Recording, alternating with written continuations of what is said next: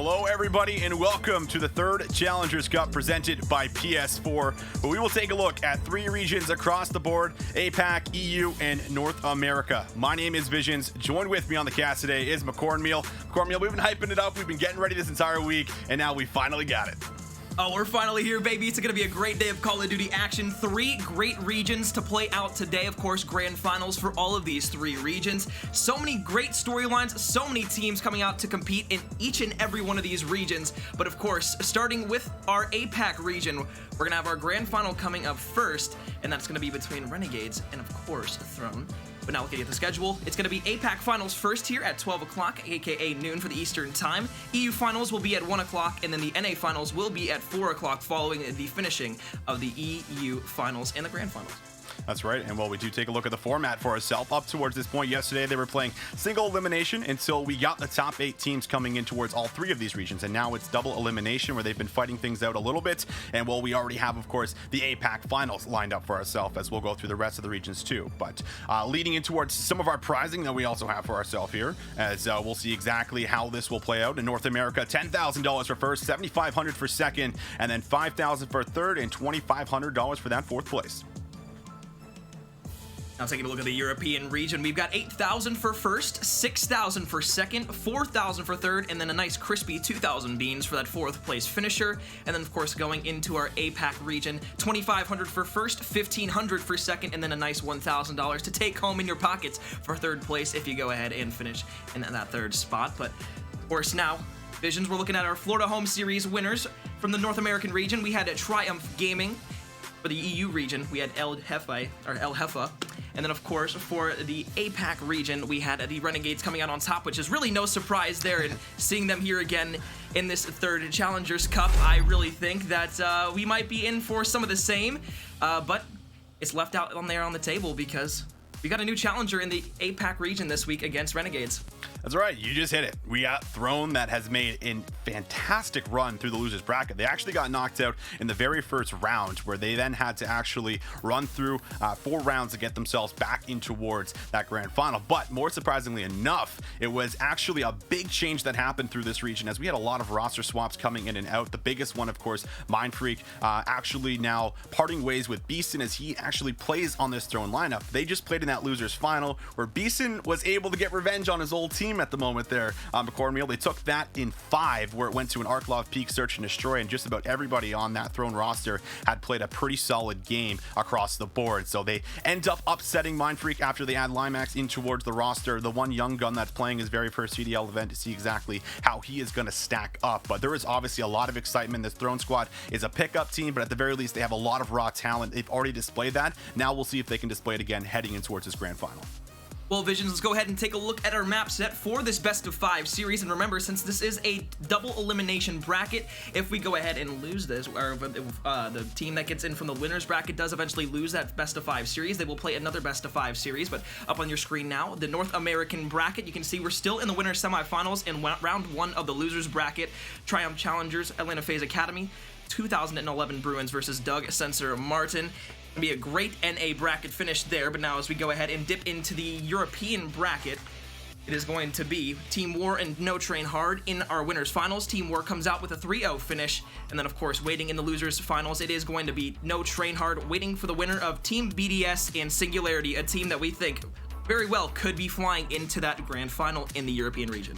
Yeah, Singularity making a roster change, and now going to come out with a game 5 that they just beat over top of the Avengers, have another big lineup ahead of themselves. And well, we've already talked about our grand finals in the Asia Pacific region itself, but you take a look at that winners final, and that's that exact run I was talking about. You look back to that winners round run where Throne was up against Pride. They dropped down to losers in 3-0 fashion, but they're able to regain. And well, just having that resilience to be able to regain and drop down to losers round 1 and make that run, there's just so much confidence that this squad likely has built underneath themselves at the moment here, McCornmeal. And that's obviously exactly what you need, because we've been talking a lot about this Renegade squad. This is clearly some of the best players that we have within this region. They have played in so many different tournaments throughout this year. They've been together as a solid unit, and well, out of the 15 actual tournaments that they have played, they've won 13 of them, and the last 7 in a row, and they're looking to make that 8, as I don't expect them to fall short. But this Throne actual roster has surprises so far, and there's a very big chance that they could look at doing it again. Well, you hit that right on the head there. Of course, we don't necessarily expect Throne to go ahead and take down this amazing Renegades roster, but as we go ahead and look at this map set real quick, we've got a best of 5 series. The first 3 maps will go as follows. We'll go into a Gun Runner Hardpoint, followed by an Arc Loft Peak Search and Destroy, which you highlighted beforehand was the 5th map inside of that Throne versus Mind Freak series that went to game number 5.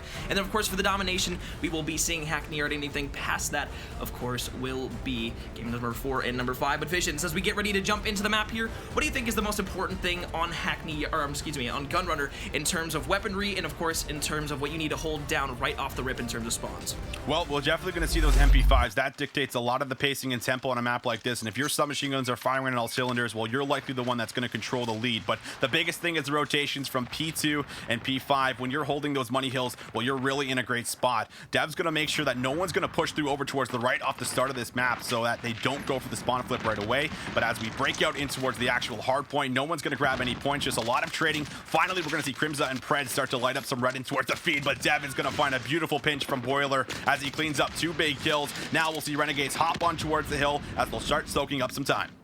Red will be taken down over towards the P2 rotation. Still holding strong is going to be the side of Throne, as they have all of P2 wrapped up. If you look at player number 8 in Set is actually making this rotation all the way through the backside, spawns through the through the Renegades side. So if he can go ahead and make this happen, he can give them their side of Renegades spawns, as well as making sure Throne is spawning all the way out. But he's going to have a tall order in front of him. He's got 4 players to deal with, waiting for his teammate to come through. He's going to challenge a little bit prematurely here, but it is going to be Renegades who hold strong here in middle map and get the rotations over towards P2, while Throne Esports hold strong.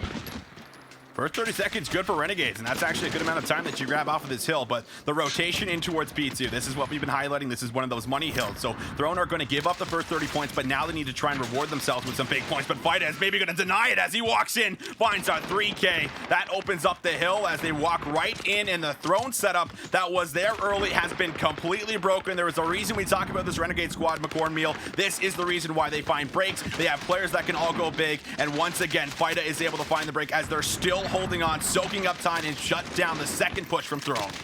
It's all about chemistry, and Call of Duty and Modern Warfare pretty much highlights that at the upper echelon of play in the amateur scene. So far, it has been Renegades who have been all throughout the map. They have won almost every single one of their engagements, and breaking that hill, to your point beforehand, was absolutely spectacular and nothing short of amazing. Renegades now pushing back. It is going to be Throne once again, who do have the rotations over towards P3. Now Beaston, with a couple of kills over towards the Cole side, will be holding on strong, but Fighta leading the charge for the side of Renegades to break on through. They got to win a couple of gunfights here, but Hybrid will be the first one to take down a player from Renegades. Throne holding strong, at least for the time being.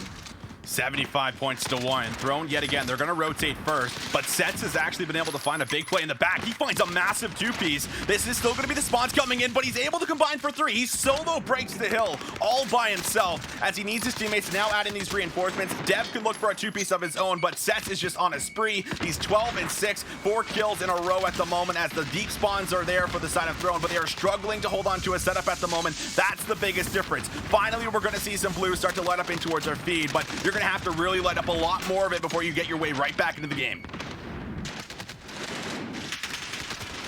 Well, I hit on team play beforehand, but for the side of Renegades, it's been a couple of players who have just been popping up, maybe getting a 3-piece, a 4-piece here and there. Obviously, a team break is what you want to see, and it's the most important thing, but when you have 1 or 2 players who can almost break a hill by themselves, especially early on in a game on Gun Runner, when they have almost a 60 to 70 point lead here, it is absolutely insurmountable for the side of Throne. They've got to come back. They've got to make sure they rotate.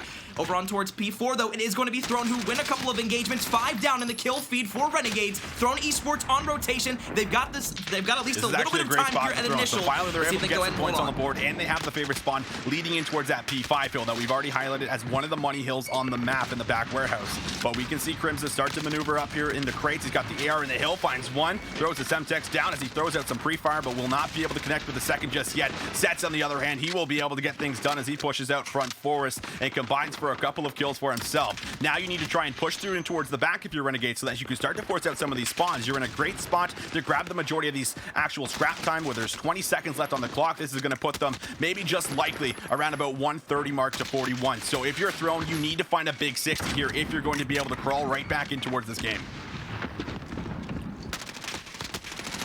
Swifty had a huge 2 kills over towards the Boiler side of things, but it didn't actually end up working out in his favor. So spawn still for the side of Throne Esports. Now it is going to be Swifty and the Renegades leading the charge up through Cole once again. Let's see if they can go ahead and find maybe an entry kill or an entry break here, but it is going to be interesting to see how they do this. Of course, there will be players playing over through boxes and a couple of players watching for that top push over towards the windows. A lot of players don't really utilize that jump up towards that top window to look in over the hill, and well, quite frankly, the players that are inside of the hill don't really look for it that much either. So it's a free couple of kills if you can get up there, but of course you have to survive getting past through green and up onto the boxes to break it. But so far, to your point, Throne have had to hold on through a whole 60 seconds to get this one back into a close scenario. So far, they've held down 30 seconds, the lion's share of time gone their way. They look to keep continuing to push forward as they're getting the majority of the kills on the map right now. And he's still going to be able to go big with his duo here, Hybrid, who is able to combine for a couple of sprees. So that 60 points that I said had to come through does, in fact, actually pop out on towards the board for us. So now we got ourselves a game here, ladies and gentlemen. Breaking close towards 100 points will be the sign of Throne, as they're going to have to now replicate this going in towards some of these feature hills. But this will be a very scrappy one. But look at the player in the back right now. Player number 5 has already made his way all the way to the very back rotation, and there are the squad spawns. So now this is a beautiful rotation from Throne. They have gotten a 60 points off this P5 hill that has netted them away right back in towards the game, and they have the favorite side leaning in towards the money hill after this one.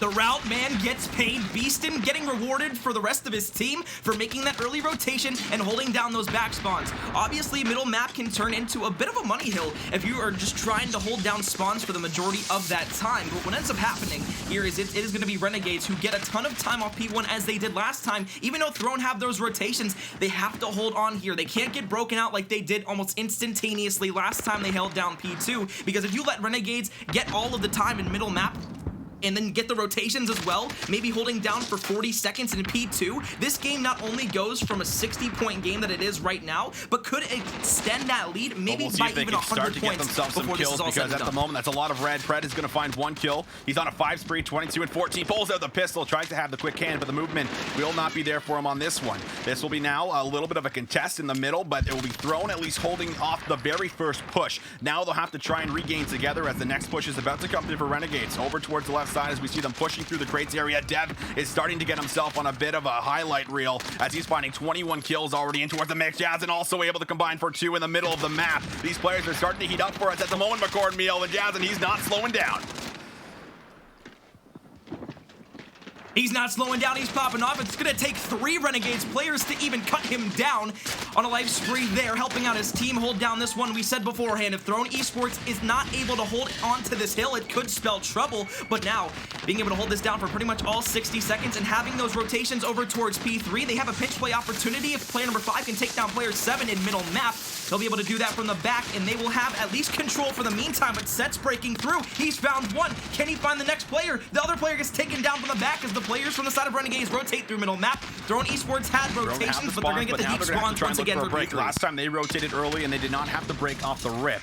We'll see exactly if he's going to be able to run right in, as Mika's going to be able to grab himself 1. That's a big kill for him, looking for more. This will be another big play from Crimson with the AR in the hill. He's just mowing everybody down, kill by kill, and Renegades have a chance to actually run away with the lead at the moment. They're breaking close towards 200 points. There's about a 50-point differential, so Throne have not been able to find a break. They can still fight for the scrap time, but Crimson is not allowing them any entry. 4 in a row. We'll look for 5, but Sets is there with the reinforcements in towards the back. Will be some of these members from Throne that have just been completely spawn trapped on every single life. They have not been able to do anything. This has been insane so far for us from Renegades. This is the reason why they are the top team in this region in Asia Pacific, because they're doing things like this. When they need to go big, they do exactly that. But we look at this rotation in towards the Crates Hill. This is where things are going to get a little bit interesting, because Throne are going to have to play for the spawns at the back here so that they can have a clean rotation towards P5. But Pred is playing his life perfectly.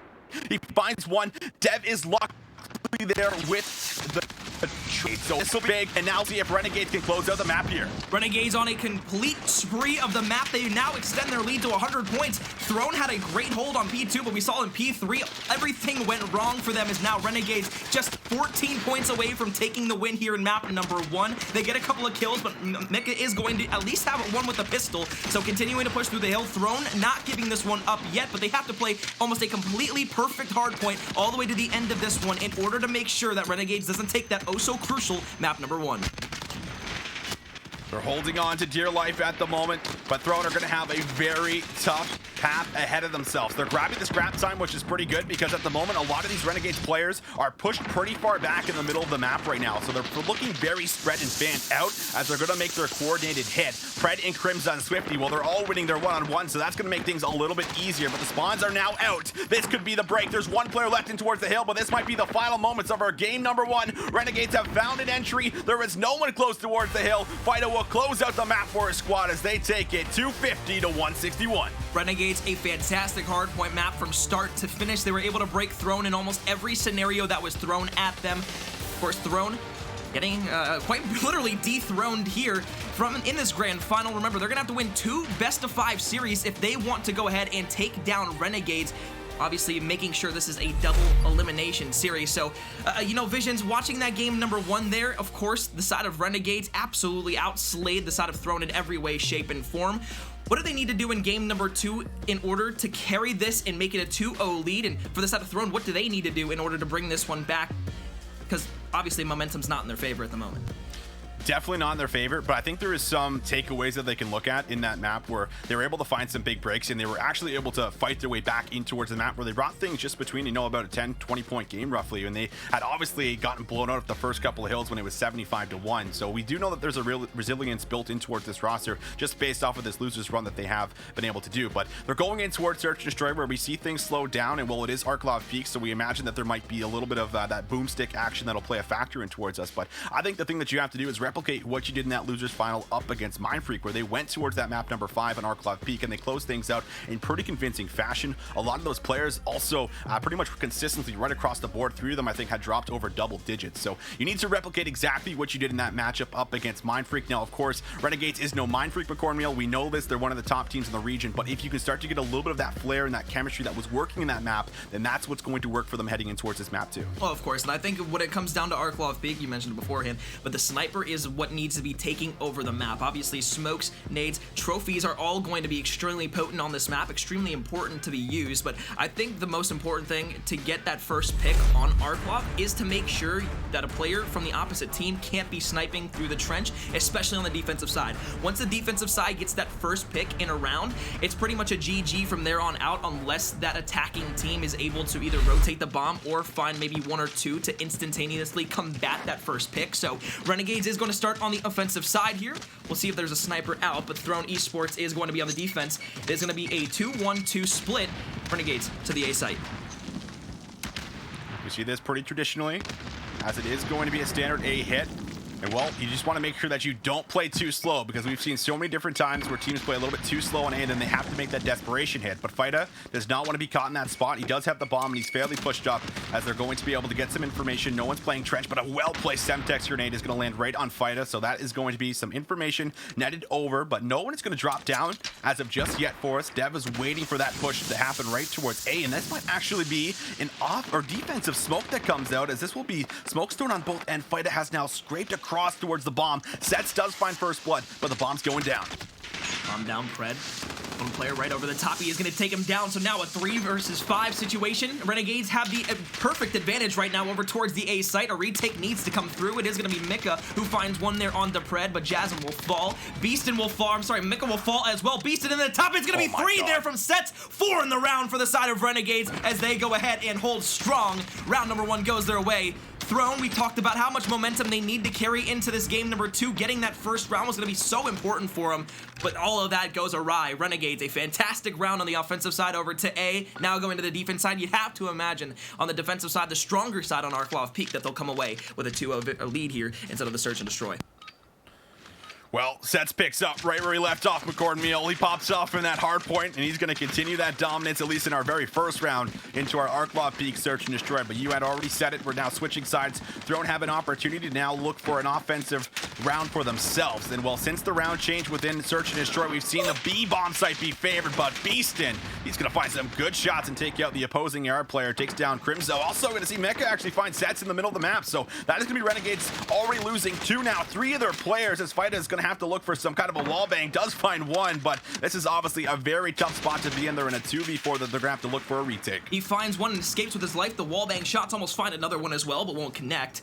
It is going to again be that 2 versus 4. Jazzin on your screen now, looking for blood, looking for the thirst, but no, it's actually going to be getting terrible timing there as the player comes through the window just as they rotate on over. No one inside the B-bomb site. They're all playing it out from the front. One back in top grandma's. One's going to push through. Terrible timing there as he gets the reload through. Throne Esports, though, they'll go ahead and find themselves around here in the search and destroy, tying things up at 1 apiece. A fantastic round for them to come back out on the offensive side. Make sure that they're not down 0-2 because that could have been absolutely terrible with Renegades going back to the offensive side. And with how good they were on that first offense, you'd expect to see that replicated here back over towards the A site. Now my question for you, Visions, do Thrones stack maybe the A site a little bit heavier, or do they anticipate maybe a B push since they didn't go there first and it worked out so well there for Throne?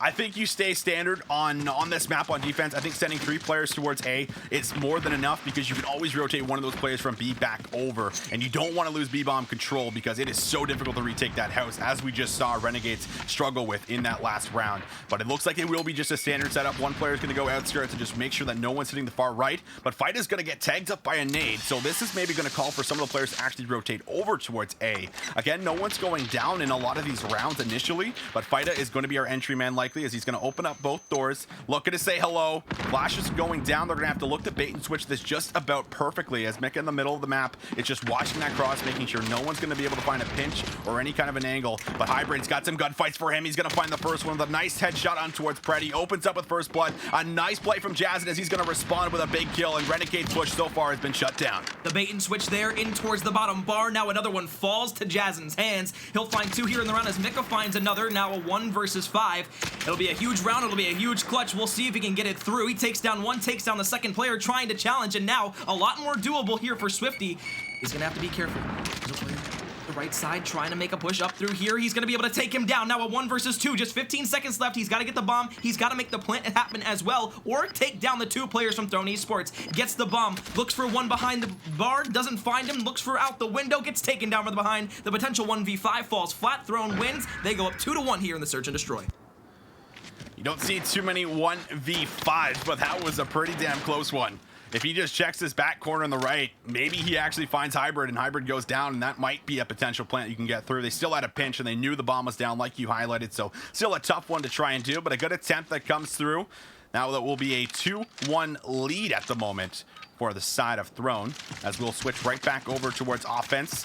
And last time, Throne, they made a dedicated hit towards B. We talked about whether or not changes on the actual defensive setup will come through on the team that's now starting to read some of the map plays that have happened in the first 3 rounds, but it does appear that they're going to bring a sniper over towards the left and look for a pick while leaving the bomb in the middle of the map accordingly, so that they can kind of leave up that option, but they're slowly working up the right side, so this might be another B hit, but Fighta looking to put a stop to that as he does find Dev. This is the biggest round for Throne right here to make this a 3-1 lead for themselves. It is going to be Fighta, though, who gets up and above the side of Throne, so they don't know exactly where Fighta is, don't know that he's pushed all the way up and through. However, 2 taken down already on the side of Throne by the hands of Renegade have led them in a 5 versus 3, but Jazzin will come back. He's on a, I believe, the 3-4 streak right now. Shots on him over towards the right side of the map will lead information for the side of Throne. Now in a push.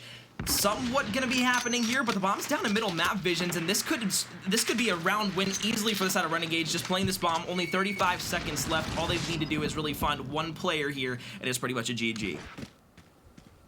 Swifty finds Beastin, and like you said, Hybrid and Jazzin, they don't have a whole lot of time to work with. You can maybe play for a couple extra kills if things somehow go towards around 11 and you can have that favored side, but Jazzin does find sets. This does leave an opening. But Crimson is going to be locking down the site. He's going to throw out a well-placed stun. He finds the first one. If he can play his life, it's great. Throws the nade down. Jazzin is there for the trade. The bomb is being planted with the last possible second. Will he be able to play his life and get out? No, he will not. Swifty is there. So that's a clean defensive round that comes here for Renegades to make sure that the lead does not get away from them. That Throne does not piece together 2 in a row.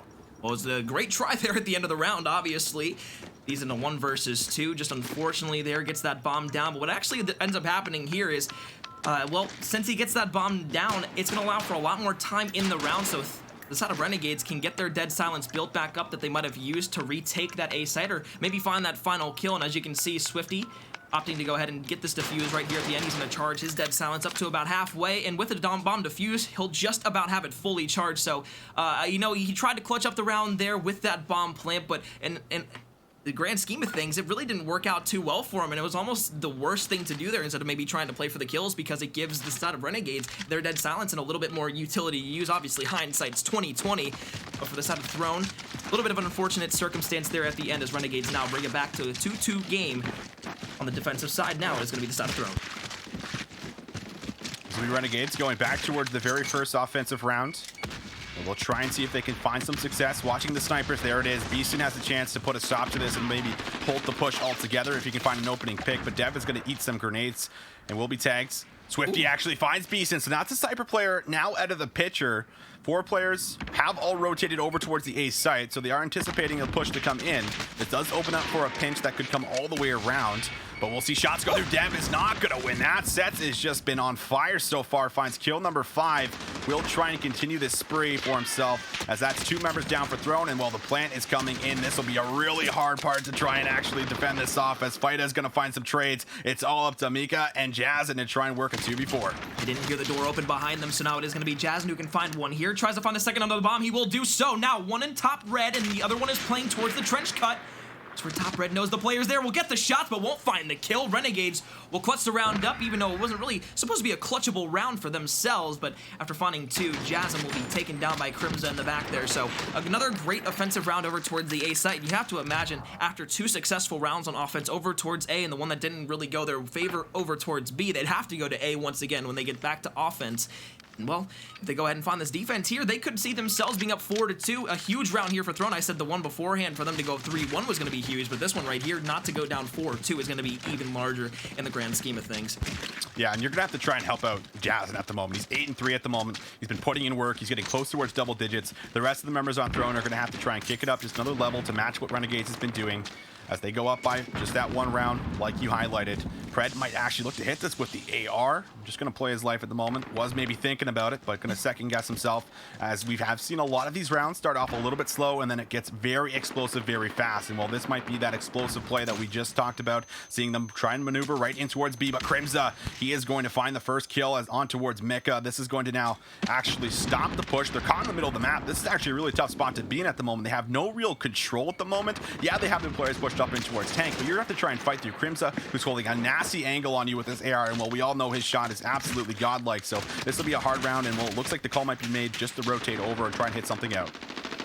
Sets has information on him, but before he gets taken down or even shots into him, he finds one player from the side of Throne, so a 2 versus 5. Now make it a 1 versus 5. Beeston will fall. Sets with another 3-piece in the game. He had, what, a countless amount in game number 1. Here in game number 2, that's 2 rounds, 1 on offense, 1 on defense, where he finds 3 players from the side of Throne. Can anybody slow down Sets? I'd have to say no. He's unstoppable right now. He's unstoppable. He is playing fantastic in this game number 2, carrying it on. And well, you're gonna have to put a stop to it. I already said everyone's gonna have to try and help out on the scoreboard. You have 4 members that are just kind of either mediocre or just underperforming. It's really all been Jazzen so far in this Arclaw Peak Search and Destroy. And now that's gonna be a lot of rounds in a row. I believe 3 that Renegades have picked up for themselves. You have to find a big defense here so you can stop the bleeding if you're Thrown. But Fighta is gonna work a smoke perfectly. This is the first pick that you have. So Beeson has now found Set. That's a key player that is no longer on the map for you. And this is your round to take, as they also find a second. Fighta pop dead silence there to go through middle map. Usually you don't see deady popped at the beginning of a round like that, but trying to get up and into the side of Throne, maybe get aggressive looking for a peek, but Beeston with the sniper. Can he go ahead and find the peek? Almost takes the head off of this player from Renegades with the sniper. Looking once again, can he go ahead and find the shots? Well, oh my god, it's so hard when we have the x-ray vision when we're looking at that, because we want him to take the shot so damn bad, but Renegades still at a disadvantage here, even though they have bomb in their hands. Throne looking for... Can he go ahead and find the player behind the door? He finally takes down Swifty with a sniper. So Beeston with 1 there in the round, trying to help out Jazzen, who has been so incredibly good here in the search and destroy. Another one will fall. Pred in the 1 versus 5. Shots into him are good. Throne will take the round, finally breaking the cycle, breaking the streak that Renegades were putting together after they had found 3 in a row. Yeah, clean round with the sniper picks. Beeston finding 2 in that round. Also seeing another player go down in the middle of the map. like you said, really clean shots coming out. You need more of that.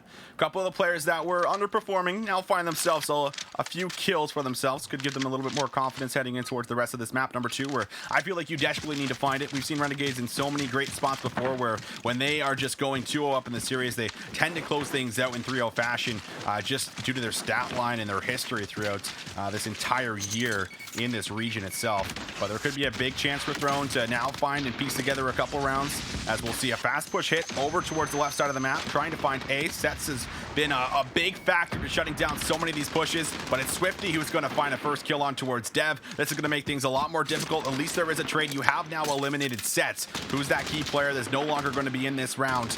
And well, you have 55 seconds to work with. Beastin finds another kill, and this is the round to win, as it's all up to Fighta and Crimza. Crimza with the shots onto one. Jasmine was one shot, so he gets the trade there onto it from his teammate. Throne now in a 2 versus 2. Bomb not in their possession, but Fighta in middle map. It's going to leave them in a really odd situation, in an awkward situation. If you look at Crimza, though, he rotates all the way back over towards the back hotel building. And this is such a wise play for him, because instead of leaving himself in a position to where he could be caught in a 1 versus 2 situation, what ends up happening is he gets the information for his teammate while he's still playing in towards middle map. And this allows for a pinch play to come through if they try to rotate over towards the Beast site, and he can play his life in top hotel. Bomb down, 18 seconds left. Beastin has to find one here. Knows the players on the statue, will try to bait himself out to go ahead and find maybe some shots here, but it will be Beastin who takes down one. Not a lot of time to get this bomb down. It can be the side of Crimson, who can just play his life knowing that the player from Throne won't be able to find the bomb plant or the kill. A great round there from the side of Renegades, as it is Crimson who plays his life so perfectly. And that's just, experience from this Renegade squad to realize, listen, I do not have to go out and challenge this player. He is not going to have enough time to try and drop that bomb. He almost, if he had maybe 1 more second on the clock, he could have actually potentially got that down over towards our A-bomb site, but it was not the case. That's just a clean round that comes through. Now piecing together another one, just putting yourselves 1 round away from going 2-0 up in this APAC Grand Finals. But this will be the defensive round now for Throne to try and put a stop towards the push. We've seen the side of Renegades be relentless by this A-bomb site. They're going to try another attempt, and yeah, they're kind of changing things up, but Beast with the sniper, he has been he's been the backbone of this entire play on defense. He finds another first pick, and this will stop the push and slow things down, at least for a moment. Trade there from Sets, continuing his reign of terror on the map. It's going to be a 4 versus 4. The bomb being pushed up through. The smoke's out. The trophy system's destroyed. Fight at the forefront now in the trench with the AR out. Sets looking for blood, looking for thirsts. It is going to be Hybrid who takes down Swifty, though. Gets the bomb back in his possession. So through trench cut, looks for one. Gets the shots at one, but won't be able to find the kill. That was the information where the Throne players are now in a 3 versus 4 situation. Throne Esports holding on strong here after what could have been a very troublesome round when they only sent 2 to A from a hard-pushing Renegade squadron. Hybrid going to be able to find 1 kill. Beastin with another pick in this round, and now Sets, the man that's pulled off some pretty crazy plays for us so far in the first couple maps, has to now try and find 3 with only 18 seconds. Definitely a tall order, and well, he's not even going to have a chance. Had the bomb, but Throne are going to hold on to this map number 2 at the moment, going to keep things going, and they're going to send us to a round 10. I wasn't sure if he actually saw the player to his right or not, but Jasmine was able to see Sets before Sets was able to find him. But when you're in those situations in game, it's a lot easier for spectators and your teammates to call out different things around your map because you're focused on your center screen when you're playing. However, neither the teammates nor himself must have seen the player over towards his right, so he'll go ahead and lose that round. Obviously, a round he's not supposed to win, but going into the next round here, Throne starting to try and make that comeback. They were down 5-3, a huge round here to maybe bring it to a round 11. We saw them clutch up in that best-of-5 series in the losers finals, where they were able to take down Mind Freak on this map. We'll see if they can clutch up here. My gut instinct tells me that Renegades might be able to take this one here. We'll just have to see how this one plays out. A 5-man push from the side of Throne. Now the rotation's back. Pred with 1, Pred with 2 in the round here. This one could be close to be closed out here, as they just gotta find 3 more kills. You have to look to Hybrid. Again, Jazzin. You have at least Jazzin up, who's been making some big plays on the map. It has to happen again. Will he find 1? Will he find 2? Almost has the snap, but will just fall short in that gunfight. Sets his hit a very fast flank as he's in a great spot. As he goes for some shots, those are deep shots, and they will connect. Sets takes down 1, and that's going to be it. Renegades. They're going to close out map number 2, 6-4.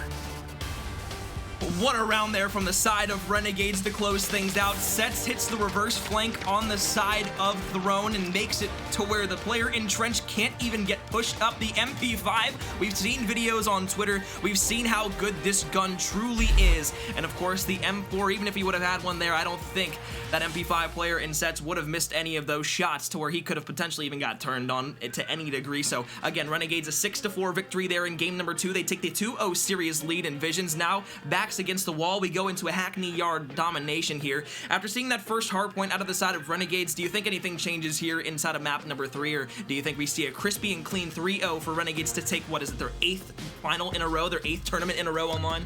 Yeah, this will be 8 in a row if they can close out this map. And honestly with you, McCornmeal, I'm not thinking that Throne are going to have enough in the tank to try and close this out. We've just seen Renegades in this spot so many times before where they go 2-0 up in the series and they just close things out in 3-0 fashion. They've done it at just about every single time they've played any team in this grand final. So it's a tall order, but you still have to mention the part that, well, there's a lot of resilience built in towards this team. They have went through a loser's run. They are now 0-2 down, so it's not out. The reverse sweep is definitely possible, but you look at this Renegade squad and I just see so much consistency across the board. There's so many times where you can rely on all the players across the board on the roster, and that to me just speaks, you know, complete brilliance on how you're able to play out some of these maps where you maybe don't have that with Throne. And they are a pickup team, to be fair. You know, the run that they've made has been incredible, and the fact that they've been able to beat out Mindfreak, I'm sure for Beastin in particular, I'm sure his smile is probably a lot bigger than mine after coming off of that loser's final win. But you have to look to some of these players that can maybe just individually go off, because we know the teamwork maybe not necessarily there just yet. The chemistry is going to take some time to build, so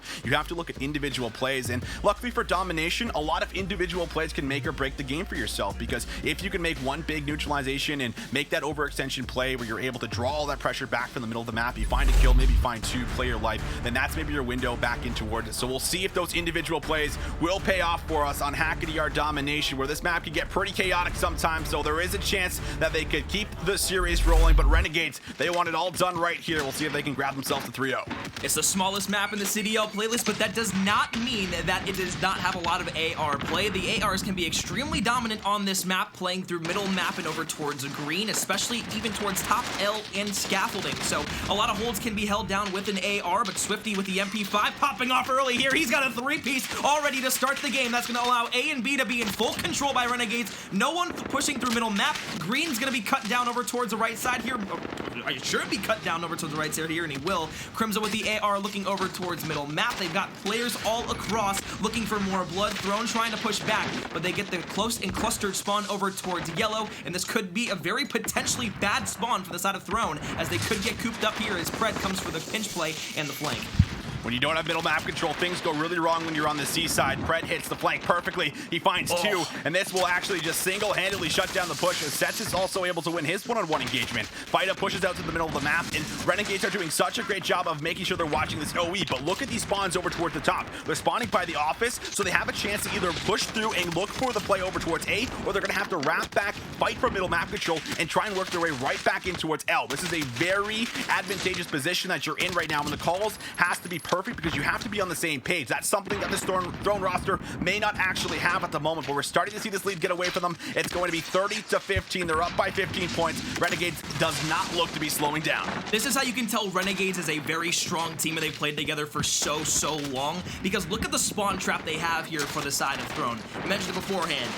If you're able to hold the side of Throne or the side that's spawning over towards C to their 25% of the map, you have so much map control over through green, middle, and the warehouse to where you can play top L and a couple of those head glitches in towards middle map and top green. That is pretty much impossible for the other team to break out unless they all hit one way with all 5 players, or at least 3 to 4. So it is going to be Pred up top once again, finding 2 with that MP5 in hand. Tries to get the hybrid taken down there too, but C being held on for Throne, a couple of kills going their way, and well, things might be starting to look up for them as they now go for that A capture, and it's only 1 player back there, and player number 3, the gunfight's gonna be huge here to get taken down, but Setsi is gonna go huge once again, as he's been doing the entire series. A almost capped by the side of Throne, but Renegades looking for the triple cap. Oh man, they are going to be dominated here for maybe just a brief moment, and you're really gonna have to make a strong call. The call is gonna be to run on towards B, but they could look for a push through. If these gunfights go in their favor, they have a chance to maybe flip back over towards the good side. Kills do go down, and Dev is gonna throw his body on top of this A flag, where he's not gonna have to worry about any engagements. His teammate is watching the cross, but Crimza moves right back over towards B flag. So yes, we're going to see Renegades lose the favorite side at the moment, but they're still keeping players here, and with the kills that have went down, they might actually be able to fight back for it. The spawns are in at the moment for Throne, so they should be able to flood more players in, as it just one that spawns here. Now they're going to spawn back towards C. So for a quick moment, we almost had a flip, but Renegades, they win those clutch gunfights in the back. They hold on and maintain their control in the middle of the map, and they're right back in that A and B hold. Somehow Swifty stayed alive there for a lot longer than I thought he might. Jazzen goes for the shots up on top scaff. He's got teammates to help him out as Deb finds one, finds the person playing up on top scaff as well, but Sets comes back with a couple of kills on his own. Now, the middle map still holding strong is going to be the side of Renegades, but the B flag for the first time this game at least gets to halfway control for the side of Throne. They've got it neutralized, but now down by around 40 points here is going to be the side of Throne, so they need to make this comeback. A two-piece from Beaston is going to go huge there as Jazzen finds another, and it is going to be, of course, now the B flag getting captured for the side of Throne. This is huge as they have C and B control here, pushing Renegades into that A spawn trap. 78 to 41. They're going to hold on towards the B flag, but look at those spawns in the back. This might just be a push right towards C. Player number 3 is going to realize that. So Sets, it's going to now maybe draw some pressure back, but we could see a flip. The spawns, I believe, are going to come through for Office at the moment. No, they're going to spawn P3, but they're not actually going to backtrack. The call is going to be made to go right towards B and push through, but this could be the wrong call because they now no longer have an actual home flag. They might spawn Office here. Yes, they will. They're going to spawn back Office. Now they're just going to have to wrap back towards their C flag anyway. So that's already a couple points that you ended up losing and making that deficit worse and worse. You have 40 seconds left in this first side of domination where you have pretty much just been dominated at the very least, and we're not seeing the side of Renegades stop by any means. They're still finding these big two pieces. The multi-kills have just been flooding in towards our kill feed in the bottom left. You can fight for maybe this B flag if you're the side of Throne, but you're really going to have to start bringing things back heading in towards the second side when you're on that favorite 8 side. I think you called it absolutely perfectly, especially when Renegades had all the map control. Throne, not only did they not rotate back towards C, but the player that was back there, no one turned around to check for it. So the player that was capping the C flag, I believe it was Swifty, actually was able to come from behind from that C flag to wrap back towards Warehouse to flank and cut down the Throne players that were trying to push over towards B. So not only does the B push not work, but then of course, to your point, like you said beforehand, they don't capture C and already spawn back at C anyway. So again, losing a ton of time. And again, I think that's why Renegades are the stronger team here, because these are the type of plays that they capitalize on. They love looking at the faults that the side of Throne is making, and again, they take it to their advantage. A 50-point lead at the end of the half, and I have to say, what, maybe a 5 to 10% chance that the side of Throne can come back in this game. You'd have to say it's statistically just not going to happen in the grand scheme of things, but at the same time, Throne Esports, we've seen them pop off, we've seen them get hot, but a 3-0 looks imminent here as they go ahead and they're down by 50 points early on here in the domination. On the favorite side, will they be able to keep it, and can they keep up this mid-map control? This is already great understanding from Renegades to fight for this. Spread finds 2 somehow, actually combines for 3. So that will open things up wide, as you're now going to have to fight back for that control. B is now going to be captured at the moment. Mecha with the AR tries to combine for 2, but will get unfortunate timing as he tries to go top scaffolding. But look at this. Look at the spawns. They have already flipped. We're only 35 seconds in towards the second side, McCord Meal, and Throne have now spawned right back towards that side that they were on in the last side of domination, where they're going to have to back up for the C flag. This will be a potential 3 cap just for a quick moment, but they're going to be right back from where they left off. I know you can't see my face right now. I know chat can't see my face either, but my jaw is absolutely dropped to the floor right now. Renegades just ran through the side of Throne like it was like they're little kids on a parade riding down the bike path. Like, that was incredible stuff that we saw there from the side of Renegades. I don't know how Throne was able to be flipped that incredibly fast, but somehow, some way, Renegades just make a great push, not only through the B site, but through middle and green as well to flip it instantaneously. And it's all thanks to that 18 and 10, 21 and 9 Fred and Sets, as well as Swifty all popping off here. 5, 3, and 4 captures for them respectively. Fred's been making big plays happen. Fighter right behind him. Finds his 14th kill. Can't combine for 15. There's maybe a little window of an opening to go for this B flag, but fighting from the unfavored side is so difficult. Jazz, and he comes off of a strong search and destroy performance as he tries to carry that in towards this map number 3, but things not swinging his way at the moment. Just about everybody negative on the side of Throne. Hybrid was just equal there at the moment, but will now find kill number 18, so he will be even once again, but the kills are out. There is so much control from Renegades. The scoreboard is just exactly reflecting that as we see 143 to 83. There is just such a massive lead that you're going to have to try and mount back in towards the game. 64 points. You would essentially need a 3 cap coming in right now, and then you would have to actually hold it against some of these players that are able to make some of these crazy individual plays for yourself. So you're in a very tough spot. You're going to have to move quick and move now, and well, the pressure is certainly on. Well, the B flag getting captured once again by the side of Renegades, and that's, well...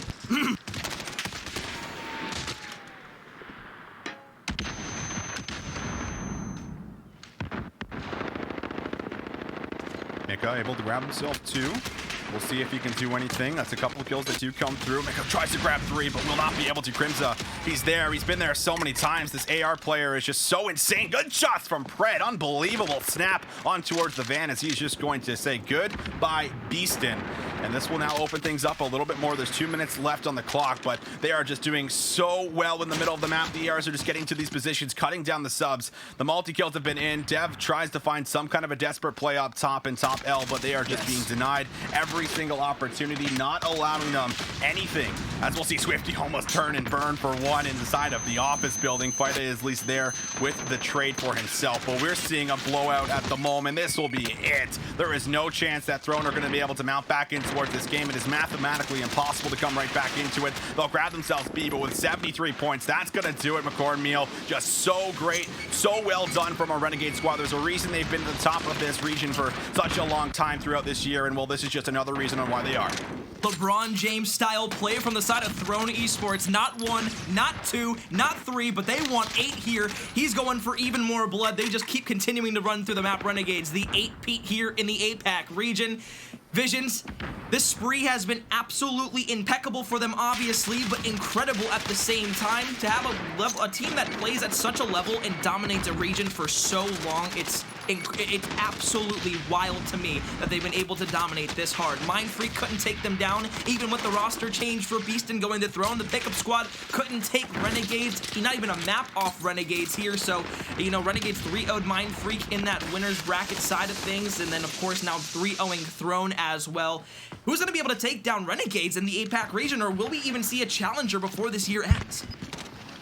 That's the question to pop. I mean, to be fair, this Throne lineup, again, you know, it is a pickup squad for us, McCord-Meal, so maybe after a little bit of time underneath themselves, they might be able to get themselves a little bit more on form, potentially look at maybe scrimming this Renegade squad throughout this week before they do end up playing their next tournament, and maybe finding some kind of relief there and finding some success. But I do hope that this squad at least stays together for us, because they made one hell of a run. You got to keep bringing it up, man. It's not every day you see a team lose in the winners round number 1 and then climb all the way back.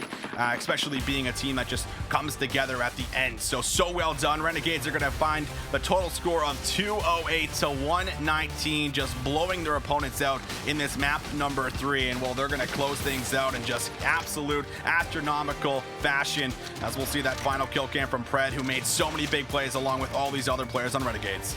Well, another thing we touch up on all the time for domination specifically is that out at the very end of the game, especially if it's mathematically impossible for a team to come back, it's one of those things where they can just kind of pad their stats in an unfortunate sense of the word. But, you know, with domination, the way it works out, in your opinion, would you rather see potentially it go to a score-based thing rather than a time-based thing, or would you rather see it stay the same way it's been throughout the entire year?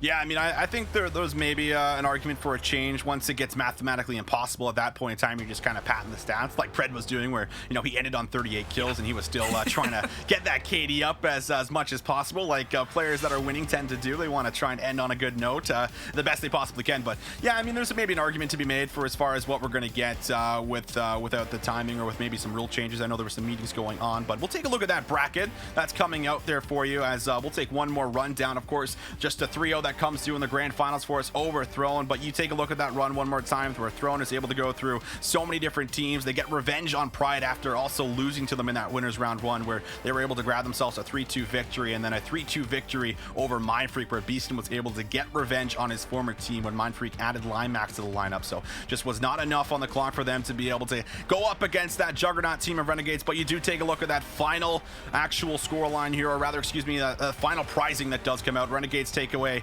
$2,500 for themselves, $1,500 over towards Throne, and $1,000 that will go over towards Mindfreak.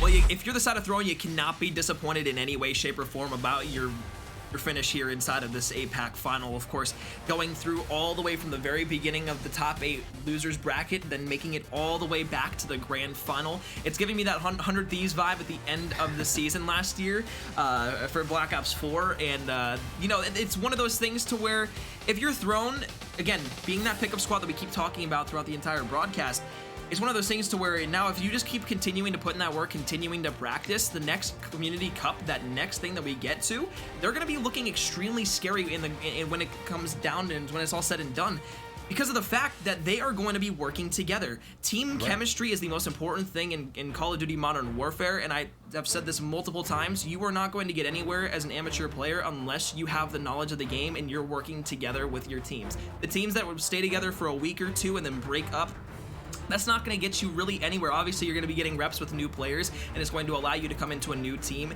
and kind of have that vibe and mindset that, okay, we need to really mesh together before we start playing for a long time and stuff like that. But again, what I'm trying to say here is, like, I see it way too often to where a lot of amateur teams will just form and then disband because they don't see instantaneous success. And you can't want instantaneous success. You have to be able to stay together for a while if you want to be at the top and upper echelon of amateur play. So for the side of Throne, again, nothing to be ashamed of here when they're walking away from this matchup. Play a little bit more, really get on the same page in Call of Duty, and I think they could be a true challenger to the Renegade squad, especially playing them that close in the Search and Destroy. They played them close, but overall, that's going to do it for our Asia Pacific region.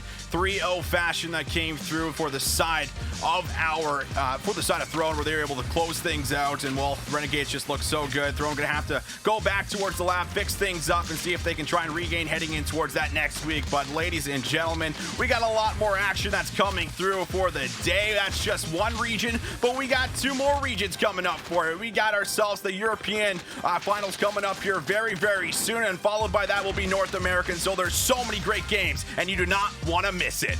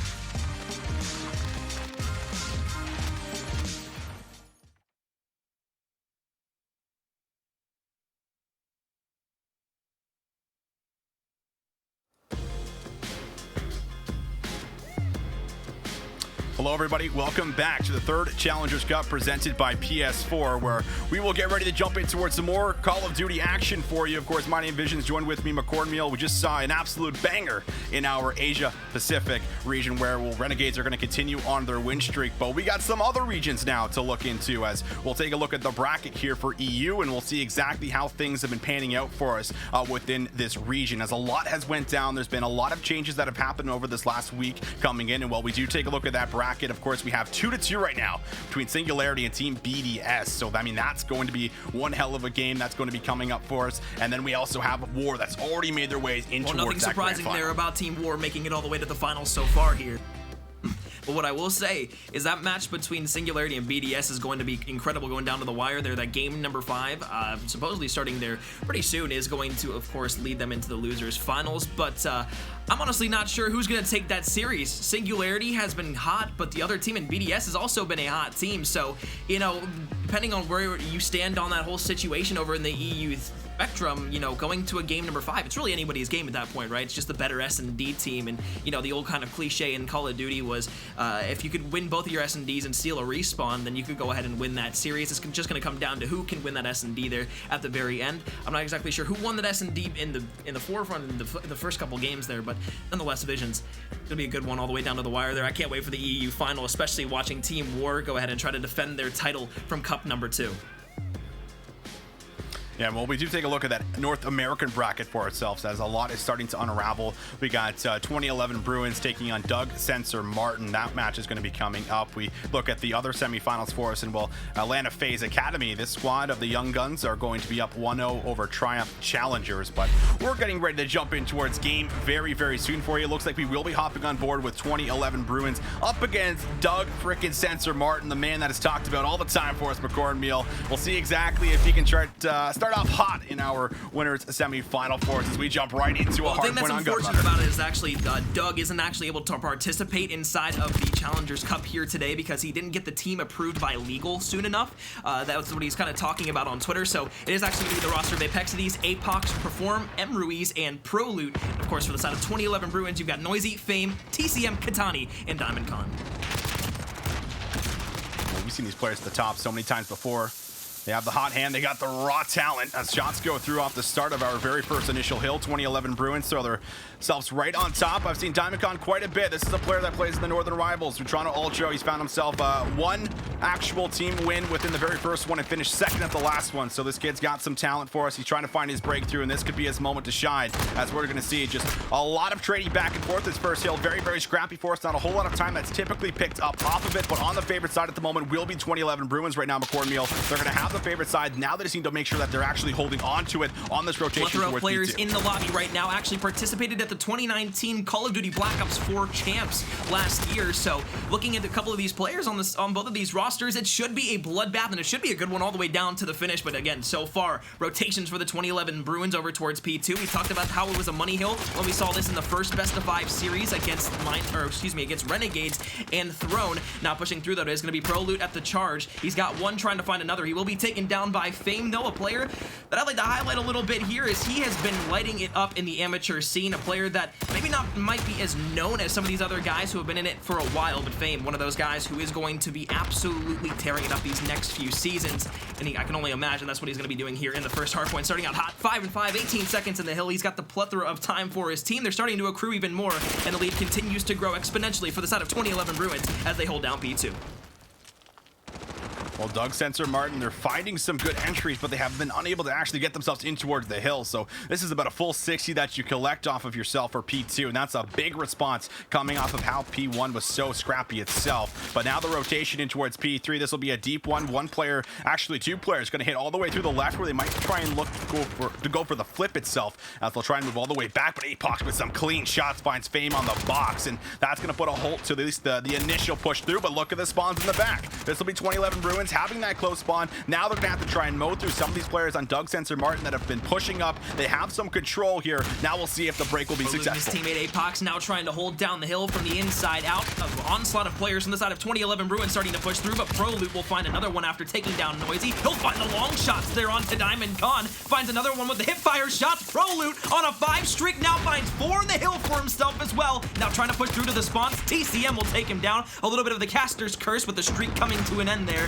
An overzealous challenge maybe, but still hill time being held down by the side of Doug Sensor Martin, continuing to push through. It is 2011 Bruins though, and they need to make sure they break out of this spawn because Doug Sensor Martin have 50% of the map held down and possibly even more there as player number 2 gets cut down the middle map. That's going to be Fame who falls, trying to be the rap man who gets paid.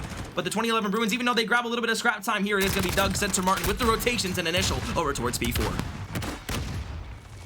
And well, this is a great spot to still be in if you're 2011 Bruins. Yeah, you're not able to find a break successfully on towards P3, but you still have that favorite spawns going in towards the hill after this one. You remember, always thinking a hill ahead in a map like Gunrunners on the hardpoint, you have to think about P2 and P5. Those are the money hills, and so far they're doing a good job of playing for the spawns, but now they're going to have to try and contest this hill at crates, and so far it's been so good for Doug Sensor Martin. Almost see another kill come through on screen, but not going to be there. Apex, the next one that's trying to soak up time, will be a good Semtex grenade that comes through, finds the kill, so this one also remaining very scrappy. Back and forth we will go in between the score lines, but we're starting to see Doug Sensor Martin find themselves a little bit of a cushion. Well, they're desperately going to need it because if they can't find a break leading in toward P5, well, they're going to be hurting a little bit on the scoreboard. Very unfortunate team kills there for the side of 2011 Bruins on that break. Not only does that not allow them to get up and contest point number 4, but that also allows Doug Sensor Martin to have pretty much uncontested scrap time. It'll be one player left, but it'll be taken down. Prelude again on a 3 spree. When can you stop this man from being hot? Well, we just saw it there. DiamondCom will take him down with the AR over towards the right side, but this is what you'll see a lot of the time. You'll see the players who don't have those backside rotations start pushing over towards the wood side and making a play through middle map as well. You don't want to necessarily break a lot of these hills over through coal side because a lot of head glitches for the team that has the spawns and the team that has the hill will be in their favor, but now a break from the backside, a fantastic pinch play for the side of Doug Sensor Martin. They'll break through the 2011 Bruins, and this is spelling trouble very early on here as the side of 2011 Bruins just cannot seem to hold down a hill. Yeah, they're struggling to get themselves into a lockdown setup when they're defensively setting up. Reform almost tries to push out for 2, but the spawn's now coming over towards the minecart area where they'll try and flood out. Maybe you look to push for 20 seconds, but at this point in time, you have to look at scrapping it. So yeah, we've seen 2011 Bruins set up for the multiple money hills, but they, like you've already highlighted, they have just not been able to get themselves into a strong setup where they can efficiently trade out. And well, that's now going to be a strong lead just up by a hill as Apex City is able to find himself a nasty little 1v1 in the forest area. Well, he will now move up through green, make his way in towards the next hill, and well, there is the reset. So 82 to 143 is going to be the score line as we move in towards our next V1 hill. Kill in the game there for 2011 Bruins. The good thing about that though is that they will continue to light up the kill feed in a nice pretty blue. Doug Sensor Martin continuing to push through the map though. They'll try to find a couple of kills over towards the coal side. It is going to be Perform who now wants to push back toward the middle map. They don't want to spawn over towards the train side over towards coal side for the P2 rotations. They want to make sure they break straight towards the hill. DiamondCom with the AR in hand looking for the left side. Woods player in Prelude who will be pushing up and through. Now one below him, it's going to be M. Ruiz who takes down DiamondCon. Pushing through the map, it was 2011 Bruins who had the spawn side once again, but now Fame on the flank is going to be able to find 2, looks for another one, almost is able to turn and burn, gets a couple of crispy snapshots on him, but isn't able to find the full kill. 2011 Bruins, again, have the rotations, but last time we saw this hill, it was Doug Sensor Martin who were able to break through.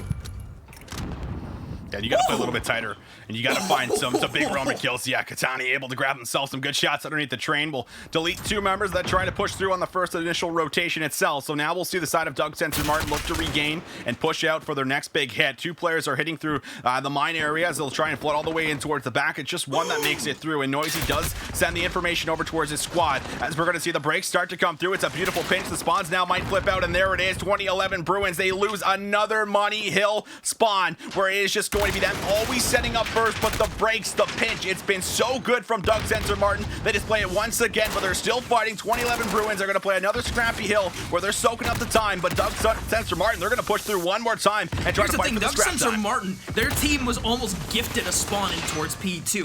I saw a player, I believe it was either Prelude or Perform, was the last one alive, rotating over from that coal side still, from those 2 players that were almost taken down. Somehow, some way, they get the second player to spawn there that allowed a 2 and 3 pinch play towards the hill, and somehow the 2011 Bruins were able to come from behind and at least extend their period of time to where they could sit in the hill. But again, a 60-point lead now for the side of Doug Sensor Martin. They have the rotations over towards P3, but as Fame and a teammate will go ahead and collapse on the player towards the back, they'll spawn here close, but this is exactly what they had last time, and they weren't able to break until about 15 to 20 seconds left, getting a little bit of scrap time as Doug Sensor Martin had already rotated over towards P4. They can't let that happen again. Playing through middle map, it is going to be the side of 2011 Bruins trying to break from every which nook and cranny. They'll do just that. Now with 20 seconds off the point, they break on through. Doug Sensor Martin this time, them not being able to hold on strong. Noisy on the screen has a 2 spree going. Already 32 seconds in towards the hill. Looking for some more kills. There's kill number 3. There is kill number 4. Noisy will get shut down by the Semtex, but he is going to be able to play his life perfectly. Katani has a chance to play for the spawns in towards the back. As you can see, I'm just watching for if he can sneak by. This would be a good chance. I would like to see him play disciplined here and not actually take the shots, but he is going to take the shots, so now they're going to know where he is. So Perlute is going to be able to turn on him, but he had a chance to go for the spawns and push all the way through in the back. Just not able to play disciplined enough. So now we head over towards our cargo crates hill, where it'll be P4, 159 to 197. Doug Sensor Martin will be trying to follow up this rotation where they won't find the initial hill, but Perform is here. He will look for the entry kills. The entry frags will not be there for him. Now Ariz is going to be the next one that's going to likely come in as he finds one big one-on-one. APAC's able to follow it up on towards Fame, but 2011 Bruins, they're fighting. They're crawling back in towards the game for us at the moment, McCord and Meal, and they have a good chance to keep this close. They made a very, very, very interesting play there because they had to decide of what they wanted to give and what they wanted to take. What they gave up was P4 rotations and the P4 initial, but what they got out of that deal, what they received in that process, was they received the P5 spawns. You saw at the very end of P4 there, it was Doug Sensor Martin's team that actually went and pushed all the way out those backside spawns while the 2011 Bruins started to spawn up in towards middle map. Sure, they get a couple of kills here, sure, they get the scrap time, but what they'll add on to that is they'll add on potentially another 15 to 20 seconds if they're able to hold down middle map like we see them do here. With just 5 seconds left, no one from the side of 2011 Bruins is even close to getting pushed up in towards the next point. Initial gonna go their way. They could be scoring at least maybe 15 to 20 seconds before that contest does come through, and Apexides is going to be huge here as he's laying down towards that right side, looking for the players over towards Wood, so a player in the back side is going to be able to take one out. Semtex goes through, stops the push for a second, he'll be able to find one, and now looking for more blood. 2011 Bruins are going to have to find a break here, because if they don't, the game can all end right now on this hill. And P number 5, Perform in the back, is going to be locking down and anchoring out spawns to make sure no one can find a pinch and flip things out. You have to now move in as a unit if you're going to be the 2011 Bruins. You won't have a whole lot of time to work with. Another 20 seconds will close out map number 1. The break is starting to come in, but TCM can't get anything going. It's a lot of red that floods in towards the feed, and now you have to look for individual big plays. Diamondcon in the back does slip through, but is not enough to piece together a couple of kills. And well, it's going to come down to the wire, but it looks like we will see at least one more hill. So they have contested enough to actually send us towards another one, but they are still looking for the majority of this time, a cornmeal. And now this is going to be near perfect game that has to come out, as it's going to be all red in the feed. Doug Sensor Martin need one more point, and Ruiz is going to throw his body on the hill. He does not win his one-on-one, but it does not matter. That will be the time coming out, and they will grab themselves the very first map. Oh my god. At the very end there, Apexides made the biggest play of the game for his team.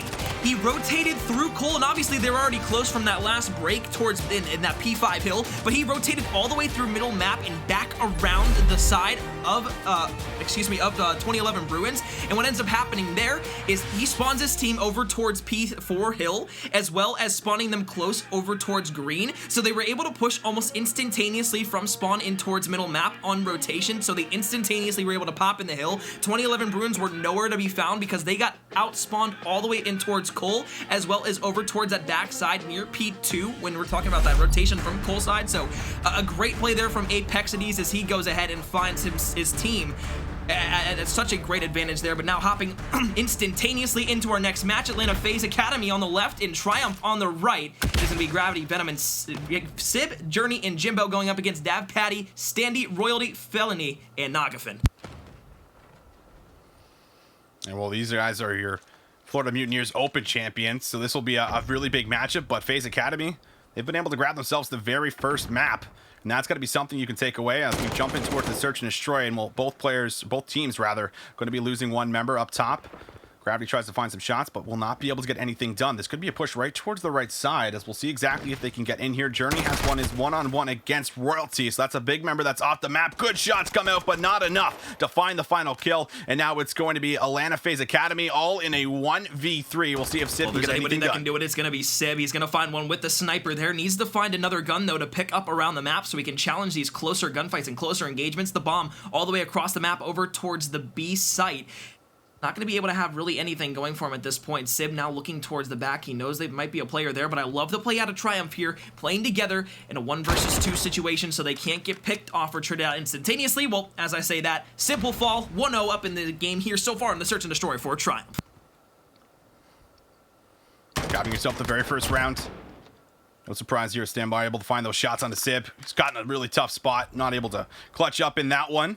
But we're starting to see a great series unfold for us. We don't get to see the first map, at least, McCornmeal, but the fact that you're able to take a map off of this squad that are reigning champions, at least coming off of our very last top amateur tournament, that's definitely something that you can take away. And these guys had played a very close set in that grand final where there was a lot of clutch moments that had to come through in that round 11. And in towards Search and Destroy, that's a game mode that they are very familiar with and also very talented at, as we'll see a standard A hit. Looks like it's coming through for Triumph. Jimbo, player also, plays in the Northern Rivals. As I was talking about DiamondCon, this man has also had some success, finishing top two at the last one. We'll see if Jimbo can find his nade, as he's going to be able to throw the frag right in. Finds shots, goes for the wallbang. Won't be able to grab himself the very first initial kill itself. But FaZe Academy, they're lined up. They're waiting. Venom finds first blood. Royalty and Standby able to grab 3 kills. And that's going to open up this bomb site wide open. Royalty also grabs one up top. And that is it. Triumph just going to Triumph right over them. That will be a 2-0 start They just to our trampled search. through the side of Atlanta FaZe Academy over towards that site. Not only was that just like a great hold at the beginning for the side of Atlanta FaZe Academy, but for Triumph to be able to find those first couple of kills and be able to push through that little closet area without being taken down by the plethora of stuns and nades that were thrown at them is absolutely wild. So not only do Atlanta FaZe not be able to hold that on, but it is going to be, of course, a 2-piece there from Royalty and a 2-piece from Standy as well that break through. 4-0 here from Standy in the Search and Destroy so far. He's going to try and keep that up. Nagafin with the sniper out as well at 3-0. Triumph looking fantastic here in the Search and Destroy. And, you know, it's been an up and down season for the side of Atlanta FaZe Academy, and Venom with that one right there is going to be a huge first pick in this round as they try to push over towards B. But again, a very up and down team all year long so far. They've gotten into the top 8 here, and I believe it's top 4 now for them too. So we'll go ahead and see if they can clutch up here in the Search and Destroy, but down 0-2. They have a 1-0 series lead so far. Atlanta FaZe Academy looking for blood and looking to push over back towards this A site. And this is perfect for them because they had no one over towards A. They have a free plant now, and now everybody from the side of Triumph is forced to rotate on back over. You hit it so perfectly. I was just about to say they're kind of just played off a perfect bluff over towards the B bomb site where they baited 3 members to rotate out of A, and when you lose A control, it is so damn hard to regain it. And now we'll see if our retake will actually end up being successful. It is being shut down. There's still 5 members up from Atlanta FaZe Academy. This was just an incredible move from them to be able to make that shot call, scout out all of their area in the top restaurant to make sure no one was finding a flank. And while Nagafen with the sniper will try to go for a fancy quick scope, but that one not going to be able to play in his favor. A big round comes through for Atlanta FaZe to finally get themselves on the board. Lady Gaga with the poker face because they do a little bit of baiting and switching on the map with themselves instead of with a couple of teammates, going right back over to the A site. And again, a fantastic round from Atlanta FaZe Academy because you saw on your mini-map, you saw only one player from the side of Triumph still over towards the A site, while the other 3 had wrapped back over towards B because they thought it was a surefire thing that the side of Atlanta FaZe Academy were going to be rotating on over towards B. They hit the fake, they hit the brakes, they run back through middle map, rotate through Delhi over towards the A site, find the one measly player playing alone by himself, and when it's a 1 versus 5, that's going to be quite dangerous for your team, and that's really going to leave you with absolutely no option. Once again, Atlanta FaZe Academy will be on the forefront here on the defensive side over towards A. We'll see if they can go ahead and find themselves a couple of kills this time instead of finding the reverse of it like they did last time, but Felony with a nade again from the Cubby side. It's going to be a 4 versus 3 advantage for the side of Triumph. Bomb still in their hands. Still lots of time to play with if you're Triumph, so you don't necessarily have to overforce anything with the man advantage, but you obviously want to try and efficiently trade moving in towards whatever bomb site will be the call. Atlanta FaZe have stacked all their members inside of A, so if there were to be a rotation that comes through for Triumph, they will completely catch this Atlanta FaZe team off guard, but shots do come in. Venom finds one. Player number 3 backs up to make sure that no one is going to be able to pinch this, but this brings us to a 3-on-3, and now with only 35 seconds, you might be looking to force a play. That's Sib who finds another 1-on-1. The man advantage that was for Triumph is no longer in their favor. It's up to Standy and Nagafin now to find themselves some big kills so that they can open up the bomb site and get the plant. 2 players caught running from the side of Triumph on that retake of that A site. They try to push straight into the mouth of Atlanta FaZe, but the jaws clamp down like an alligator, getting ready to do the death roll. Sibilance gets a couple here. He finds again that player on Nagafin with the sniper after finding another player who tried to run through the arches. Unfortunate timing for the side of Triumph, but great plays from the side of Atlanta FaZe as they hold strong and win the 2 rounds in a row after the side of Triumph was able to win the first 2 in the game. All tied up and ready to go here. Visions. We're looking at an Atlanta FaZe squadron who has come out from rags to riches here inside of the season. They're looking for more with a 1-0 lead here in the winner's semifinals. They're looking to get themselves into the winner's finals. What do they have to do here in the Search and Destroy in these next couple rounds? Is it just find the kills, or is it playing more of a team-based objective way in getting these first bloods? I think they got to keep making these big, aggressive, bold calls. The way that they're able to rotate here, they stick 3 members in the middle of that last round, and it pays off for them. Venom up top is going to find a nice snap onto Royalty, who's now going to be taken off of this round. Almost see another snap come through for Venom. That would have been absolutely disgusting, but will not be the case. This one a lot faster round than what we've previously seen so far in towards this map number 2, as we see Standy and Nagafin up against Sib and Gravity. The bomb is going to be held by Gravity, as we'll see 2 players actually look for a flank together, and we could just see a ring around the rosy across the map, as that's the exact same thing Atlanta FaZe is doing, but Sib could get some unfortunate timing. He is now going to move in, so this will be a ring around the rosy, as they might just look to either clear out the top apartments or move right in towards B. Here's the thing, player 0 middle map with the snipers. Actually, I think he just got a hit marker shot, or maybe just stunned over the top or something, but I believe it was a little bit of damage that went on to Sib there. He's going to be able to peek around the corner. Sibilance with one there onto Standy. Nagafin, the last one alive with the sniper. We saw Sib almost be able to clutch a 1 versus 3 beforehand. Now Nagafin in the 1 versus 2, but oh my goodness, Sibilance with the AR in hand. Give this man a map, because Nagafin has no idea where he's going. Sibilance watching exactly where he's coming from, knowing exactly where he's playing. That's just knowing the map in Call of Duty. That's just playing perfectly. Atlanta FaZe 3 rounds in a row. Sibilance with the AR starting to heat up here, as he's found the last 2 kills in the last 2 rounds.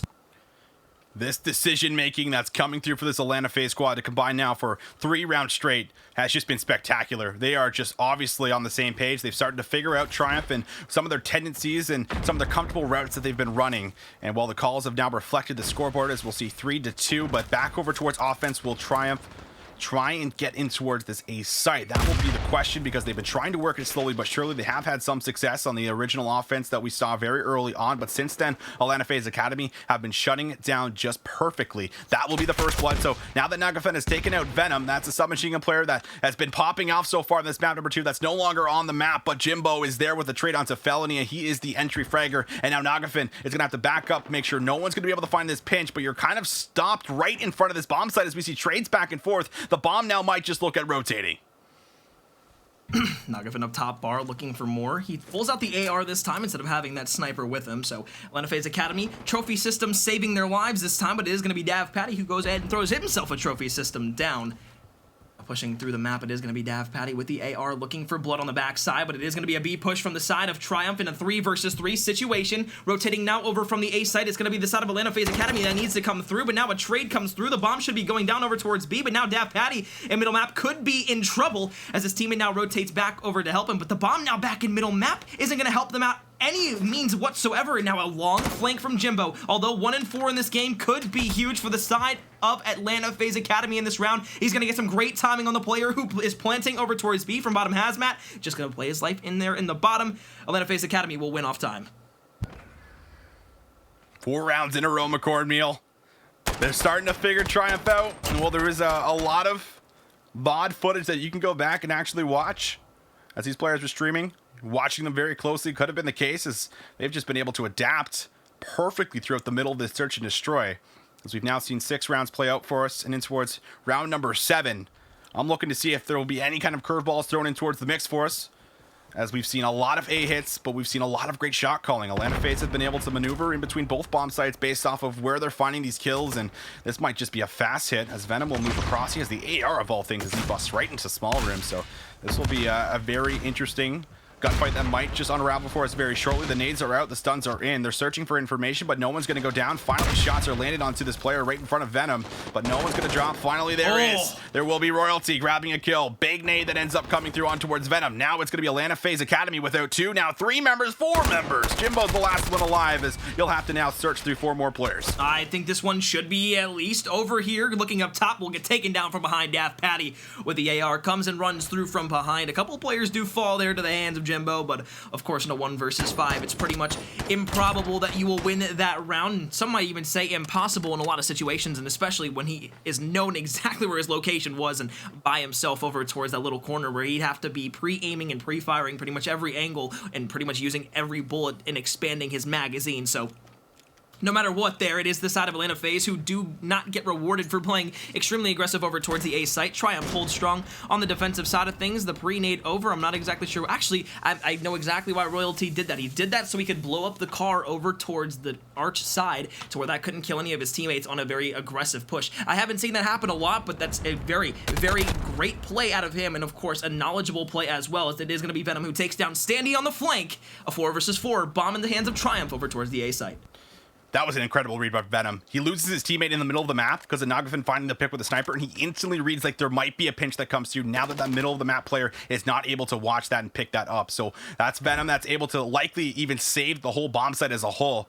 As he wins his gunfight, Nagafin is still searching for this player that's playing hide and seek with him. And well, if you give him an angle, he might find a shot. Oh man, if I'm looking up here in the middle of the map and I'm seeing Nagafin top sign, I'm getting a little bit worried, McCornmeal, but they're going to be able to play their life for now. As I say that, Journey will be able to take down Felony. Now, Atlanta FaZe Academy are going to have just a small man advantage by 1, as this could be a push that comes right through over towards B. Royalty, the bomb carrier for us, but now that's going to bring us to an equal round count, as we'll see exactly another kill go through. Royalty wins a 1-1 right in front of Venom as he takes him out. That will be another trade. Journey now is the last man alive in a 1v2. There's not a lot of time to work with, but the bomb should be going down. Fantastic pinch, but I believe Journey saw him, and he will. He's now just 10 seconds left. Triumph has to get back to the bomb site, but it is going to be a player chasing him up the staircase. He's got to find the kill. Journey will take him down. Atlanta FaZe Academy put it to match point, 5-3. A fantastic 1 versus 2 clutch there from Journey, as not only does he take the player on the bomb down, but turns around and is able to take down the player running up the backside staircase. Dav Patty could have made an incredible play there, knowing that time was not in his favor.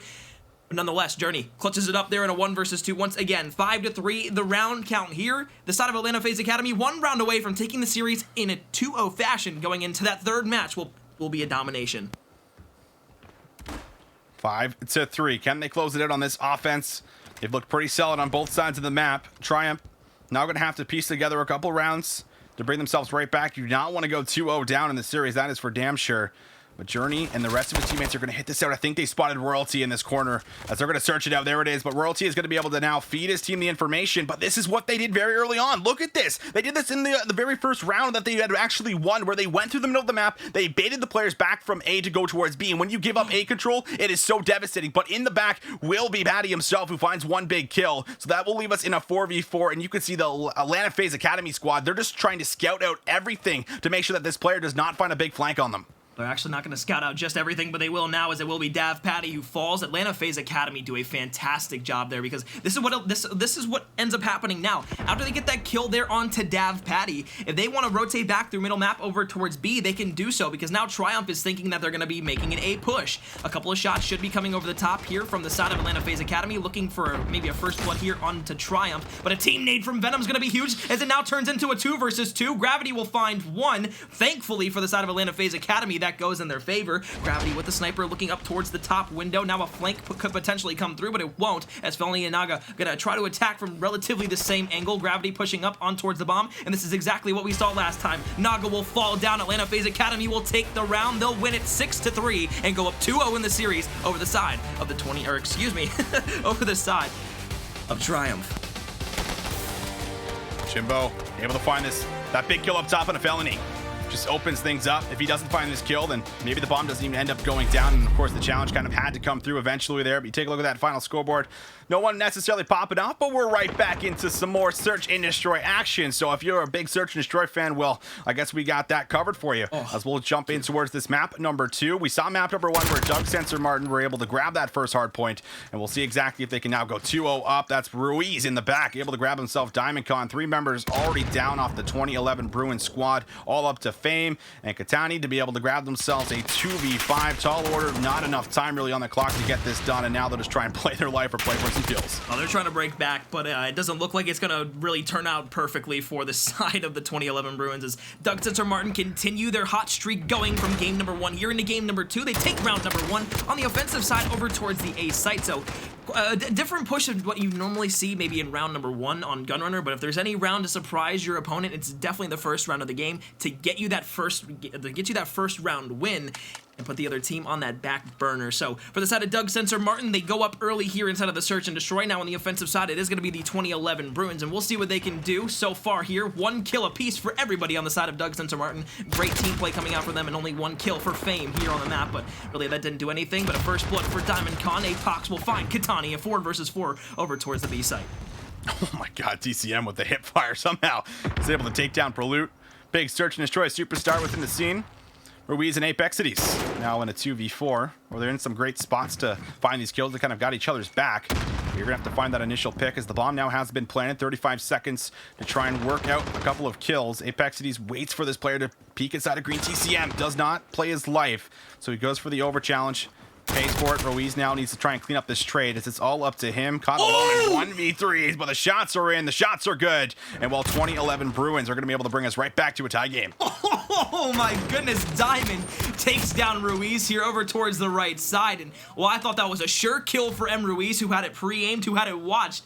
Just creeping around the corner. He knew exactly where that player was as well, but for the 2011 Bruins on the offensive side to come back out hot in that second round, well, it's going to speak wonders for this map for the side of 2011 Bruins, especially being down 0-1 in the series. But now again on the offensive side, they went to the A site last time. Let's see if they go ahead and push B this time, as I figured they would. The preferred side is over towards B. 2011 Bruins looking to hold on strong here over towards the top right crate. A player will be spotted already, but a nade from Noisy and a Semtex from Noisy will go ahead and find Apexities. It is going to be Prelude and Perform who find themselves a couple. TCM with the trade, and he'll be taken down almost instantaneously too. So a 2 versus 3. 2011 Bruins having a little bit of their back against the wall, but now in a 2 versus 2, it's a lot more doable. Well, with the way this round is playing out for us, I almost thought that a hardpoint hill populated right by the crates, but not the case. As we'll see things now slow down. A lot of players have been deleted within the first 30 seconds. APAC's in the back, tries to work his way to find a kill. He's got a good read on this kill. Noisy slow peeks it. Not the ideal situation for him. Fame also back here. Might have got a little bit of a Q, maybe not completely, so just about. But you do have to try and plant this bomb down. That's going to be the very difficult spot, as it's a 1v1 Fame versus APAC. They're both playing so slow. There's no dead silence available for APAC. He's running the trophy. You see that dead silence just about to tick out for Fame at the moment. 20 seconds. He's searching. He gets the good timing. And 2011 Bruins now going to be able to grab a couple rounds in a row. Oh, visions. That was a great play there from Fame, and I think what ends up happening there is he just gets the perfect timing on APAC, because APAC, you saw him beforehand, because Fame knew the bomb was down, or at least APAC was thinking that Fame knew the bomb was down, so he was thinking he was going to play over towards that back train side a lot longer, and maybe throughout the entirety of the round. And once APAC saw those little itty-bitty feet from Fame there and towards the back, he figured he was just going to continue to stop there, so APAC re-aimed, looking down that lane, was trying to find that kill onto Fame, but little did he know, sneaky on the backside, it was Fame who came through with the flank, takes down one, and now once again it is going to be TCM who pops off. If it's TCM getting the first bloods in the round, you're not surprised whatsoever. The very aggressive submachine gun player from the side of 2011 Bruins popping off here inside of the search and destroy. 4 and 3 for him, 5 and 1 here from Fame as well. And as they continue to push up through the map, it is going to be more information for the side of 2011 Bruins as they get the bomb down over towards the B site. Apexities finding a kill on towards Noisy.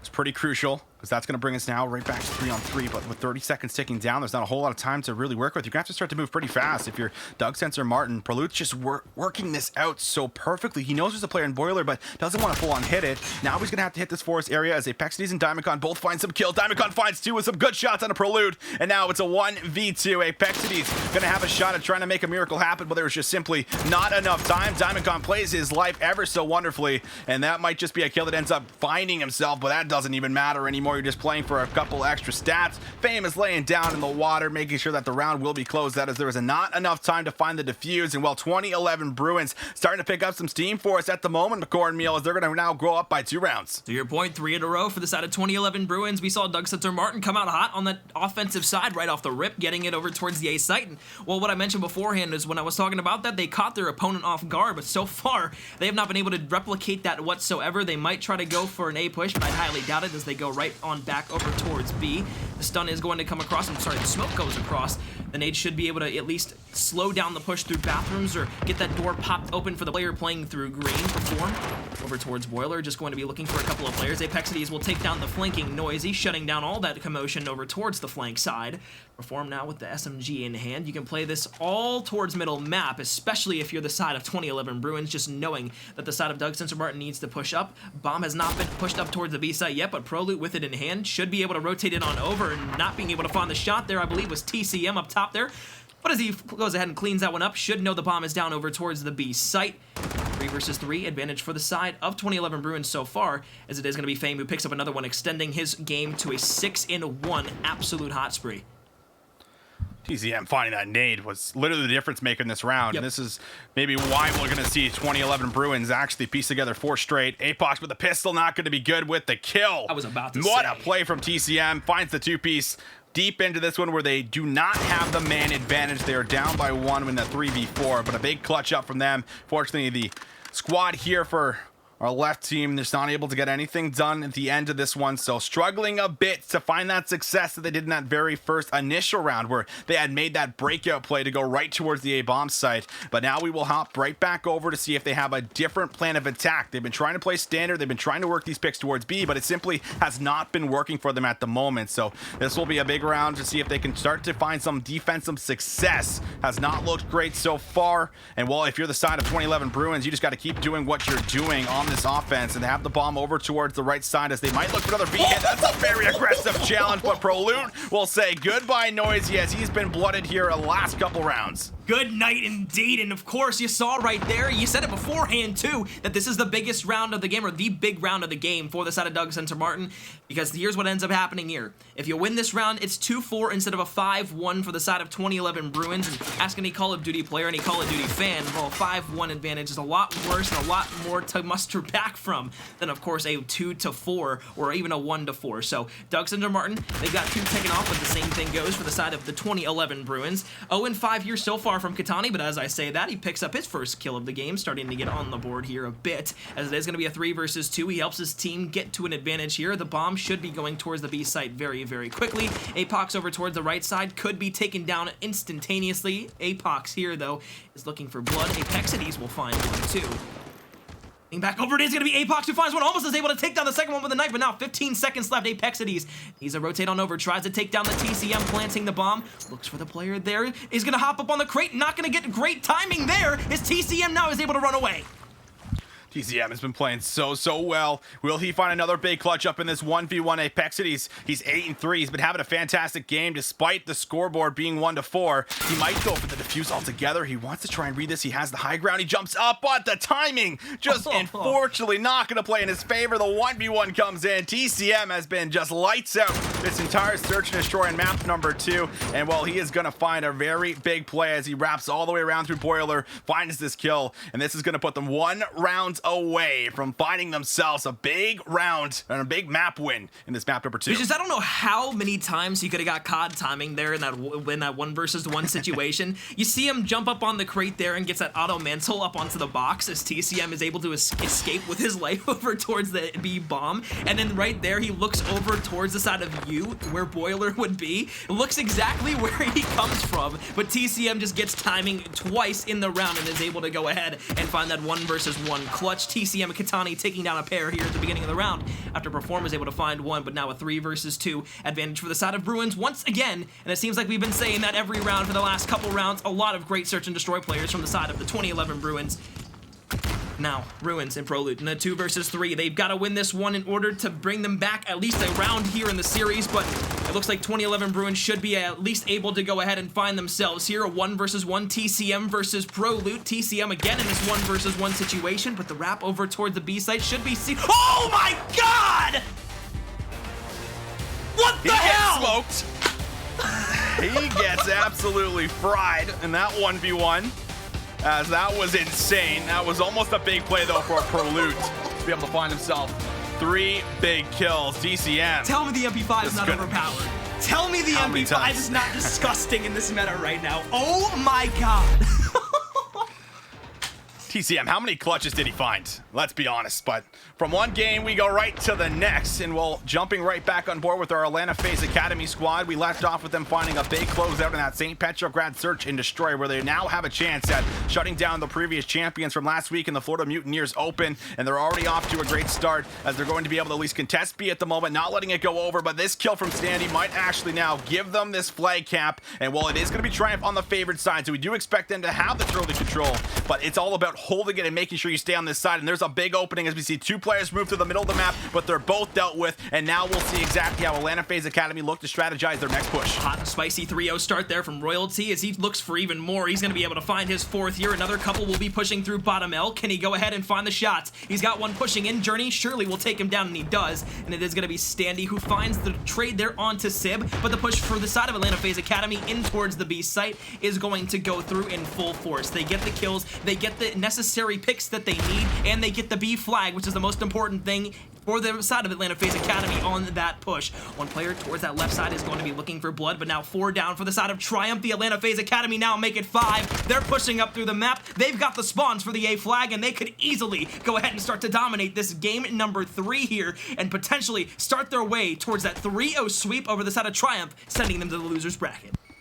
Now that you flip sides, this is where things can start to get worrisome for Triumph. You don't build yourself up too big of a lead or a cushion, but you do at the very least grab yourself the B flag, where they have to now try and hold on towards this for a good amount of time. But Jimbo up top on top scaffolding will land some shots, but does not finish off the kill, and really needs to wait for his teammates to actually join him before he can actually push in and look to find these entry frags. But there will be a kill from Nagafin, able to shut down the first couple players, but Gravity and Venom both follow it up. That will be the trades going the way of Triumph as they will maintain control. But look at the spawns. They flip back out there for a quick moment somehow. And now Atlanta FaZe are going to have to back up towards C so that they can get themselves this home flag. Standy is going to jump on towards the A flag with his teammate just to make sure that they're able to secure it. But look at player number 6. He has a chance to make some big plays happen as Gravity can look to maneuver right through. He does take up one. He needs to play his life, and he has now been dealt with. The Triumph, they're right back in the driver's seat. They have this favorite side. Now they'll try and work their way in towards B as one player neutralizes C. Welcome to Call of Duty Modern Warfare, where the spawns are sensational. B flag now being neutralized, trying to cap B once again. And it will be the side of Atlanta FaZe Academy who do get the short end of the stick here, as Triumph winning their gunfights and getting maybe blessed there with that spawn over towards A are going to allow themselves to get a little bit more time here. A and B continuing to be dominated by the side of Triumph. Atlanta FaZe Academy, they were going to spawn trap over towards C for a bit of time there, but player 2 should be able to take down 9 in middle map. And as that happens, players number 0 and players number 8 and Jimbo and Sib will be the last ones alive. Gravity will be taken down in middle map as well. One player over towards the B flag should be at least getting weak with this nade in the Semtex over the top. Nagafin flies through. Nagafin tries to get some hip fires, but they'll clear everybody out from the B flag, so they should be able to at least get it back to a neutralized point for themselves as they look to go ahead and prohibit the push once again from Atlanta FaZe Academy. They've done it twice already. They've held strong. They've been resilient. Can they do it once again? Triumph looking for more as they've got 2 here now, make it 4. Triumph holding on towards the lead. 1:35 seconds on the clock. If you're Atlanta FaZe and you can get control of this B flag, this would be so crucial heading in towards the favorite side on side 2. But they're not going to be able to fully cap it just yet. Standy's got himself a great position, just waiting for these players to flood in bottom L. And while all that happens, there's a lot unraveling in the middle of the map where they're going to now start to find some kills. Nagafin finds the first one. He might even be able to look for 2. He pushes out, not going to have to find it as his teammate does clean up 1. And now there's 2 players that are going to be in the L area, but B is still not going to be fully captured. So they don't have to actually throw a body on here and secure it. There it is. Finally, Venom will be the man that actually ends up grabbing it. He does have a chance for a push too as the spawns once again will flip. Player number 6 is going to spawn back office. They should be able to move in for A. This is just the last 55 seconds, so at the very least you can at least look to try and close in on this lead at the very least, heading in towards side 2 where you will flip over to the favorite side, but that's a lot of red that's letting up for us, McCord Meal, and we're starting to see Atlanta FaZe Academy step it up in the last moments of this first side. Well, I love it at the end of a domination round in Visions. I'm sure you've seen this multiple times too, and you know this that's happened in pretty much every domination you've ever watched. What ends up happening at the end of a round is a team just throws caution to the wind and they start flying through the map. They start trucking. They know that they're not going to have to hold a specific spawn for the rest of the round, and with a minute left in the round, Atlanta FaZe tried to push up through the map, but Triumph comes back in a quite triumphant fashion to go ahead and dominate these C and B flags once again. Atlanta FaZe trying to capture A and B, but Standy with the 3-piece will go ahead and find more. Dav Patty finds another. Sibilant trying to fight back as he'll find a couple, but it won't matter. The side of Triumph will continue to hold down C and B to the end of the round, and it'll be about a 10-point game as we go ahead and end round number 1. A fantastic round for both of these two teams, but a little bit better of a round for Triumph as they come out triumphantly at the end of our first half of the domination. This is not bad whatsoever if you're Atlanta FaZe. You're heading in towards side 2, where you're going to be on the favorite side for the A flag, and you only have to come back from an 8-point deficit. So you're in a great spot if you can grab some of this middle map control, and as long as you're holding on towards the favorite side, the majority of this side number 2, well, you have a good chance at grabbing yourself a map win in this domination. But we'll see exactly how it will unfold for us, as it's not as easy as it is said to be able to hold on towards the side in some cases. Sometimes players are able to slip through, flip things out, but B should go over just right away nonetheless, as the stuns, the lethals all dropping down for us. Journey's going to have a great angle up top, as he's probably just going to sit here, I imagine, here for a moment. Now we'll see the push come through. Royalty's the first one that dies. Felony with some good snap on right into towards Journey will not allow him to find that big play that he was likely looking for, and the trades are back and forth, but this is going to favor the side of Triumph as they're going to be able to move in, but Gravity up top can just play his life. He finds one. This is going to buy a little bit of time for his teammates, and now adding some reinforcements so that they can flood in towards the warehouse. That's another 4 down for the side of Atlanta FaZe Academy. They have B, they have A, and now they're slowly closing this lead and can look to take it very soon. Well, you mentioned it beforehand. It was trades that went back and forth between both of these two teams. Now over towards the A flag, it is going to be Standy, who should be taken down here, but he'll actually get some shots onto one. A couple of shots won't go his way. He somehow escapes with his life, will finally be taken down, but that's going to take attention away from the B flag as he just stays alive. He's able to make sure he's a distraction around the map. Dav Patty won't fall towards top green. Sibilance up towards the top scaffolding area, climbing that ladder up. He's going to be the last line of defense for the side of Atlanta FaZe Academy over towards warehouse, but they'll go ahead and capture the B flag to go along with the C flag as well. Atlanta FaZe Academy did a great job early here in the rounds holding down A and B, but now getting kind of pushed back into their 50% of the map. It is going to be the side of Triumph who are pushing up in a great manner.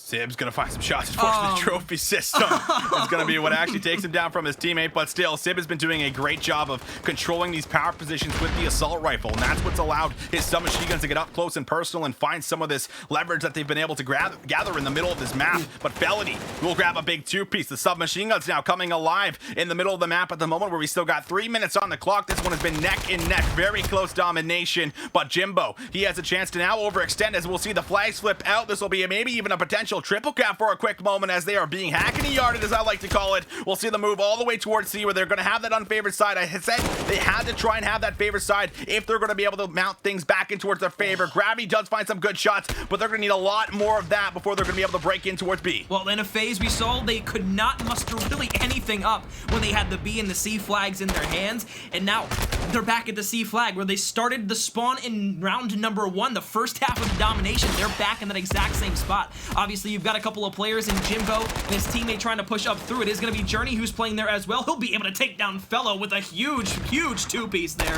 as now he continues to push up and through the map. He's got to find 1, maybe 2 there, but Dav Patty and Standy will go ahead and find the respective kills. Jimbo tries to turn and burn, but Sibilance will take down the player from middle map. Another one will fall there, as Jimbo actually goes ahead and takes down the player who I think maybe thought he was rotating all the way through, but on a 2 streak now, 4 for Sibilance and 1 for Journey. They've got the C and the B flag, and I said beforehand that it wasn't working out great for them, but they're actually going to flip the spawns all the way over towards the A site. C flag going to be for Triumph. This is going back and forth all the way down to the end. Still 2 minutes, still a lot of time left in this game, but Atlanta FaZe Academy with the flips now, they have 2 flags in their favor. They needed this exactly to go ahead and come back in this game, and they're going to continue to try as Jimbo gets some unfortunate timing up top as his teammate is there for the trade.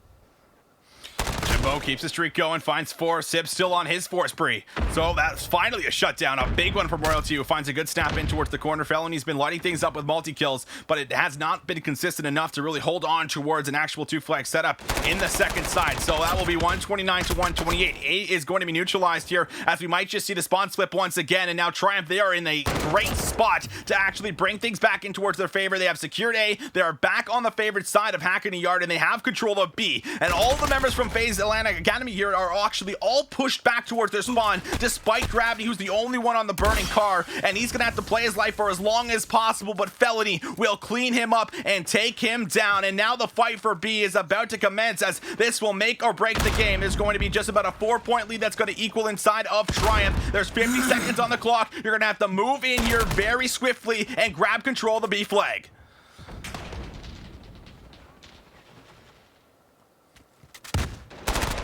144 to 138. 35 seconds left.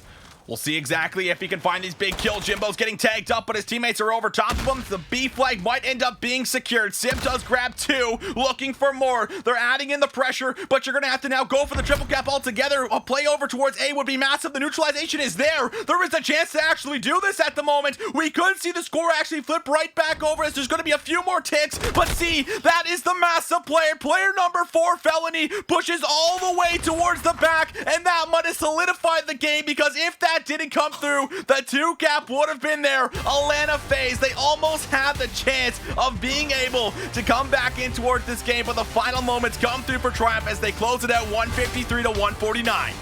I just have a huge smile on my face right now. That was some of the most entertaining domination that I have watched all year long inside of the Modern Warfare season.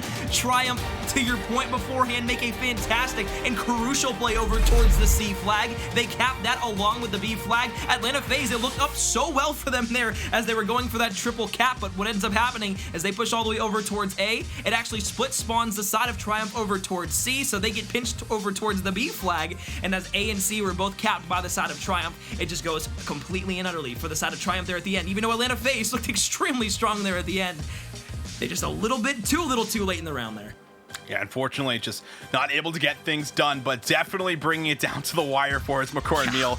Very close domination, and you see dominations like that, that's when you love the game mode itself, but so much back and forth, the flip of the spawns, the flip of the sides, all over the place for us. But for now, ladies and gentlemen, we're getting ready to throw it to a short little break. We're going to step away for a quick moment, get ready to set up our next match, so make sure you guys do not touch that browser, do not go anywhere. We'll be right back with more Call of Duty action.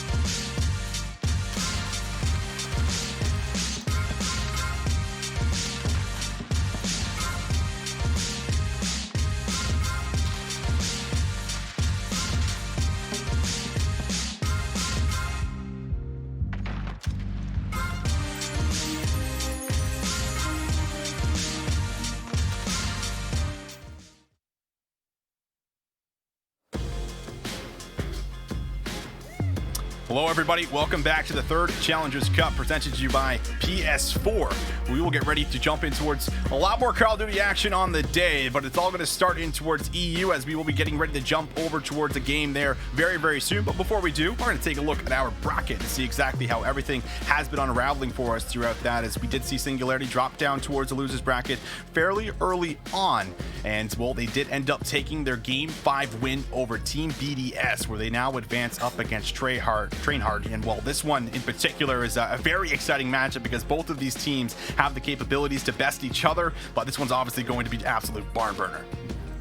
Well, last week, or not last week, but the Challenger Cup number 2, we actually saw it was Team War versus Singularity in the grand final. However, here, No Trainhard actually gets 3-0'd rather, by Team War in the winners finals, and they actually beat Singularity 3-1 in the winners semifinals as well. So this is a rematch of winners semifinals in the upper portion of our bracket here. It is going to be a Ramaza hardpoint for map number 1. Visions, we're looking at this map, we're looking at two teams, like you said beforehand, who have a very keen Call of Duty gameplay and of course the play style, and both teams are looking to go ahead and find themselves in the grand final to take a chance and take a stab at Team War, but it is going to be No Trainhard on the left in the red and Singularity on the right in the green. Well, I'm watching for Gizmo. He's the new player towards the roster where they bench chain and bring Gizmo in the young gun to see exactly if he has what it takes to go up against some of the best that EU has to offer. But we'll see off the bat, a lot of shots go down. The ARs hold it strong. Singularity, they love to run more than one AR in a lot of the maps. That has been something they've stuck to through so many different Challenger events. And we'll see if they'll be able to now make it work. So far, not enough hill pressure on towards the P1 hill, as we'll see Trainhard actually get themselves right on top of it. Going to find a lot of kills dropping down in the feed. Now that's going to be a big kill from them to make sure that no more time is being soaked up. But as soon as one submachine gun player dies, another one follows it right back up. And well, Trainhard actually grabbing a lot of time off of this hill. So yeah, you have the favorite spawns leading in towards P2 if you're Singularity, but if you lose all of this time, I mean, this could just be an absolute crazy breakout if there is a break that happens for P2. And now we'll see exactly if they can push through construction and find this break. Two unfortunate team kills there for the side of Singularity, but a little bit of silver lining there is Jar Jar Bids goes ahead and finds Whalers on the rotational kill, so they get the at least the ability to spawn over towards P2. For P number 1, obviously we see the side of No Trainhard go ahead and take it in pretty much glorious and flying fashion. 50 seconds in the first point is nothing to scoff at. They turned it into a money hill, which you don't typically see all the time. However, Singularity trying to hold strong here over towards P2. Somehow Detain finds that kill, looks for more, gets a couple shots in him, but now gets a couple shots into Whalers. So the break from Singularity back in towards the point has come through. 4 down for the side of Trainhard. Now Detain finds another, somehow continuing to stay alive and play his life over towards the hill. He's got a couple more players flying in, and it is going to be Genesis who finally takes him down. But the rotations for Trainhard over towards the barbershop are going to commence. Player number 0 in Jar Jar Bids will fall, so that will allow for Trainhard to have all the time over towards the next point, have the barbershop rotations, and no one really trying to play the scraps here from the side of Trainhard besides one player in Genesis, but he'll go ahead and rotate out to make the flank play behind and get the pinch play. Yeah, he will likely look for some of these exit kills that are likely to come, but this is a full hold that comes here for Singularity. We see 50 seconds go through on the first hill for Trainhard, but it's responded with just about immediately. And into P3 across the map we go to the barbershop. It will be Trainhard that's set up first, but big kills coming through for Ziggy as well as Bids, as they're going to open up the hill a little bit, and now the spawn trap could likely come through if you're able to get your players actually in. The submachine guns are flooding it out. That's 5 down. Gizmo found a 3-piece to open things up. He is going to be 12 and 5 for Detain. The AR player is lighting it up, making things easy for the subs to move in like they're doing, and they're contesting the time perfectly. They're spawn trapping them in the back, and they're still maintaining control of the hill. This is incredible play here from the side of Singularity, and if you were looking at the kill feed, if you were looking at the players from both of these two teams, you wouldn't even say that the full story was told in the score of the game. It's a 13-point game, and No Trainhard could actually go ahead and find the lead once again here in just a few moments with the rest of this hill time, but to your point, they've got a fantastic spawn trap going on for themselves right now. Singularity continuing to get the kills in their favor, and as Detain takes one down on the Whalers, who will be the first player from the side of No Trainhard to actually get that first kill to make sure that they can get out of their spawn trap. It'll finally be Gizmo who falls, and I think that'll be the first necessary piece for No Trainhard to push out. But this hill for P number 4 won't be contested for at least another 15 to 20 seconds. Insight was on a 7th spree. He only finds his 2nd death as he is just locking things down at the moment. And now this rotation that comes across is going to be very difficult to try and break your way into construction. There's so many corners you have to try and get through, plus the middle of the map by no means easy to run through.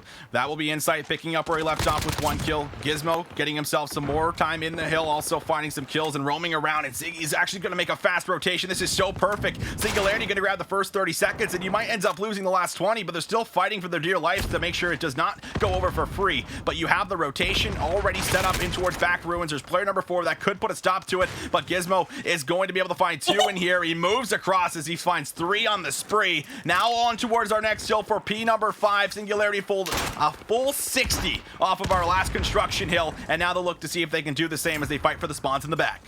That audible noise that I made was because I was looking over towards P number 5, and Hydra, who's now on a 4 spree here, actually found 2 over towards the rotation side. Singularity easily could have had players number 0 and players number 6 go ahead and pinch together to get the player from the side of No Trainhard and Hydra and take him down on that rotation early that they had. But what ends up happening is it was the player from Singularity and Siggy who wasn't able to turn and burn there onto the player of Hydra from No Trainhard. So what ends up happening there is Singularity actually lose out on that rotation, and again, even though they are completely outslaying the side of No Trainhard right now, the score is still just within 20 points because No Trainhard is playing these rotations, playing these hills extremely aggressively and extremely smart to where they can go ahead, rack up a bunch of time, and even not have to get that many kills. It's reminding me of the World War II TK team with how they're able to play this map right now.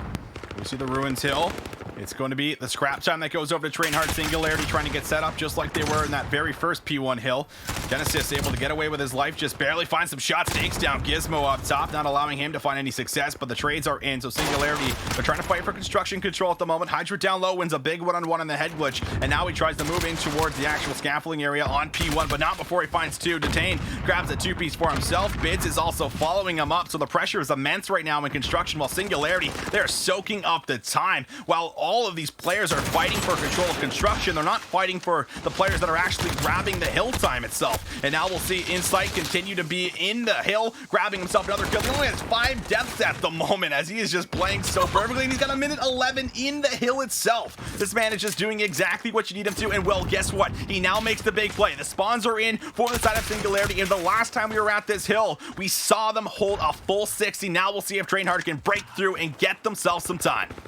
Rezi goes ahead and finds himself 2 on the rotations. Last time we saw No Trainhard hold down the majority of P1 in order to go ahead and rack themselves 50 seconds to turn P1 into a money hill. This time they get the rotations as Singularity doesn't. Now 5 down on the side of Singularity behind a 3 streak from Whalers, Keza, and Rezi. As Keza falls though, his teammates will still survive. A 3 push from the front side now is going to come through from Singularity. I'd assume smokes and trophies, stuns, nades will all be used. And now it is going to be Rezi holding on strong. His teammates there as well. Whalers, Hydra, Rezi, Keza, all of them getting kills, all of them taking down Singularity. And Singularity, they started out hot. They had the spree going for them, but now No Trainhard on the rotation from P1 over towards P2, getting the scrap time on P1 will allow them to get even further. And now a 7 spree from Rezi, looking for 8, gets taken down finally, but Singularity not able to break in. No Trainhard hold on strong, and also might even have the rotations over towards P number 3, as Whalers is going to be able to get the kill and probably the spawns for the side of No Trainhard. Oh, but the kill and the trade just comes through just about perfectly because we got 5 seconds left on this last hill where Trainhard are now going to have themselves a pretty good cushion.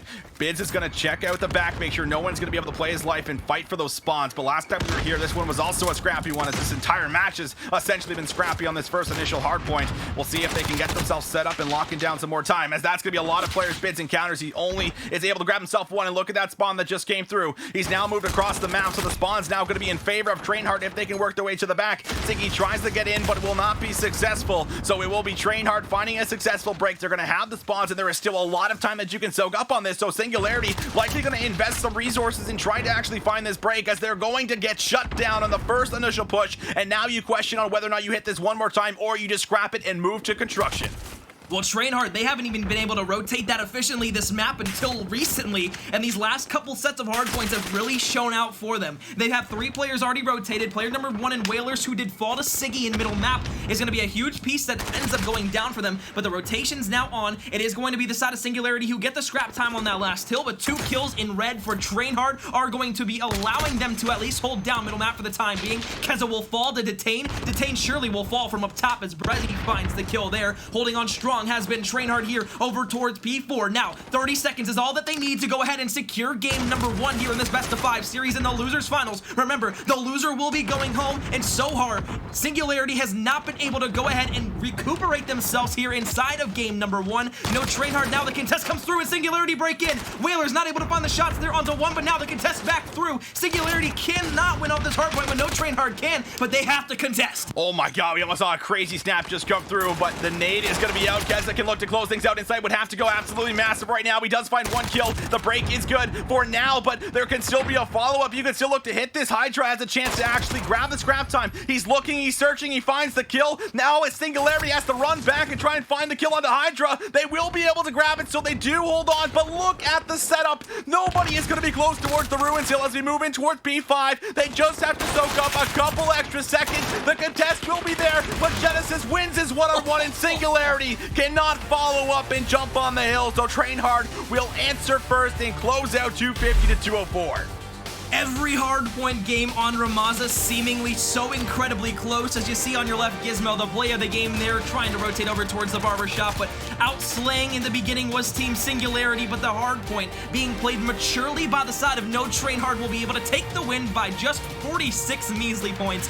And now, as we look to go ahead and back into the NA region, the 2011 Bruins versus Doug Sensor Martin, it is going to be another hardpoint here on Ramaza, and if we can get even as close as we had to that last game, well, I think our voices and our breath might be gone at the end of this, but Katani with the 3-piece, and now make it for Katani! Oh my god!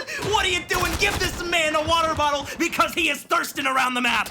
Unbelievable start, and well, 2011 Bruins, well, they might not even want to see that map number 5. We'll have to see if they can continue up the dominance that they just displayed. Mainly all from that one player, the sub that gets the opening 4-piece. Diamond Gun in the hill. He's soaking up some time for himself, but this one's been very highly contested. As we'll see Fame now follow up Diamond Gun, try to find this player as it's both just soaking up the time, but Fame will be able to grab that trade. Finally, the way of the trades will swing towards Doug Sensor Martin as they're going to throw their body on the hill, but this is just going to be scrap time that you're going to start fighting for because there's only 20 seconds left. It's the big rotation that we're going to look through next. And well, 2011 Bruins, they do have the side of control, but as I say that, Prelude actually found a massive 2-piece. Apexities follows it up on towards Fame, so now that it's going to be the whole side of 2011 Bruins actually down, they will be able to grab the scrap time, but you want to move towards P2. This is a hill that you can collect a lot of time. We just saw Singularity do it. Now we'll see exactly if Doug Sensor Martin have it in them to be able to lock down a defensive setup. Visions, I'm not exactly sure if you saw what just happened there, but player 0 and M. Ruiz spawned up over towards P5 in the tunnel, started to push out a little bit, and as player 2 and Fame actually rotated into middle map to try and pick up a couple players who were from the side of Doug Sensor Martin pushing towards that P1 hill, since M. Ruiz was there and no one else was around the map over towards the Beast, a bomb site side, that allowed for the side of Doug Sensor Martin to get a player to spawn up over towards P2, and as the break does come through for the side of 2011 Ruins, you've got to give credit to the side of Doug Sensor Martin for playing the map perfectly in their favor in order for them to go ahead and find that initial rotation there. Obviously, it's a little bit of luck, but a lot of skill goes into it as well, especially when you're placing your players around the map, knowing where you need to be in order for your team to get the right spawns. It is going to be the 2011 Bruins, though, who do extend their lead a bit here with the scrap time, but the rotation's in full control for Doug Sensor Martin, as they have no challengers and no opposition on that 50 side of the map. Moving across the map.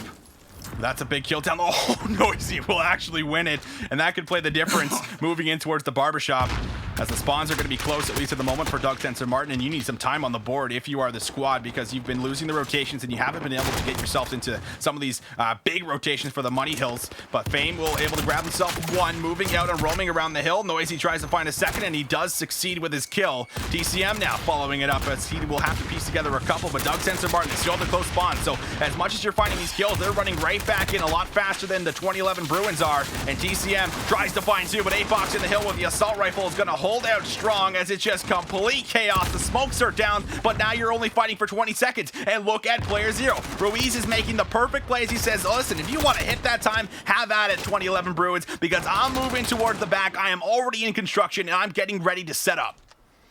Well, here's the thing. Even though M. Ruiz rotates and he is being the route man for the side of Doug Sensor Martin, they continue to spawn all the way at that last point. So on the staircase, a huge kill over there for Ruiz. He will be traded out almost instantaneously. 2 players in towards middle map. Player number 7 is going to be the one to watch for here in Proloot, as Proloot is now trying to make this rotation all the way around through the spawn side. M. Ruiz, let's add another thing to the list of weird kills today, as he kills one with a flash grenade. APECities and APOCs will go ahead and find respective kills. M. Ruiz with one as well. So even though the side of Doug Sensor Martin spawned all the way across the map, they get the rotations pretty much all in their favor, as Noisy rotates in. Katani with a team kill once again. It seems like every single time we've seen the 2011 Bruins play, there have been team kills galore, and somehow they've still been able to come out on top. And now 2-1 here inside of this winners semifinals. They're trying to go ahead and find themselves in the winners finals. Doug Sensor Martin, though, with the spawns, with the hills, they're going to go ahead and try to fight back. Fox locking things down, finds a 5-3 in the back. Katani wins a massive one-on-one, making sure that player is not able to play his life and somehow flip the spawns out, even towards P5. So the scrap time does go over to Doug Sensor Martin. That's just going to give them a small little lead heading in towards our very last hill. We'll see exactly how they try and approach this. They're going to go through top rug, perform down low, will not be able to perform in that gunfight. And Fame is going to drop out for 3 as he takes down APECities. This is going to slow down this fast rotation that was hopefully going to come through for the 2011 Bruins, as we're seeing them drop one by one. They need now to re-coordinate with each other so that they can actually get themselves a pinch and a hit from multiple different angles, because this is not typically a hill that you see a lot of time picked up off of. It's very scrappy, but with Katani doing things that he's doing, he's roaming around, he's finding kills, he's doing all the dirty work, and he's not allowing anyone to even get close, and he's going to keep up this rate potentially, as he will find kill number 20. No, not just yet. He finds the shots, trying to play his life, as there is still a lot of chaos, but this is 40 seconds that you have just gathered from yourself if you're the 2011 Bruins. What a fantastic hold. Doug Sensor Martin might be able to play for the next 15 or so, but what an amazing job that 2011 Bruins just did on P5.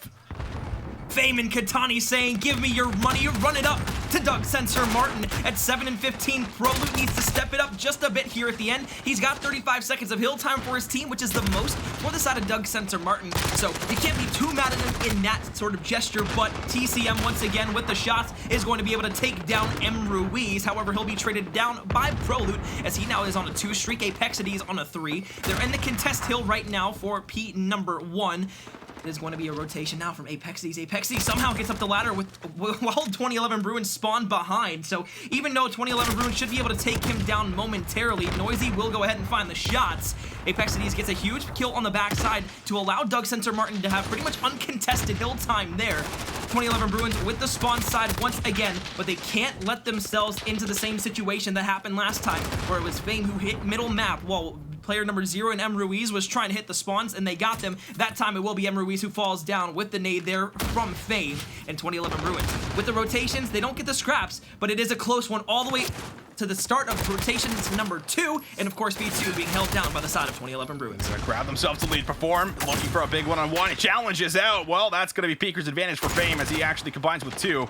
After to combine with a few more, if you're going to be able to hold out some of these players, APECities looks for one and does end up grabbing it, but the trades have just been flawless so far for 2011 Bruins in the first 15 seconds of this hill. Ruiz is going to be the next one, but he's got some long shots, and Noisy's going to have none of that, as he will take him down. APOC with the AR is likely going to have to be the player that breaks through, finds shots onto Fame, but also gives away his position, as he's going to have to battle out the air player that's going to be holding the close right corner. Instead, it's Noisy that gets the close spawn, pops out, and now the first 30 seconds have already went over. You see a break from the front at the moment. The 2011 Bruins were just unable to actually grab themselves a good amount of time and lock down the front setup, which is typically the easier job to do, but APECities is in. 2011 Bruins play a little bit of a scrappy one, but they will retake the lead for themselves, as they'll grab the remaining 15 seconds from this hill, and now all those red arrows will run across the map and start cutting off the rotation here from 2011 Bruins. Again, a situation of give or take for the side of 2011 Bruins, because what they do is they take that 20 seconds, that last couple of scrap time from P2, but they give completely up the next set of rotations and over towards P3. And if the side of Doug Sensor Martin is able to do what they did last time and hold this one down for that 40 seconds, they could find themselves a great lead here going back over towards the P4 rotation. But it's all going to come down to the players inside and around the hill. TCM with 2, Noisy and Diamond Con pick up a couple as well. The side of Doug Sensor Martin spawning all the way way in the back. Now the side of 2011 Bruins can just push up and play slightly aggressive, but Apexides with a 3-piece in the hill is going to be able to find a couple. Fame takes down one with the nade, now finds another with his gun. TCM will trade Prolute, who took down Fame. Now Fame finding another one. It's just trades galore. It's scrapped back and forth, but if you pay attention to the mini-map right now, all 4 arrows from the side of Doug Sensor Martin played that push from the side of 2011 Bruins perfectly, as they will now go ahead and find themselves rotated over towards the next point and spawn 2011 Bruins all the way back across the map. Last time it was Ruiz, this time it's going to be Perform, who will make that early rotation, and while the 2 first initial players that are trying to entry frag in towards construction will not be successful, so the grab time, yes, it's picked up, but this is a very close game. It's bounced back and forth so many different times. Apexides realizes that no one's going to be hitting through the right side of the map, so now basically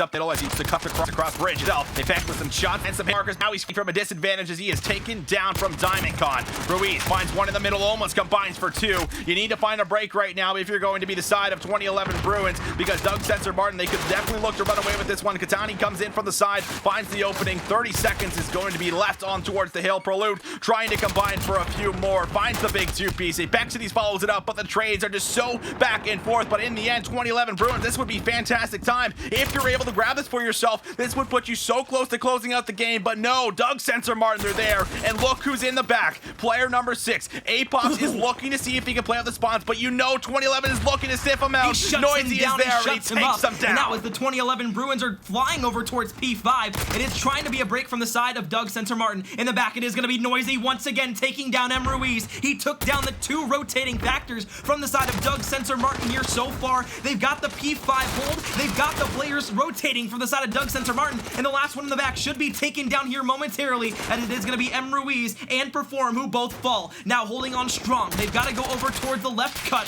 Katani on your screen now trying to find one. Will get the shots into him, but won't find the kill. Now flying back over, it is going to be Noisy, who continues on his streak. He's on 3. Will get taken down before the side of Doug Sensor Martin. They've got to smoke out. They've got to contest in the hill, but the trades will come through. The picks will come in. Now they can still win off of this hard point, but the side of Doug Sensor Martin needs to come through. They need to contest, and now no longer can the 2011 Bruins win off this hard point. Doug Sensor Martin have the rotations as well. Player 7 will get knocked down, and 3 players from the side of 2011 Bruins will be rotated on towards the bridge, but a huge kill there. 2 down, now 2 rotating. Everybody spawning over towards the right side for the side of 2011 Bruins. Visions, they have the rotations. Can they pull it off? They're going to have to move in quick. 2011 Bruins, they touch the hill first, but Prolute is making a big desperation play. He's going to decide to hit the flank. If he remains disciplined here, he could find a big kill. He does find TCM. He tries to find the second player, but his teammates are going to be able to grab one. Now flooding in towards the hill. This could be the end of it all. 2011 Bruins, they want to be able to close things out in 3-1 fashion. It's contested for a quick moment, but that will be 5 down, and now there is no more red arrows there. So 2011 Bruins will be able to do it, winning by 50 points, closing out 250 to 200. Knocked out around T16, as that's where Fame and the rest of the squad is pretty much placed. The last few Challengers Cup come out here and secure themselves at least a top 3 finish, going and getting into our winners finals. A 50-point win there for him, but now it is going to be Singularity and no Train Hard here inside of the Search and Destroy for map number 2 of the losers semifinals in the EU region. No Train Hard, up 1-0. But as the bomb will go down, it will be the side of Singularity with an advantage. Detain will find Brezzy. Whalers will go ahead and cut down Detain as well, so now a 1 versus 3. Won't matter. Gizmo will go ahead and find the kills there at the end of the round. And that will go, Trainhard will go ahead and find the kills at the end of the round there. They'll take it 1-0 here so far inside of the Search and Destroy behind a fantastic retake and a fantastic break. They'll go ahead and find their dead silences as well, as they have a ton of time there to carry out at the end of the round. So far, inside of the Search and Destroy, Trainhard looking extremely, extremely good. They look to continue carrying from hardpoint in map number 1 in Visions. I just want to ask you this real quick. When we're looking at the Search and Destroy gameplay here from Trainhard after winning that first round, is that kind of spelling trouble for Singularity already inside of the Search and Destroy I think this team is just so good together and they're so experienced that I don't think one round's going to phase them out too badly.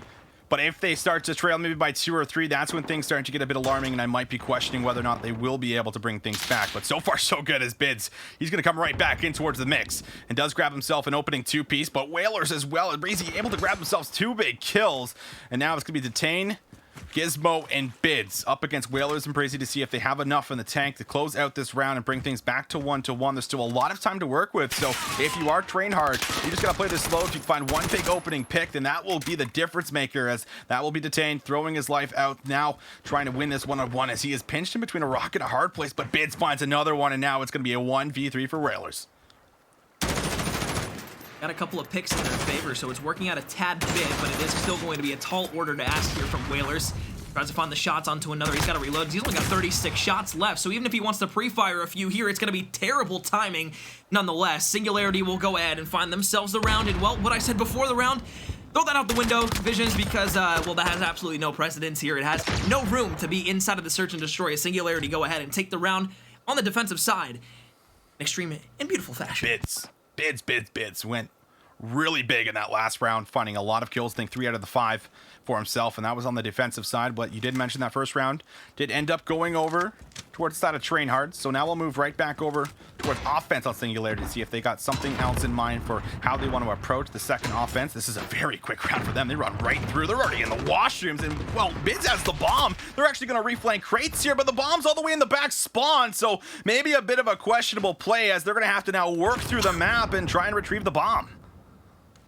Yeah, I mean, if that play would have worked with someone else, then they possibly could have just called that a very big success, but I think you called it out perfectly. And to your point, having that bomb now back in the hands of No Train Hard, do they even know the bomb is down back there? I believe they do, as they just start to play the map. A very cautious, but still quite aggressive play here from Train Hard. So on the right side of the map, it will be Insight trying to push up and looking for one on the back right side. And towards Boilers, Siggy looks for one as well. But a 2 versus 3 situation. Singularity trying to make this one work, but it is going to be Genesis who takes down Siggy. Now the last one here for Insight. He's going to be able to find 134 seconds left to work with. And the last 2 just playing over towards the U site and towards middle map. Shots onto 1, but won't matter. The MP5 from the side of Train Hard will take down the player from Singularity. 2-1 here in the search and destroy, as Train Hard looks to carry their at least momentum from game number 1 here all the way through game number 2, and are looking to take this one in a 2-0 fashion here to get to the grand finals. McCormiel, I got to agree with your first point there for as far as making that play happen. I love the play call of running through bathrooms the way they did, but you just can't do that with the bomb, and that was the difference in that round. That's the reason they were unable to find themselves that second offense, and now they have not been successful so far on O, but they have looked good at least on defense, and that was off the back end of Bids finding a big play. But 6-2 will be for Detained. We'll see if he can keep this up, and well, now it will be someone pulling out the notepad. He says, well, if you can do it, I can do it better. Follows up the play, is right into washrooms, but will get some unfortunate timing as Bids will be able to take him out. Keza now finds Gizmo. Insight up against Genesis, will be able to take him down. Bids now following as the trades are just dropping one by one. Now it will be up to Maple and Insight going up against 3 members on Train Hard. As on screen now, Nade goes out, not going to find any information, but he'll fly through middle map, just playing almost recklessly here, but he gets the information on one player, playing over towards the train head glitch, but making a flanking towards the back. It's going to be Insight now in this 2 versus 2, tries to find the shots, but a bait and switch, incredible plays there as Whaler takes down Insight. Siggy looking towards the left side, knows the 2 players left alive are playing extremely close together and over towards this bomb site. Over towards one, top crates will fall, now flies out and through below him, almost is able to find him, but the gun in the way of the sights. Camera angles not going in his way. The favor goes in the favor in hands of Train Hard. They'll go ahead and find the next round. They'll find themselves up 3-1, and I believe that's 3 rounds or 2 rounds in a row for the side of Train Hard after Singularity came back and 1-1. So again, Train Hard, they're looking good here in the search and destroy. They look good in map number 1. Again, maybe not outslaying in that first hard point, but still being able to win it in a clear fashion. 46 points on that Ramaza.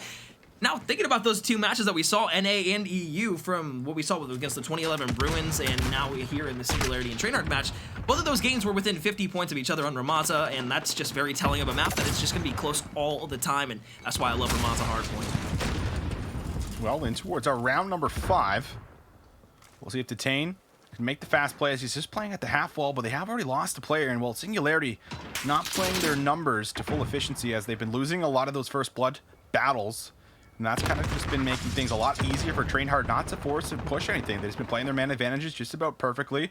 Tane now feels like he's obligated to make some kind of an aggressive, risky play. And well, he's in a great spot to do it as he busts out the door. But oh my god, that was a little bit of a slow reaction. Genesis maybe did not know where that sound cue came from. But in the end, he still finds the kill. So Singularity, they tried to make a big, risky play. Does not pay off for them. So it's going to be up to Insight, Maple, as well as Gizmo, the new up-and-comer, starting off 0-3. Maybe not the initial start you want on stream, but we'll see if he can start to bring things up. Insight wins is a massive one-on-one, but he's got players swarming in on him. That will be a good slide from Hydro. He'll be able to grab the trade, and now Maple, he's caught in a 1v4, does find the first one, looks for 2, he lands the shot. Can he find 3? That was almost damn close, as he had to move for the bomb, but it will not happen. Trainhard pieced together and string yet another round as they're going to go up 4-1. Well, I loved what Insight did there for Singularity, because they knew they were in the 3 versus 5 situation, and it was going to be tough no matter what they did.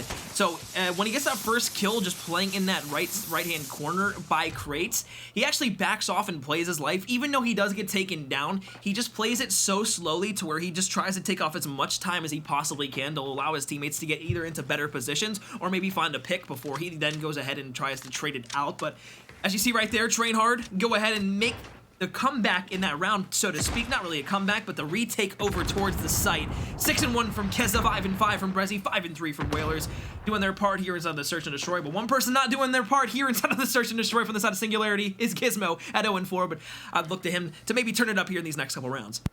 Now, the first blood ends up coming through for the side of Trainhard. Luckily, this one, at least it will be traded out.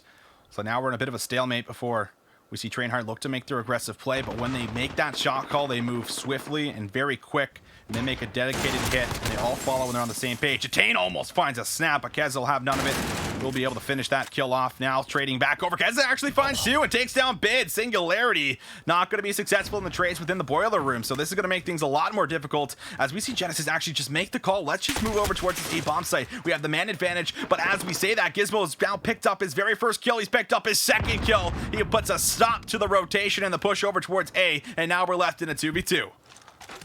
Well, he also gets the information that not only is that bomb down, but he, again, makes sure that rotation can't come through. So, Gizmo, again, we said it beforehand, I said it at the very beginning of this whole thing, that he needed to go ahead and turn up here inside of this round, or at least turn up for his team a bit. Now in a 2 versus 2, though, it is Keza, thankfully, for the side of Trainhard in the 2 versus 2. 8-1 here, now gets taken down by Insight once again, playing that close corner with the AR and somehow able to make it work for himself. The trade should come through as Gizmo looks for the player, now rotating over towards the side. It is going to be Whalers! Oh, I thought for a second there, since he was still alive, that he went ahead and won the round, but Singularity did win the round there off the time, as the player is able to just wrap back. Great plays from the side of Singularity there in the round to make sure that they can at least stay alive here instead of the Search and Destroy. And, well, going down 1-5 is a lot better, or excuse me, a lot worse than having a 2-4 disadvantage. Clean play out there, Singularity. They were playing from the disadvantage, like you had mentioned, where Gizmo found the big 2-piece, and those were his first 2 kills back in towards the game. And those were 2 big ones to keep Singularity alive, as it is the first game that went over to Trainhard, so you really want to grab yourself the second map, but Singularity struggling to kind of find some success and get themselves into a groove. We'll see if that changes on the O, which is something that's definitely favored on a map like Gunrunner Search and Destroy. The offense typically seems to be the favored side, but not a lot of success over towards the B-bomb site, but we might just see another approach towards it to see if it will actually pay off in towards this round number 7. Bid slowly works up, but the stun is going to lock him in place for a quick moment. Now we'll see if he can actually get the bomb down. The nades are being thrown out. I think the baiting of the nades is perfectly here. Bids might read this as he scouts out the area. No one is going to be close. And now Singularity going to look to plant the bomb. Very slow round compared to what we've seen beforehand inside of the Search and Destroy. It is going to be the bomb down. Still no trades, no kills have even come off the board yet. Jar Jar Bids, after planting the bomb, will go ahead into water. Not going to be able to find the kill. He should be taken down from the back as Keza flies in from behind. So 9-2 here from Keza, still alive. And every time that Singularity's been able to get this bomb down, it's been a retake from the side of No Trainhard. The sniper is going to be able to find Detain. Genesis gets taken down, but Siggy and his team at Insight still alive. And it seems like this duo has been alive for a very long time in all these situations. It is going to be Hydra taking down Insight on the back there. Now a 5-2 lead for the side of No Trainhard is going to ensue after the defuse comes through. Singularity tried to hold on strong, but still have not proven to be able to be getting a bomb down and then holding that bomb down before Trainhard can then come and retake on the site. So far, that's 3 retakes that the side of Trainhard have had in this game when Singularity has gotten the bomb down. Almost made the big play, found 2 kills in that last round. Almost pieces together 3 to try and make some kind of a miracle happen. And well, now you're looking at Singularity to make some miracles happen because they've just been so inconsistent so far on their offensive rounds. It shows there once again as Trainhard just finding retake after retake every single time the bomb ends up getting planted. That last round also being one of the slower of all the rounds we've seen so far, as it wasn't even planted towards deep in the round and no first bloods came through for about the first 40-45 seconds. This will be the smoke out. Kills go down. Once again, it's the first blood that goes the way of Trainhard, but in the end, the trades actually end up favoring the side of Singularity. So now they have a man advantage. They got a minute 10 on the clock. They're on the defense. These are the rounds that they've been actually winning, has been on the defensive side. So this is another one that you're going to have to try and piece together, but Whalers looks to try and make the play as he hops up top crates and is scouting for some of these Singularity members.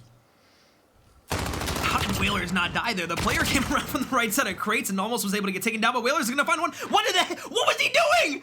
Sticky had the sniper, his teammate gets taken down, he just keeps pre-aiming. He just keeps aiming down with the sight. So what should have been a round win for Singularity in a very easy fashion now turns into a possibility for 1v4 for Whalers. Now Whalers with the pistol and the M4 rotates over towards the Cole side. The bomb is still down over towards B. Knows he needs to go ahead and find these last 2 kills. They're just going to be playing over towards the box's side. Now he can get some really good timing. He has a pop dead silence though, so we should be able to hear his footsteps. He sees one on the head glitch here, not going to be able to push out the smoke, or the Stemtex is actually going to come over the top. He's going to be able to find the one over towards the wood side, almost is able to take down Gizmo, but Singularity hold on strong there in a very, very scary round as Trainhard.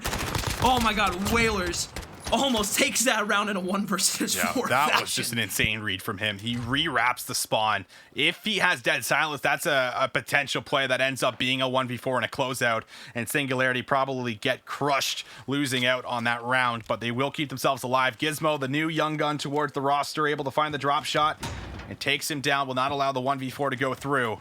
So in towards the offense. This is the problem, McCordmeal. We have not seen Singularity find success on this side of the map, and this is going to obviously have to change if you're going to be able to slowly work your way back in towards this map number 2, where you do not want to be going in towards map 3 2-0 down. But they have lost Detain. That's a key and crucial member that's off the map for you, but they have once again went for a plan, and now we'll see if they can defend it.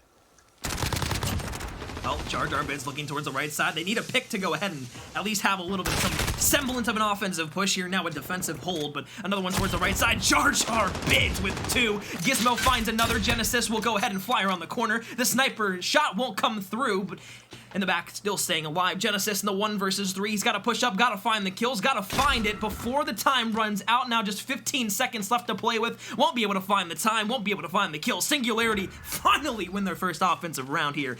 4-5, they're making the comeback in just 2 more rounds. They can see themselves taking map number 2, and what crazy fashion that would be. Yeah, we definitely need it. Off the back end of the sniper, starting to play a little bit of a factor for us. Later and later we go in towards our search and destroy. And this is the big one. They've looked good on defense, but what are we going to get for the side of Trainhard? Because they've been throwing some curveballs in towards the mix. This is another round where you could look to do that, or you could just look to play standard. Hydra might actually be rocking the sniper for us as we are on board with him. Yes, he is. So if there is a sniper player that's rocking it on towards defense, then this will be matched. But Singularity, they are set up for either a late flank that'll come through towards B, or they're going to assume that there might have been an A play that would have played a factor in towards this round on offense for the side of Trainhard. But Detain is moving very quickly. He's going to try and work his way in towards Boiler very likely, but he's got to play right to his right. They can almost just touch each other through the wall, but Bids opens up, finds Keza. Nice snap from Detain, but not enough to be able to take down the assault rifle up close. So this will just be trades back and forth. We're now left in a 4v4 with just about 45 seconds to work with on the clock. Was a Hellhound hot on the trail of a player inside a Boiler, but wasn't able to find the kills. Gizmo gets some great shots into both of these 2 players over towards the Cole side, and somehow he's able to still escape with his life, but the grenade will come through. The frag takes down Gizmo. So Whalers with a pick there onto a player from Singularity will leave them in a 4 versus 3. Now pushing over back towards the B site. It was a push over towards A that really didn't work for them, but a slow yet steady push back over towards B should be enough for them, as it is going to be Genesis who popped his dead silence, somehow takes down Siggy, and now in a 1 versus 3 situation, it is going to be Insight looking for blood. He finds one to the left. The person on the bomb looks for the shots onto him as well. Another one flies back out to the right side, has to reload, looking for the players. The stun goes up and over the top. More shots onto the player there. Sees the player to his left in Brezzy, needs to make sure he can find the kill here, or at least find the time. Breaks through green, looks through once again to try and find the player to his left. They go top crates. Now finds the first kill. Can he go for more? Tries to escape with his life, but won't find it. 6-4. Trainhard will take the win in game number 2, putting them up 2-0 inside of this best of 5 series in the EU Losers Finals. Wow, incredible map that we just got. Good discipline coming through in the end, but almost a 1v3. Not enough, but you already said it. We're moving in towards another map for ourselves in towards the NA region. Back on top of the FaZe Academy squad against Triumph. Triumph being the reigning champions from our last open event at the Florida Mutineers.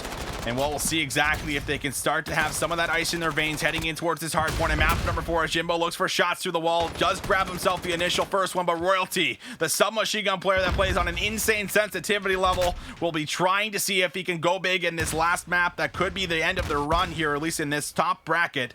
Sib, with the AR, was doing some work on that domination on this exact same map, and he will be getting right to that spot, getting into his comfort zone, but will not be enough to be able to piece together a couple of kills. So first 26 seconds actually picked up for Triumph despite having the unfavored side, but we have to start talking about that because that rotation towards P2, this is one of the hardest hills to break in the game. It is not easy. You have to pretty much coordinate perfectly if you're going to be able to break through with well-placed smokes. And what the scrap time might be picked up for Atlanta FaZe here, but at the end of the day, they are just putting on the pressure. They're pouring in time and time again, and they're forcing these spawns further and further back. Yeah, well, you said, I mean, P2, again, the hardest hill inside of Modern Warfare to break, in my opinion. The spawn's so sticky, Hackney Yard being an extremely small map when you're spawning all the way over towards that right side, over towards P2. It's quite literally almost impossible to break that unless you have constant pressure. And if you're able to keep continuing to get kills, but Sibilance will take down Naga there with the trophy system. So add that to the tally, Mr. Visions. We've got 3 weird kills on the day, 2 from trophy systems and 1 from a flash grenade. So you know, it's one of those days. Lots of surprising kills. Venom down low will get taken out. 43-27, so close game, and well, there's not a whole lot of time that's been picked up so far, as you could look to actually grab yourself the scrap time here. This has been a great job from Triumph, been able to get themselves in towards the hill, and now they're actually the ones that will grab the majority of the scrap time. So as much as we say this is a hill that you typically should be locking down, Atlanta FaZe Academy, well, they just are unable to get themselves in towards a good position to actually start grabbing some real time. So into the rotation we will go. Still a very close game heading in towards P3 by the smokestack. Venom top L, and well, we're going to watch for this player to cut off the rotational kills leading in towards the warehouse, because this is a spawn that you're likely going to get if you're not the team that's spawning in towards the back by P5. So Royalty will now move up top L, looks for some shots. He does tag up 1, looks for 2. His teammate will help him out, and Jimbo finds a 2-piece. This opens up the hill for a quick moment, but Royalty, he needs to be able to find a kill. He does. He grabs 2. Royalty is doing Royalty things. He's on a 3 spree, and he's already got 12 kills to his name, and Triumph have found a break. Atlanta FaZe let Triumph have the spawns over towards P2, but in turn, that actually allows for Triumph to start pushing through the warehouse side. So even though Atlanta FaZe come back and get a couple of kills in their favor, it's still Dav, Patty, and Nogafin who can go ahead and pick up the slack over towards the P3 hill. Standy coming out of green will find one. Now another one in towards top green will be taken down by Standy. He's trying to push up. If he would have hopped up to Graffiti half wall, he actually might have found himself a kill or 2, but the kill feed lighting up in blue, at least for that time. But now Atlanta FaZe trying to come back, as they've got 3 to their names as well. 1 streak for Jimbo and Venom apiece. They're going to try and push into this hill, and an unfortunate stun grenade there from Venom isn't going to be able to hit the hill. However, the trophy systems are in. 1 on the staircase will be taken down from the back side. There will be another one who falls, but Venom will take down Standy. Standy, an outstanding player here inside of the Hackney Yard hardpoint these last 2 hills, but now it is going to be Atlanta FaZe Academy who do break through. Triumph. They do have at least the favorite spots for P number 5.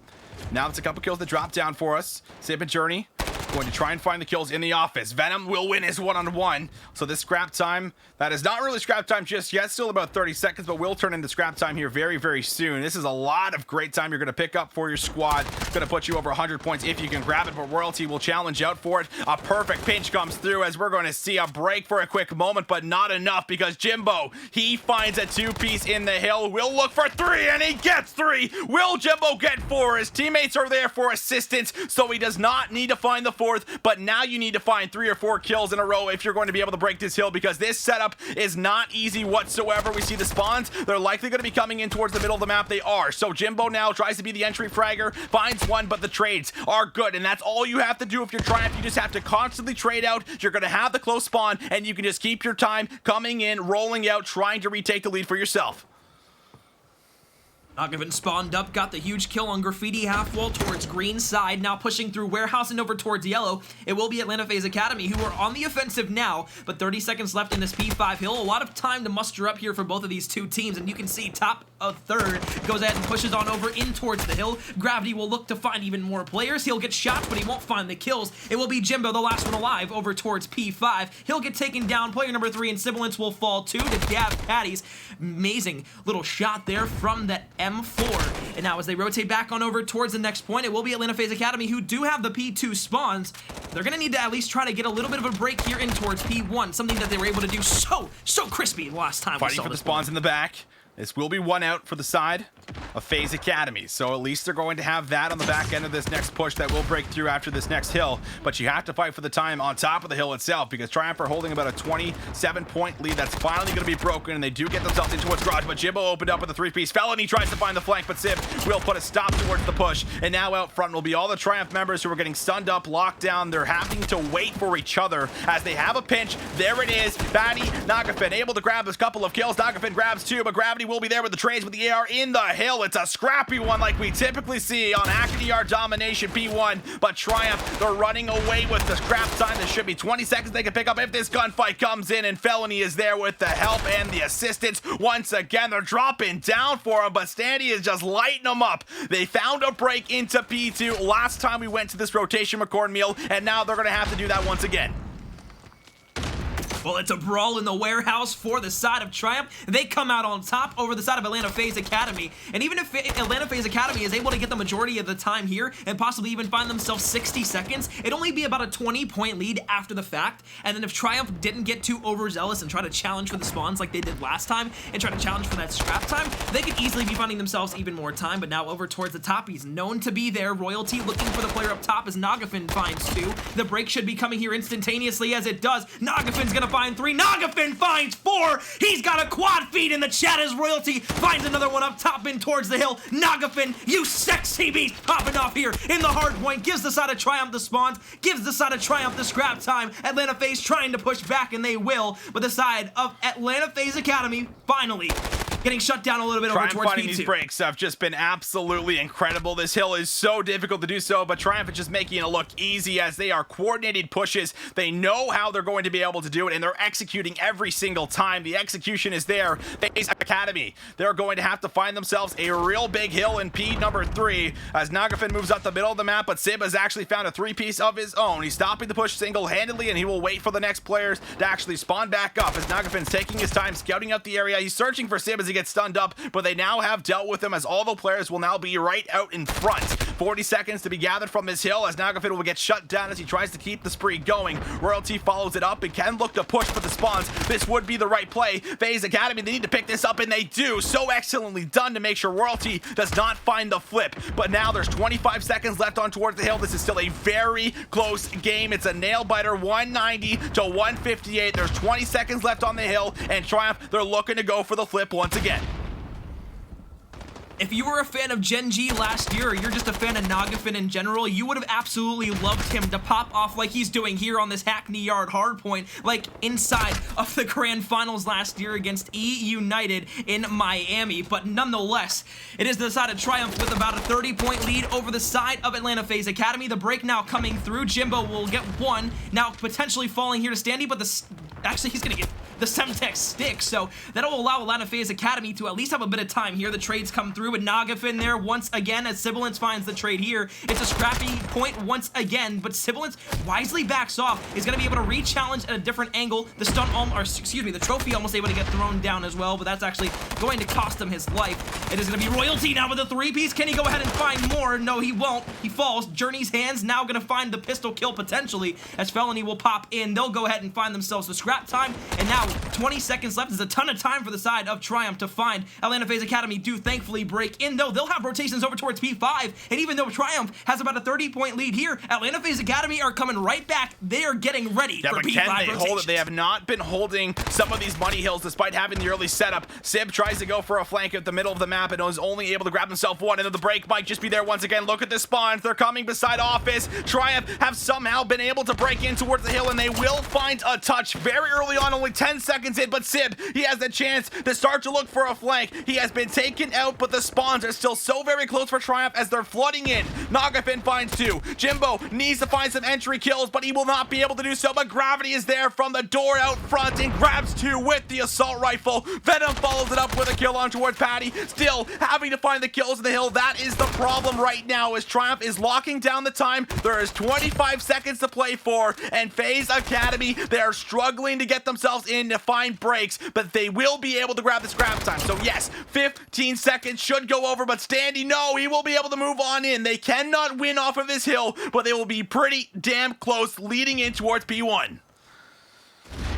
Player number 8 gets taken down, player 7 there as well. They'll actually go ahead and find the P2 spawns, but surely that won't matter, as if they can get a couple of kills here in towards the warehouse, it'll be huge. But actually players number 9 and 7 both fall over towards P2, so the side of Atlanta FaZe Academy not only has the hill in towards warehouse, but they've also got P2 rotations. Now it's all gonna come down to them winning their gunfights. Daft, Patty, Standy both find 2. Now flying through, Jimbo finds a pair of his own as well, so he'll try to go ahead and find more, but Standy and Gravity both trading back and forth. It was a graveyard smash the last time we were here. It was trades back and forth galore, but as they push in, no one there to even contest. Triumph will take it 250 to 208, a 42-point game down to the wire, and Triumph will survive here in the winners semifinals and push things to a game number 5. Going to a game 5 in that series is just incredible for what we got, but we got another match ready for you guys as we jump right back over towards the European region.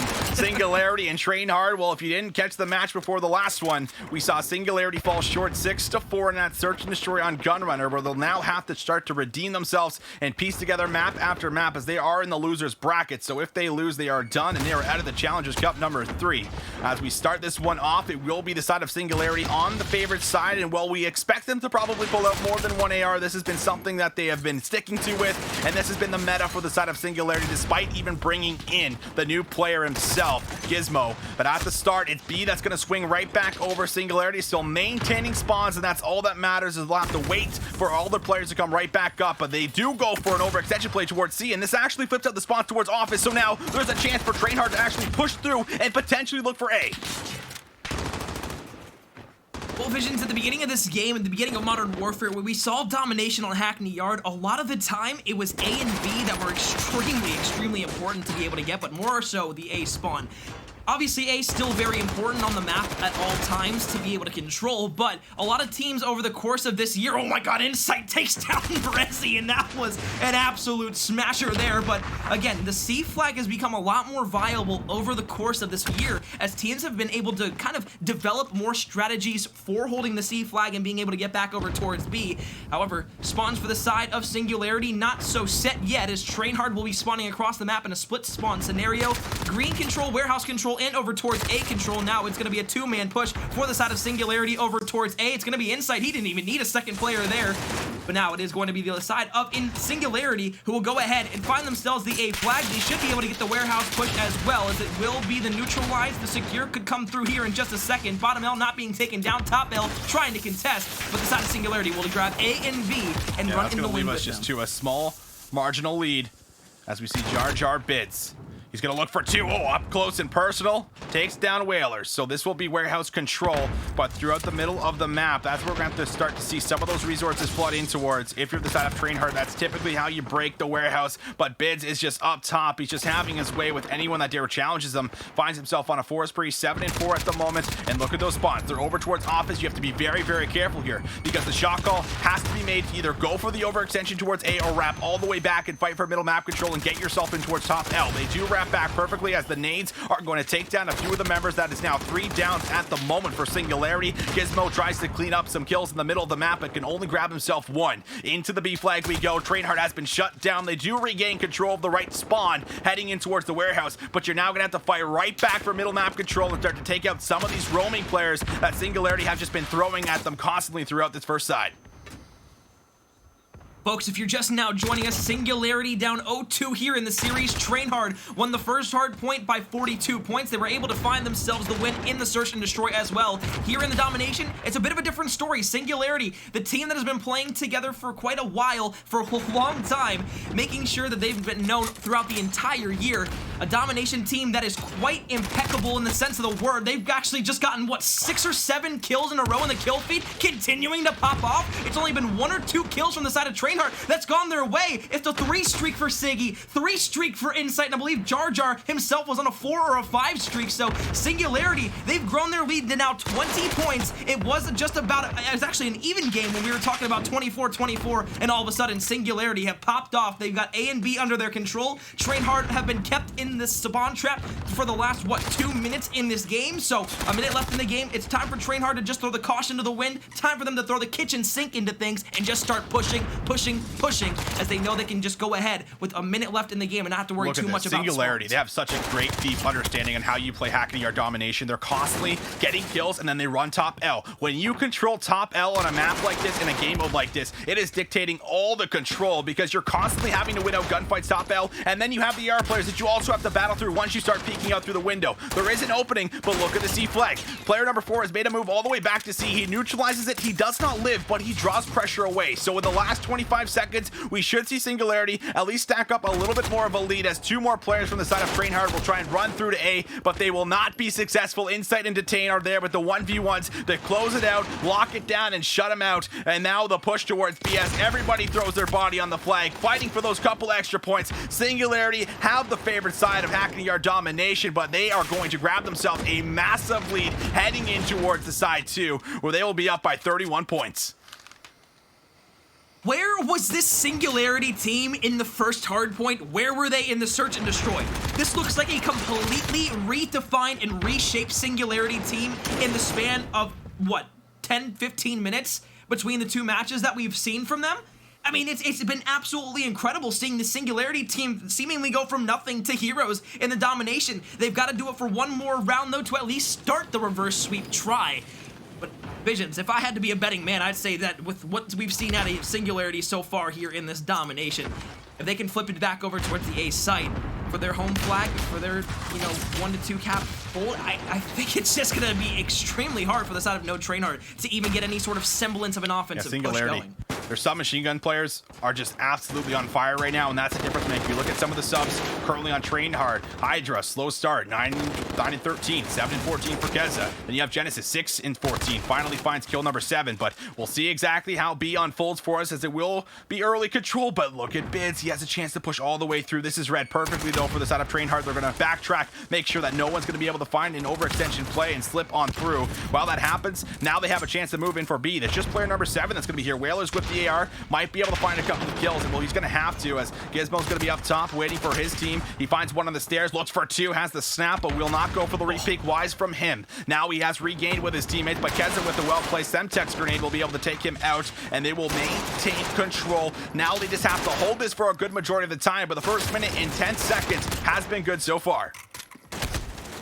This is what can't happen if you're the side of Singularity. You cannot let Trainhard continue to run through you. Finally, they go ahead and find themselves 4 down in the kill feed. Now the B flag could be neutralized, but it is going to be a couple of players from the side of Trainhard with some shots through the double doors who will take them down for at least a few seconds, but the B and the C flag now in full control for the side of Singularity. A 17-point lead now starting to once again eclipse that 110-point mark, start to maybe get back into the 20-point lead that we saw a little bit beforehand when we ended the half. There's going to be a player in Detain getting the... Actually, was that a car explosion there on Keza as he tried to hop over that wall? So he looked like a guy that's trying to walk away in an action movie and just, strut away without even looking behind him. But A and B in control for the side of Trainhard. Once again, they are trying to make this comeback slowly but surely. Insight with 2. Visions, as we get down to the last 3 minutes here inside of this domination on Hackney Yard, yes, we see Trainhard go ahead and capping these 2 flags for A and B. This is exactly what Singularity was able to do last time. The kill feed's still lighting up in a bright red here inside the second round. What do they need to do to close this one out, or at least bring this comeback, especially since Singularity is now not able to get anything going? Definitely get yourself in towards this warehouse control and clear out top L, or you're going to have to look for a flip. Ideally, you would love to get a flip in this spot in towards the game, because you have a 20-point lead roughly, and you're going to be able to have that favored side, but they're fighting out of their spawn. So the big problem here for the side of Trainhard is that if they do end up going 3 or 4 down and B goes over for something along the lines of 30 or 45 seconds, the lead might be too big for them to come back in. But when Kez is starting to heat up like he's doing right now, then maybe you will have successes. Whalers will actually take him out. Must have not seen the tag or his name, but now this might actually cause for a big mistake because of Whalers' team kill. This does leave a small opening. However, he has won the first one-on-one. He's in the mix of the smoke. Now this is a big opportunity to pounce. They have found the kill top L. They finally have control over the middle of the map and train hard. Now they're the ones on the back foot that are gonna have to try and make their way in towards B. As we see the neutralization come in, there is a lot of chaos. The smokes are out, the janks are coming in, but it will not be good for 2. It's contested, it's back and forth. Maple tries to piece together more than one, but will not be successful. So B swings right back in favor of Trainhard, but Gizmo tries to say something about it.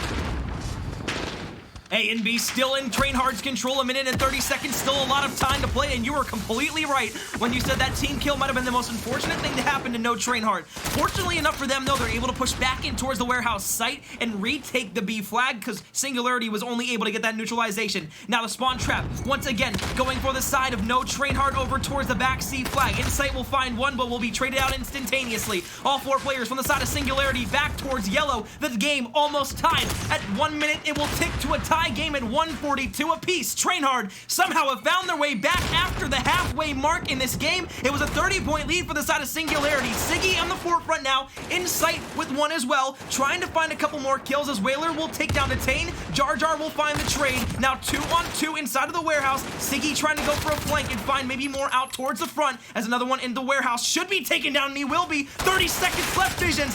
4-point game, now a 5-point game, but the neutralization comes through. Another kill for Siggy. Can he continue to be on the spree? C-Flag getting controlled now by the side of Trainhard. Oh my goodness, it's pandemonium here on Hackney Yard. It's going to go over, but there is no home flag at the moment. There's only 20 seconds left, and well, you would need to probably get a neutralization on one of the home flags, but Whalers hopping on top of B will close it out. There is now no time. It is mathematically impossible. Singularity are leaving the game because they know they cannot do it. So unfortunate in the remaining moments of this map number 3, but Trainhard, they come in and they will close out this match in 3-0 fashion. They go ahead and take down Singularity, so there will not be a rematch from last Challengers Cup and Challengers Cup number 2.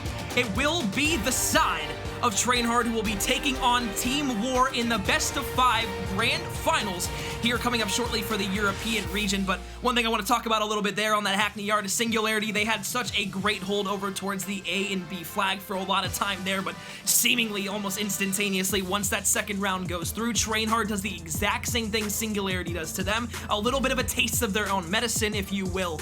In a great series. 3-0, didn't really expect Singularity to lose that Hackney Yard domination right there, but you know what? It's Trainhard who were able to clutch up, and they'll go ahead again and win that series in a 3-0 Incredibly well done for the squad, and Singularity now out of the tournament. You look back to this team before they had Chain, and you know, they were dominating the North American scene. When they came over, they found themselves a couple of wins in a row. They went back over, and they were not finding that same success. They make the roster swap, and we expect them to take a little bit of extra time, you know, to try and build that chemistry when they added the new Young Gun Gizmo, but it does not pay off for them in this week. And well, now they're going to have to go back, look over some of this VOD, and figure out how they can now adapt going forward and fix some of these mistakes that they were clearly making. But that's a tough one to lose. You had a massive lead heading in towards side 2, but Trainhard were able to play that side just a little bit better on that favored Hackney side of domination with the A-cap. But either way, that's going to do it for that. Singularity is now eliminated. But ladies and gentlemen, we're going to get ready to throw it to another short little break so that we can get ourselves set up for our next match. Make sure you guys do not go anywhere. We'll be right back after the break.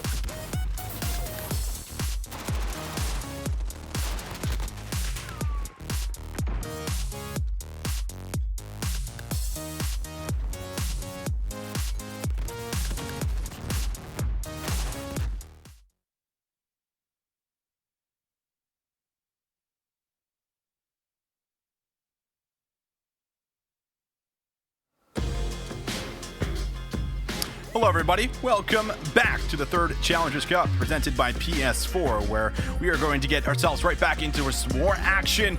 Cornmeal, we've had some fantastic games so far on the day throughout all of the regions, and heading in towards more. It's only going to get more and more competitive as we get towards these last couple of grand finals, heading in towards EU and North America coming up on the day. Yeah, well, we started off the day in the APAC region, and of course we saw Renegades take down the team of Throne in that best-of-5 grand final series in a 3-0 fashion. But again, to your point, I think it's really important that we kind of focus on these next couple of matches, because these matches today have been absolutely incredible, action-packed all day long. And even though some of them have been 3-0s, some have been 3-1s, any given numbers that you want to put on those matches, every single match inside of those series have been absolutely incredible. So fly over now. We've got Gunrunner coming up here for our hardpoint, I believe. And Visions, it's one of those things to where I'm looking at this map and, well, we've been playing it a lot all day long, and, well, continuing to look here, it is actually going to be an S&D. I do that, but it is going to be Carnage Gaming going up against Doug Center Martin. Players like Gunzy, this is definitely one that stands out to me for this Carnage Gaming squad, who's managed to make themselves a pretty good run so far for their third Challengers Cup. But it will be the start of this game. It will be Pure who actually opens up with a big kill on towards the Texities, where we just got back from Doug Center Martin, closing out their series in, I believe it was Game 5 fashion, round 11 if I'm not mistaken. But Perform able to grab himself a gunfight, but not a win. Nightmare there for a big trade for himself. And now we look at the rest of this round, where there's Ruiz and APAC. One win will come through for Ruiz as well as APAC. So as much as it was a 2v4, now it is a 2v2.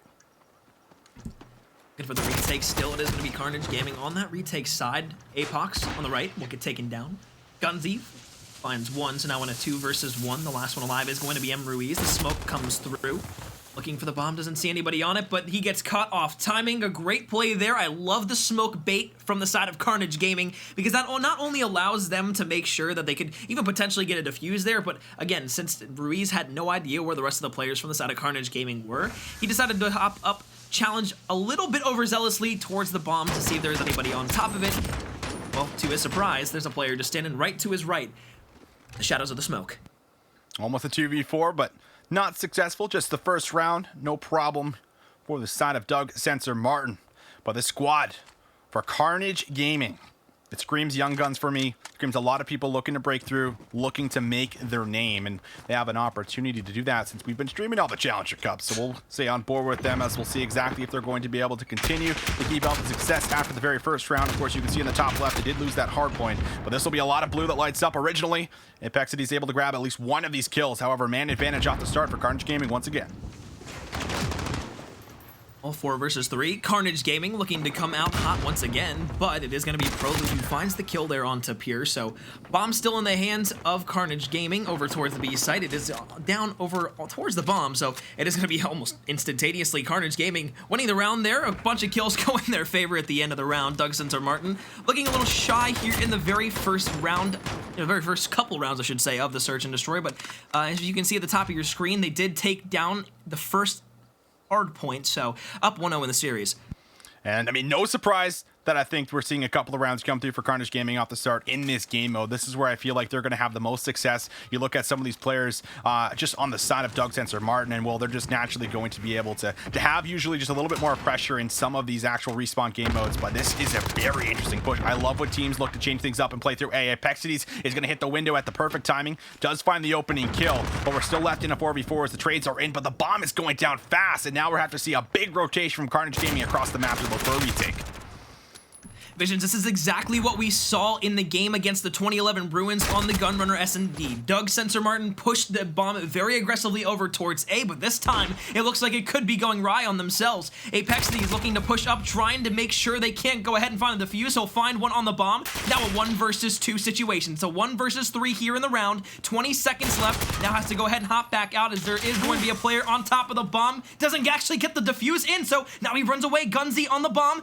11 seconds left. He's got to go for the push here. He's got to make sure he takes down Gunzy. He'll go ahead and take him down. Doug Center Martin wins the round behind the 1 versus 3 from the man, the myth, and the legend, Apex.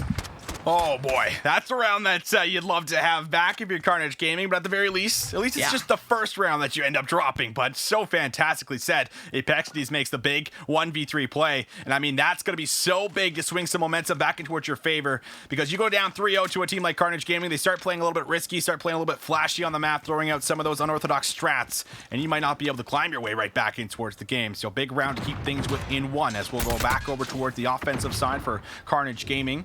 And well, that's an early start, 1-3 for Druxy, as he's not going to be able to have that push through the boiler to get that information across the map for anyone that might be pushing through to you. However, we had some kills go through over towards the forest area, as we'll look to see a peek. It's another shot that comes out, but not going to be a kill. And now you're kind of just playing cat and mouse at the moment, just waiting for someone to give you that peak information just came through. There's a player now in Ruiz trying to play his life, as they're both searching for kills and searching for information. But the bomb now has been planted. Doug, Sensor, Martin, they're going to have to try and move in, and that first kill is going to make things a bit easier. Oh, another one falls, but it is going to be Gunzy who finds the trade. So still a 2 versus 2. Now Gunzy finds a second as we continue to comb through. And through here, it is Doug, Sensor, Martin on the retake. They've got to find the last player alive for the side of Carnage Gaming, and it is going to be Gunzy. Uses a smoke to his advantage to get into green. Now as he tries to go ahead and wrap back over, he'll find the shots onto one, but he will be taken down almost instantaneously by Ruiz. And then we'll go ahead and find them to defuse the round win for the side of Doug, Sensor, Martin. After Carnage Gaming go up 2-0, Doug, Sensor, Martin come right back and go ahead and find themselves 2 in a row. Mean retake for them. First couple kills that came through, just a little bit too aggressive, I think, for the side of our Carnage squad. They're pushing things out, not necessarily doing it together, but maybe hoping to catch some players on sprint, as they were kind of moving back in towards the B-bomb site. So another offense coming through for Carnage Gaming. Last one was shut down because of a 1v3 that you just touched on. And now that's pieced together for a couple of rounds in a row. And this is going to be a big push likely over towards B. I would assume we haven't seen any sniper play come through, at least for the very start. But Doug, Sensor, Martin, they're going to have a chance at trying to throw in a 3-round straight. As we see Gunzy find himself the first kill. Prolute is down. The superstar is out for the squad at the moment. Performance there, but that's some blue lighting up. Carnage Gaming now able to find himself 3-4 kills, maybe even 5, as they scouted out the last player. That's a fast response round that comes through. Well, what ends up happening there at the beginning of the round for the side of Carnage is they send 3 players through middle map almost instantly. They had 1 player who played aggressively through the bathroom, and then they had 2 players who played through water ramp and 1 that flew all the way back around through boiler. They barely had any players over towards the B site to watch the very long wood side push. So if I'm the side of Doug, Sensor, Martin, I'm thinking, okay, the next offensive round, if they just want to push wood side extremely aggressively, that's the move there. Because you saw from that last round that Carnage Gaming, when they want to play aggressive, they're going to send a lot of players through middle map. And while just looking at Carnage Gaming, you see how aggressive their ARs are almost every single map, and especially in the searches and destroys. I've casted these guys a multiple and plethora of times, and I just know how aggressive their SMG play can be, especially Gunzy, who's 8-2 here inside of the search and destroyers. That's 6-2. I can't read, my eyes are kind of deceiving me. I'm getting old. I'm right there with you, Cornmeal. We see a kill go through. Both teams now left with 4 members on each side. Nightmare wants to wait patiently, as this is an angle we've seen a couple times. I like to call this a Celium angle, as he found a big 2-piece there a couple times before. And wow, look at that. A 2-piece comes through for Nightmare. As I say it, that is hilarious. Apexities, he's going to have to try and pull off a 1v3 again. He does grab 2. Actually, this would be a 1v4 if he's able to grab the last 2 players, and he does have some time to work with. Well, they're extremely spread out across the map. You see Druxy all the way in the back towards the truck here. He's going to actually have to play his life a bit, but Apexity should be taken down, and he will. Druxy finds the kill. 4-2 for the side of Carnage Gaming. So far in the S&D, we've gone 2-2-2. Of course, that's being Carnage Gaming, who has won the first 2, and now has won the last 2 that we've seen. Side of Carnage Gaming doing pretty good here in the search and destroy, I'd say, to try and make this comeback in the series. Remember, they're down 0-1 here after that first hard point didn't go their way. But now here, again, up 4-2, looking to tie things up, tie things in the series 1 apiece. And remember, folks, this is indeed the series that could be sending one of these 2 teams home. Sorry, will be sending one of these 2 teams home. It's losers round 2 in the NA region. Doug, Sensor, Martin versus Carnage Gaming. Carnage Gaming looking to tie things up once again, 1-1. This is a different approach towards this offensive round. And while Doug, Sensor, Martin obviously want to try and stop the bleeding when they went 0-2 down, they did it with the 1v3. Now they're going to have to try and at least use maybe some of their teamwork to do so. But Gunzy is going to fly out, just completely obliterates Apexities, takes him down off the head glitch, and that's also another one. Rise is able to grab himself Ruiz. Left now with 3, only 2. Prolute tries to get the trade, but will not be successful. And now you're pinched back in your spawn. If you're Carnage Gaming, you can simply just wait to play things out. You have so much map control. APAC, he does grab you a sniper pick and makes things maybe a tad bit easier, but the time clock is starting to tick down. You don't have a whole lot to work with. Prolute's going to have to try and make some magic happen, and he's going to move in for this bomb. Riz on that right side will be taken down by Prolute Semtech, so the AR in hand, just playing a little bit more slowly. And again, this is another thing we saw from the side of Doug Sensor Martin when they played that Bruins 2011 team inside of the Search and Destroy on the same map. We saw them play extremely slowly over towards their back spawn, but now this is actually going to cost them pretty dearly, as APAC is going to be the last one alive. He's going to have to clutch a 1 versus 3 if they even want to see the light of day in the next round with a round advantage. But nonetheless, he will be taken down. The sniper shot not going through on the forklift. 5-2 lead for the side of Carnage Gaming now at match point. Again, trying to tie things up back at 101. And if you're just joining us, folks, this is losers round 2 of the NA region.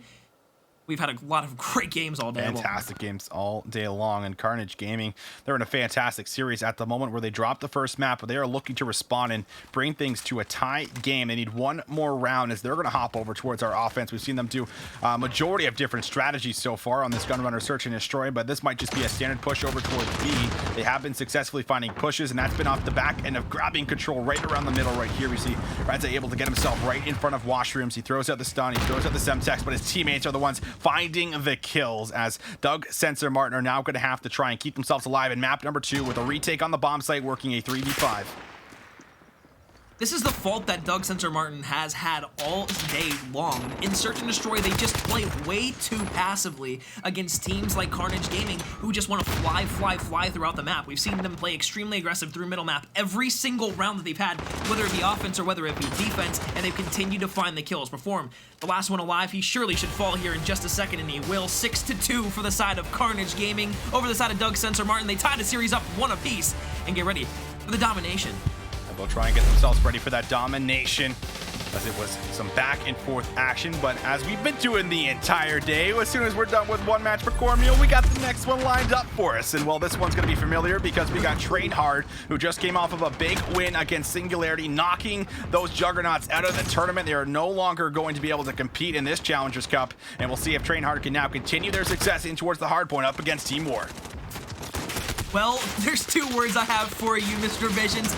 It's time for the grand finals in the European region. Team War versus Trainhard. Trainhard must win 2 best-of-5 series against Team War in order to pull off what would seemingly be an upset, since Team War, again, made it through the winners finals here into this best-of-5 series in the grand finals. But also, since Team War was able to come out on top in the last Community Cup, Trainhard already took down the opposition in Singularity. Let's see if they can do it here again inside of game number 1 against Team War, who are looking extremely strong here already, looking to get maybe another 20 seconds of time here after the first 35 seconds have already gone their way. First 35 seconds, this is off of P1. Very few times have I ever seen teams been able to grab just about a full 60 off of this first initial hill, but this could be an opportunity to do so. Hydro needs to play his life. He does grab 1. Keza and the rest of the submachine gun players starting to fan out so that no one is going to be able to slip through and play for these flip on the spawn. So now if you're Trainhard, you actually need to grab a full 60 off of this one, and at least that's going to be a good spot because this is the hill. You can certainly do so. It's the hardest one to break in the game, but that's a lot of blue that's already flooded in, as we'll see them try and hold on towards the initial push. That will be good. First push will be shut down as Genesis finds the last player, and now everybody is coming off of respawn as the second approach is about to break through. Visions, the last time we saw Trainhard on stream was in the domination, where they were able to come back from a 30-point deficit in the second half of the Hackney Yard domination. They're looking to continue their hot spree on Hackney Yard here. They have P2. They've held it down for the entirety of the time, and even though Team War was able to get 52 important seconds in the first hill, they're actually going to lose the rotations there. So I was just about to make a point to saying that Trainhard was actually going to hold on strong towards P2. Team War goes ahead and flips that point up on top of its head. They go ahead and flip and break all the way in towards P number 2. Trainhard, though, do have rotations in towards middle map. They'll have P3 and potentially even P4 in their hands, but let's not get too far ahead of ourselves. Yeah, don't want to get too far ahead of yourselves, but just speaking on Trainhard, on their behalf, they're going to have to try and actually get themselves a good amount of points off P3 so that they can close that gap, and that lead's been built up from Team War. Keza, he's just bouncing with the slide cancels back and forth, but will be taken out in the end. Now there's close spawns there for Trainhard. Shots go through for Pete. He finds the first one, but it's taken out and traded with the nade. So first 20 seconds has been good, but there it is. The break does come through, and Team War have been able to bust through once again. Dave up top is going to look for one. He's playing his life. That's 5 down. They can play for the spawns as you see it flip out. Trainhard, they lose the setup, and now they're going to have to fight back from a disadvantage leading in towards some of these hills that are going to require this spawn in the back. Team War is the team to beat in the European region, not just because they won the last few events, not because they won Community Cup number 2, but because they do things like this around the map. They're able to break the setups that the side of the opponents have and do it in a glorious, glorious fashion. Not only are they able to break all the way through Trainhard's opposition and Trainhard's hold, but they also go ahead and find themselves with not just the scrap time, but also a potential break here very early on in the setup that Trainhard have over towards bottom green. Usually a very scrappy hill that we see from the side of both teams playing on Hackney Yard on P number 4 and towards bottom green, but so far it has been all of Trainhard going ahead and holding down. We'll see if Team War can once again fly through, but seemingly so far it has been the side of no Trainhard holding strong. Trainhard, they're not letting up just yet. They're still keeping and applying pressure in this office hill. There's 30 seconds to fight for, and well, Steve-O and Denza both able to grab themselves a couple of big gunfights to bust through, but there is Genesis. He finds 3 and says, this is my office hill. It's time for you to go home, and this will be a rotation now that comes through. Team War have to move through, but this is Geza on the wall. Doesn't even need it because he's got his teammate there in yellow that's locking it down, and now you have to flood out of bottom and top L. This is going to be so difficult. We can see Geza continue to keep this up, but it's going to be Rizzy able to grab himself another 3-piece. This will stop and halt the push once again. Trainhard, they're fighting back in towards our hard point on the very first map in the EU Grand Finals, and if they can keep this up, if he's able to stay on this spree, well then Team War, they're going to lose this lead that they've gathered for themselves. Call of Duty might not be a 9-to-5 job, but Genesis holding down the hill with Breezy over towards bottom green like it was their office, their time, their point.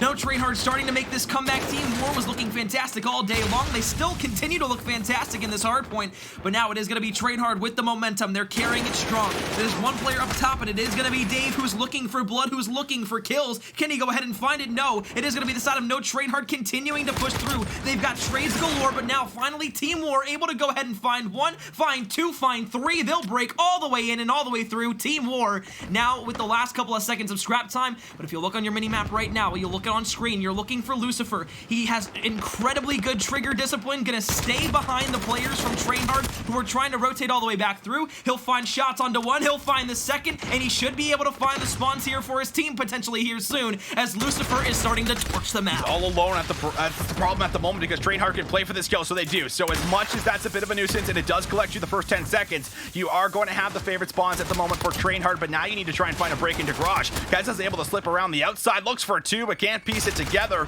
Into the hill we go. This has been so scrappy and we've had so many crazy moments back and forth, but Trainhard have been able to get their foot in the hill. They're soaking up some time, but there's still a player that's made his way towards the back. As much as it was Lucifer there just about 30 seconds ago, it's now going to be Petey, and there's the squad spawns. They're going to be able to have it in the back. Player number 8 is going to be like, what in the hell just happened, as he's going to turn around in towards a mix of red. He's still playing his life at the moment as he goes top useless, and I'm sure that the side of Team War is now just going to play their lives, but they have to fight out of these close quarter areas at the moment, McCormiel. They don't have a whole lot of map control. Yes, they have the spawns, but they need to get themselves set up, as this will be just about a tie game. Trainhard will now retake the lead, and we'll see if they can get their hands on P2.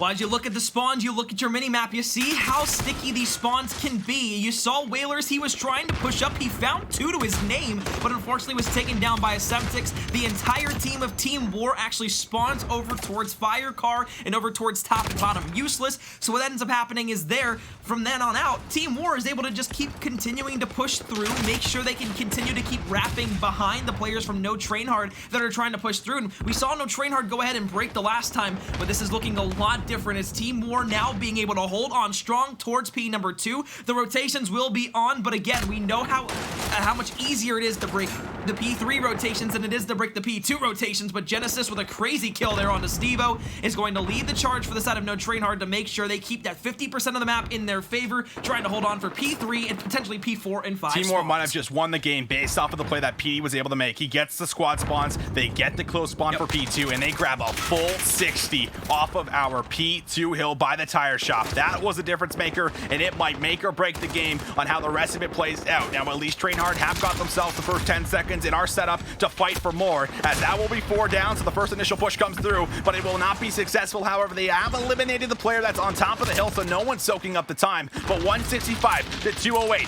Trainhard gonna have to do what they were doing the hill before the last and get themselves a good amount of time off P3. 4 will be down, but that 1 kill will actually be a team kill on toward Genesis. Prezi in the hill tries to soak up as much time as possible. He closes the gap, and now there's 25 seconds to play for. Team War would love to gather this time, but it's just been fought over back and forth, tooth and nail. Nobody is going to be able to stay on that time for very long, as there's just 15 seconds. We look at those blue arrows, and they are set up for offense. We could see Trainhard start to mount a comeback, but Team War, if they find a break, they can close it out right here, right now.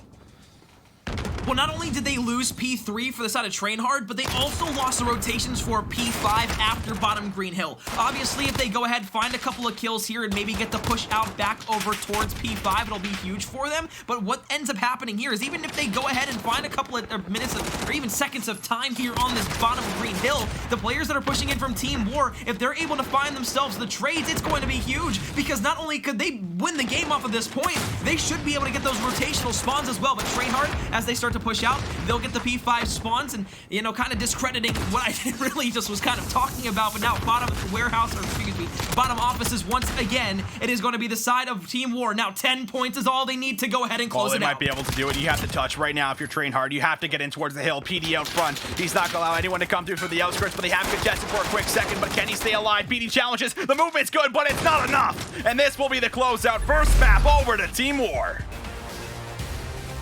Well, we said it beforehand, the best of 5 series needs to be won twice for the side of Trainhard, and that's not how you want to start out. When you're talking about having to get a bracket reset for the European region, you want to start and get hot right off the rip and get that first best of 5 series over and done with as soon as humanly possible.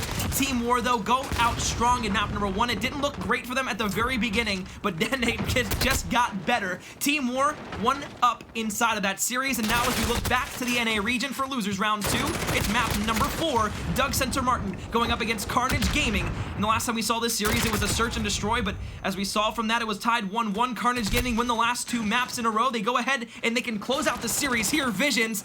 It is going to be Doug Sensor Martin, though, who start out just a bit more hot, but now Rizza is going to be on the flank. Rizza looks for more. He's in this actual hill at the moment, soaking up some of this time. Won't be successful, but just will be able to play his life a little bit longer. As Gunsy's the last one. Find some shots for Loot, able to combine some shots and team shots with his teammate. That will now leave the hill open. This will be 20 seconds going over towards Doug Sensor Martin. Let's see one more desperation hit. Pure actually wins a really big one-on-one. This would have been the difference maker if he ended up winning that, but they can try to push through. The spawns are there for Carnage Gaming, but will they be there for long? They do win all the gunfights. Perfectly done. Now they just need to maintain a good rotation heading over towards P2, because Doug Sensor Martin, they have grabbed 32 seconds off of the P1 hill. It's only about a 15-second differential, as Rexy's going to be able to find one. Oh, he will not. Ruiz takes him down. Big kills from him. He's 4-2 on a 2 spree. Throws out the Semtex. Wants to get some more done, but the trophy system will not allow him to have any kind of a challenge with the Semtex grenade. So we see Carnage Gaming. They rotate early. They have the early setup, and the first 20 seconds will be good. The huge kill up top from Top Deli. He's going to look for more. It's going to be Rizza who takes down Perform. APAC finds the kill there as well. But one thing, Vision, I want to say about this game here is it is Carnage Gaming who do get their rotation, but a fantastic break for Doug Sensor Martin. It seems like even though they might not get that early rotation, it's going to be a huge break for them. We didn't get to see how map number 1 played out in the first hard one of this series played out, but that's the map that Doug Sensor Martin was able to go ahead and find the win with. So as we go ahead and find ourselves getting further and further into the game here, of course, it is going to be Carnage Gaming who find at least one player on the rotations, but it is going to be a pinch play from the side of Doug Sensor Martin here as they look to go ahead and break the bottom hazmat. One come through. We see 2 come through. Pure follows up with a 3rd. Prolute now enters into the hazmat building as he finds the first kill, but the spawns are way too close for Carnage Gaming, as it is just so easy to move right in. This losers round 2. We could see Doug Sensor Martin eliminated from the tournament here within the North America Challengers Cup, but they still have a good amount of time to fight back in. But this is a hill that you can grab some good time off of simply due to the spawns and how many different angles that you have to flood in through if you are Doug Sensor Martin. Now they're making a call to actually move all the way around. Now you do have to keep in mind that this is a long rotation from the hazmat building in towards the pool hall. You have to run just about 20-25 seconds across the map before you even get close towards the pool hall. So yes, Carnage Gaming will be able to grab the remaining 20 seconds from this, but they're going to have to find some massive kills moving through the middle of the map.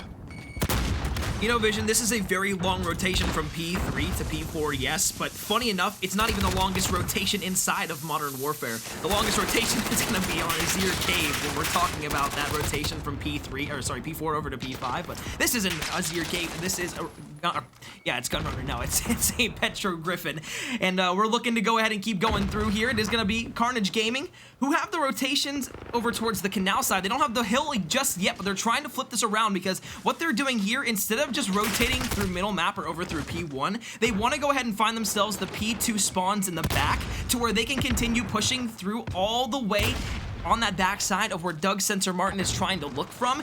Not only so they can get the spawns for P4 and P5, but they'll also maintain it for P2 when we get back there. This is a map to where you want to control this spawn side of the map for pretty much 4 out of the 5 hills.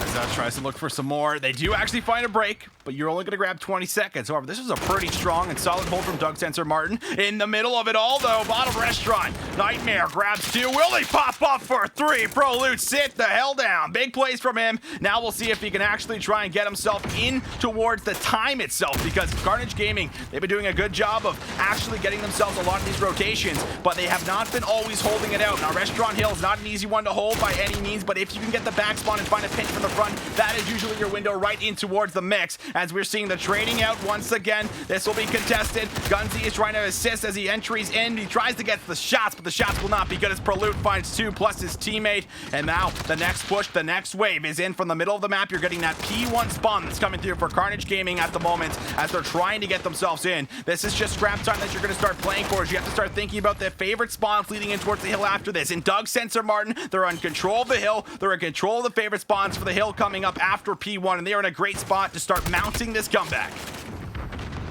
Prolute had a murderous break that was almost criminal. A 7-kill spree he was on. Eventually does fall, but he had that huge opening 2-piece inside of the P5 break that actually allowed for all of his teammates to push back around him. He stayed alive, somehow was able to get the rest of those kills around the hill as well.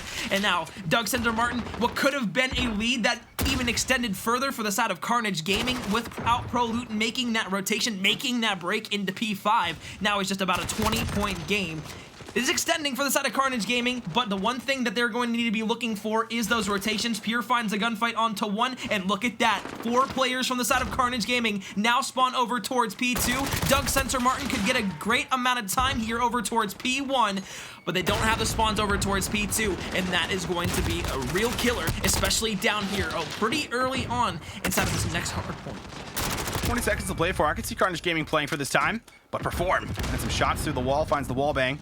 And well, with that being said, now you're likely not going to see anybody play for this time, as it should be last 10 seconds going over towards Doug Sensor Martin. They're going to be able to now have the lead in their favor heading in towards P2. But last time Carnage Gaming, this is where they were at. They were actually down in the lead heading in towards P2 the last time we were at the resets, but they were able to mount a comeback here. But Prolute finds a massive 1v1 in the back. This is going to net them the close spawn, and now Carnage Gaming, they're fighting from the Riverside spawn. This is not the easiest, as you're seeing it on your screen. Apexities looks for 2, but Pure is there with 2 of his own, and now he's got some backup. The trade needs to be out right now for Ruiz, as he's playing his life. He's waiting for the regen. He is going to be able to slip away and keep himself up and alive. He tries to turn, but Pure is the one that enters in. He is the one that's able to break things open massively in this hill, but it does not result to much for now, as Prolute is going to try and enter in, but Pure is still on a tear. He finds 4 before he is taken out from Ruiz, who enters right back in towards the hill. So Doug Sensor Martin now will be able to grab themselves just about 180 to 140. They're going to have a 40-point lead if they grab the majority of this points and close it out, as Apexities does solidify that. So there it is. The last 10 seconds are gone,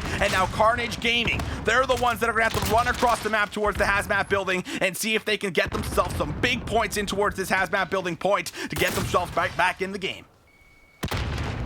Druxy with a huge kill here in middle map if he can find them. There's two players, Nem Ruiz and Proloot, looking for Lust and looking for blood here as they'll go ahead and find two. They'll find, they'll find the one on there to Druxy, but looking for even more. It is going to be Pure who finds two. Nightmare takes one, and now continuing to push through. Carnage Gaming do have the rotations. They have the spawns. Players from the side of Doug Sensor Martin trying to push back over towards the point, but they have not been able to find or even sniff a break yet. Here inside over towards Hazmat. Stuns, nades out. Looking for more blood is the side of Carnage Gaming. Breaking in towards the point, not going to happen as Pure takes down Ruiz. Another one towards the window will find the kill, but now another two for Carnage Gaming. They're trying to break back, but here's the thing. Doug Sensor Martin are now pushing up. They spawn back in towards middle map, so even though Carnage Gaming are still fighting for the scrap time here, the side of Doug Sensor Martin once again on the rotation from P3 to P4 solidify themselves a lot of time right at the beginning because there will be no contestation for at least the first 10 to 15 seconds, especially since Doug Sensor Martin continue to get all the kills that they need over towards the right side of the map, over towards the canals. Doug Sensor Martin, they grabbed 40 points off this last hill in the pool hall.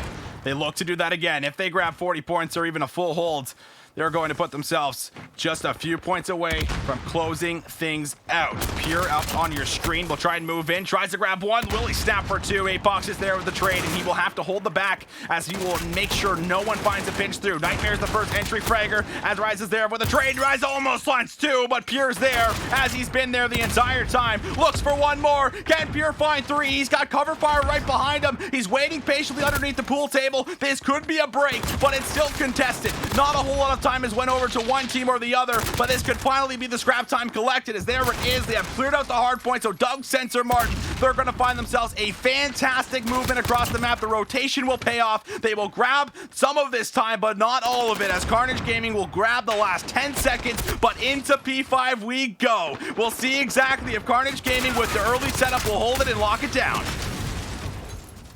Apexities with a huge kill there, an entry frag for the side of Doug Sensor Martin. They have the lead here, but how long will it last? It is going to be Druxy who finds one towards L, and now the push from the side of Doug Sensor Martin getting cut down from every which angle. Another couple kills go to the side of Carnage, but now the break comes through. It is going to be Gunzy who gets taken down and towards the point. So now Doug Sensor Martin have broken in. They were able to do it last time, and after they broke in, Carnage Gaming was not able to get back into the point. They still have plenty of time to work with and try to win off of this point. It is going to be shots into one. Perform will be taken down inside of the point, and that will be Carnage Gaming who retake P5. They'll break once again, and now it's going to be all focusing on rotations over towards P1. Either of these two teams can win it off the rotations here. A huge gunfight for Apexities as he's the only one there. They win the one-on-one gunfight. Doug Sensor Martin now pushing from the P2 spawns. Even if Carnage Gaming are able to break this for a tad bit of time, even if they're able to go ahead and find themselves in P1 for initial or maybe take down Apexities, they're still gonna have to worry about P2 spawns, assuming that Doug Sensor Martin continue to contest. The shipping area is in, and everybody is slowing down because these gunfights are gonna make or break the game, but they swing the way of Doug Sensor Martin. They need 20 more seconds.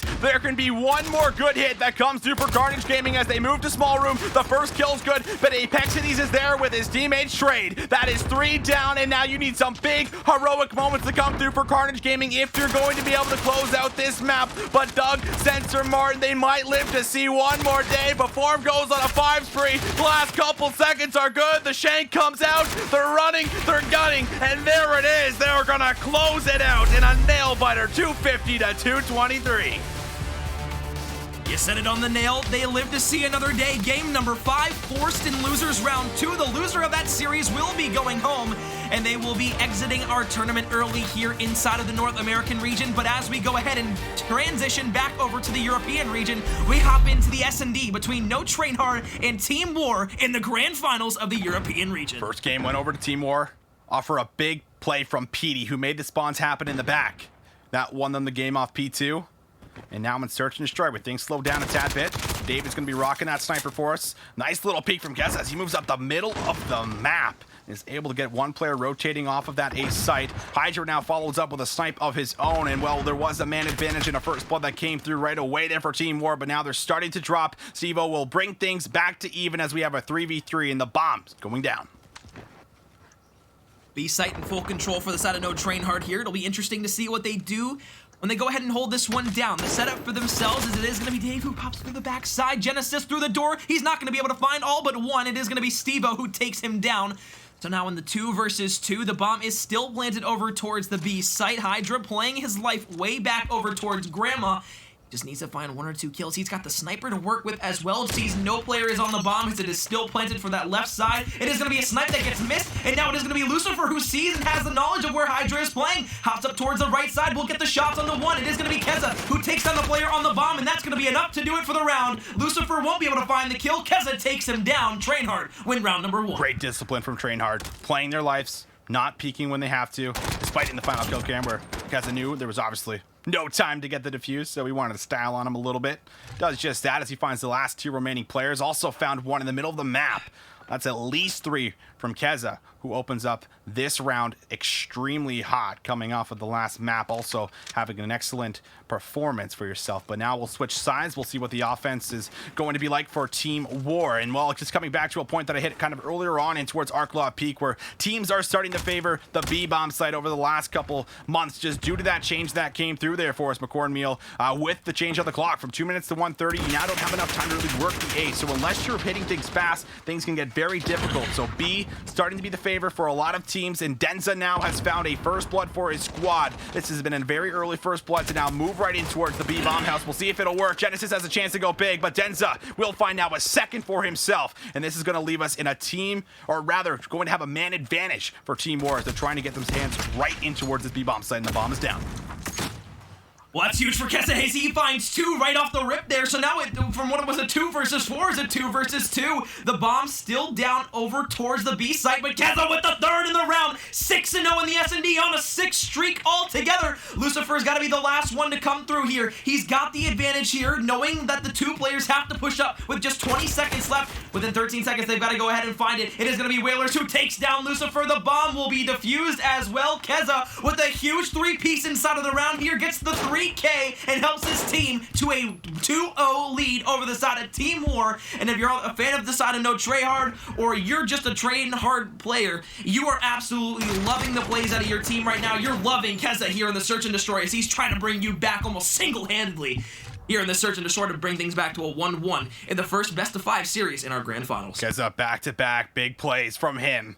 Doesn't even have Dead Silence to actually work with. He's doing it all by himself with the trophy system in hand, just winning his engagements, winning his gunfights. Unbelievably done so far from Train Hard, and we'll have obviously the back end of Keza as we'll head in towards round number 3, where Team War are still trying to find that first round to get themselves on the board. And we've seen multiple pushes towards the B-bomb site. This looks like it might be another one. They do find Genesis in the back of A. So this will be just a slight advantage now that you're working with, as Team War are going to get some control around the site, but the first kill comes through pretty easily for the most part. Oh my god, the wall bang through the door. Rezu is going to open up the B site wide. Can look to go for a plant for himself, as we're going to have a 3v4 situation. Team War are still trying to get themselves in towards the site, but they're losing every single engagement. Keza has still not died in this Search and Destroy in Arklaw Peak, where he has found 7 in a row. And now Petey, he made the big play last time. Will he make the big play again? But look at this call. They're just going to rotate right towards A, and Petey is going to realize this as he gets scouted out with the sniper. Hydra misses the first one, but he makes damn sure he does not miss the second one. And Train Hard, they're now going to grab themselves 3 rounds in a row. Nothing has been responded with so far from our boys in red, and now you're starting to question, all right, well, what are you going to do next? Because you have not found success on offense, you have not found success on defense. Train Hard are starting to run away with some crazy momentum, and you have Keza, who still has just been absolutely unbelievable, not even died yet in our wrap number 2, and this is our grand finals, ladies and gentlemen. When Keza's doing 7-0 things off the start of your grand finals, heading in towards round number 4, well, you know you're feeling good, and well, the score on the top obviously reflecting that at the moment, as we'll see what the next approach is going to be over towards A. This is the first hit that we might see, and whether or not it will be successful, we'll wait. Keza is going to remain so risky. He's been making a lot of these big plays. Yes, it's risky and he can't get picked off, but it can be such high reward. He looks for one. He cannot piece together more than one. So that streak will now end at 8. But he finds the kill and he gets information. Rezi jumps out but can only piece together one. Petey now with a kill. Whalers also trying to find Petey, and he does. Steve-O and Dave up against Genesis and Whalers. And well, you need this one, but Dave is going to find Genesis, and now Whalers is going to be be the last one alive for Trainhard, as we'll see him get pushed out. He finds one, but can't find two. So Team War, it took them 4 rounds, but they do finally get themselves on the board. Going to stop a bit of that bleeding that was starting to take a toll onto them. And Whalers obviously not having a chance in the back here. Good attempt from him, but overall just a nice call to push things out through the middle of the map and retake control. Heading in towards round number 5. I'm starting to question whether or not we're going to see a change up for the side of our boys in blue, because they've been having success after success over towards the B bomb site. But Trainhard, they got a couple cards up their sleeves. They can definitely do a few different things. And I'm going to keep my eye on Keza for as far as what he has been doing, because he's been opening up with first blood. He's been opening up with 2 pieces. And when your entry fragger is finding the kills like he's doing, it just makes the rest of the map so easy. But look at this. This is going to be big plays that come through. But Lucifer finds 2, can't find 3 as Hydra at least pops out. They try to make the quick play back over towards the A bomb site. Shots go down. Brezzy does have the bomb. He's trying to move through the left side of the map, but will not be successful, as Dave is going to put the scope to the face. And now it's all up to Hydra. An 3-0 round count that we originally saw that might come to an end with 3-2, as you're expecting a lot to come through from this player, but not enough. Team War going to now grab themselves back-to-back rounds, maybe starting to figure out the side of Trainhard and some of the tendencies and comfort zones that they have been falling into. And it's search and destroy, a lot about finding yourself into a groove. That's exactly what's happening here at the moment. So next round, see if the question mark for me coming again, whether or not we'll see continuing bomb sites over, or rather pushes over towards the bomb site to the right side of the map. And we'll see exactly how things pan out for us. Well, the B push is going to be coming through for the side of Team War, as it is going to be Stevo with bomb in hand as they continue to push over right towards the B site. Lucifer with the ARs. We'll try and work some kills. 5 at the moment. Tries to find 1 engagement. Whaler shuts him down. Big 1 kill for him. 2 for him. Breezy every single time they try and make this push. They're able to find kill after kill. Denza and Dave, the last 2 alive. Denza's at least able to grab himself kill number 4, but he's going to have to find a few more before they're able to work themselves right back in towards this round. Team War, they want to keep the streak going, but Trainhard might put a stop to it. As we'll see Denza up top. Taylor's actually found a kill with the stun of all things. Dave has been taken out. Challenge from Denza. Can't piece together the kill. That's Trainhard now able to grab themselves a big bounce back round after losing 2 back-to-back. Denza up top, goes for the challenge. Pretty much had to, got really close, but Keza, she's been playing out of his mind. The scoreboard is obviously reflecting that, as we'll see him maybe even potentially on double digits, only halfway through our search and destroy. But you need 2 more rounds at the moment to close things out.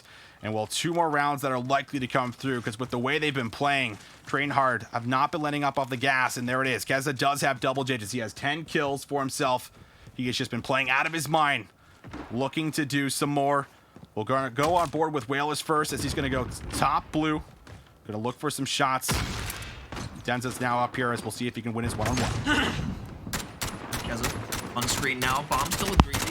It'll be Genesis who takes down 1 there onto Stevo. So it's going to be a 5 versus 4 advantage for Trainhard as they go ahead and continuing to push up. The smokes will come through. It will be Dave actually who takes 1 down with a sniper. So trades come through. Now a 4 versus 4. We're all back and even here in round number 7. 48 seconds left. It is going to be, it looks like a wrap over towards the B site now, where there's only 1 person from the side of Team War awaiting for a push from the side of No Trainhard. So this could actually be a huge round from the side of No Trainhard if they're able to get the bomb down in some capacity. Rotating all the way back around through the right side of the map towards where we see the B cut is going to be 2 of the side of Trainhard. A couple in the window. Now it could be a play from middle map as well to come through. Maybe the trades to go ahead and commence. It is going to be Petey who finds 2 inside the site. Looks for more. Petey with 3. And now a 1 versus 4 has to come here from Keza. Keza looks for Petey, but Petey finds 4. The quad feed in the chat here for number 7 in the round. It is going to be Petey from Team War who clutches up there inside of the B site all by his lonesome. Cornmeal, he makes the big play in the last hard point where he flips out the spawns to win the game. He makes the big play in the B-bomb house to keep Team War in this search and destroy.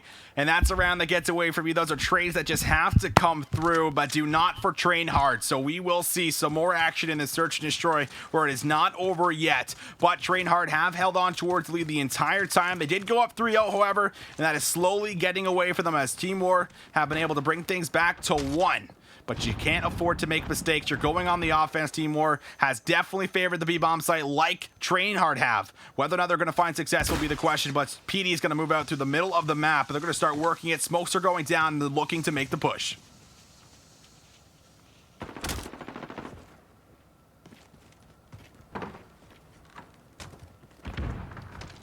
PD is going to be inside. Bomb is going down. No one has actually died just yet. We're going to see Rezi try to find some shots. He throws out the Semtex grenade. He's trying to find it. He does end up grabbing the kill despite being traded from Stevo, so not too bad, but that's a lot of blue that just rained down into the kill feed in the bottom left. PD and Dave up against Genesis, Keza, and Hydra. Tall order, but definitely doable. PD is not going to be able to grab more than one for himself, so Dave, who has now given away his position, is going to be in such a tough spot. It's likely just going to be defused, as there is just going to be nothing that you're going to be able to do, or rather just going to be held on to, because Dave is just not going to be able to get himself in towards the site itself. So Train Hard wins. That will be 5-3. Big clutch moments happening in the ends of that one, and now they're just one round away from closing out this map number 2. Well, a great round there from the side of Train Hard, and again, to your point, they're going to try and close this one out, but this is going to be huge for Train Hard if they can go ahead and win this S&D, because not only would that stop Team War's momentum in this series, especially in the first best-of-5 series, but of course that also puts the game at 1 apiece, and the series at 1 apiece between Train Hard and Team War. So Team War looking to go ahead and win 3 in a row to go ahead and find themselves up 2-0, but on Arklov Peak so far, it has been no Train Hard, who have been almost unstoppable as if a train in GTA. Well, Keza has been out the back end of that. It slowed down maybe a little bit and cooled off, but a lot of these rounds have been because of Keza. First 2 definitely because of him, finding 3 kills in both of those ones. This is a lot of pressure now that's pushed up, but Stevo, he has a big flank that he can actually look to stop this complete push. And Team War, they need this round. I love this play from Stevo. Aggressively looking, he's going to find shots onto 1. The flank is good. He looks for 2, and 2 will connect. And now Keza, the man that's made some magic happen, will have to do it once again, but he will be denied. Team War are going to play a very strong defense with a beautiful pinch in the back, and now they're going to live to see another round. Well, if they want to get the 3-round stretch going, it's huge to start there on the defensive side, especially with how good Train Hard has been, either towards the B or the A site on offense. So, again, fantastic round there from Team War. If there's any team that can go ahead and find themselves down from a 3-5 deficit, it's Team War, the champion from the last Challengers Cup in the European region. But again, they must go ahead and win 2 more rounds if they want to see the light of day in a 2-0 series lead. No Train Hard, though. With 1 more round, they can go ahead and find themselves tied up 1 apiece. Remember, though, folks, it is a double elimination bracket that we're going through. Train Hard has already seen the losers bracket once.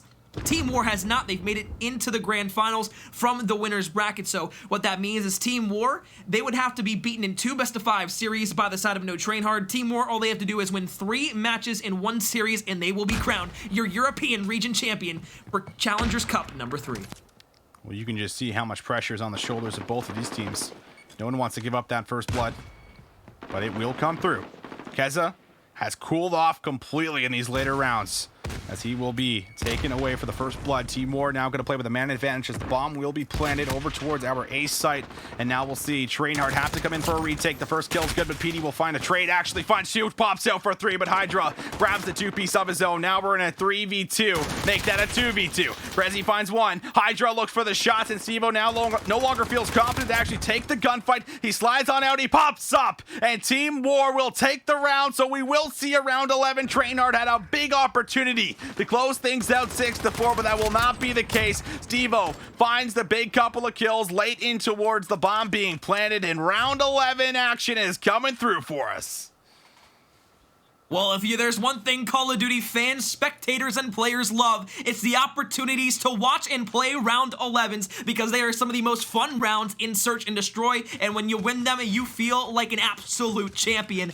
Here in round 11, train hard. They need to win one round to go ahead and make it 1-1. Team War has come back from a 3-5 deficit to make this a round 11, and it's all thanks to Dave at 10-6, with the rest of his teammates helping with a supporting cast for him popping off here in game number 2. Team War, if they win this one, of course, once again, they'll be up 2-0 in the series, and then at match point in this best-of-5 series in the grand finals, but it is going to be Hydra who takes down Stevo in a trade, and now Denza finds one onto Breezy. A 3 versus 4, Team War have the advantage. Denza, he gets some information. Player tries to jump up, scouts it out, but you still have to work a bomb plan if you're train hard. And the bomb has been taken down, and you're, of course, now in a 3v4 spot. 2 players in B, 2 players at A. So no matter where you're attacking, there's players set up on the side of Team War where they might be able to mount this comeback and make it very, very possible. We've seen Keza do some amazing things, but I've touched on him cooling down. Now this is a moment where you have to go big, and you got to get some of that fire, that ice right back in towards the veins. There's 27 seconds. You're going to have to make a move very, very quickly. Whalers has the bomb, and now they're looking to go for a take right in towards B, but look at Denza. He's got a great spot. Hydra finds one. Denza, he might actually throw this one away. He's only able to grab 1 kill, so it's left up to Lucifer and PD up against Hydra. Trainard fell apart here in the final moments. The bomb has to go down. Will it go down? It will have a chance at being completed, but will they be able to take him off the bomb? Hydra has to go massive. He plays Bring Around the Rosie, but no, we cannot win it, and Team War will mount the comeback. They grab 3 rounds straight, also coming back from going down 0-3. So well done from this squad, showing such resilience, going 2-0 up in the series. Train hard, that was your opportunity to say, Team War, you know what, we're here to play, and you're not going to take this series so easily from us. But as you see it there, almost a choke on the gunfight there. But I thought he was going to get killed from middle map while he was planting that bomb. Fortunately for the side of Train Hard, he gets an opportunity, but now we're back once again here on Arklov Peak for Doug Sensor Martin versus Carnage Gaming, the Game 5. For losers round 2, one of these teams will be going home here for the North American region, but so far it is going to be Druxy and Gunzy who pick up 2, a 4 versus 3 advantage, and the bomb's still in their hands with an A push likely incoming. Well, we're seeing the exact same map except different regions, and both these regions have some different meta differences, but the push over towards A, that's definitely something that's held solid for the most part throughout most North American teams. And only losing a couple players so far with 40 seconds on the clock. The one problem with being on offense when you're hitting A is that you have to try and make a push before things get a little bit too tight on the clock. Before him will find the first kill. No one is there pushed with him to find any kind of a trade, so that's just kind of Ryzai just giving his life away with nobody there to be able to follow him up. So now we're left in a 3-on-3. This could be a fast rotation, but now the bomb is down. The challenges are out. Before him has found himself a second on towards Gunzy. We see Ruxy trying to desperately look for someone to challenge him back up, but Nightmare has found a flank play. Looks for one. Can he find APAC in the building? He will not be able to get an angle on towards him, but this will be a 2v2. There's only 8 seconds. The bomb still has to go down. Nightmare now caught in the mix of both players. He will not be able to find his one-on-one gunfight, so Doug, Sensor, Martin, they're going to strike first in the first round. That was a fantastic and beautiful round there from Perform. He gets 4 kills in that round for the side of Carnage. And the thing about it is the most beautiful part of that round was, or I'm sorry, for Dark Sensor Martin, but the most beautiful part of that round is not only does he find the majority of the kills, he gets 2 when he's playing in that corner, so he finds a player that was in that cut from the trench. He also finds a player that was starting to creep up through broken cut, and then he escapes with his life, makes a fast flank all the way back around towards top red, and is able to find the last 2 players from the side of Carnage Gaming. A beautiful round there from the man himself, Perform, but again, a beautiful round there from Doug Sensor Martin to have the majority of players still alive at the end and find those first couple of picks. Prelude opens up. First blood is there. Doug Sensor Martin now have an opening to actually get some control around the bomb site. Perform down low. Does not want to challenge this out. He wants to wait for the smoke to come through, and now he's going to look to hit this. Dead Silence not available for him, but he's searching in the smoke, but it will be the side of Pure that actually gets the best of him in that engagement. And now Doug Sensor Martin, despite having the very first blood, they no longer have the man advantage. Once again, we're seeing the team on offense move in towards the A site, pushing very slowly. So you're running low on time. APAC could find a big sniper pick, but you've now lost Ruiz. The bomb is down. You're working a 2v4. Now you desperately actually need the sniper pick to come through, as APAC is going to challenge out, and he's going to have a chance at a shot here very shortly. sneaky peekaboo around the corner. Can he find the legs? He finds him, but he gets a hit marker on him instead. So not finding the kill there. And I believe he had the HDR in hand. So that's quite an unfortunate set of circumstances, but something you don't see every day. Right in the stomach the shot went, but the hit marker, he quite literally ate that bullet. And it will be the side of Carnage Gaming who find themselves around there, tied up one apiece here inside of the Arc Loft Peak. Search and destroy. That's tough. I think that shot might have just went through the dirt in between the boards as well. Might have just been that extra little bit of actual cover that saved his life. So APAC's not able to get things done. Not to say that they would have closed things out even if he did, but definitely would have given him a chance. So now we move into round number 3, ladies and gentlemen, where Carnage Gaming have looked good in Search and Destroy. They closed out that second Search and Destroy. Will they be able to do it here? So we see 2-1 for Gunzy off the start. He's going to eat a stun. APEX finds the first blood onto Pure, and well, this is just a complete change going from region to region. Every single push was just about over towards the B bomb site. Every single push so far as we head over towards the North American region has been for A. And well, no team has found success moving in towards A, as it's just been picks coming in. Despite first blood sometimes being in favor of the team on offense, it has not worked out for them. And now with already 2 members out and gone until that next round, Carnage Gaming might have to look at a rotation or might have to look to make a desperation play. You could have lived with that first blood in the round there for Carnage Gaming, but that second nade kill there from ProLoot that came through on the trench cut was absolutely devastating to them. Not only that, you now have APAC with a sniper who was able to find one reach house there over for Nightmare. Nightmare actually will throw a Kobe of a nade up and over the top. The Semtex will take down APAC's. Apexides will now find a kill there onto Druxy, so a 1 versus 4. It is going to be the player falling on the side of Carnage Gaming. Doug Sensor Martin prevails strong twice here on both defenses. And well, you might have to look at changing things up. Age is not looking good.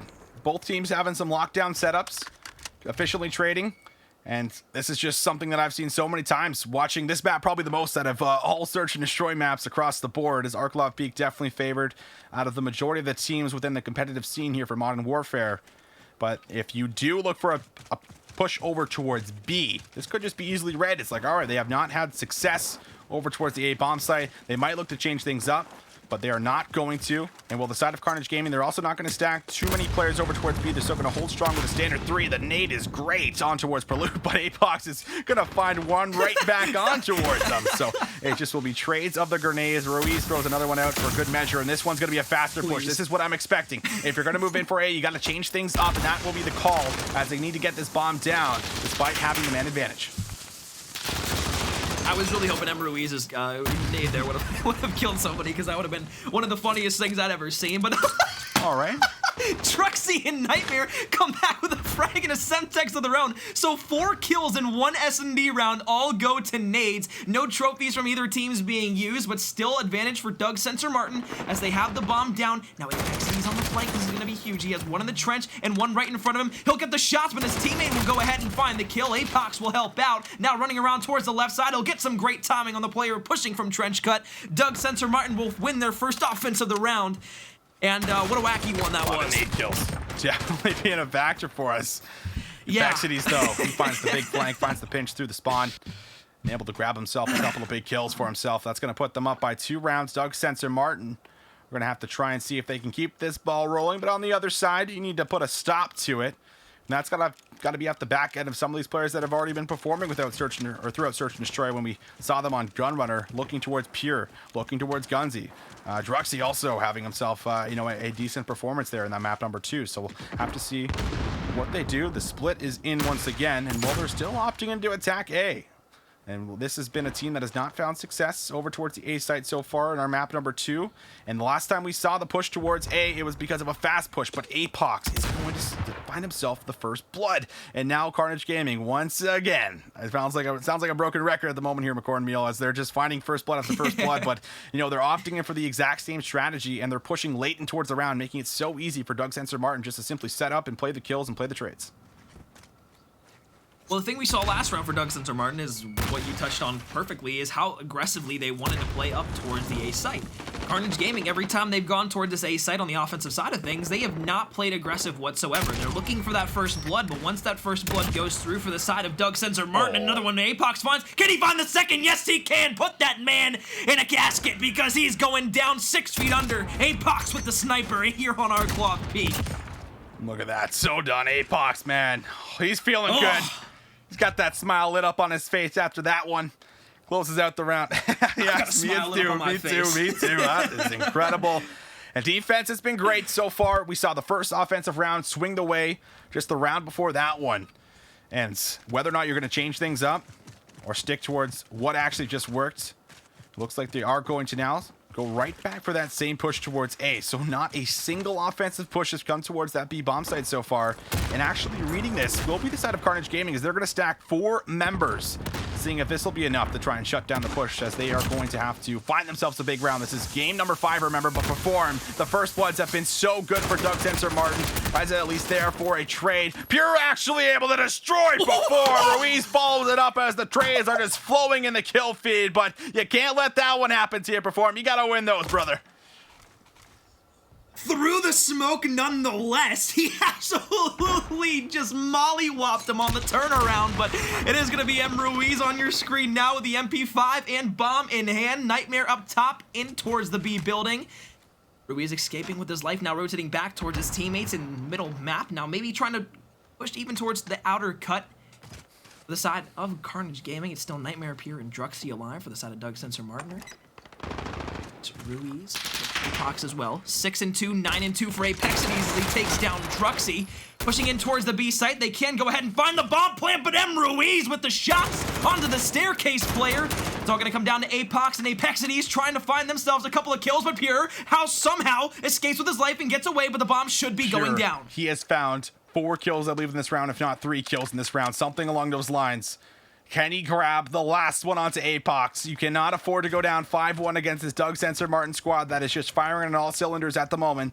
Pure has a chance to go big and make some history happen in this big clutch situation in the 1v3. APAC in the bomb site has the submachine gun, so if it gets up close and personal, you have to favor the side of APAC at least with the submachine gun, but there's now a lot of time ticking down. Pure has a chance to find APAC. I think he saw him. The 1v3 is there, but he does take the preemptive shots, and now he's trying to chase him out, but he's playing the time so well. Pure is not going to be able to find that kill as APAC runs around the corner. And now, of course, you can't get the defuse, but he still smokes him in the end. Amazing play coming through for APAC, who has so much experience in this game mode. Oh my God. Visions, that is how you play S&D. Kids are always asking people all the time, you know, what's the best way to play your 1v1s in an S&D? Well, when time is like that and you have a player named APAC going up in the 1 versus 1 against you, you are most likely not going to win that round, and that's exactly why a very seasoned Search and Destroy player, a very smart Call of Duty player in general, that's a clinical round of Search and Destroy there for the side of Doug Sensor Martin, but not only that, that's a clinical round for APAC as he plays the time perfectly, runs away, as it is going to be the player trying to chase him through the staircase, not being able to find the kill. Pure almost had the 1 versus 3, but wasn't able to come away with it, as it was APAC who takes the round and takes his life at the end of it. Pollute, he's got a chance to get himself in a real tight corner. And Carnage Gaming, they're going to try their chance again here over towards this bomb site. At least this time, they're going to be able to find some kills. But Ruiz, oh my lord, he finds Nightmare, he finds Pure. Prelude's going to be able to find Druxy, and now this is going to be all up to Gunzy in a 1v4. He finds the first one, he grabs an AR, he slides into the hostile, so he does get away with his life. He's got some time to work with, and he does have the bomb, so there is some positives to look at, but this one obviously not going to be easy. You can see all those red arrows, they're setting up across the map to completely fan out and watch every single possible angle. Gunzy does slip through, the Ruiz is up top, he does not take the challenge. So intelligent from him. He needs to play his life as long as possible, and now Gunzy, he looks to get the bomb down as he realizes he just does not have too many options, so he'll hope to find some big engagements as it's in the window, almost up close, but it's not there. Doug Sensor Martin will be there with the defuse. It's all over as they are going to send Carnage Gaming home. Doug Sensor Martin with the 6-1 victory there. You saw Carnage almost be able to stay alive there with that very, very close kill at the very end of that last round. But again, Doug Sensor Martin clutching up in game number 5. I believe they lost the first S&D in that series as well on St. Petrograd. So now looking ahead to this next domination matchup, it is going to be back to our European Grand Finals. Team War up 2-0 after coming back from a 3-5 deficit in the last Search and Destroy, in this series. No train hard. They've got to pop off here. They've got to win this if they want to even have a chance for the reverse sweep. But if I was a betting man, I would say Team War probably has this one in the bag, but I won't go ahead and say it just yet, as we've seen No Train Hard be a very, very good team all day long, but PD continuing his reign of terror. He's been fantastic all day long. We talked about him in game number 1, popping off there, getting that last second rotation over towards the next point. We talked about him in the Search and Destroy, how he went monumental for his team in many different situations and scenarios. Now here in the Domination, trying to continue that hot spree, just as Team War continue to try and continue to carry their hot spree as a team. Visions, this one could be the final match of our European Challengers Cup number 3. Let's take it away. Team War, are they going to be able to do this? They are on the unfavored side, so as long as they can keep things close, they'll be in a good spot heading in towards side 2. Keza with some good shots, finds one up top. Looks for some more down low. Oh, will be able to grab himself 2. Keza is doing some more Keza things. He looks for 3, and Keza finds the 3K in the middle of the map. Tries to hit the quick flank bottom L, but will not be successful. This will be A and B held for Train Hard. They're doing a great job of bouncing back after going 2-0 down in this best of 5. The grand finals, though, you're going to have to bring everything you got and dig real deep. That's what they're trying to do. But Team War, they're not going to give it to you easily. They're not going to hand it over. You're going to have to fight for with everything you got. And will Train Hard, they're doing a good job of still maintaining pressure, not losing it on the spawns, keeping all this middle map control. And they need to continue to do this if they're going to be able to hold on to the lead. Visions, let's go ahead and take a little bit of a throwback and a flashback to the last series. We saw Train Hard play against Singularity. We saw this exact map domination on Hackney Yard, and what ended up happening is they were down by about 30 points at the end of the first half, and then they were able to make the comeback in round number 2, in half number 2, to go ahead and win the series in a 3-0 fashion over the sides of Singularity. Now, Team War, they are facing their similar deficit to the side of Train Hard, as they've been able to hold down A and B pretty much for the entirety of the round, the entirety of the game, as it is going to be Brezzy who finds 2, looking for even more. He's got the trophy system to deploy here soon if he wanted to get back up into top L, but fortunately for the side of Team War, they'll take him down. Now that's 3 down. Keza with a trade. Train Hard, they hold on strong. They've got A and B still in their possession, and Genesis laying down looking for top and bottom L. Genesis tries to piece together some more. Keza's the one that's always finding these entries. He's already on 11 kills on the first side, and 62-33. Team War is just completely getting run over at the moment as Steve-O tries to slide bottom garage, but will be denied as Brezzy's able to grab himself 2 before he's taken down from Denza. So we take a look, there's a minute 50 on the clock. The scoreboard is still stacking up further and further. Those spawns do come P3 at the moment there over towards the office building, or rather P4, excuse me, as we'll see them now flood out and towards the middle of the map. There's a lot of pressure from Team War, but they've been unable to actually find all of the kills so that they can push up enough to get their hands on the B flag. Steve-O tries to be the one that actually does it, but he cannot piece together more than 1 kill. Denza now follows his exact same path as he does grab himself 1 kill, but there's still 1 player bottom garage, and Denza is not able to get the gunny up fast enough, and Brezzy once again down low is just finding multi-kill after multi-kill. Trophy systems are down. It's 80-42. They're still stacking up time, and Train Hard, they're not slowing down McCormiel. They're holding on to this setup so perfectly well.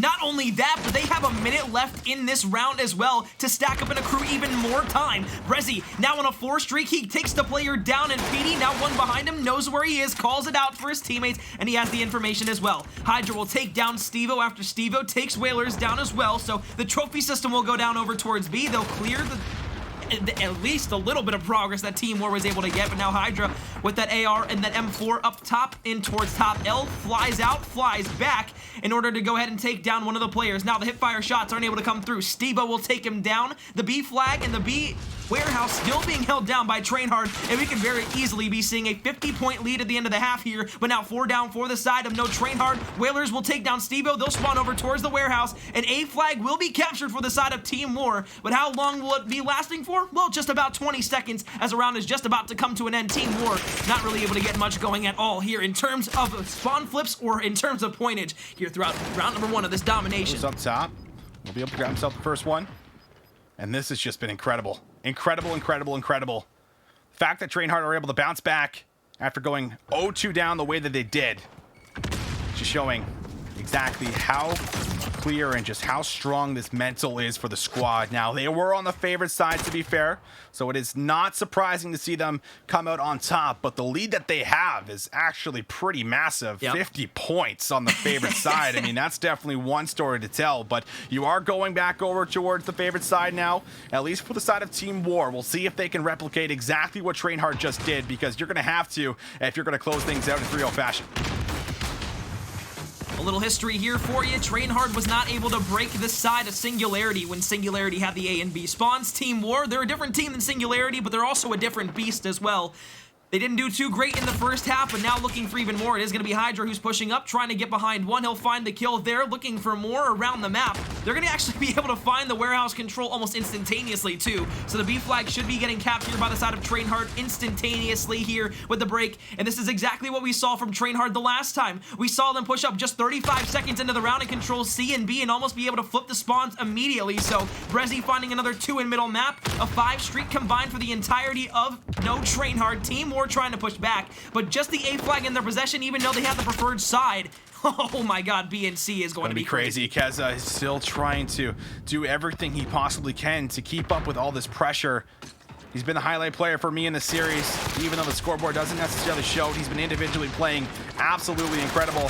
PD on the flag will be able to grab B, so they now have got themselves right back in towards the A-B setup. 3 minutes and 45 seconds to play with. This is a round that you can still slowly get back in towards your favor. PD's going to bounce back to A just to make sure no one slips through, as I imagine they're calling out team names, and they're probably calling out on where Hydra was, but PD finds Hydra. He takes him down, and now he's going to go top scaffolding and actually finds another big kill on towards the flag. Will he be able to find 3? It's Denza who actually finishes him off. Will not allow B to go all the way through, so Team War are going to keep up the pressure. They're going to remain with the A and B hold despite it going over for a quick moment, and now Trainhard are going to have to rethink their next push.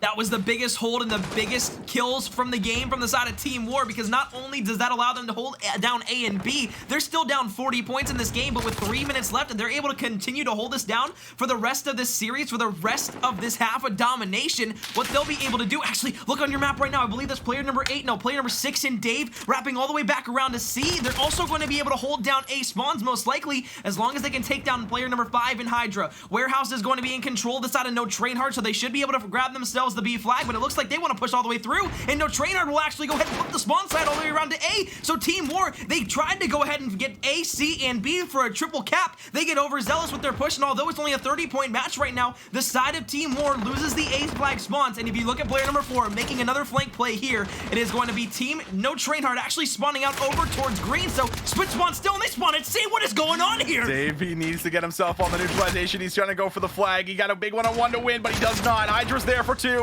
Can he grab 3? Denza finally will find the trade for himself, as it is getting chaotic in the last 2 minutes of our domination in this map number 3, where Team War are trying to close out the series, and we're trying to be your Challenger Cup number 3 champions, but it's not going to go over easy. You're still down about 22 points, and B has been back and forth a little bit throughout this side, but there's still 1:50 on the clock, so if you hold this 2 flag cap, you will eventually be able to take the lead for yourself. Whalers throws down a trophy, but will not be able to actually utilize it, as it will be a trophy itself that destroys it. Now he waits for the push. He gets pinched from both angles, and PD is the one that entries in once again. He's not having the highlight game, but he's still finding the big plays. But look at Denza. He's bounced all the way back. He's drawing pressure away. He's going to take some shots, and now he's going to wait for this one-on-one to actually break down, as this player is going to have to go for C. But because Denza's played his life, he's not going to throw his body on it. Now Denza, he's firing out shots. He pulls out the knife. He's running around, and now that's 2 players that have to come back. This leaves B open, and Team War are going to grab B once again. Even though Team War weren't scoring 2 points to 1 there, they're actually scoring 1 point to 0, got the B flag as well, so they brought themselves back. Now just 14 points. Team War still at the forefront of victory here, potentially, as they go ahead and find more kills in towards the warehouse.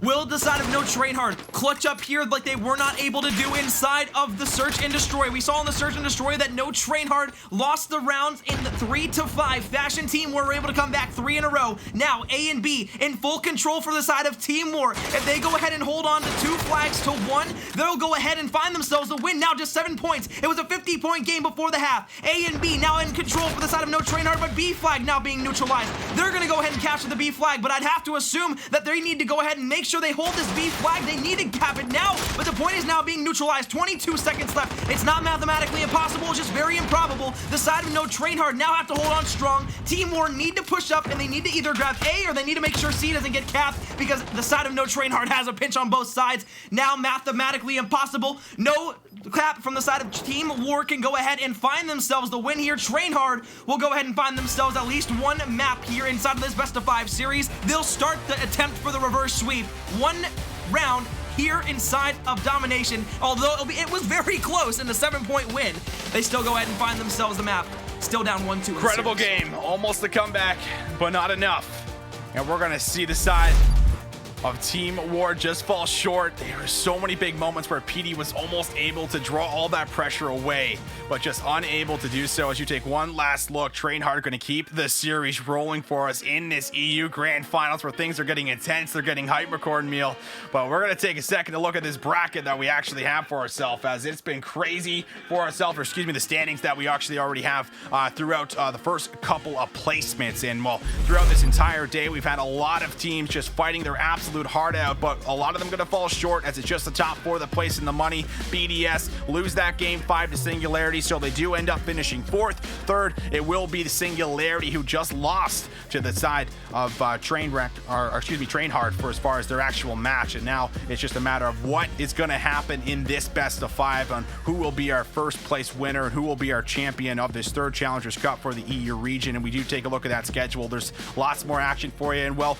if you're also looking to sign up for these Challenger Cups, well, McCornmeal, anybody can play in these things. You can jump on in, see if you got what it takes to go up against some of the best that we have to offer within the amateur scene. And well, you can take a look at that schedule for as far as anything that might be coming up for you. If you are interested in participating, you have that chance. Put together a squad, find some friends, and see if you guys have what it takes to be able to go toe-to-toe with some of the best. But ladies and gentlemen, we got a very hyped series ahead of ourselves, and well, it is still a series at that, as we are going to a game number 4. So we are going to get ready to jump in towards that. But before we do, we're just going to step away for a quick moment, let these players take a little bit of a rest and get a drink, and we're going to throw it out. We'll be right back here with more Call of Duty action.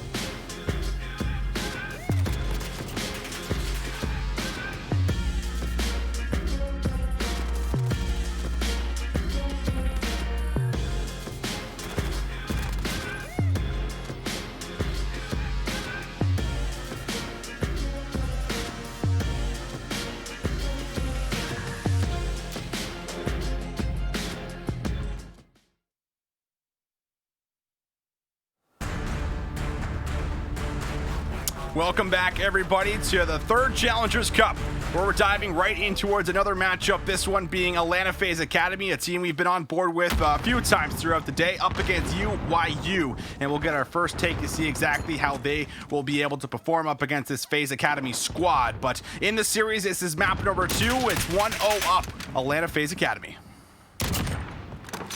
Well, Atlanta FaZe, we saw them in the winter semifinals, but they were taken down and knocked down to the losers bracket, but Sibilance is taking it with stride. He's got a snipe there on the cells from the UYU squadron, so a 4 versus 2 advantage for Atlanta FaZe Academy as they look to continue to push this bomb all the way up and through to the A site. And, well, Visions, we talked about it a little bit last game when we saw Arcloth peak, what was it, 2 maps twice in a row, about a game ago or something like that, to where we saw that North American teams love going over towards this A bomb site compared to the B site right off the rip, but real quick, Droz has actually been able to come back with a 2-piece of his own, so now a 2 versus 2. The bomb is still down, though. Journey, he's not even going to be able to jump up and peek, so Sib, he's in a 1v2, but he's in a great spot to pull it off. But there is both players firing, and you're not even going to have a chance at checking that bomb as you saw nothing but gunfire coming your way. That will be Dylan Rex. He goes for that defuse, doesn't pick up any kills, but look at Draza. This man drops 4 in round number 1, and well, he's looking to bounce back after that map 1 loss.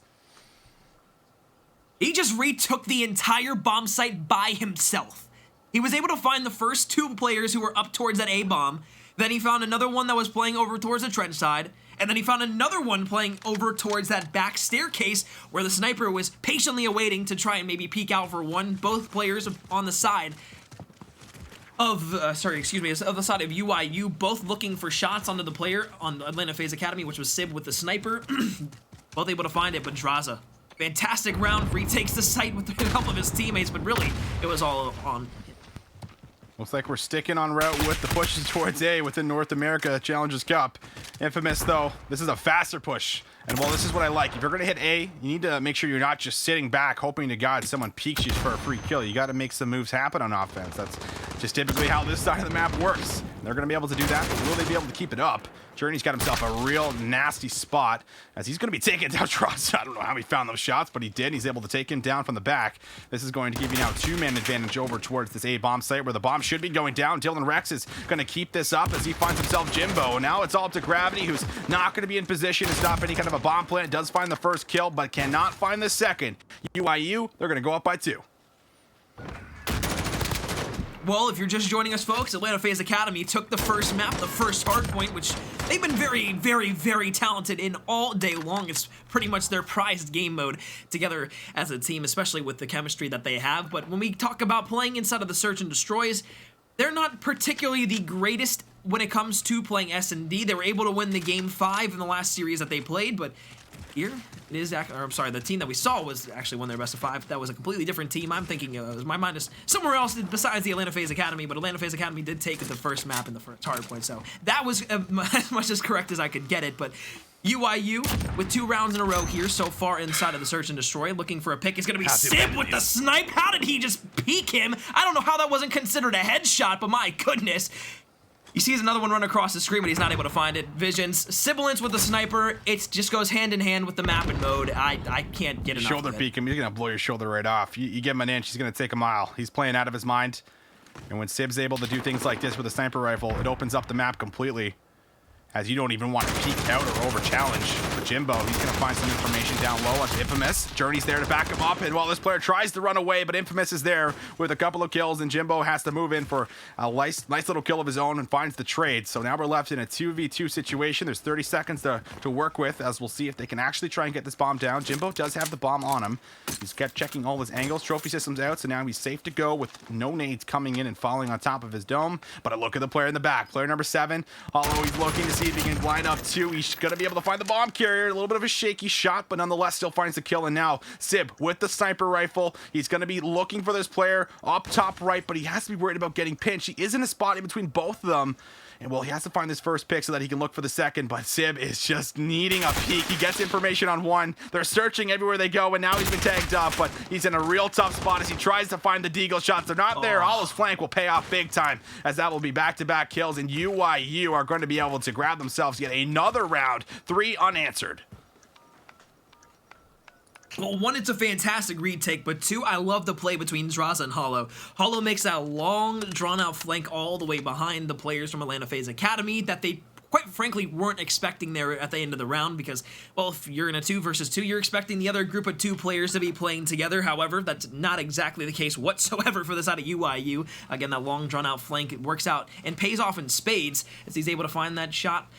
The kill onto the player who just had gotten that bomb down. Sibilance with the sniper wasn't able to find the shots, wasn't able to find the kills, and of course, there at the end, tried to pull out the deagle, but just a little bit too little too late there, as it was the side of UIU who were pinching from both directions and surely should have won the round and would have won the round no matter what ended up happening, unless Sibilance absolutely pops off with that sniper, is able to hit 2 fantastic shots to the head with the deagle or something like that, but right off the rip, Dylan Rex, once again, UIU finding themselves the first couple of kills. Almost is able to find another one, but Sibilance will take down Draza. Dylan Rex will find the trade there onto Sib. So now a 2 versus 3 scenario. UIU with the bomb towards the A site, trying to get it down. Cells will move across. He's got some teammates watching over him.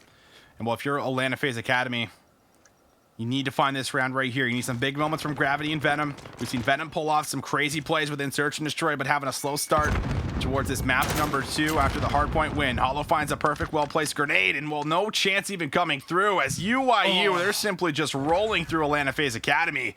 4 rounds in a row, they're finding success on defense and offense, and well, they're just getting picked apart at the moment. Despite Sib finding some big opening kills for us at the moment, McCormill, it is just not enough. They're now at a 4-0 deficit. UIU looking so strong in this game mode. That is why you save your utility. Time and time again, I see amateur players who are playing S&D, who are just playing almost recklessly at the beginning of the round with their stuns and their nades, trying to get maybe like a first pick or something like that. But what you'll see when you get to these top and upper echelon amateur teams is that they'll go ahead and save their nades, or at least 2 or 3 players will go ahead and save their nades, especially in order so they can make a play like that at the end. 2 stem text grenades go and find exactly where they need to be falling. UIU with the 4-0 advantage. Sibilance with the first nade there at the beginning of the round. And of course, it has to happen exactly after I'm saying save your nades and save your stuns for the majority of your teams, but it also kind of brings that point back around in full circle. So Cells will find one there on a journey, a 3 versus 3. UIU has the bomb down, and they know they have the information of where the FaZe players are. They have the advantage once again here, looking to go and win their 5th round in a row. Just the way they're playing the Search and Destroy. It's so coordinated, it's so good. They both double peek. They try to find a grenade kill so that they can try and challenge out, but UIU, they're not slowing down, they're not stopping, they're keeping the momentum swinging their way. They could even likely find a 6-0 in this map number 2. That's definitely one way you can come back after a map 1 loss in the hardpoint. Atlanta FaZe, they've just not found an answer so far, offense or defense, and I think now this is the chance just to throw a complete Hail Mary. I mean, what do you have to lose? You're not finding anything that's working for you. You're on defense.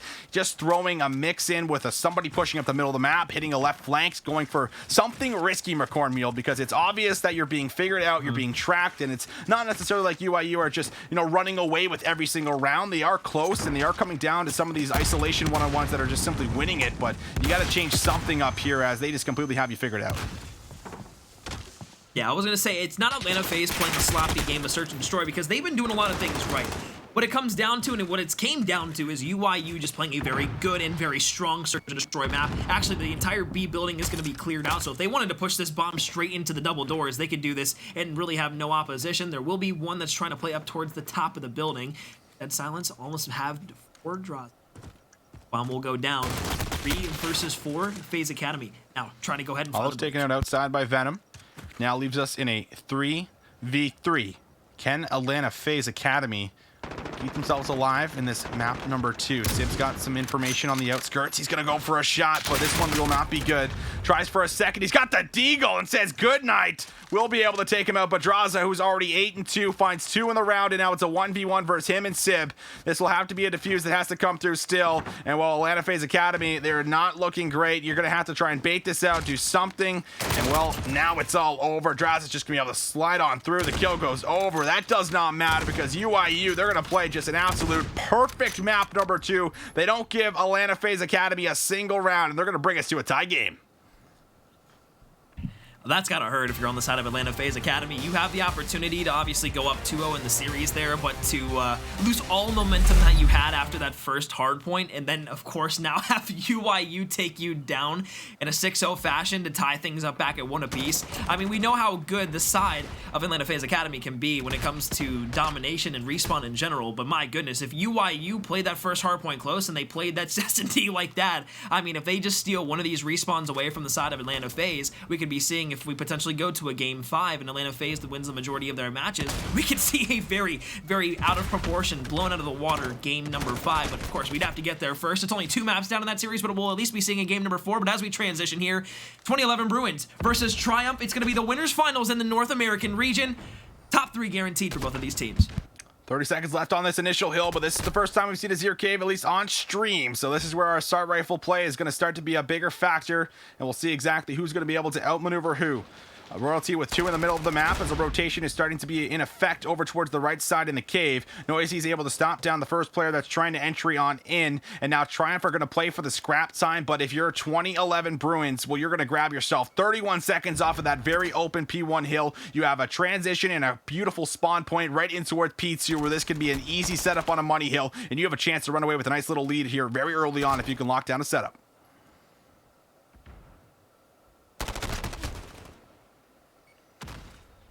And now we'll see exactly what the plan will be. 45 seconds.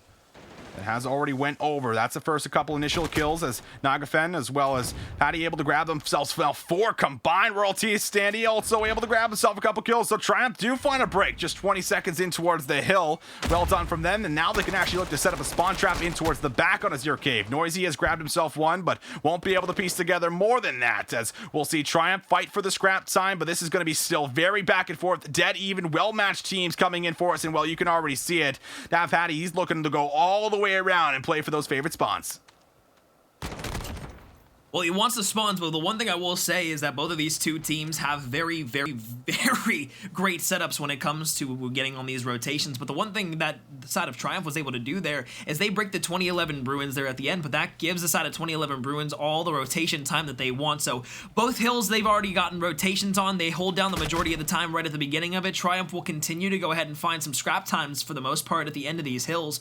But on the back, once again, it is going to be player number 1 in Dav Patty who gets taken down by the 2011 Bruins players. And that's going to allow them to hold down not only the chicken coop spawns for P number 3, but that's also going to allow them to make sure that they don't get flanked from behind once more here, and they can continue to focus front of the hill. Felony in towards middle map is going to find 1, maybe find 2, but he won't. Fame will go ahead and find the trade. That's going to allow 2011 Bruins once again to push up in towards this hill. And if Triumph wants to keep continuing to push for these little last couple seconds of scrap time and spawn time, I'd say let them. If you're the 2011 Bruins and you want to let them have maybe 10 to 15 seconds on each hill and you're rotating first, that's going to be huge for you. But if you look over towards P number 4, Felony is going to be able to find the first kill there, and that's going to allow the side of Triumph to have the preferred spawns to where we are going to start going to P5 as well, having the preferred side in towards P number 4. CM up the middle. Assault rifle finds kill number 12. He hasn't been soaking up the time, but he's doing a good job of slaying out on the map. Looks for 2, lands some shots.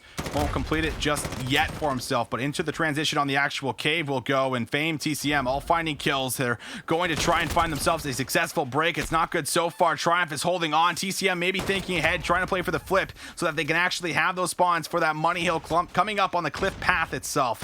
But this will be 30 seconds left to fight for, and we're right back to a tie game. Triumph is fighting back with everything they possibly got. Katani now next up as he finds the first one, combines for 2, and he is having a slow start for himself, but going big, at least in our Cave East hill. As 20 seconds left up for grabs, Triumph just need to play out through the middle of the map. They just want to concede this time. They'll give it over to 2011 Bruins, because if they can find these kills in rotation, they're going to set themselves up really well for grabbing themselves a full 60 here on the cliff path. It was huge kills in middle map for 2011 Bruins. They go ahead and find 3 to at least get pushed up to where they have a little bit more of a semblance of a team push there, but they have a little bit of map control in their favor now as they start to spawn over towards the broken side of things. But however, it is going to be Nagafen and the rest of the Triumph squad who now continue to try and push on over. The pistol kill not going to come through. Standy will find 2, and now the 2011 Bruins, even though they continue to push over from this broken side, they're going to need to at least push from maybe another lane or something like that as well, because they need a pinch play or something. The players from Triumph are holding great power tower positions all the way back over towards top useless, and of course the white pickup truck egg glitch towards middle map cut. Even though Diamond Con and the rest of the Bruins, or the 2011 Bruins teams, are going to be able to pick up a couple of kills here and there over towards Broken Side, it's just not going to be enough, and Triumph is going to be about able to get a full 60 seconds of time with relatively no contests. They're only going to lose about 2 to 3 seconds on that hill. Grabbing a good majority of this. We'll see the last 10 seconds go over, and well, if you're the side of Triumph, you want to hold this side of the map at the moment, so maneuvering through the cave and making sure no one's going to be able to push through is certainly going to be the goal. See now Patty up top tries to work this cobblestone area. TCM's waiting patiently for him, but might not have the right angle. He jumps out, almost able to take him down. The gunfight still won in the end. Now Forspree, for the man on your screen, looking for maybe 5 in a row. He goes for a shot somehow, able to land it. Oh my God, he snaps on another one. Top broken, and that was so massive from him. He solo holds this side of the map to make sure no one slips through. This might be another one for down. Patty is keeping it. He's raining it down as he finds 7 in a row. He's only got 13 shots left in his mag, but he's going to put them to good use. He's got one that finally comes and takes him down from behind, but my goodness, Dav Patty, the man on a mission here in map number 1 of the Winners Finals. He wants to push Triumph into that grand final, trying to take down these 2011 Bruins, but the one thing I will say, Dav Patty not only holds down that left side of the map, but what ends up happening is he gives his team the ability to spawn over towards P2, and even though 2011 Bruins were able to get a good amount of time on P1 here, the rotations over towards P2 are one of the most important things on Azir Cave when we're talking about P2 and getting a money hill for yourselves. 2011 Bruins looking to rotate on over, but as the initial pops, there's no one even close to contesting for this out of this Winners Finals, an absolute banger at the moment. There's been a lot of back and forth, and Triumph are looking to finally actually put their feet in the ground to see if they can get themselves a good lead heading in towards the soccer field, and it all starts on P2, but no one's going to be soaking up the time. Sandy actually adds himself a big 3-piece as he is not allowing entry. That will be Fame, who finds a well-placed Semtex grenade to make sure no one is going to be on the hill, but time is now going right back over. If you're 2011 Bruins, you can look for a spawn trap, but you're more actually looking to make sure that you're not going to let anyone slip through. Player 0 backs all the way up. Katani's going to make sure no one is able to slip through the cave, but Sandy is still finding kill after kill. He's got 32 kills to his name, and well, that's what you expect from the squad that came off of a win last weekend in the Florida Mutineers Open. They're looking to continue their success in towards this Challengers Cup number 3, and if they can keep up this rotational gunfights going in their favor, they're on track to take this very first map at the very least. We were looking at Dav Patty. He went on a 7 spree and then went and repeated that almost and went on a 6 spree. Now back on a 3 spree for the side of Triumph, but not taking anything away from Standy, as you mentioned before. 32 and 20 here on Azir Cave, and that's what ends up happening when your team is going to be in the driver's seat in a lot of different scenarios. The 2011 Bruins go ahead and find themselves the rotations on over towards P3, but how long will it last? The side of Triumph, we saw last time around off the P3 rotations, they were able to hold down P4 for the majority of time and get all of P5 for themselves. Although this has been a very closely contested game, it seemed like Triumph have been the team that really are going to hold down the majority of the time when they start putting that lead and they start putting that pressure on the side of the 2011 Bruins. A lot of scrap time and a lot of really good play from the side of 2011 Bruins has been put through so far, but if you look at the rotation, it's blue arrows through middle map in that middle map cut on the preferred rotational side, but Noisy, the route man, could be getting paid. One team holds the majority of the points, the next team holds the other at the next hill right after. 178 to 182. Noisy is playing in the back. This one-on-one could make or break the difference. Felony gives it up at just the wrong time, so Noisy will take him down in the back, and look at those deep spawns behind the cave. Triumph will now squad spawn in the back, where they will be able to have a lot more players flooding in towards the hill, but thinking ahead, the cliff path is what matters now. Player number 1 is actually going to make the shot call to move all the way in. This is such a big play from the Dav Patty himself, the one that's been making those big decisions, those big killing sprees. He now will slip away, but he does not manage to make it work as it was sniffed out right there from Katani, who wins his one-on-one. So 2011 Bruins, they're going to now look to soak up as much time as possible on this P4 hill, but moving into P5, Triumph have a massive rotation. Noisy with 5, Diamond Con with 4, as he'll get taken down. Noisy still on his spree. Standy takes down a teammate, but takes down Fame in the process, and that's going to allow Triumph to start pushing up the map just a tad bit more, but initial time over towards P5 going to the way of 2011 Bruins. We saw Triumph have a lead. They rallied behind Dav Patty. They rallied behind Standy, who's now going for a 40 bomb here in map number 1, but will it even be enough as the 2011 Bruins have the rotations, but a one-on-one gunfight over towards the point is going to go in the way of Fame as he picks up 2. One off the broken side will fall, and that is going to allow 2011 Bruins to continue to hold on strong. The pinch from the backside, the flank from the side of Triumph trying to come through, but Katani and TCM hold strong as Noisy finds one as well. All the kills going towards the 2011 Bruins. They're getting all the picks that they need, but Nagafin with 3 comes through, trying to save his team, but the team name comes through. Daft Patty with the team kill onto Nagafin. This one's going down to the wire, but Triumph hold on for at least a tad bit longer as the rotations in towards middle map still belong to Triumph. 2011 Bruins do not have this one in the bag by any standing or any way of the imagination. He finds the break. He finds the multi-kill that opens up and keeps them going in this map number 1, but you still have to rotate perfectly. 9 points is all 2011 Bruins need to be able to close out this map number 1 on Azir Cave, and it's going to come down to the wire. Triumph is in the hill, and they actually could win off of this hill as well if you're able to hold every single point, but that is not easily done on P1 on Azir Cave. Into the middle of the map we go. TCM, 38 kills as he has just been frying in this map, but won't be able to key any more kills in the end on that life. The subs are starting to get themselves in towards these advantageous positions, not allowing the ARs to get right back in towards those spots that have been dominating. 231 to 241. This one could go to 1 more, but still could end here. 2011 Bruins, they're going to hit the time. TCM, they need to grab himself as much as he possibly can. He's contesting, he's waiting, but he's going to be taken down. Nagafin actually throws an awful nade. He's taken down Zandy. He has taken down Royalty, and now with 9 seconds, 2011 Bruins could win it. They need 5 more. Fane finds 1. He finds 2. He will find 3. That will not be the closeout, and we will see 1 more hill, but they're there. They are going to grab it. 250 closeout to 232 in a banger matchup. My God. 2011 Bruins clutch up at the end when it matters the most. We saw Triumph there. They were trying to rally behind the player. Standy, I believe, dropped, what, 43 in that match? 44? In an L on Azir Cave, as well as Dav Patty dropping numbers as well. TCM, though, dropping a 40 bomb for the side of 2011 Bruins. They played a fantastic game, a fantastic hardpoint. But now, moving on back to the grand finals for the European region. Team War have the 2-1 lead over Trainhard. We saw Trainhard the last map on the Hackney Yard domination take it in a very close yet triumphant fashion.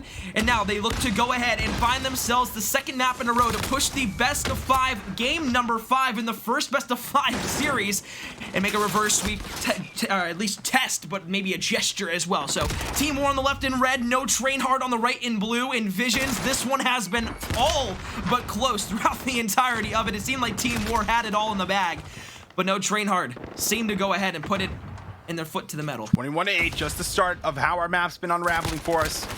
Already watching the rotation, though. A lot of red arrows in the back. Steve-O is not able to win this. And now Dave is going to have to follow this up with some big kills. He finds the first one. He looks to peek for the second. The shots are in. And Dave will hold on to the spawns for his team.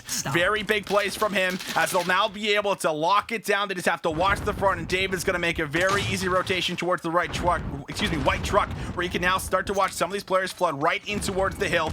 Dave throws down the Semtex. His teammates, though, are just completely winning their gunfights as Denza is running through player by player, finds a double, now finds a triple onto Keza, followed by Dave, who's firing some shots in towards a few more players. This will be the first 25 seconds completely flawless for Team War, and they're looking to stack up even more. Well, player actually is coming around on the backside flank, and I believe it's going to be player number 8 in Genesis, so he could find maybe a player here, but actually it's going to be a team kill from Whalers on a car that explodes, so that takes down the flanking player in Genesis. That allows for the side of Team War not only to hold down on that hill, but they actually go ahead and find more kills in towards middle map.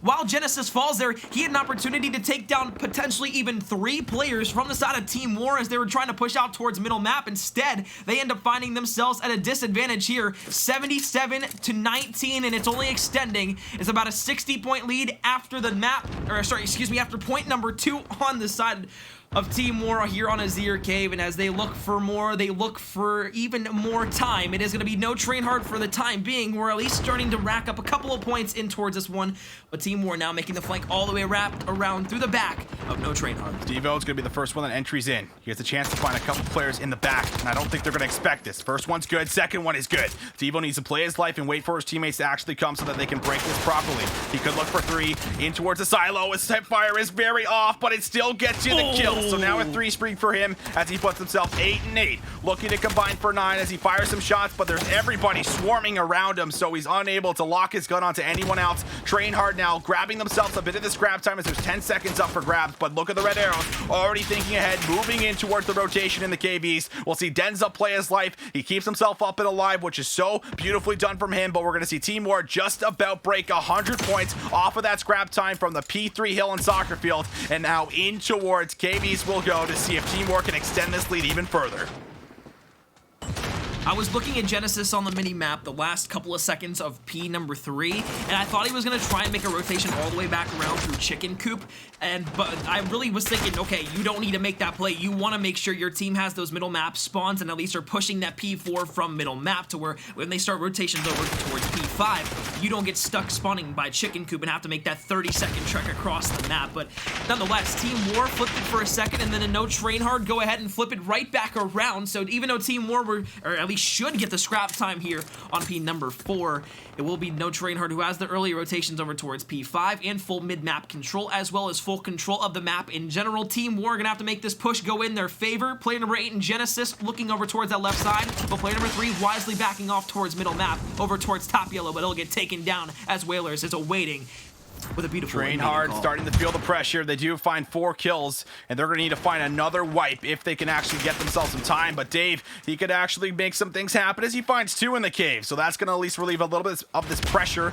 Now they can slowly maneuver out through the cave and hit the back, but the spawns are still so close. So Train hard can just flood all the resources and all their spawn members right back in towards the cave itself. They are slowly but surely dropping like flies, and Train hard have grabbed the first 30 seconds. They're fighting for more. We'll see players running up the middle, but that's no good. Rezi looking for even more kills as he's grabbed himself 2. He's on the 5 spree, 15 and 8. Train hard wanted a way back in towards the game. Well, it looks like P5 did exactly that.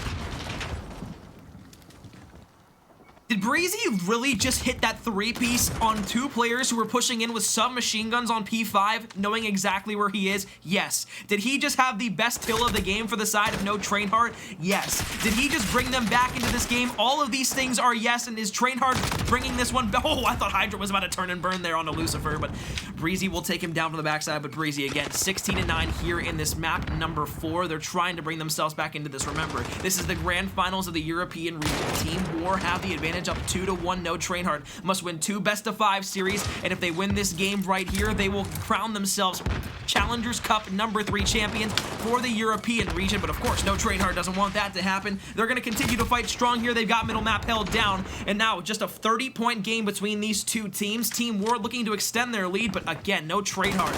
We talked about it every single game they've played so far. Just way too many team kills off that side. Train hard brings things back within 20, and well, if they grab this last 20 seconds on P1 like they surely should, we're gonna have a tie game, just exactly about 151 to 151. This is gonna be pretty incredible, but that kill did end up coming in on P1, so not gonna be able to grab the full 10 seconds, just the last 6. So just under 151 will be the scoreline as Stevo is gonna start to cut off these members that are playing for the spawns in towards the back and will not allow anyone to slip through. And look at Team War. They've actually pushed out right in towards the middle of the map, flooding everybody in towards the cave. And this should actually line up for some crazy pinches about to come in. You're fighting from a real tough spot if you are if you are train hard at the moment, because you have no way to be able to get yourself in towards the hill without full-on blasting through, but somehow they do blast through the middle of the map. It was incredible. Somehow they're able to win their engagements and their gunfights. Too many members went outside and did not pitch at the right time, so train hard do actually find a break 30 seconds in towards the hill,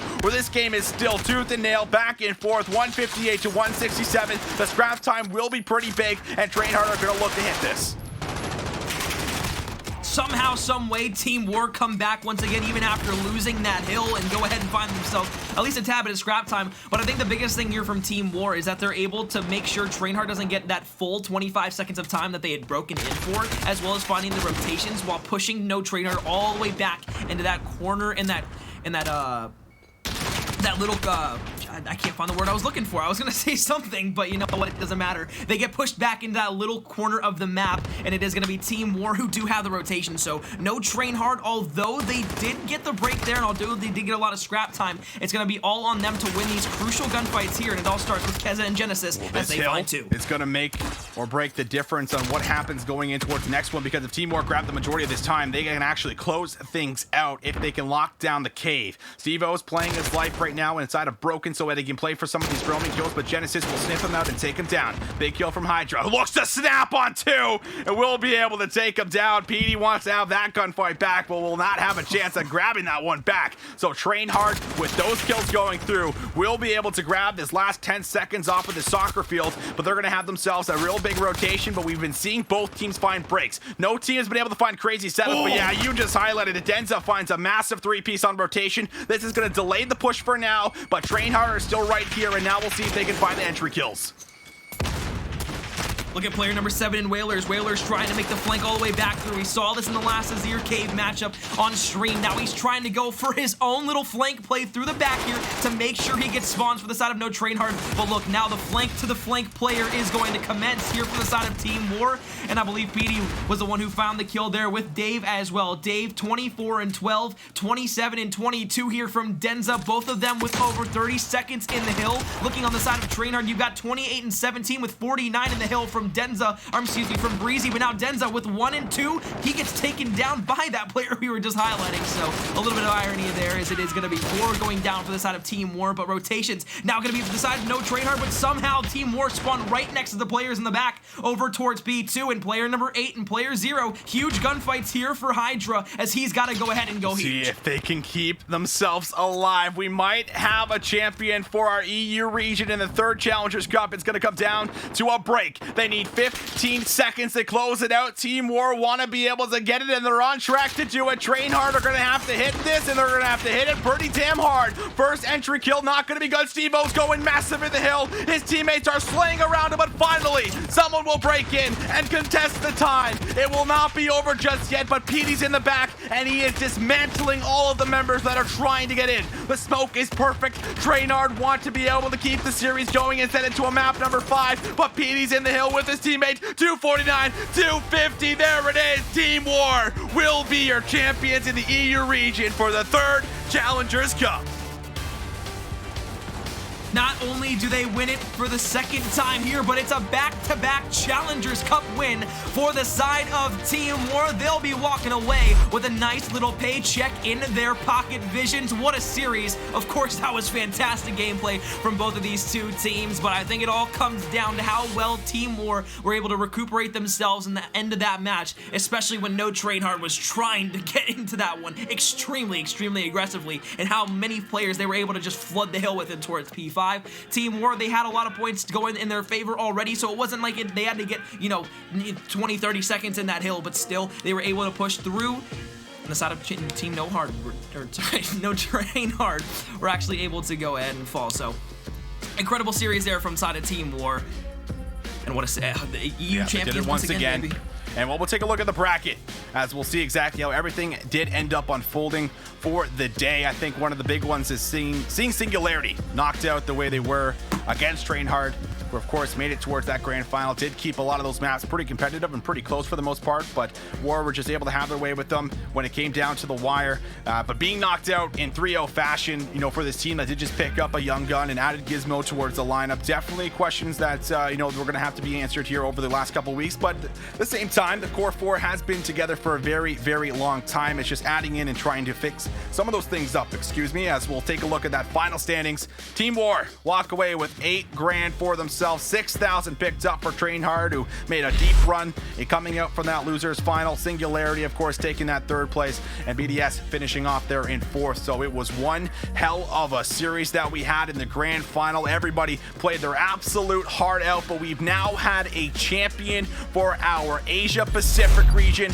We have now had a champion for our European region. It has been intense games the entire day. The back and forth has went. The games have have been just absolute bangers. I don't expect them to stop from here, but we still have to crown a champion within North America. We'll see exactly who's going to be able to do it because everyone's been fighting their hearts out. They've been doing everything they possibly can. And well, it's going to come down to just a few more matches. We're going to see how it all unravels for us very shortly.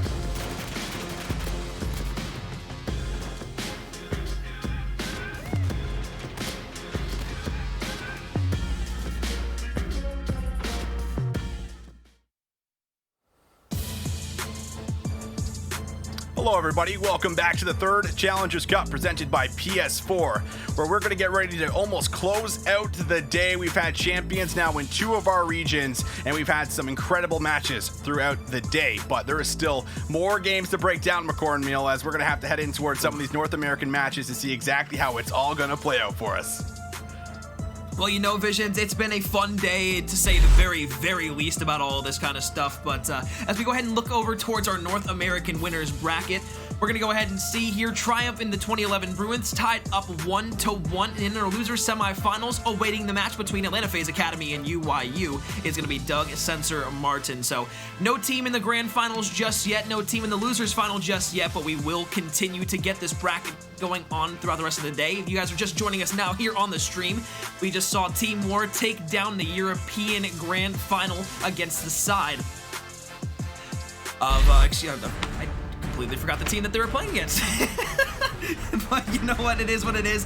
Team War take down the European region, and then earlier today we saw Renegades take down the APAC region. So now as we get into this domination, 2011 Bruins versus Triumph Visions. Let's take it away, brother. Yeah, we're going to see how it's going to go for us, because this is starting to get pretty intense. North America needs a champion now for the Challengers Cup, and Fame has been a player that's been the one to look out for. He grabs 2 off the start. TCM follows it up. Domination on Hackney Yard. The favored side over towards the 2011 Bruins have been making a deep run. These guys are looking solid as a unit. Maybe a team that you might not have expected to make it this far, but certainly living up to some of these expectations as Triumph, the previous champions from last week, getting a true test as TCM tries to find a big flank, but won't be able to grab anything more, but still got a good amount of work in, as we'll see Triumph now throw their bodies on towards the hill, finding actually 4 combined kills. This is going to open up the B warehouse, and this is going to be a flag now gifted over, but not before the nade is perfectly placed and takes him down. Somebody is going to follow it up, and now we'll see if all the submachine gun players can get right back out towards the map and try and find a line of defense.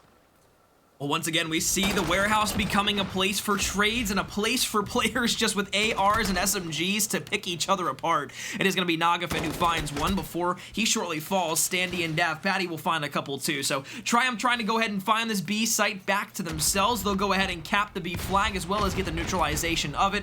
They'll have C and B in their full control, and now as the players from 2011 Bruins push up through middle map, this could be a perfect opportunity for the side of Triumph to push all the way through and maybe go ahead and capture that A flag for themselves. But as I say that, Fame gonna go ahead and find one and looks for another one as well. The warehouse being the home for the side of Triumph as we sit and stand, but it will be 2011 Bruins now on the offensive. Big kill from Fame. He challenges back out, but plays his life. He needs to wait for some of this regen. He hops to the flag, but this will be Nagafen who comes in, and he actually might look to sprint right across. He could get through, but no, not in time. Oh, the snap is almost there, but Noisy's there, but as well as Standy, who's trying to now follow that play up from Nagafen to see if he can start to get himself a neutralization over towards A. He's behind the door. He's got the cover. There's going to be a player that's hitting him very, very shortly. He gets the sound cue, but still loses the gunfight. So 2011 Bruins are going to hold on towards their A flag, but they're definitely going to lose a lot of this pressure throughout the middle of the map, and we're seeing Triumph, despite them being on the bad side and holding the C flag 2 minutes and 30 seconds into side 1, they're going to have themselves just about a 13-point lead. Katani with the SMG, he's just going to pre-fire some shots over towards bottom L, but the one thing that you got to note here is that the side of 2011 Bruins will go ahead and retain that B flag to themselves and to their lonesome. Triumph continuing to push through middle map and through top L, but to no avail, as it is Noisy who's going to actually be able to pick up a 3-piece. As he now continues to push through, he'll be taken down, but still holding strong in towards the warehouse. Top and bottom L continuing to be taken down. It is the 2011 Bruins who are holding on strong, trying to bring themselves back, trying to claw their way back to at least a tie game. You're with 2 minutes left in round number 1. Tony got some big kills right ahead of him. He's going to go for some shots, but he doesn't even stand a chance. As the jump shot was in, and while everyone's going to stack this B flag, and TCM has a chance to follow it up, but it will be a team kill from the trophy system. TCM tries to get around the corner, does grab the kill, but Standy, he's there for the trade. Fame follows it up again as the trades are just coming back and forth, but with only 1 minute and 35 seconds on the clock, Triumph are still doing such a great job of maintaining a lead, not being on the favorite side. B will now go over towards the 2011 Bruins, and if you're the 2011 Bruins, you're going to have to hold it, but look at DiamondCon as he just lights up 3, and that's going to make sure that you hold on towards your B flag, and look at those red arrows. They're moving out on towards the map. They're looking to gain some map control, and the side of Triumph are now going to have to fight out of their C flag. Oh, I think you called it out perfectly, too. After that three-piece there from Diamond, the rest of the players fly up the map. That's just great domination play. That's just great team play. Knowing after you get those 3 kills and another one falls, that's 4 down, and you can start that spawn trap, especially for the end of the round. Still a minute of time, a lot of time to go ahead and find either some kills or find a little bit of time on a flag, and that's exactly what they'll try to do over towards the C flag. The neutralization will come through, but the pinch play over towards the C flag will actually take down the player from the 2011 Bruins who tried to go ahead and neutralize that flag, so the neutralization won't come through. They'll still keep scoring 2-1. However, the 2011 Bruins with the first lead of the game here. Dandy looks to jump onto the B flag with his teammates. They might be able to grab it. They're fighting for everything they can. This is just going to be scrap points that come through. The 2011 Bruins, well, you would expect them to be able to grab this flag, and you would certainly hope so, because they're not going to have a very big lead, if any, heading in towards side 2, where they will be on unfavored C side. Diamond Con in the mix of it all. He's having an 11-10 start for him, but look at his 3 teammates, 14-11, 11-11, 15-12. The last 7 seconds will hold out for them, so we will see just a very small lead carry in towards side 2. At least it is a lead itself, though, McCornmeal. It's better than going down in a deficit on the bad side, but definitely not the best performance on the A flag. Now we'll see exactly how things will pan out heading in towards side 2. Here's the one thing I will say for the side of this 2011 Bruins team, and this is exactly what they were hoping for, especially to come back there at the very end. But the one thing I will say is, even when Triumph was flipping over towards the A site and they were trying to push through and get towards that A flag, the side of the 2011 Bruins were able to hold on strong, and I think with the map pressure that they can get almost instantaneously once they get a kill or 2 down, how fast they start flying around the map, I think it could be telling of how this team is going to be able to potentially even go ahead and flip this right off the ripper, at least get a pretty good rotation through either middle or green as it stands. So Triumph, they're gonna have one playing from behind. It is gonna be Nagafin who takes down one, but 2011 Bruins, I think if we're gonna see them flip these spawns around, it's gonna come within maybe minute 3 in some degree. They are gonna have to get a couple of kills here right off the rip if they want to go and find more, but Diamond Con and Fame will go ahead and find one, and that's 2 this round that are quite odd kills. Diamond Con finds one with a stun, and there was a trophy kill earlier. That's 5 on the day for weird and wacky kills. Over towards A, look at the neutralization. 2011 Bruins actually have a chance to flip things out. That's player number 7, I believe, did just spawn on top of C, but the spawns have not completely shifted. As you can just see, Triumph now spawned back green, so this is going to be an interesting spot, as now they're going to move in towards A, but in towards right now, you're seeing Dav Patty. He's going to find himself 2, and this might make the difference, but everybody is squad spawning on top of A, so now we might be able to play his life a little bit longer, but he does not have all the support he truly needs. Nagafin's able to sprint right up the middle as he does touch the flag for a quick moment, and there's a couple more players to deal with. There's a player up top. He knows he's around. Nagafin waiting for this gunfight, and it's going to be so important. The A flag might go over, but no, just barely. It will hold on, as Noisy will be able to drop down, find the kill, so the favored side of the map will be in favor of 2011 Bruins. They're holding on to about 11 points heading in towards the last 3 minutes and 20 seconds on the clock.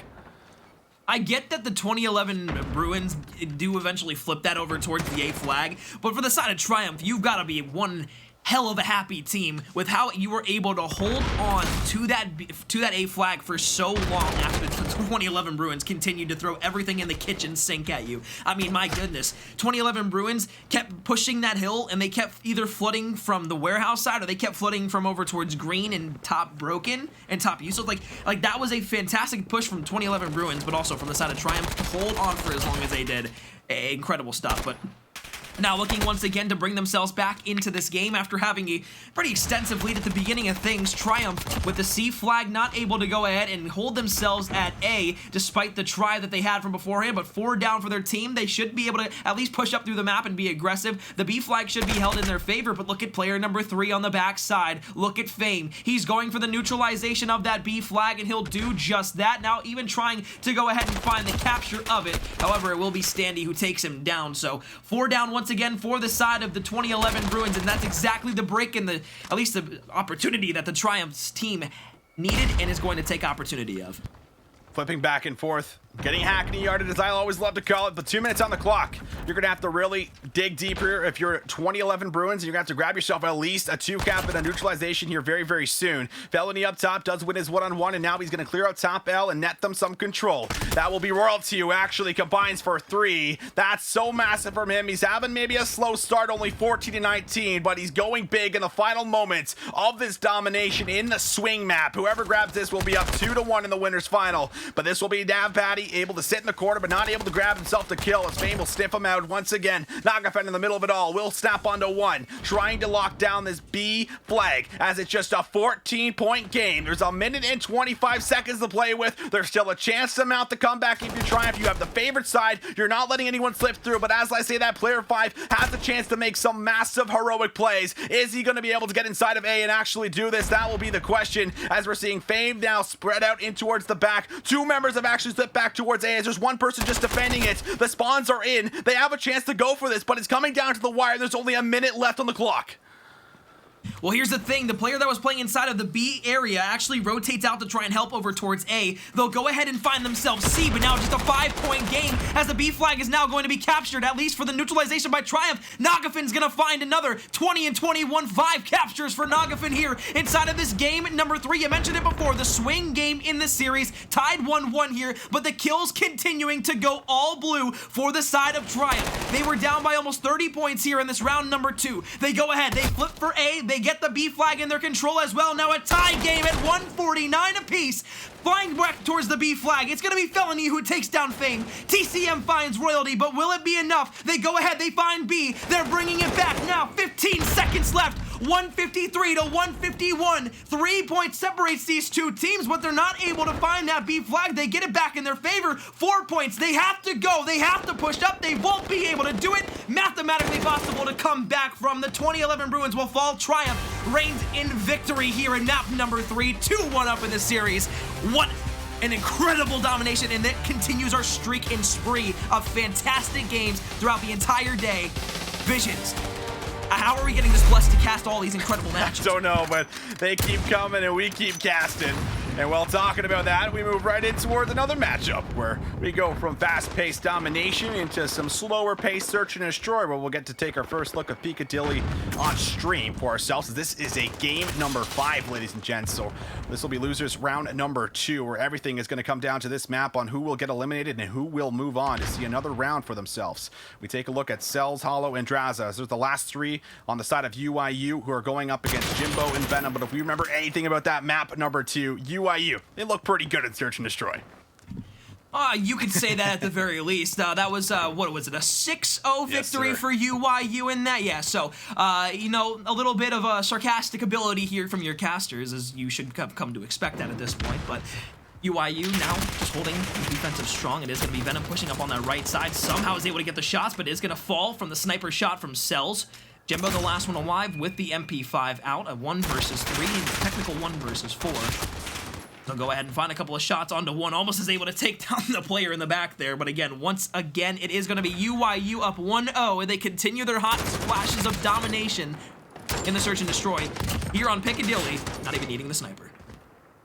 Hollow finishes off that last kill, picking up where we saw him in that Search and Destroy on map number 2, and, well, if you're UIU, the squad, you're able to grab the Search and Destroy 6-0 like we already touched on, but you're heading in towards Piccadilly, where things are obviously a lot different than Arklov Peak, but in the same sense, the sniper play is still a factor, and once you regain control of one of the bomb sites, sometimes it's very difficult to go for the retake, and we're seeing the sniper play, but that's going to be a trade, actually. What? Gravity and Cells both going to snap onto each other at the exact same time, so they will both drop at the exact same time. Well, I will say there is a bit of bullet drop on this map specifically with the snipers. If you've ever played this map with a sniper in hand, if you're over towards the B flag, or I'm sorry, the B flag, if you're over towards the offensive side spawn with the bomb there, if you have the sniper in your hand, you actually have to shoot just a tad bit in front of the opponents in order for yourself to get that kill. However, it is going to be Venom who finds 2, and Sibilance finds 1 as well. So now a 1 versus 2. Draza has the bomb down for his team. We're looking for one Here he's going to be looking for this clutch. He finds one over towards the left side. Will he be able to find the shots? Now the other player comes from behind. It is going to be Venom who clutches the round. Atlanta FaZe Academy tie things up 1 apiece. And that's the first round they've been able to take off of UIU in the search and destroy all day long. But we saw at the beginning of that round, a player from the side of UIU tried to get that shot all the way through the smoke on the Atlanta FaZe players. And, well, if you're a sniper and you see smoke in front of you, you at least have to go for the shot, right? You know, Sure. It's like one of those things. It's like a bullet to a magnet. Like, you see smoke there and you're a sniper player, you want to go for that shot because there's a possibility you hit that hit, or you hit one of those shots in the dark through the smoke and you get that first pick for your team. Yeah, let's be honest. When you hit those shots, the cornmeal, they feel great. They feel good. You get hyped yeah. up, you get the team You can say flowing, you know, the that. vibes start going up. It's a great time. So you always go for those shots. I'm right there with You're you. just like, oh my god, right. I just hit that. Yeah, and well, if they do end up hitting it, I'm sure you'll hear us say something along those lines on stream as well. Sib is going to be the one that still is keeping the sniper out as he throws a frag grenade out the middle of the map, seeing if he can find someone through middle buses. That one will be a miss. As stuns do come down, Journey's kind of caught in a little bit of a tough spot, but look at Draza and Cells. They've both found themselves a couple of kills. Jimbo's finding some quick movement through the pillars as he's looking to make his way in towards the back, and he might have actually slipped through. If he can wrap around all the way to the back, he might have made a big play, but now that he's shot, he does give himself away, and he's got to play his life and hope to God Sib and Gravity can find some kills around him. Well, Gravity goes ahead and falls, so that's a dream over for Jimbo as he gets taken down by Dylan Rex as well. So now Sibilance in a 1 versus 4. He's tried to do it beforehand. He's got the sniper peeking to the right, but not going to be enough. He gets taken down almost instantaneously. He falls fast. UIU take their second round here inside of the search and destroy. Atlanta FaZe Academy now looking on their next defensive try to go ahead and win the round once again, as they just did. They had that 1 versus 2 clutch there. Tough round for the side of Atlanta FaZe Academy. They're getting picked apart. That was kind of the big difference that we saw in that map number 2, the First Bloods. They're there for UIU. They're clearly a strong search and destroy team. They're showing us that on stream, but now it's about actually closing things out. If you're Atlanta FaZe Academy, you do not want UIU to get a couple of elites ahead of you in the rounds, but look at Cells. He's found Civ. The opposing sniper player is off of the map. Someone might be able to go grab the gun and keep the sniper out into play, but at the very least, Civ not having it is definitely a big loss as Draza will watch very close over his teammate, but the shots are in. Gravity has a perfect Semtex grenade that lands right underneath both of the legs, and well, there is Dylan Rex, does take back 1. So now we're going to be a minute in towards the round, and both teams still have 3 members on the map. I'm confused because I thought I saw the trophy system there, but Cells? Are you okay? Visions? Yeah, there's no Am I words. okay? There's no words. What can you say? We almost picked him up again. No. But I mean, we talk about Piccadilly. We talk about how snipers are able to take over a map in completion, and that's exactly what Cells has been able to do here so far. The 1 versus 1 here, Jimbo versus Cells, sniper on MP5, and I believe Jimbo actually might have been able to pick up a sniper as well. So, looking around, 25 seconds left here in the round. 1 versus 1, Jimbo versus Cells. Cells picks up the M4 as well. Sitting all the way through, knows the bomb is here over towards the A site. He's got to pick it up, or at least the from his academy has to pick it up. But I'm not even sure who needs to get this bomb right now because this one's kind of getting down and getting crazy. But it will be UIU on the bomb. Can he go ahead and jump over the top? He gets the angle onto the car. Atlanta FaZe Academy will take their second round, tying things up 2-2 here in game number 5. Wow, what an interesting round. Jimbo actually caught the back end of Cells, and he thought he was rotating over towards the B site because of the way that he was going, but instead of taking that whole turn towards the right side of the map, he goes right up the middle in the buses because they had no information on whether or not the bomb was actually down. In fact, it was at A, and then, well, Jimbo just has enough time to rotate back over after he hears that stun. That was a crazy round that could have went a lot of different ways, but goes the way of Atlanta FaZe Academy as they're going to keep this map number 5 back and forth. And yeah, you see those X-Ray members running through it every single time. Well, those shots go out, not going to connect on this one, but look at Dylan Rex. He has found First Blood very early on onto Journey. Those had me on my toes. I really thought they were going to connect, especially when we saw that X-Ray almost be directly in the aim and in the scope of the UIU sniper. But it is going to be Gravity now, who is looking for blood. Sibilance with a sniper almost is able to pick one down over towards the middle bus area, so not able to get the kill necessarily. UIU have the advantage, but the tippy toes under the bus. Hello there, peekaboo buddy. I see ya. I see ya, says Jimbo as he tries to get a couple more shots under there. Sees him again. Can he go ahead and find it? He keeps getting them, but he's not going to be able to find the kill yet. Visions. I think I'm losing my mind. Last two up and a 2v5 Venom. Oh my lord. This is going to save Jimbo's life. This is going to keep things in at least a chance at still having a round going your way. Oh, Jimbo, that's your teammate, brother. He just saved your life. You're not supposed to reward him that way, as he's going to have to run across, getting himself into library, but Cells, of course it's Cells. Is it going to be Cells again, as I think he might have got a glimpse? He does snap on, but he's been spotted. He tries to turn and burn. Will be denied. UYU will win, and they sniff out the rotation. They're going to go up by 1. Oh my god, what a round there from UYU. I mean, it was a clutchable round there for the side of Atlanta FaZe. That's who we're watching, yeah. Atlanta FaZe Academy. It was a potential clutch situation there from them, but fortunately for the side of UYU, they don't lose the round that they should very well have won. Now on the offensive side, it is going to be UYU up 3-2 here inside of the S&D. We've gone back and forth 1-1 every single round up until this point. Cells with the sniper out once again.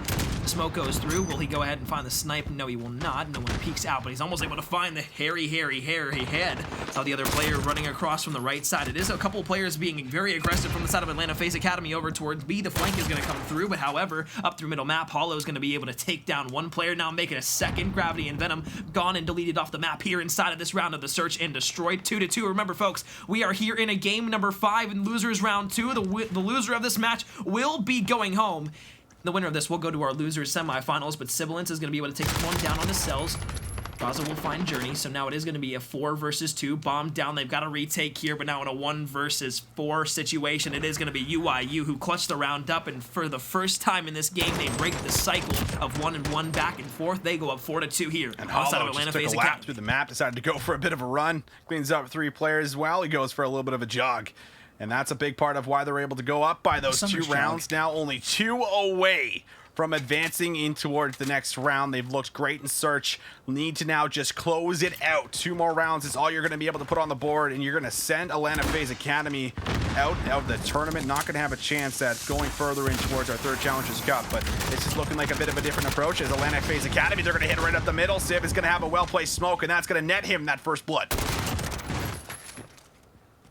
Well, this is going to be the most important round here for the side of Atlanta FaZe Academy as Civ finds himself a second one, but the big thing here is you don't want to go down at a 5-2 disadvantage, but Dylan Rex absolutely wrecks Sibilance off the map as Cells grows into Jimbo with that pistol. Venom takes down Cells as well, so the trades go back and forth between these 2 guys. 3-2, UYU disadvantage while the bomb is down towards the A site for the side of Atlanta FaZe. Dylan, great shots there on the Gravity, now a 2 versus 2. Hollow, 9 kills to his name, only 2 deaths.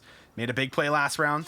Can he do that in this one? 25 seconds to work with. Venom has found Hollow, so now that is no longer a factor for you. Dylan Rex, he reads it right, but the timing is just not there for him. He challenges out again, but he's caught between both players, and well, Atlanta FaZe Academy, they're going to be able to lock that one down. They are not going to throw away that 2v2, not also allowing it to go 3 rounds up.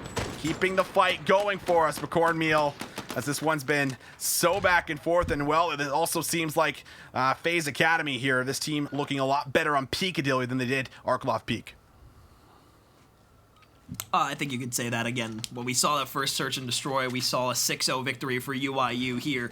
These last 2 rounds are going to be the most important rounds. I'm talking about this one and the last one we just saw, because obviously, if you're the side of Atlanta FaZe Academy, you're trying to get UYU, prohibiting them from going up, making it a 5-2 or a 5-3 series lead for them inside of this search and destroy. However, it will be the smoke that comes through. The bomb should be going down here in just a quick moment, but the last time we saw this happen, he actually was able to get taken off the bomb. Won't happen this time. The bomb will be down. 45 seconds left in this round. Atlanta FaZe Academy need a full break on a 5-man UYU squadron after they get first blooded too, so this is going to be even harder for them to go ahead and clutch up here inside of this round. They came back from a 3-5 deficit before earlier today. Can they go ahead and do it again if UYU is able to clutch the round? But so far, Jimbo is going to be able to find one, and another one falls. However, UYU with the advantage here still. 20 seconds left. The side of FaZe Academy has to go now, and they've got to fly. Jimbo finds the kill on the Draza as he's playing peekaboo back and forth. Won't work out for himself with the sniper. Can he make some big things happen? Hollow's making big things happen, but it's only one. Oh my god, the hit marker. I thought it was a collateral. Shots through the wall are out. Cells is going to be able to take him off the bomb. So that will be UIU clutching up, not allowing that defuse to go through. Cells almost finds himself a beautiful collateral that could have made the difference, but we just will not be able to actually grab that one as Atlanta FaZe just not looking at the right place at the right time. And well, Cells, of course it sells for us, but Cornmeal, he's been going big with the sniper. He's been making plays throughout all of these respawn game types, and he's doing it again in map number 5. This is exactly what Piccadilly is. Piccadilly is dominated by your sniper on your team, and if your sniper, aka Cells for the side of UIU, is doing all the dirty work on the map and boasting numbers like he is here so far, where he's at 10 in 5 here, it's gonna be wild. But apparently Semblance just I think this is where we had an error just in game itself. So this will be just a little bit of a pause and just a restart of the map where we will go back in towards things. But if anything, McCordmeal, this gives us a chance just to breathe. Probably allows the players to breathe for a moment too, because we're seeing a 5-3 scoreline at the moment in favor of UIU. They have looked more consistent throughout this game mode based off of how they matched up against Atlanta FaZe Academy in that map number 2, and now they just need one more round to close things out so that they can advance towards that next round tier. So this will just be a minor brief moment where we'll now just jump right back in towards the game, right back in towards the action. Of course, it will be 5-3, so keep that in mind. UIU just need to grab themselves one more round for the closeout. Well, the thing here for both of these two teams, obviously, it erases dead silence for either one of these two opponents against each other, so they can't use that either right off the rip of the round, maybe to make a quick flank, especially if you're on the side of Atlanta FaZe Academy, who love to play extremely aggressively up through the map. So nothing really to work with in that sense, no trophies to work with. However, everything will be starting to build up here. A minute left in the round. No trades, no kills have been picked off yet, but for the side of Atlanta FaZe Academy, one's looking towards back right. So if he peeks out just a little bit, he'll get clipped by Semblance, barring Hollow actually going ahead and finding the kill. The stun goes out. So throw a nade over towards the top. Oh, unfortunate timing there for Hollow, but the nade will come through, get him weak. Gravity will find the shots onto him, and that will allow for the side of Atlanta FaZe Academy to push through. But however, Dylan Rex finds one. It is going to be a push still towards the B site, but it's going to be interesting to see here if UIU can go ahead and break back over towards B and first time we've actually seen a hit over towards B. Jimbo plays his life all the way in the back, catching rotators from A, and it's going to be successful.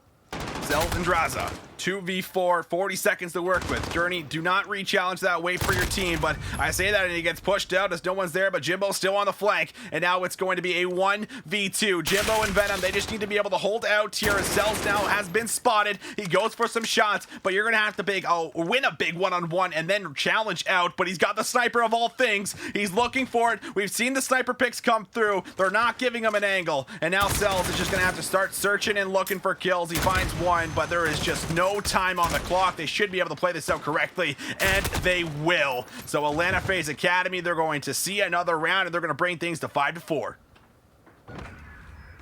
Well, Atlanta FaZe Academy, once again, you mentioned it beforehand, they went to the B site for the first time here inside of this game, and it works out for them. UIU maybe doesn't expect it right off the rip there, and of course, with a couple of kills going in their favor, the side of Atlanta FaZe Academy are able to get those first bloods and make sure they get that bomb down before a rotation can even start to come back from the side of UIU. So, folks, now that we're watching this here, Atlanta FaZe needs 2 rounds, the side of UIU only needs 1 round.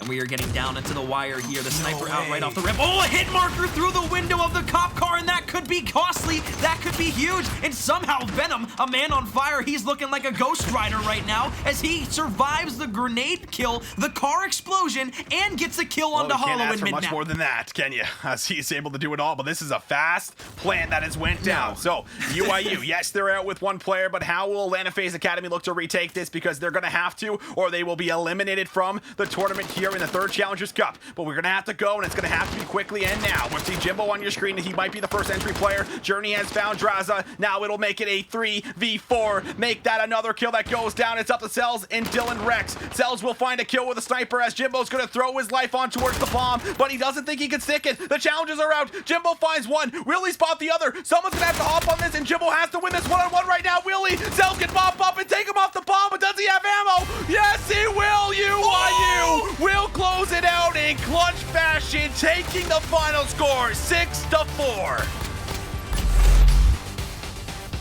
What was that? What What was that? Visions. Let me go ahead and just make sure I can run this by you real quick so I have this correct, right? That one-on-one gunfight, Cell's sniping all game long, picks up a different weapon. You have a one-on-one gunfight that you must win on Cells, who you know exactly where he's going to be playing. That doesn't go your way, right? The teammate that was there looking for at least the challenge back to where he could maybe go ahead and get that bomb stick to where he can defuse it and get that round win for Atlanta FaZe. He keeps continuing to stick the bomb.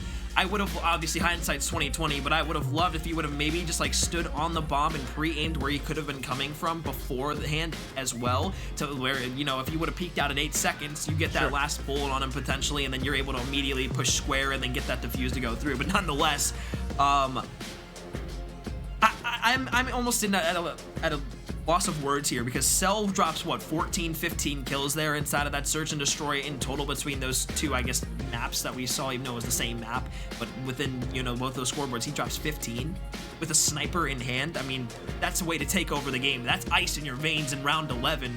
I mean, not round 11, but a game number 5 almost went to a round 11. But you see, Atlanta FaZe Academy will go ahead and take a look at that bracket. And well, winners final has concluded as Triumph were able to clutch up in that game number 4, where they made a very big comeback in game number 3 that we did witness on stream. If you didn't get to tune into that, well, that's a banger that you're going to have to go back to after the whole cast is done as a whole. But this will be Triumph that moves on. We just saw UYU advance, and now we'll go up against Doug Sensor Martin, a team that we've also seen quite a bit of. And we'll see exactly how that match does pan out for us, as I believe that might be where we're heading to next here after this quick break that we'll be getting to ourselves here very, very short. So ladies and gentlemen, we're now going to get ready to jump in towards that. We'll step away just for a quick moment, get ourselves ready, and we'll see exactly how that losers semis unfolds.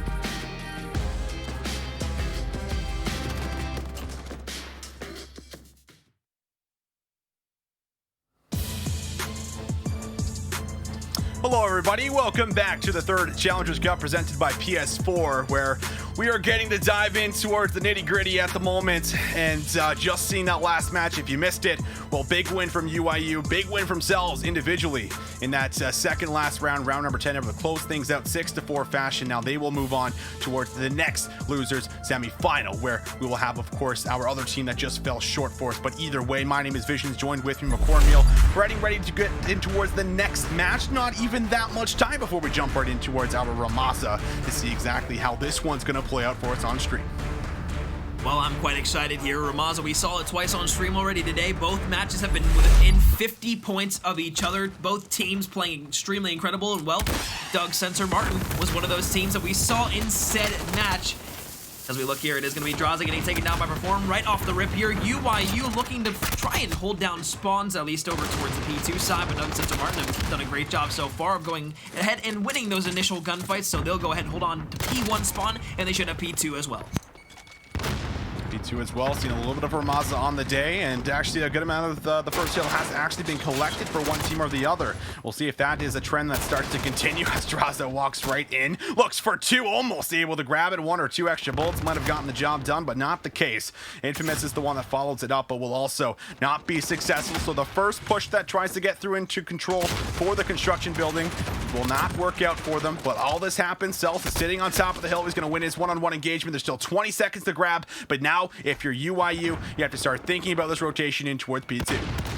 Well, they're actually going to play through middle map, and I think they're going to go through bottom and top middle here to get either a player that's playing on sandbags or potentially just get a lot of time in through middle map. But of course, you want to keep breaking this one through mid because you don't want to get clogged up in that same lane over towards the right side. When there's that big door over in towards P2, obviously a lot of players are just going to opt to kind of keep continuing to push through that. But a lot of the time, that's not exactly how you're going to want to push through it because of the fact that you can get cut down almost instantaneously when you're sitting there, especially when you're not even being able to use a smoke or maybe a trophy's not loaded up and ready to go. So far, Doug Sensor Martin have gotten the majority in all of the time in towards P2, but the break from UIU coming around from the flank here. The door's going to bounce him actually backwards, so Prolute's going to be able to find three with that unfortunate little bit of timing there, both trying to get through the same door. It's just not going to work out. Apexides finds one, M. Ruiz takes down the teammate.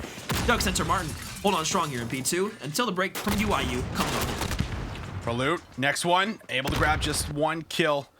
That's a big shutdown that comes through for Hollow. So this is just scrap time that's going to swing the way of UIU. Coming off their hot win. Cells, though, cuts down two on rotation, almost finds the third. APAC, the opposing AR, will be able to deal with him and allow his subs now to start to maneuver up through this Rugs area where Infamous is now going to have to try and pick up. He's got some engagements ahead of him. First player is there, but Prolute's already beat him to the punch, so he will be taken down. And the spawns are in the back. Doug Sensor Martin are going to have just a near perfect rotation. Now we'll see if they can get themselves some control. Well, I mean, I think you put it perfectly, but the thing here is UIU got a bunch of scrap time there from P2, and then they're actually able to at least reign triumphant here for the rotation over towards the Barbershop Hill. So even though Draza will fall there, they'll still have the backside spawns. They'll still at least have maybe one person in the middle map, but as Dylan Rex falls, that I mean, if they really wanted to, they could let Doug Sensor Martin push all the way through and get to the backside spawns, but I don't think Doug Sensor Martin is going to do that. They have at least a little bit of composure here. They know exactly what needs to be happening, and that's exactly what they'll do. They'll sit on the outside of this hill. They won't force the rotations towards the back, and they'll just try to play the spawn trap here as they go ahead and spawn back up and get ready to rotate over towards P4. However, players number 3 and players number 5, huge plays here, and we'll add that to number 6. Cells takes down Infamous with the trophy system. I don't know how we're seeing so many of these kills today, but I'm loving it. Scrap time's fought for the last second. And Doug Sensor Martin will grab the last second, but not sure if that's really going to be worth it. As you're going to have to move across the map, and we'll look at the spawns in the back of UIU and say, well, thank you very much. You want that 1 second, you can have it, because now we're going to look to actually grab some real points in the construction building where they're going to look to start grabbing it out. Infamous up top, going to be controlling this area. Watch just the bottom dirt, and you can see Ruiz. He's waning because those are some deep spawn back rug. So this is going to be a good amount of time soaked up. One player hits in solo, but doesn't wait for everybody. And now all the rest of them will flood across the bridge, but Infamous with the nade, with the kill, will stop and halt the first and second push. This has been so well done. UIU find a near perfect rotation in towards the construction hill. They might even be able to grab a full 60 off of it, and now they're going to move across the map to see if they can win the rotation against Doug Sensor Martin in towards B5. Well, UIU, we saw their strong suit was more or less S&D, as they won 2 of their last S&D series inside of that last best of 5 to go ahead and win it. They only stole 1 respawn off of the side of Atlanta FaZe. So here inside of this hard point, they are doing everything correctly. 3 in a row here once again from UIU. 2 players on 4 streaks, combining for a total of 10 kill streak as a team. The body's going to get shot by Draza, or maybe he was just pre-aiming and pre-firing, but I'd like to think it was the latter of the 2. Either way, Draza, 14-9 here, continuing to push through. He's still on a 6 spree. Hollow will fall, but actually he'll turn around the corner, and actually it'll be Infamous who will find himself 2. Can he go for a 3rd? No, they push in one after another, and finally Draza will find his demise. UIU up by 110 points. They've broken triple digits for a while now. Doug, Sensor, Martin, they just do not look like they have gotten anything going for themselves, and they do not have any confidence whatsoever around the map as they keep continuing to take and lose gunfights that they're challenging. Yeah, no matter if they set up first or if they're the team that's actually having to break the hill itself. UIU, they're winning on both fronts at the moment, and this is scrap time that's just about always going over towards them. So even Doug, Sensor, Martin not able to grab some of the scrap time in a lot of these hills. UIU grab the scrap time, they're rotating, they're just playing fantastic, and I'm sure that's off the back end of that last series where they're able to take out FaZe Academy. APAC's now playing for the back, but someone has slipped by. I think he's got a sound cue, but he's not going to be able to find him, and he's going to go searching. Where the hell is this player? APAC, he's gone, and he's run into your teammates at the hill, but I think Apex Beast might have been able to take him out as he's no longer there. But player number 3 has now entered in towards the back, and that will be a kill if he can play his life. But the spawn's still fairly close, as we're going to see another one actually go down. That's player number 3. Infamous is doing a good job playing his life. He finds Apox as well and takes out the AR player. This is netting them so much time off of this hill in the front because they're fighting for spawns, wanting to get it for P2. But now Infamous has just about single-handedly won them a bunch of time on this P1 hill, as well as netted them time in towards P2 if they're able to find this rotation. Apexides is the only one up, and he's left all alone. UIU eclipses that 200-point mark. Doug, Sensor, Martin just now starting to pass 70. Apexides will fly out, but a great play there from Infamous is going to allow him to stay alive. Prolute, who takes down his teammate, will be traded down almost immediately. Same thing with M. Ruiz, as Hollow will now pick up 2. So UIU with full control over towards P2. They can win it off of P2. Doug, Sensor, Martin, though, just with 81 points, are not only at the danger of losing this game, but at the danger of getting 100-point clubbed here in the first match in our losers semifinals. We're looking for UIU right now to close this one out, though, as Hollow's going to be able to find another 2 to his name and continuing to pop off. That's 3 in a row. Gets taken down from behind, but this one is just getting run-of-the-mill, running through UIU right now, or UIU's running through the side of Doug, Sensor, Martin right now, and even though Doug, Sensor, Martin can break here and then maybe rotate over towards the next point, it's just going to be way too little, way too late. Prolute right out front. He's going to try and land some shots. Apexides finds one. Prolute does connect with the second one, but that will be trades all the way of Doug, Sensor, Martin. So finally, this will be some time that they're going to be able to grab for themselves, but the rotations and the breaks have not always been there for them. UIU, they could close things out on the next hill if Dylan Rex actually combines for a 2K in the middle of the map, stopping and slowing down the rotation that's coming through at the moment for the side of Doug, Sensor, Martin. No one-on-one win for Prolute. No one-on-one win for Ruiz. So that is a lot of members that have been taken out, and they're still at this halfway point in the middle of the map. So even if they start winning these initial gunfights that are right in front of them, they're still not going to be able to touch the hill for another 15 seconds or so. But right at the middle, actually, will be someone gunning it right in. That is going to be Prolute. He's found an entry. If he can find this kill, he does. So Prolute does it by himself, but the spawns are there. He finds a second, now a third, as he's looking for even more. Prolute doing it all, as he is 26 and 21. He is the saving grace of this team at the moment, but it is 125 to 228. You can't afford to give this time over, and UIU, they're going to win the second set of gunfights. Well, not only that, they win the second set of gunfights, but they spawn Doug, Sensor, Martin all the way out over towards tunnels, and UIU has them exactly where they want them, because this, if Doug, Sensor, Martin isn't careful, if they get the final kill in the back there, they could flip spawns all the way around. You already see it happen. UIU spawns all the way across the map. If they want to, they can just rotate on over towards P number 4 and win it. 7 seconds is all they need, and they'll have all players already started to rotate on over. Again, Doug, Sensor, Martin, they had a valiant effort here these last couple of hills to go ahead and try to bring themselves back into this one, but again, it's just going to be, again, too little, too late. Ruiz is going to be able to get a couple of shots, but will be taken down. 5, 4, 3, 2, 1. They tick 250 to 130. UIU takes game number 1 here in the loser semifinals of the North American region. Clean game from UIU. There's no other way to put that. That was just very crisp rotations throughout the map. There was multiple times where they were grabbing the hill time and the remaining scrap time and then moving right across to be able to find those big rotational gunfights, open things up massively on the Ramaza hardpoint. So that is a big statement game. And well, coming off of a game 5, these guys are feeling pretty good. They're pretty warmed up at the moment here, McCormick, where we just have, of course, Doug Sensor Martin, this squad, just waiting a little bit, maybe even having a chance to watch that game number 5 on stream, trying to figure out some of the strategies, but not enough, at least for the first one. Now they'll have to try and take down UIU in a search and destroy for that second map. Well, I mean, you look at UIU and what they were able to do inside of the Search and Destroys last series, you would have to expect they come back out and do the same things here. Obviously, a different beast when you look at this new team that they're playing against in the Search and Destroy category, but against Atlanta FaZe Academy, a team that's known for their respawns. They struggled a bit there, but here, they just show their prowess in domination, or excuse me, in hardpoint. From the very moment the game started to the very end where they win that map by 120 points. Beautiful stuff, clinical hardpoint for them, and as we get ready to go into that Search and Destroy, well, I would probably expect UIU to potentially take a 2-0 lead here. Remember, the team that loses this will go home.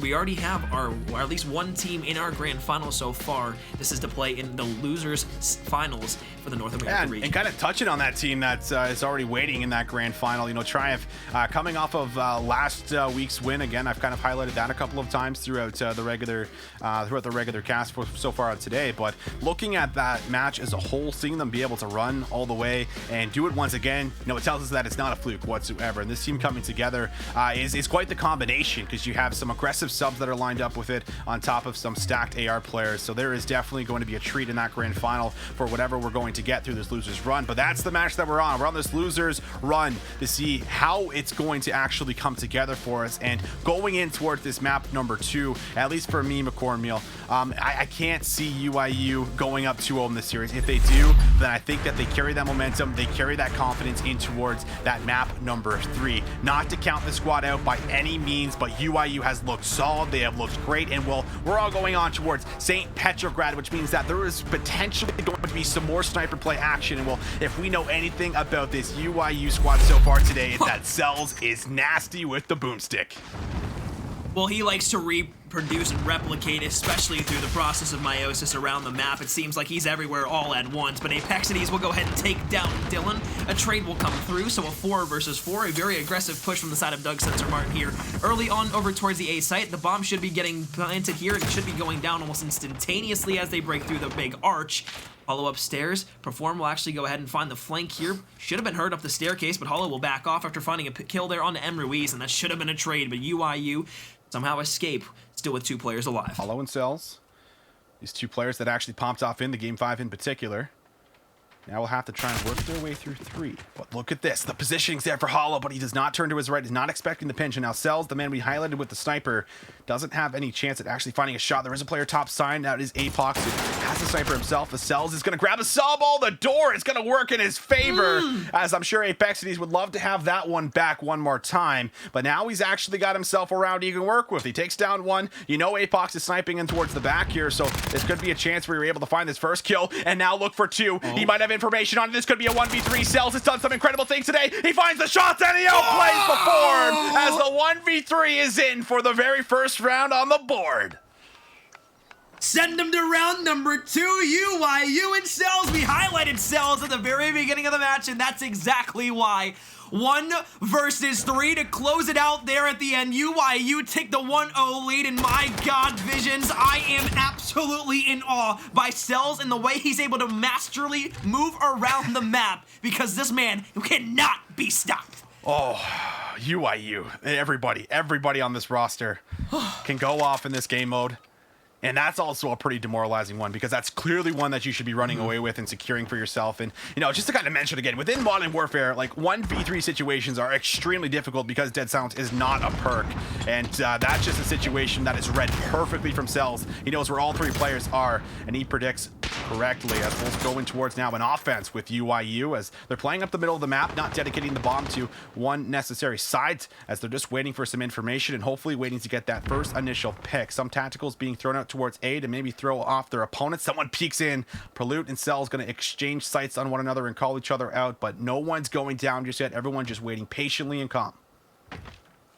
Visions, I'm not sure who knocked down this UYU squad to the losers bracket, but whoever did, that's a hell of a job to them.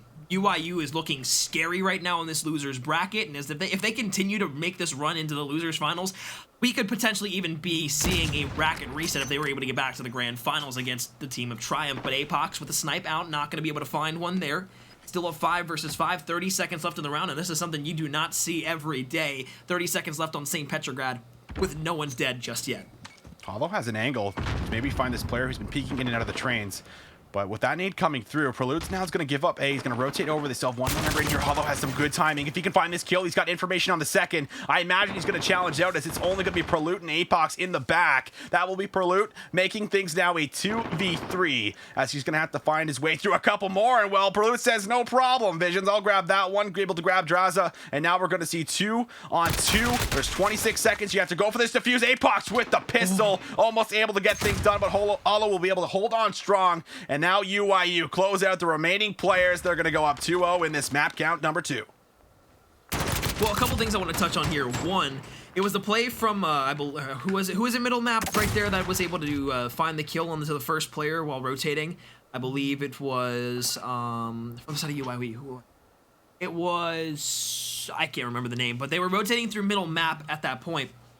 We're able to take the first player from that left side and let him go all the way through, and then he was able to pick up the second player there as well. So, one, it was fantastic trigger discipline to make sure he could take down the second player who was coming there and not get absolutely trade down immediately. But also what ends up happening there as well is it allows his teammates to actually be able to pick up the player that is actually pushing all the way through in pro loot. So, again, UIU playing fantastic search and destroy, but I actually want to talk about, just for a second, the team that knocked us out of UYU to the losers bracket, the team that was able to beat them in the winners bracket. Visions, can you go ahead and take a guess at who it was? Might be the team over towards our left here for us, McCormill. Yeah. It's Doug Sensor Martin, that's right, and they have absolutely stood them up in every way possible so far here in this series. The first hardpoint, they won by 120 points, putting it back to them and saying, you know what, we're going to give it to you this time like you gave it to us last time. It was the 3-0 win for Doug Sensor Martin in the winner's bracket, but here, UYU looking to go up 2-0 after the search and destroy. However, Doug Sensor Martin will get on the board here in the search and destroy. 1-2, still down though. Big response round. One on the board for yourself, and now you can start to build off of that as Prelude's able to land some good shots, coming back off of a round before where he found a big 2-piece in the hazmat building that was almost enough to try and clutch that one up. That could have been a 2-1 lead for Doug Sensor Martin, but not the case for so UYU. Now they're back on towards the offense. Last time around, it was a play up the middle of the map where we saw a slow hit over towards B, and they waited very patiently. They wanted to get some information, scout out where they were going, but that smoke is going to be up top. I don't imagine that's where they were hoping that was going to go for themselves, as they are going to just kind of fall into that exact same strategy that they did just a couple rounds ago, just waiting right outside of blue with the bomb. Infamous is going to be the bomb carrier for once again, and he wants to see if anyone's going to push through, and they're simply just getting information and trying to keep Doug Sensor Martin questioning on where they are on the map, so that maybe they over rotate, maybe they send too many players to one side of the map. And while all this happens, Cells has a chance to actually work a pick in the middle. He found some big picks in the Arklov peak as well as the Peekadilly. Now we'll see if he can do so in this round number 4. Well, I wanted to say, first off and foremost, well, that smoke up top was absolutely tactical. There was nothing wrong with that. That was just such a beautifully placed smoke grenade that allowed them to have cover towards the top bar. I'm kidding, of course, but it is going to be Draza who takes down Apexides. And we'll allow for a 3 versus 4. Doug Sensor Martin still have the advantage here. Almost is able to take him down. If he would have hit that shot, I don't know what I would have done, but my jaw would have been the furthest it's been down all day long, and that's saying something.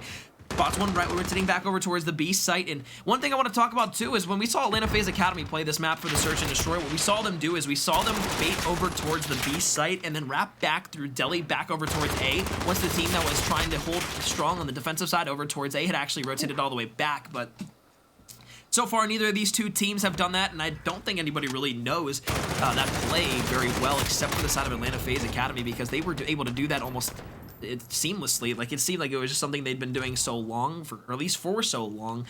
And, you know, here in the round, of course, the side of Atlanta FaZe, or excuse me, the side of Doug Sensor Martin, do take that round and tie things up at 2-2, but UIU, they've looked strong all day in the search and destroys, but maybe they've met their maker in terms of good teams in search and destroys, and that's why they were able to lose the last time 0-3.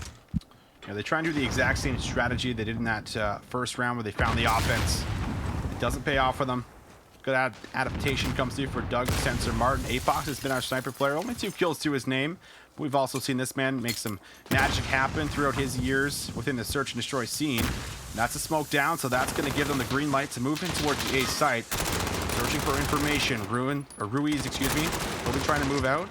That will be a couple of big kills that go down. Apex finds one. APAC finds some life with that sniper pick in the middle of the map. It takes down Cells of all people. And now UIU, they have very little control. There's a player up top, but damn, there it is. Doug Sensor Martin. They're going to clean up everybody in about 20 to 30 seconds. They're moving right in towards that A site, and now that's 3 rounds straight for them. Yeah, 3 in a row, and I mean, they've all come from great individual performances in each round, but also a lot of great team plays as well. They've won 2 offenses and a defense in that span of time. UIU once again will be, I believe, on the offensive side here for the push. The last time, again, what worked for them was the offensive push to B. Last time they did a very slow push and tried to get into A, but again, they weren't able to do it because the aggressiveness just wasn't there. Cells looking for blood, almost is able to find 2. APAC will take down Cells, but that easily could have been a collateral kill there for the man himself, Cells. 4 and 5 here inside of the map. As they look again to maybe just play this one a bit slower, so is Doug Sensor Martin, as they've got 2 players playing back over towards B, 2 over towards A, and of course that sniper in APAC through middle map, ready to call out or maybe even find a pick in towards middle map, depending on where the side of UIU go and if they're able to push over towards the A site without being I think seen. this is actually a really good spot for Doug Sensor Martin because, yeah, you find that first blood that comes through the smoke, but you get rid of the sniper player, and getting rid of Cells, well, that is going to be very important, but that's a nice little peek from Hollow, who comes out of the window and is able to catch the top of the head of APAC. Infamous through the smoke is going to be running in as he's got the bomb, but Draza finds Prelude. Whoa, that's a fast one as they all come in a chain for us. UIU, they play slow off the start, but they move in quick and swift as they're going to be able to now bring things right back to a tie game at 3-3. Well, they were looking for that first pick there in a 4 versus 4 on the offensive side. They knew that the sniper was still going to be playing over towards that back left side. Their teammate who had jumped across the lane actually had called it out. So the person playing top Deli and Hollow actually had, we both saw it, but those shots were very, very crispy because, I mean, he only basically saw APAC's head over towards that back left side, so that pretty much won the round for the side of UIU, but again, Cell's going to be taking down the sniper in APAC this round. He's won the war here so far at 5 and 5 compared to the 4 and 4 from APAC, and here in round number 7, it's going to be a 3-3 tie, still a nade over the top, not going to hit anything as APAC, and he's now trying to get aggressive with that M4. Pox out. That's a sniper player, no longer a factor for Doug Sensor Martin. These have been some slow St. Petrograd offenses. He's a lot more explosive. Draza, oh my god, the shoulder. Form's going to have to now just back up. He doesn't want to have to stay for that re-challenge. And Prelude's going to now deal with Infamous out to the side. This will be now 1 player down for each team, but B control is in. There's a player in towards the back, and this is going to be Cells. He's got a chance to go big, but I think Prelude spotted him. He gets some great timing. While that happens, Ruiz also takes his 1-on-1 against Hollow. Draza is there for the trade, and that's going to now leave us in a 3v2 situation. Doug Sensor Martin looking to put the bomb down and looking to secure the round. Well, they won't be able to find the bomb planter. They won't be able to find really any information on the side of Doug Sensor Martin other than that the bomb is actually down now.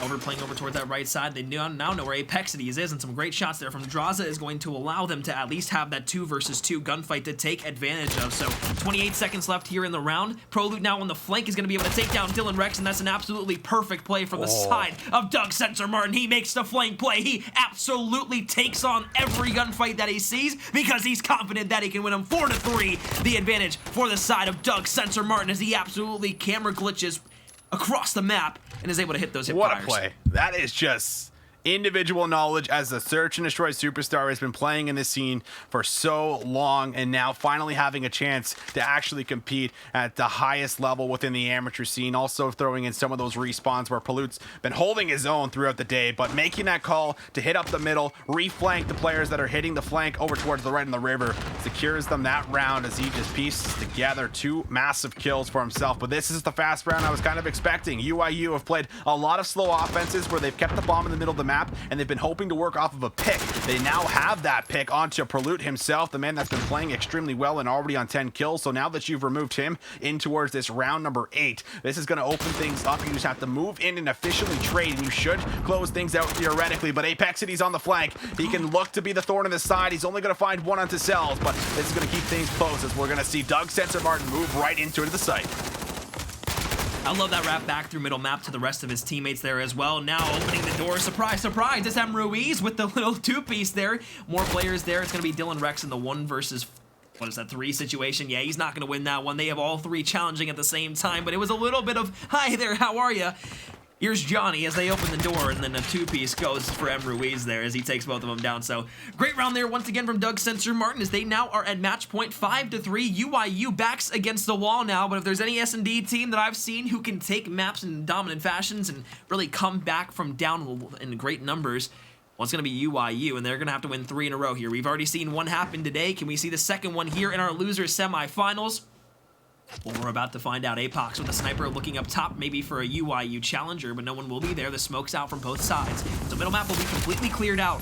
Doug Sensor Martin pushing up, but a first blood. Actions. He says, screw it, I'm hitting the middle of the map, guys. And, well, the rest of the team is following. Ruiz does have the bomb. He eats a nade. He will be able to slip on by it. Hollow is there for the last line of defense, and now a player backs him up. Cells actually grabs a massive 2-piece with the pistol. And APAC is, well, where did everybody go? They know that he's sniping because of that first blood that he picked up. And, well, we'll see if exactly we can find that one. That would have been a Hail Mary shot. We'll get info as the bomb is going to be down. He's got some time to work with at the moment, but he's got to find some big snipes. We got information on the player to the left there. Dylan Rex now also knows where APAC is because of that sniper glint to the right side. He's going to look for the peak, but he's going to take that shot. A faithful shot indeed, but it doesn't always go through. From the right side, it is going to be pistol shots getting into the back of him. UIU will take the round, and that's a great start to the comeback. Down now, just needing 2 rounds to go ahead and win this game, but 1 to make it around 11. I mean, obviously, the side of Doug Sensor Martin really isn't nervous at the meantime, but they're going to need to clutch up at least one of these next 2 rounds in order to be crowned the champions of the Search and Destroy and tie things up 1-1 here in the series. Remember, folks, the side of Doug Sensor Martin was the team that knocked UIU down to the losers bracket in the first place, and now Doug Sensor Martin trying to make it to where they can absolutely confirm that UIU is meant to be there by them. But so far here in this series, UIU has looked very dominant here in the Search and Destroy. It's going to be Hollow who picks up 1 here in round number 10, trying to force the team and trying to help the team get alleviated up to that round 11. This is the first time UIU has been able to get in here almost for free. And when you don't have A control, well, this is just also a round that you might have to just look at throwing away because they're not going to be able to do anything unless they can find this kill. But no, Infamous is there. The door gets broken open, so they get a sound cue that there's a player top apartments, but it's just APAC and just Perform. And likely APAC rocking that sniper for us. They're going to have to try and fight back in a 2v5. Good shots from Perform. He does have to take that challenge. If he wins it, then maybe there's hope. But Cells is going to open up with 1 more kill on towards APAC, and now it's a 1v5. The tallest task you could possibly ask for in Search and Destroy. And of course, he's going to have no chance. UIU, they're going to send us to a round 11. Well, it's around 11, but I mean, let's talk about Cells real quick. Cells is 11 inside of this game so far here with another round to go still. He had 15 in the game number 5 that we saw last series there on Piccadilly with the sniper. So, I mean, if we're looking at MVPs here so far for Search and Destroy alone for UIU, and especially in the hard one as well, for the entire series, Cells has been absolutely the man to go to as he looks to go ahead and find himself here in the very last round. 1 player needs to step it up, though. It's going to be Infamous here, as he's only 2-6. He's got to go big here in round number 11. We'll see who gets the first pick, but the smoke out once again up top is going to allow for the side of UIU to push up and through. 2 players on the side of Doug Sensor Martin over towards the A site, and this actually should be a free push-in for the side of UIU. This is exactly what happened last time when they won the last round here at A. No one's gone down just yet, but the bomb is in the site. Prelude's been spotted. He's been cooling off a little bit in the last couple rounds, but was going massive in the initial ones. It was one of the reasons they even got to 5 rounds. The smoke is out. They're trying to bait some shots and seeing if anyone's going to just peek their head out and take a look at the bomb. But that smoke is now dissipated, and no one has went down in this round 11. There's 40 seconds on the clock. Things are going to happen, and they're going to happen fairly quickly. There he is. There's Infamous with 1. Dylan Rex with 2, and now Doug Sensor Martin. They might be throwing away their lead that they once had. Oh, they're doing it in terrible fashion as well, because, I mean, Perform opened that bottom door there and should have at least had 1 kill, but They had 2 players looking at that door to at least get the trade forward. Cells is going to take down APAC. He improves to 12 and 7. Hollow's going to find one as well. Now Prelude in the 1 versus 4 here in round number 11. He's going to find shots onto 1, but won't be able to do it from down 3 to 5. UYU is the second team to do that today. 6 to 5. They win the search and destroy on St. Peter Griffin and go up 2-0 in the series in our loser semifinals. Oh, Prelude's done some crazy things for us on stream, but just can't do it there in those final moments. But holy, we got ourselves a game now. UIU are just able to bring things back time and time again within those search and destroys, and that's definitely a tough one that it's going to get away from you. But heading in towards our map number 3, you have to start talking about this domination for us for the simple fact that you know, you're now at a deficit of 2-0. You have to wonder how this is going to affect your mental heading in towards this match at the moment, McCornmeal. But you got to slowly bring things back. You got to regain. You got to have that big motivational speech from somebody to get everyone back on that same page, because the series is not done. It's not out just yet. But UIU, with the way they're playing, they might just say that there is going to be a chance of a 3-0 sweep. Well, here's the thing, right? I mean, you're looking at UIU and you're saying, oh my god, they're up 2-0 here now, but I mean, they really want this as their, you know, saving grace here to make it seem like, okay, yeah, we got knocked out of the losers bracket by you, but we're gonna give you a taste of your own medicine. They wanted a 3-0 to begin with, but now coming back from down 3-5 in the search and destroy, they've got so much momentum on their side. They're ready to go ahead and hand it to the team that put them in the losers bracket. And to your point as well, for the side for the side of Doug Sensor Martin, I mean, you're looking at that team and you're saying, okay, yeah, you need them to go ahead and make that motivational speech or whatever, but really, it's just all about hitting that regain. And for the domination, you saw how badly UIU were able to take down Doug Sensor Martin in that first hardpoint on Ramaza. You'd have to think it was the exact, or would be the exact same going into a domination, but obviously the modes play completely different, so. Yeah.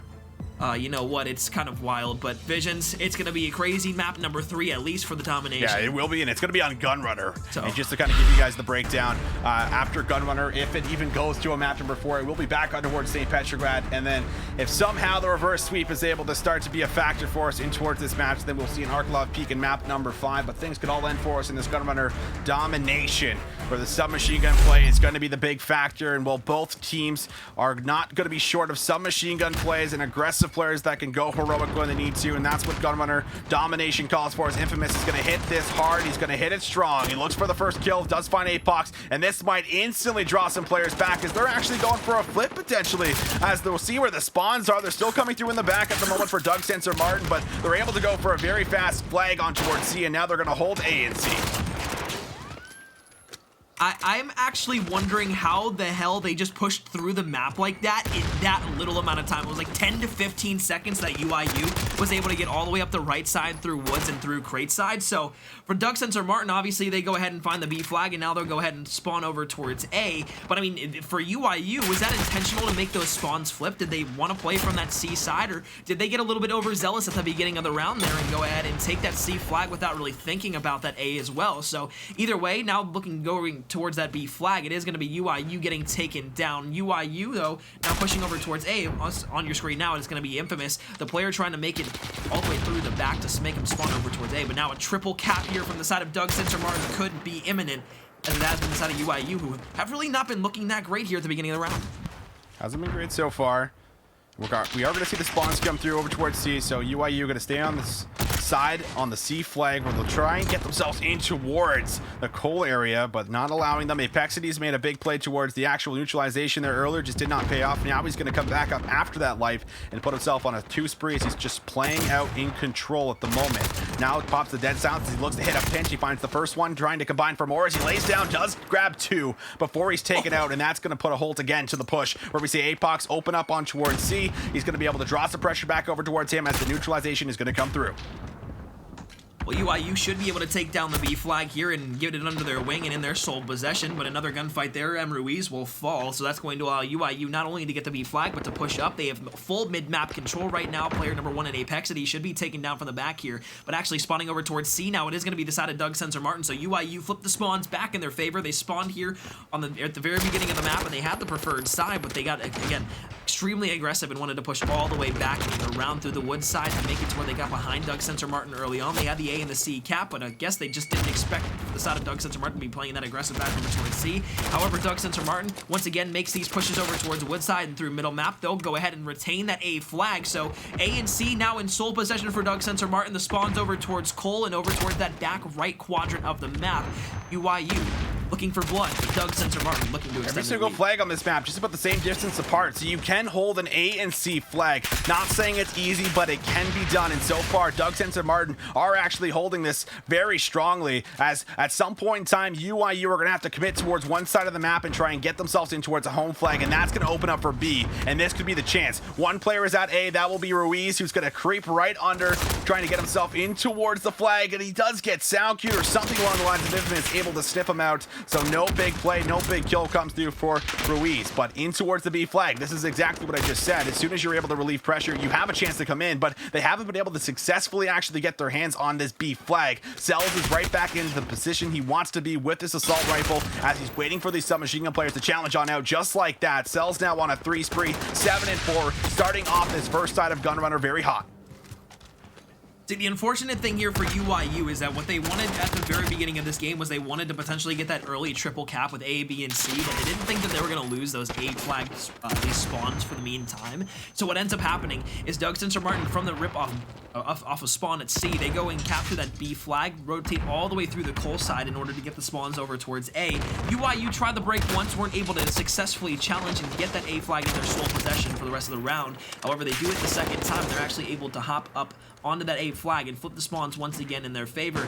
I mean, I guess what I'm seeing then from the side of UIU is not only are they going to be able to flip that potentially in that next round as well, but they've already shown themselves that they can flip all the way back around over towards that A flag, even though Doug Sensor Martin will be spawning over towards that C flag. So nonetheless, UIU starting to come back a bit here at the end of this round. They were down by about 20 to 30 points at a certain point in this match, but now neutralizing that C flag, having A flag and B flag in the possession, and Draza popping off with a two-piece, looking for more on the right side. He'll find himself a third, possibly even a fourth, as Cell's nade over the top is going to allow UIU to have a triple cap for the last 20 seconds of the domination round incredible number 1. Doug Sensor Martin. Every single time you think they're going to be able to run away with the lead, they just end up falling short and throwing it away. UIU, they always just absolutely crawl right back in towards it. Now they're going to see if they can do this and hold it out just for a few extra points. We see C flag almost goes over, but not going to be there. UIU, the last 30 seconds of this side one of Gunrunner Dom, make a big play, and they're going to come out with just a bit of a cushion heading in towards side 2, where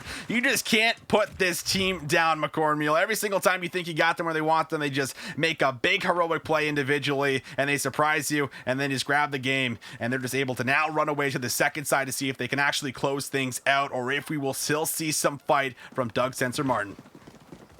These guys are like fruit flies, honestly. I mean, these guys literally will just keep coming back and coming back no matter what you do. No matter how many times, no matter how far down you put them, you can kill an entire colony. The whole fruit fly brigade will start coming back once again.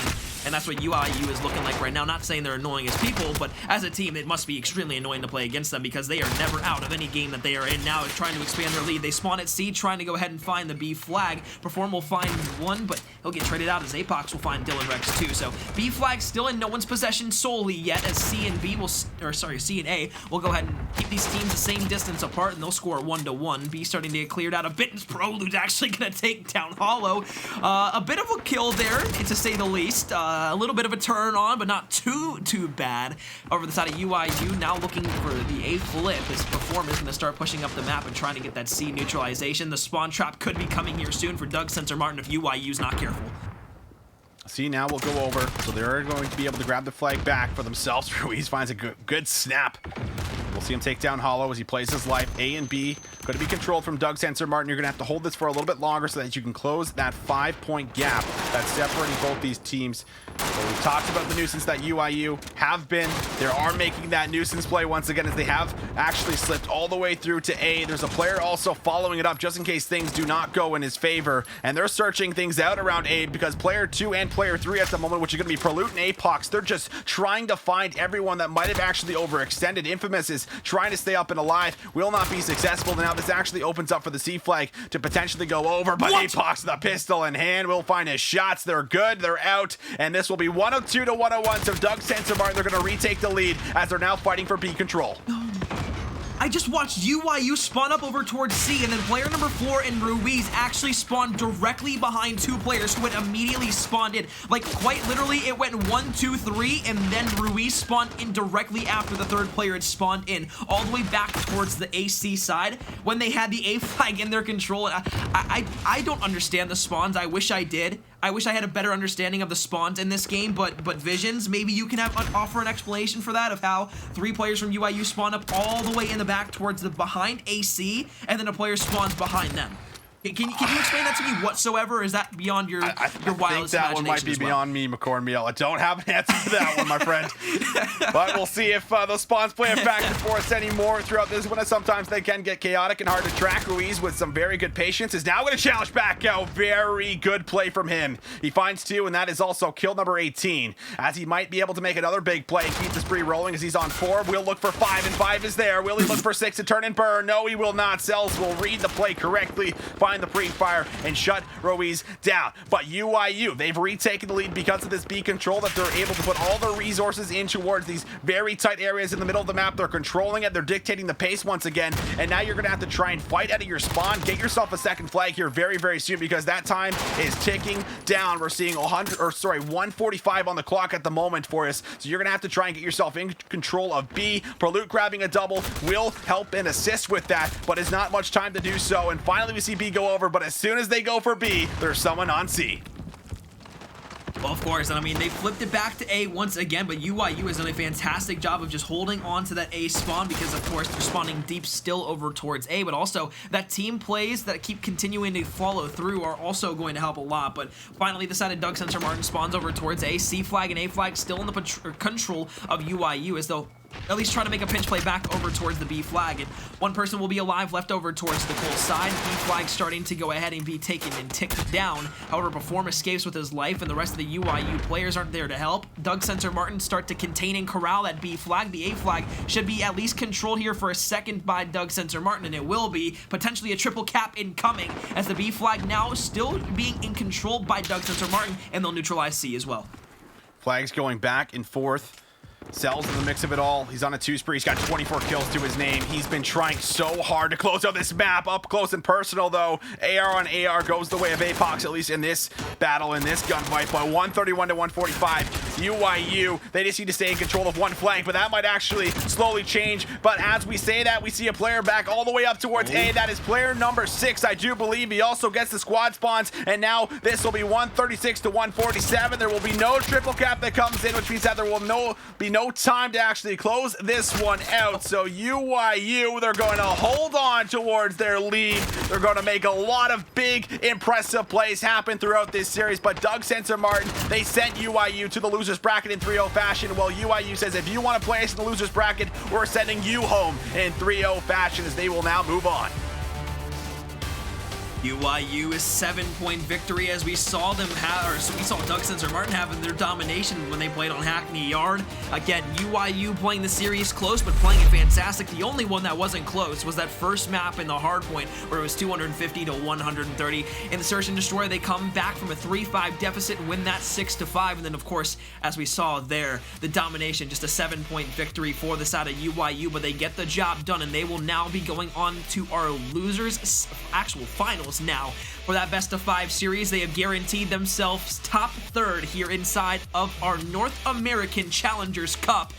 Visions, well, what can I say except UIU is now looking like a very, very scary team, and I could potentially even see them going all the way to the grand finals and maybe even getting that second best of 5 series against Listen, this is almost like the repeat that we're getting in towards the EU bracket for us, or rather actually over towards the Asia Pacific bracket, where we simply just had a team run through the entire way and make it all the way towards that grand finals, which was Throne of all people, who went up against Renegades and fell short. But this is almost that same storyline. UIU, they find themselves to the first losers round, they find themselves to the second losers round in game 5 fashion. Then they go up against Doug Sensor Martin, where that exact same thing happened to Throne in the losers final, where they went back up against Pride, I do believe it was, where they're able to shut them down and then move into the losers final up against 2011 Bruins. That's with Diamond Con and Co. So definitely a stacked lineup, and UIU gonna have their work cut out for themselves, but there's a lot that can unravel for us heading in towards these last couple of matches, ladies and gentlemen. We will now step back, take a bit of a break, take a breather, go grab yourself a snack, and get ready for these awesome matches that we have coming up, because it's only going to get more intense from here. We'll be right back after the break.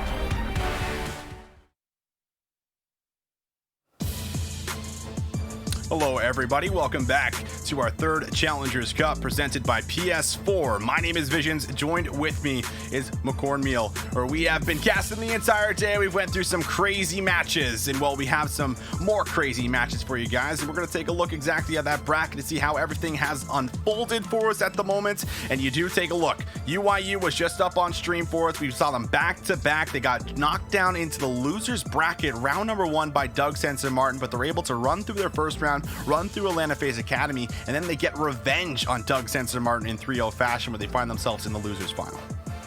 Well, we were talking behind the scenes a little bit there, Visions, and you know, UIU, they look extremely strong running through this losers bracket, and if there's a team that I thought coming from this losers bracket that had the potential to upset maybe even 2011 Bruins, or maybe even take that first best of 5 series in the grand finals off of Triumph, I'd have to say it's most likely going to be UIU. I mean, you and I went back and forth a little bit there talking about necessarily what we think might happen with UIU compared to maybe a 2011 Bruins if they were to be able to get to the Triumph, but also we were talking about how this is very similar to the European region, as we saw as we saw who was it? It was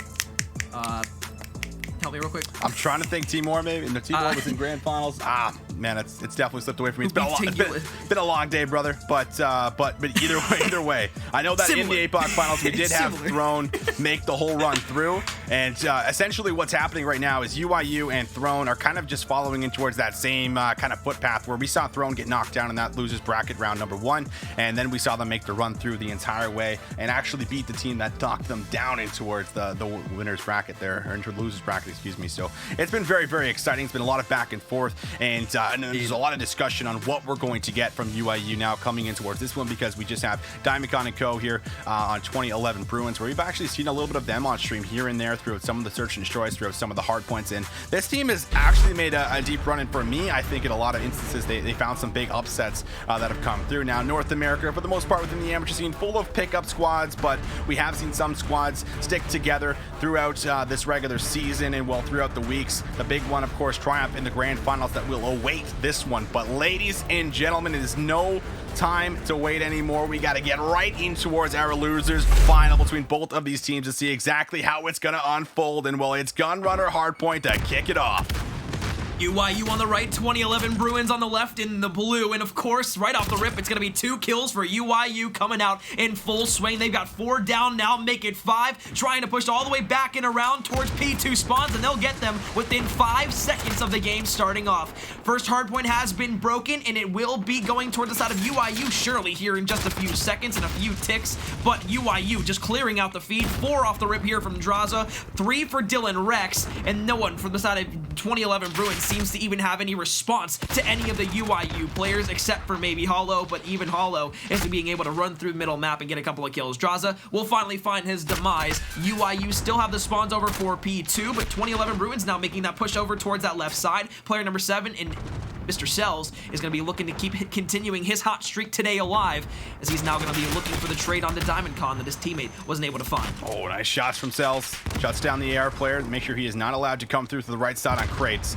And now if you're the side of UIU, you can give over these scrap time points, or maybe even find these kills to force the spawns back just a little bit further, and that's what Cells will do. Does combine for 1, and Draza with the Semtex will grab the second. So you now have some pushed up pressure in the middle of the map where you're forcing these spawns back decently, but this is now forces spawns over towards the left side of the map here by the Mind, where they're able to get a flank in. TCM is coming. That's a 5-man wipe. The spawns are out. 2011 Bruins, they 5-8. Perfect break in towards our P2 hill, and now they have the chance to actually start to stack up an even bigger lead. I mean, I think the key word you said there was perfect. I mean, there was absolutely no flaw in that. It was 5 up, 5 down. 2011 Bruins won every single one of their engagements. They played it a bit patiently in some situations as well to make sure they could kill every single person on the map, especially getting those team trades and those team kills together. So, as it is going to be TCM who falls inside the hill, UIU come back with a break of their own. Now a player number 5 versus player 6 over towards P3. It's going to be a huge gunfight, but now 0 and 7 actually making this flank around through the backside. 7 should be taken down by player number 1 here, as the gunfight will go in the way of actually Cells. So Cells continuing to push up the map here. Through and through they'll go. It is going to be UIU who are now down by about 11 points, as 2011 Bruins once again go ahead and find themselves on rotation. UIU overall has been pretty clean on the breaks. Maybe not so much in the setup so far, but there is Dylan Rex. He does find the first kill, turns for 2, and takes down Fane. Cleanly done for him, but not enough to keep himself alive. But he at least buys time for his teammates to roll on through, as Infamous is the next one in the hill, but is going to be a short-lived life. TCM finds the 2K. This is going to give them a bit of breathing room, but you have to start thinking about that next spawn and having the favorite spawn leading in towards not our next hill, but the P5 hill. That's one of those money hills that 2011 Bruins want to be able to get for themselves. So they need to hold this side of the map. They need to make sure that there is going to be no loss of this one. It's actually worth flooding more and more resources in towards the left side of the map so that there will be no push through and no flip of the spawns. But here we go. Katani able to grab 3 in the middle. Big rotational kills for him. And now 2011 Bruins gonna find themselves up with a big 40-point lead leading in towards the crates. We'll see if Cells can start to mount a bit of a comeback, as he's gonna be the line of defense up top. Folks, if you saw on the right side of your screen, just above the player card, you saw that kind of third person and flying camera above that P3 hill, and that's actually going to be something that we have in our repertoire here, thanks to the esports engine guys running production.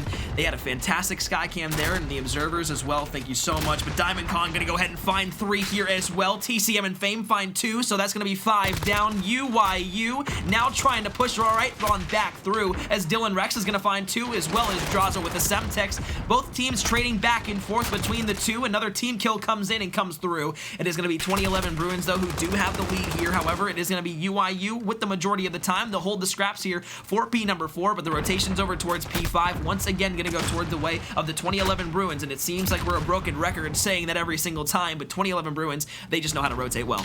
Rotating well, UIU grab the scrap time. Now they need to find a massive break in towards the back, as Fame is going to be cutting off this rotation. He has 2 players to deal with in water. Will not be successful. He's taken down by Dylan Rex. So that's 1 player that's going to be removed from the middle of the map, and you're going to have to find a couple more, as the hill now will spawn. So they're going to start stacking up some points. They're going to break that triple-digit number, as they're sitting at about 110 points. Now UIU, the first push comes in. TCM is going to find 2, maybe 3. Almost finding himself the 3 spree, but will be shut down from Cells himself with the assault rifle. Fame follows up with a double, and now the knife in the hand, as Noisy is just waiting for somebody, but he waits a little bit too patient as the slide goes right underneath him. Infamous busts on in, but the hill's still holding out strong. 2011 Bruins, they're not loading up on the gas pedal. They're holding on to this money hill perfectly, and now UIU, they might have 1 more push, but you might have to look at just scrapping this completely and moving on towards the next hill.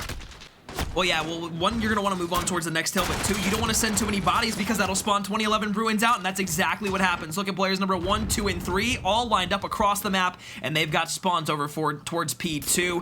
UIU player to the right of Katani, will he be able to go ahead and spot him? He's stunned down to a player from his left. Actually, we'll go ahead and take him down, so Infamous will be able to rotate on through back, flanks the flanker, and flanks the spawns, but somehow, wait. UIU had 3 players in towards middle map. I get that. But the fact that the 2011 Bruins all spawn over towards that left side and continue to hold P2 rotations, that's absolutely flabbergasting to me, because I do not understand that whatsoever. Well, we'll see if they can try and now hold on to this favorite side, despite some wonky spawns coming in and out. TCM, he's going to combine for a couple of shots, but won't be able to finish off the kill.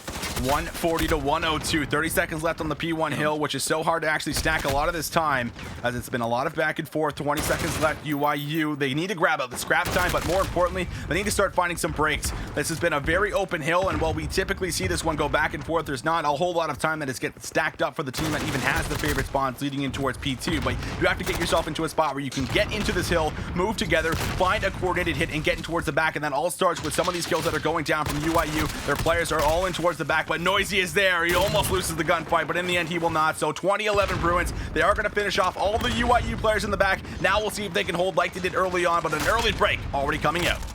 Last time we saw UIU rotated early and got the spawns, but 2011's had that, again, that perfect break on towards the side of UIU. This time UIU make that clean break on the side of 2011 Bruins, and they should go ahead and at least hold for a bit of time.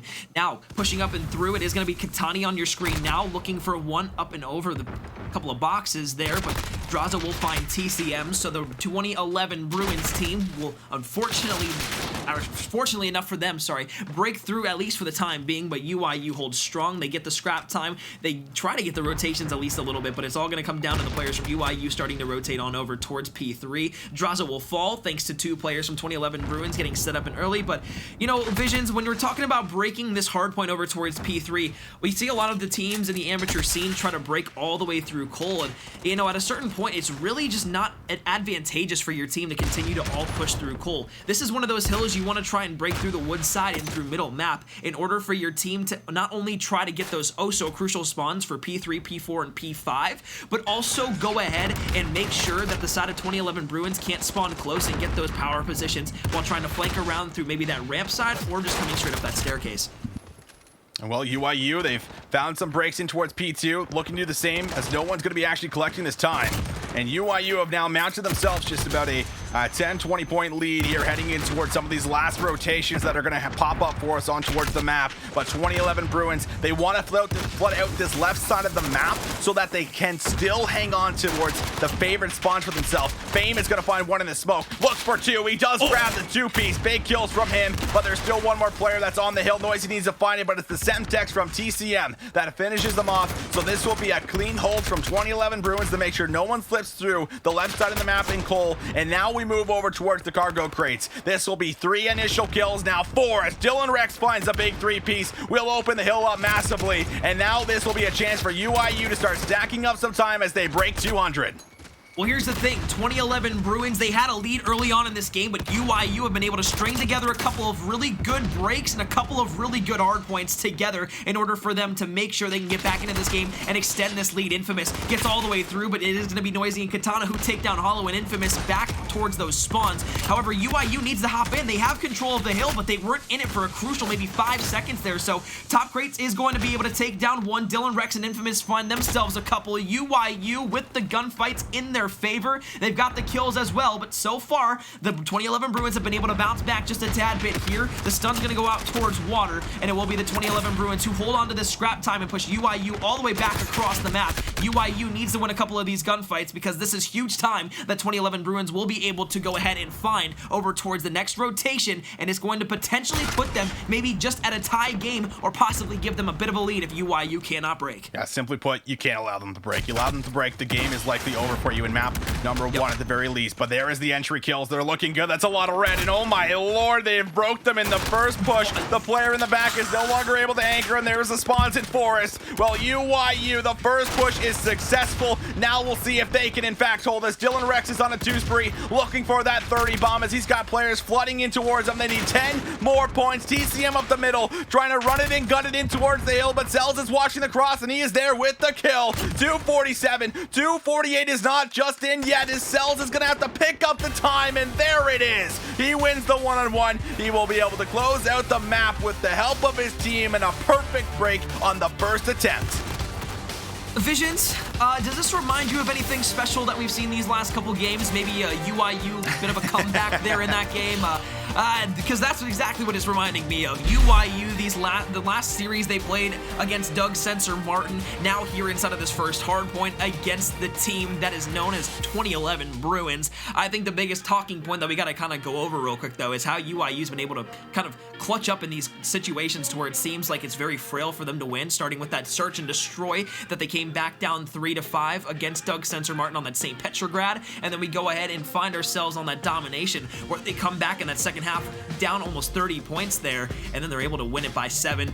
UIU, nothing short of spectacular here again inside of the hard point. They close it out when they need to, they get the kills when they need to, and of course that final break on P5, nothing short of spectacular. Yeah, we saw them doing things like that in that Ramaza match where they played their last series, where they were just finding rotations and they were finding breaks on the first push in a lot of those cases. And you know, simply put, you can't allow that to happen as a team that's playing for the rotation in towards the money hill. If you're giving up, 20 seconds or so for scrap time and you're rotating first towards the new hill, that is, relatively easy for the most part to actually get yourself in towards the setup due to how those spawn systems work within Modern Warfare on some of those hills like P5 and like P2 on a map like Gunrunner.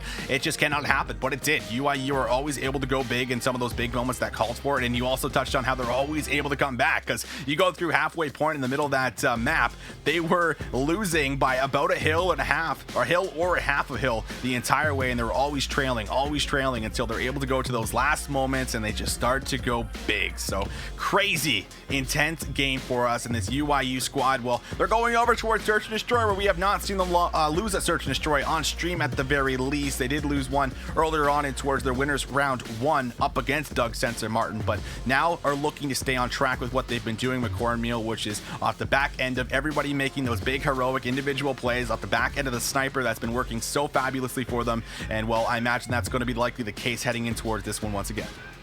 Well, in both of the search and destroys that we've seen them play in the last 2 matches, there's one name that comes to my head almost instantaneously, and of course I think it's coming to your head right now as I'm sitting here talking about it. That's the man named Cells. Cells with the sniper on St. Petrograd and on Piccadilly.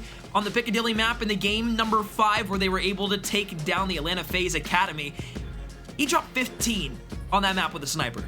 Then we went into our next game, that second best of 5 series that they played against Doug Sensor Martin on that St. Petrograd. Guess who it was?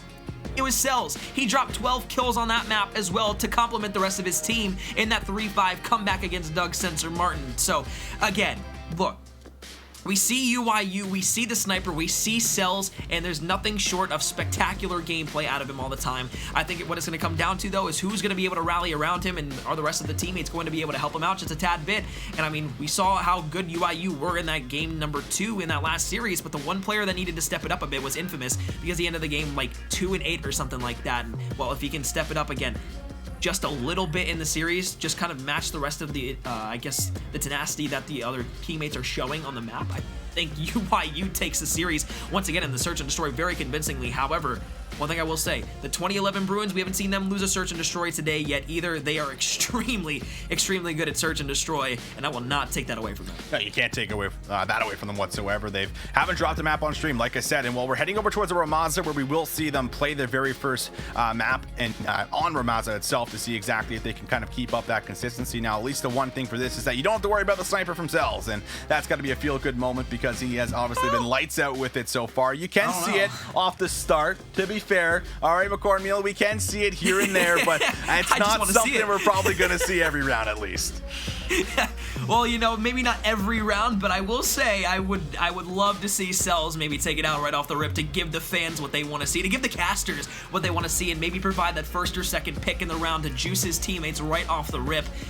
But I think a map like Ramaza for the search and destroy does very well fit a team like the 2011 Bruins. As we saw UIU, they like to play a bit more passive on St. Petrograd, and while I think the 2011 Bruins, I think they are extremely, extremely aggressive on a lot of the maps that they play on, especially with some of those SMG players, especially like TCM, Fame, those guys who are always running around the map and always being able to get those first and second picks in a round of search and destroy. So a map like Ramaza definitely favors them a bit more. UIU, we hope to see them at least put up a good fight, and I think we will. This one could very easily go to maybe a round 11 or get down to the nitty gritty, but as we see the flyover Ramaza, one of those maps to where the B side and the A side are pretty much split equally, but if you're going to see a B push, it's probably a bit more likely than an A push, especially with how easy it is sometimes to at least use your tacticals, use your advantages to yourself, and go ahead and push up onto that site. But Visions, as we go ahead and get ready to hop in here, what does UIU need to do here in round number 1 in order to win this defensive side? Well, without sounding too basic,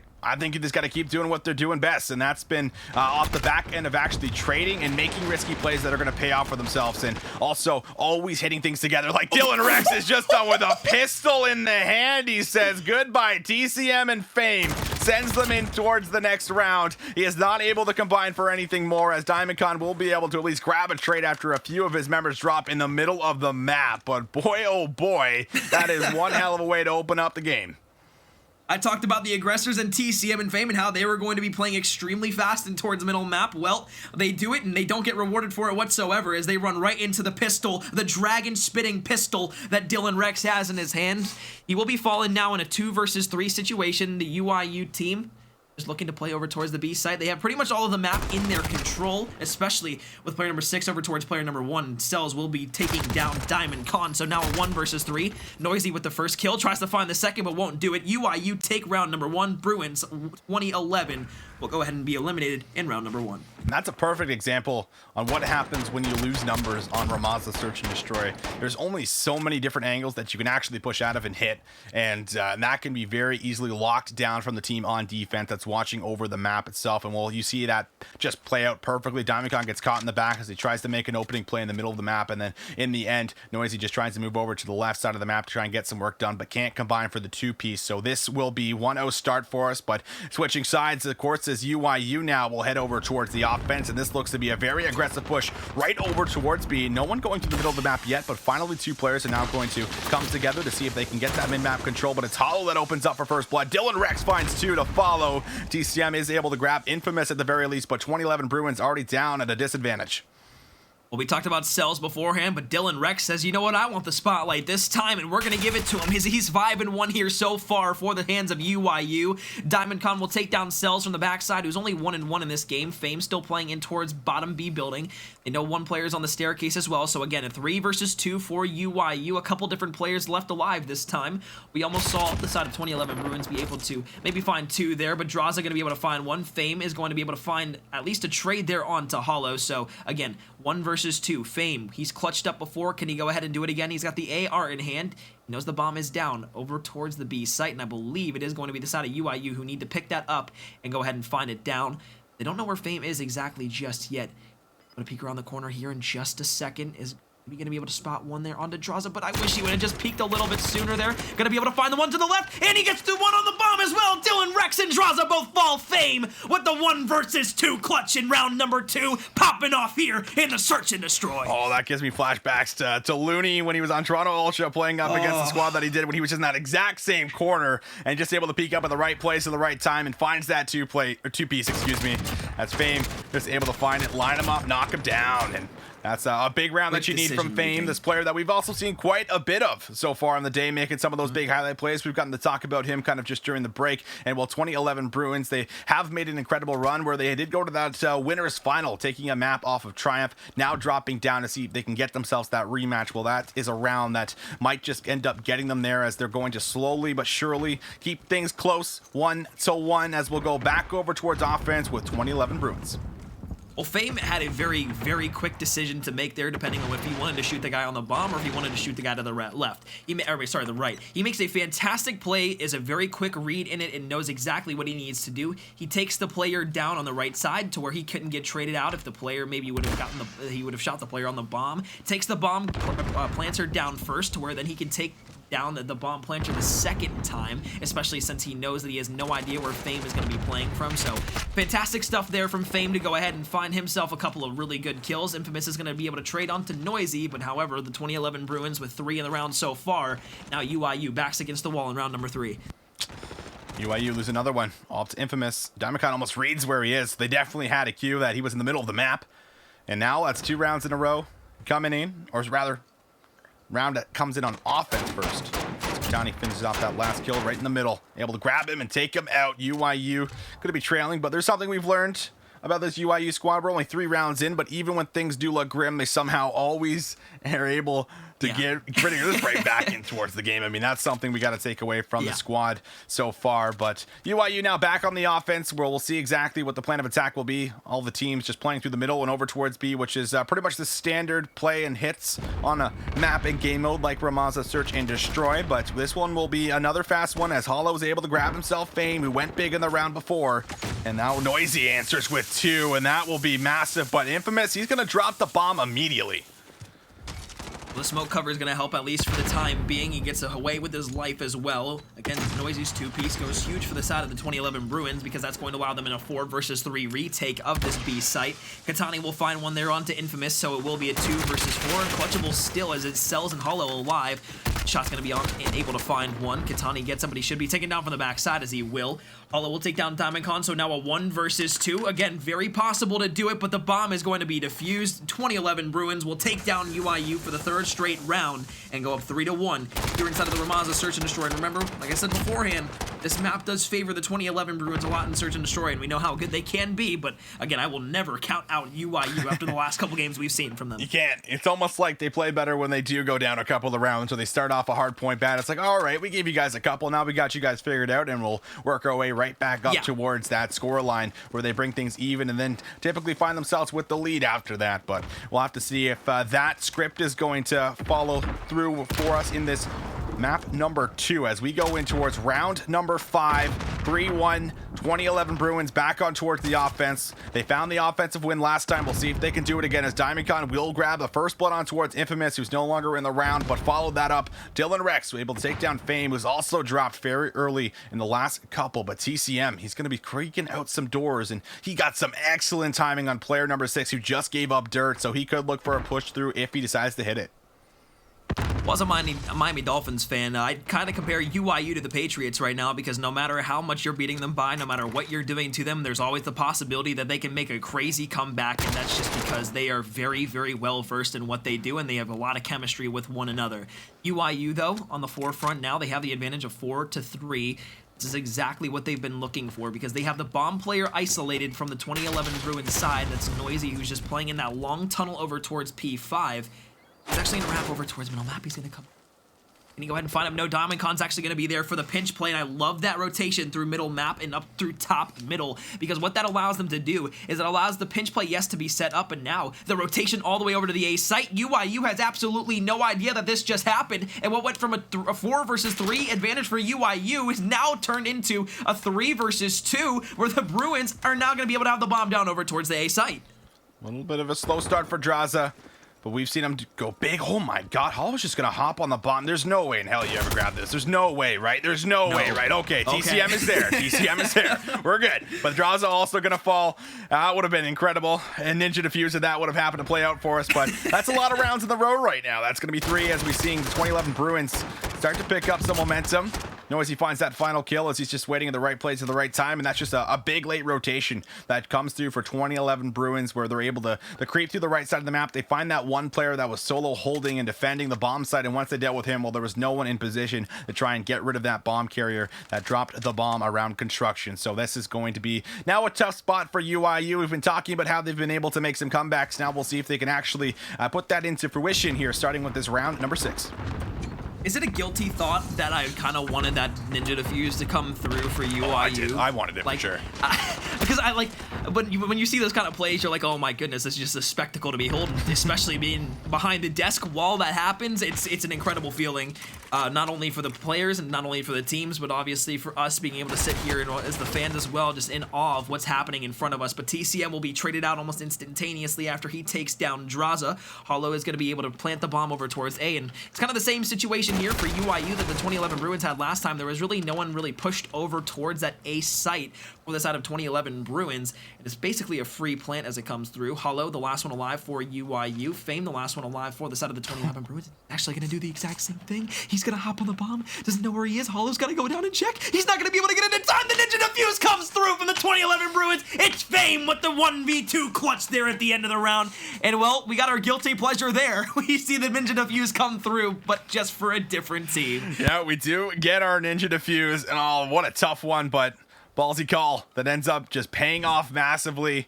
And now you're going to have to really rally together heading in towards round number 7 for us. 2011 Bruins, yes, they fumbled the lead in map number 1 in the hard point, but they are certainly looking on point in map number 2, where they hopefully will not allow that to happen to them once again. Do not want any comebacks to come in, or that would likely demoralize them heading in towards the map number 3. Shots through the wall. Kazani, he's got the X-ray vision goggles that we have on stream apparently, as he's able to read that very well. Throws out a smoke. Now going to throw some nades around the top of it to see if he can try and find anyone that's going to hit a quick flank, but that's a lot of members dropping. That's a lot of red that just dropped into the feed. Fame is now caught all the way alone in the back with Diamondcon, who does win his one-on-one onto Cells over to the right. So this is a winnable round, but you're still fighting from a disadvantage. Now you are no longer, as it is a 2v2.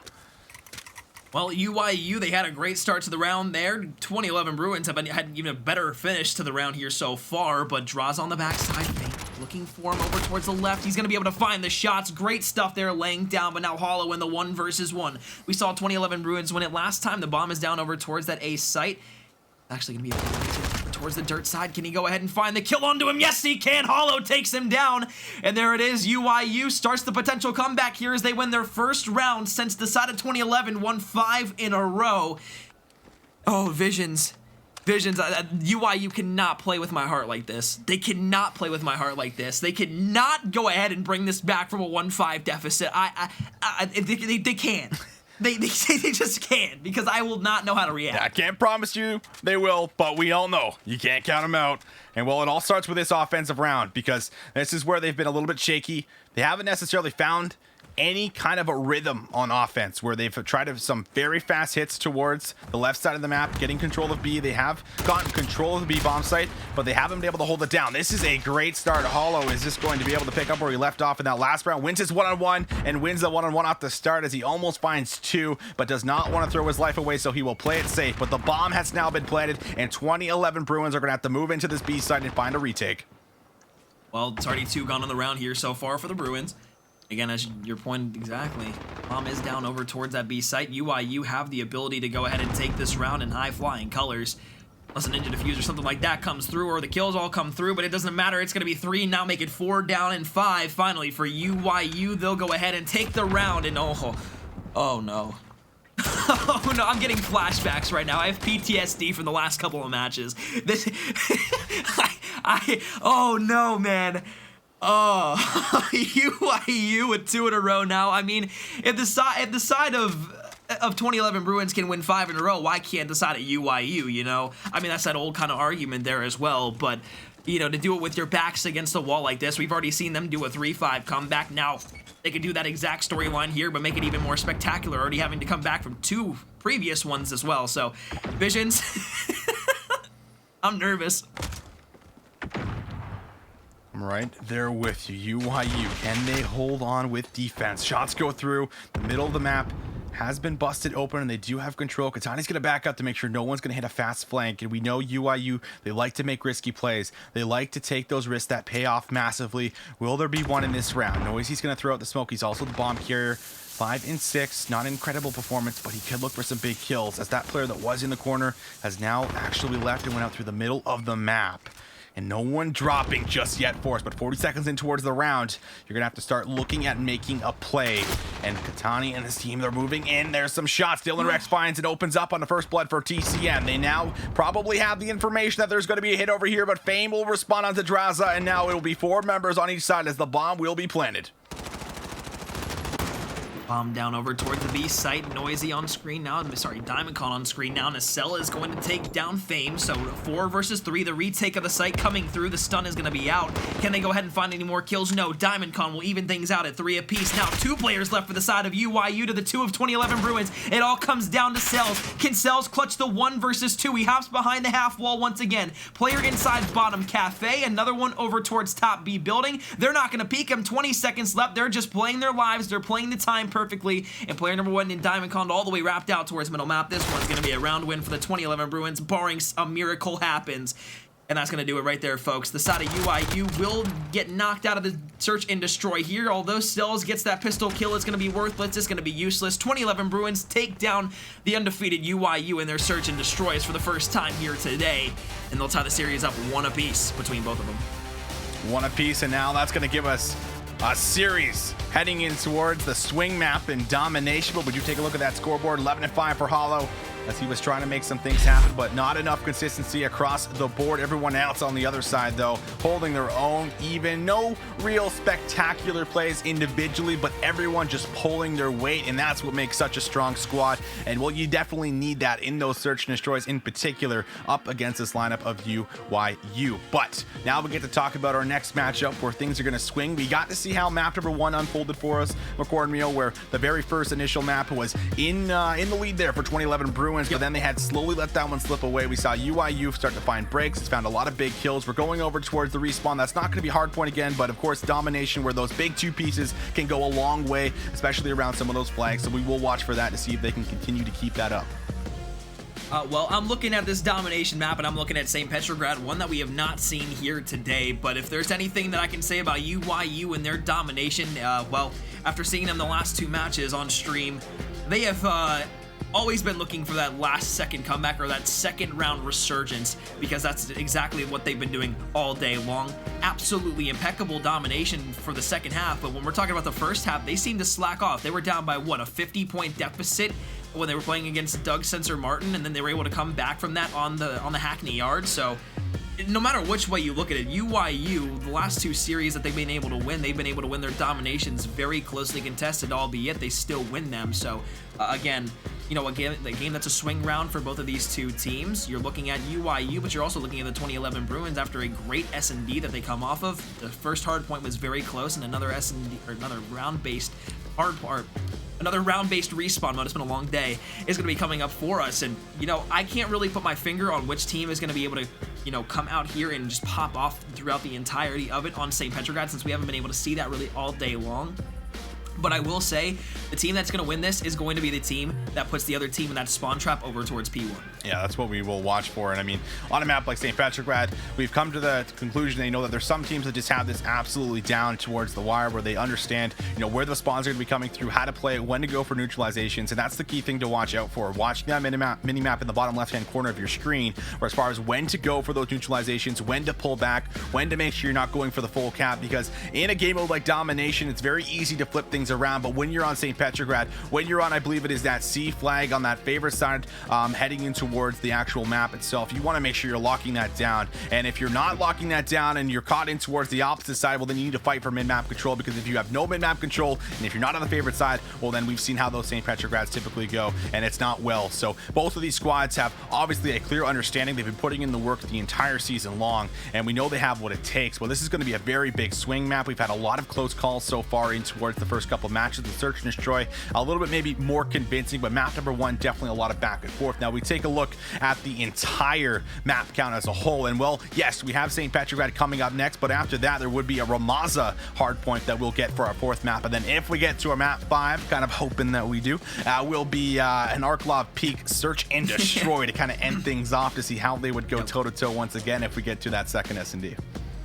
Well, Visions, I want to talk about one player in specific so far from the 2011 Bruins, and that is going to be Fame, aka Fame MK, whatever you'd like to call him, whatever he does go by. He's been one of the players that I've been looking forward to watching all day long. I mean, notable placements so far: 2nd in the NGE Season 9 playoffs just a couple of weeks ago. He's placed no worse than top 16 in every NA Open event, and of course, top 4 at the Chicago Open.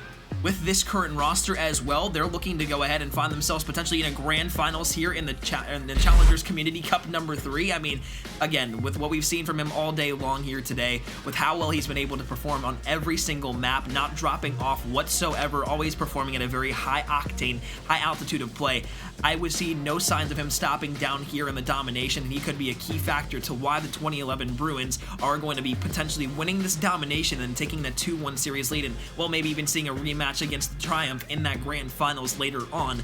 And it's all thanks to not just, of course, Fame, but the entire 2011 Bruins team. But again, a player to highlight, player to watch for that's been popping off all day is Fame. Yeah, he's been playing out of his mind, and you need that. You need that against this UIU squad. And overall, having the consistency at least coming in towards map 2, bouncing back from map 1. We know that there is a resilience built into a lot of these players. This UIU team in particular, I mean, their whole run for today has just been incredible. For anyone that doesn't know, I mean, on the bracket, they got knocked down in towards the winners round number 1. They got knocked down into losers, and then they make the run all the way to the losers final, where they've went through team after team after team, and maybe finally we'll see if 2011 Bruins has what it takes to try and stop them and put them in towards the dirt. But they're not going to go down easy. They're always fighting. This team also, you know, trying to find a big breakthrough where they've been kind of finishing around, you know, the top 5s, top 6s, things like this, but really trying to get themselves in towards a grand final would be massive for a lot of those players that are also trying to make their name, because that's what this is all for, ladies and gentlemen. It's the Challenger Cups. People are trying to rise up, trying to prove themselves and get themselves in towards the Pro League, and we'll see exactly who's going to pop off for us in towards the map number 3. It is the swing map, St. Petrograd Domination. Well, they've already showed great improvement here, already making sure and guaranteeing themselves top 3 inside of this Challengers Cup for the North American region. It is going to be the St. Petrograd, as you mentioned beforehand, though. A and C already in control for both of the teams. The 2011 Bruins have the preferred spawn side here so far for map number 3 in the Domination.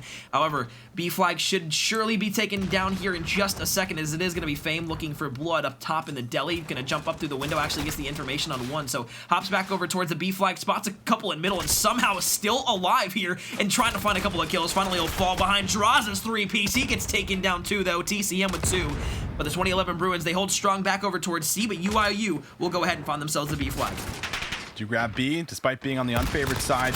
2011 Bruins now going to fight for middle map control throughout the hazmat building, but Cells with some good shots will find Fame through the wall, throws the trophy system down, and now they're going to try and move up, gain some of that map pressure that they just actually got for themselves. They could even look for a full-on flip as in towards the back. You do see player 5 and player 9, a one-on-one is about to encounter. Cells wins one in towards the hazmat building, but in towards the back is still going to be a one-on-one that's going to break down eventually. There it is. It goes the way of player number 9. That will be DiamondCon. He does play his life, but Cells is going to be hot on his tail. He tries to chase him down. They're playing back and forth peekaboo, as we'll see Cells now try and see if he can grab this one kill. He still knows DiamondCon's back here. Finally, DiamondCon's has been dealt with, but look at this. UIU have been able to grab a flip. They have the C flag as well as B. They have even middle map control as one player's already in the restaurant. The other player's pushing out in towards that blue alley. They are in such a great spot, but player 6, that could be a big play from him as Noisy is going to look for some kills. I think it could be of course, UIU having a lot of good gunfights going their way, but I think it just goes to show the prowess that they have here inside of the domination. I mean, obviously, the 2011 Bruins, they really had a great thing going for them, obviously spawning on that C side and getting that preferred flag. They'll go ahead and find the neutralization of B in middle map, and they'll go ahead and cap the B flag, but, I mean, again, with how close UIU can spawn up towards that B flag and how they're able to move throughout the map to make sure they can play either through the ambulance side or play through middle map in order to either secure or just neutralize the B flag. It's going to speak numbers and speak volumes, but there it is. The B flag back under their control once again. A couple of kills go to Katani's way. However, the 2011 Bruins still not a lot of map control currently here. They're going to have a couple more go their way, but they'll be pushed all the way back over towards their A flag. And once again, if UIU is able to go ahead, push themselves up through the map, get that A flag control, and spawn trap the 2011 Bruins over towards P1. They can get an easy triple cap for a lot of good time. Cell's currently on a 6 spree here so far at the beginning of the game. He hasn't died in 3 minutes of gameplay. Draza has an excellent read. He knows that one player is missing on the map, and they're trying to scout him out, but at the moment, TCM doesn't want to hop on towards the C flag until his teammates are able to grab some kills, but unfortunately, that goes completely wrong as Dylan Rex finds the 2P. Cells follows up with some kills. Now, TCM is going to make use of this big play, but he's only able to grab one so far as he's going to wrap now through water, hit the hazmat building one more time as they're just going searching. He is now shot once again as he fights in the back, but they have dealt with him, so now the side of UIU can move right back up and towards the middle, and they still have 2 players in the restaurant. Cells has just been having a heyday. He hasn't even died yet, first of all. Cells has just been rocking things out. Top restaurant. He's been playing his life. He's been doing his thing. And I mean, 2011 Bruins not having this restaurant control is making it so difficult to move through the middle of the map. And while this whole entire map is really dictated off of how much pressure you have in the middle, if you have none, then this is why the scoreboard is the way it is. Cells will finally fall here, but I mean, when we look at different maps, there's always different ways that they're played, and there's different areas that can control an entire map just through a couple of kills. And well, if we look at Hackney Yard, that is being if we look at Gunrunner, that's being able to run up through either Woodside or Bathroom and be able to neutralize that C flag off of middle map control. Here, for the side of UIU, which they're showing already, it's getting up top and top deli and making sure you can either control the spawn side where the A team is spawning at, or just being able to hold down middle map in its entirety. So for the side of UIU, they've done a fantastic job here so far. It's a neutralization of the A flag as well, so they have C and B in their controls. Finally, 2011 Bruins will go ahead and find themselves that A flag once again. They look hungry, and they start pushing up through this middle map. They're going to be over towards the train side, but it's going to be Draza and Dylan Rex who take them down. Neutralize of B should be coming through, and they should be able to secure this here in just a second. Yeah, that should be 4 now, just 5 as Hollow wins the one-on-one versus Fame, so a couple extra points going to come through for us. But UIU, this was on the unfavored side where they found the flip off the start, and 2011 Bruins now are in an awful spot because you're trailing by a pretty massive deficit heading in towards the second side at the moment, as you'll see the final points come through for you. But man, looking at this one, McCornmeal, you're going to be down about 35 points. You're on the unfavored side. You essentially are going to have a flip, or you're going to have one of the best holds on the unfavored sides with 2 flags for a very long time to work your way back up in towards taking the lead. It's going to be tough, and I think a big part of that is also going to be because we saw how good UIU were, not only just flipping almost right off the rip, but also being able to hold that one down. I mean, the 2011 Bruins weren't even able to get into the back to even try to contest the C flag for any time whatsoever. Every time they even got close, they were cut down almost instantaneously, as you saw there when Draza and Hollow were able to get a kill with the Semtex as well as the MP5 just flying through the map. So Once again, it is going to be the side of UIU with that preferred side, as you were saying beforehand. They're going to try and get back over towards this B flag, when Infamous, knowing that he needs to play up towards top deli, is going to fly up there, but DiamondCon will be able to take him down. The AR up top, looking on the B flag. Nothing there currently. However, UIU still with about a 34-point lead and continuing to grow, as it is going to be a contest on the B flag. Assault rifle for 2011 Bruins. Not off to the start that he would likely want to have, but DiamondCon still trying to work his way through bottom restaurant, gets tagged up. Dylan Rex finds 3 out in the middle. Infamous able to respond with 1 as Draza puts some shots into one more player, but it's Infamous who has his back. And this will be B flag going back over likely, unless there could be some big miracle plays that happen from someone like DiamondCon, but he will not be there in time. So TCM, as he clears out top restaurant, he'll now have to go down into bottom restaurant, find some big kills. He's been spotted out. He's going to find the kill on towards Draza, and he has eyes on the other one as he's going to go for some shots, but he's going to challenge and walk right back out towards the middle, where he'll find Dylan Rex, who's been having a heyday so far in towards this map. He has 19 kills, closing in on 20 very, very soon, and we're seeing the deficit still be a factor for them at the moment. A C and B is being held. No one's been able to kind of get through this line of defense that UIU is setting up through the middle of the map, and this is why the scoreboard is still playing such a favor for them, as they're just not able to find these big kills that UIU is just lighting up almost every single time we go on board with them.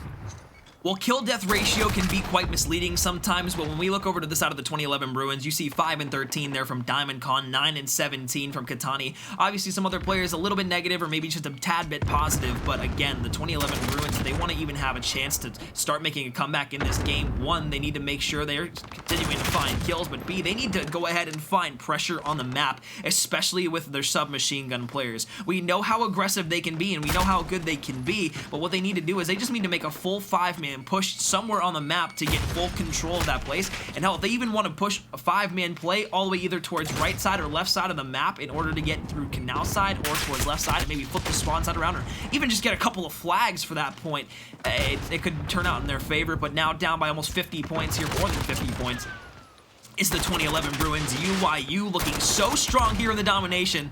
With 2 minutes and 33 seconds left here inside of the second round of the domination, they don't look to be slowing down one bit, and it very well could be looking like a 2-1 lead for UIU here in the losers finals in our North American region, the Challengers Cup number 3.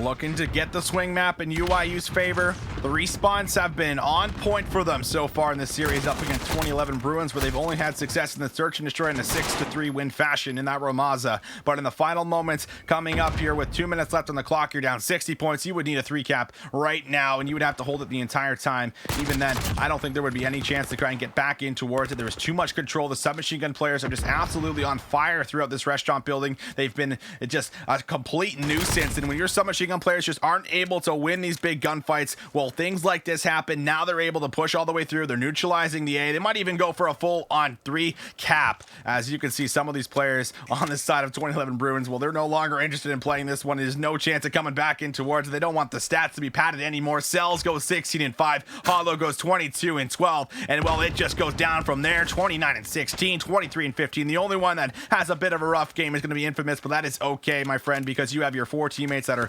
picking up the slack and getting the work done for you. So this was a very big game that comes through over map number 3. The swing now goes over to UIU, where we'll move over towards another hard point to see if we'll close things out or if we'll get ourselves to a map number 5.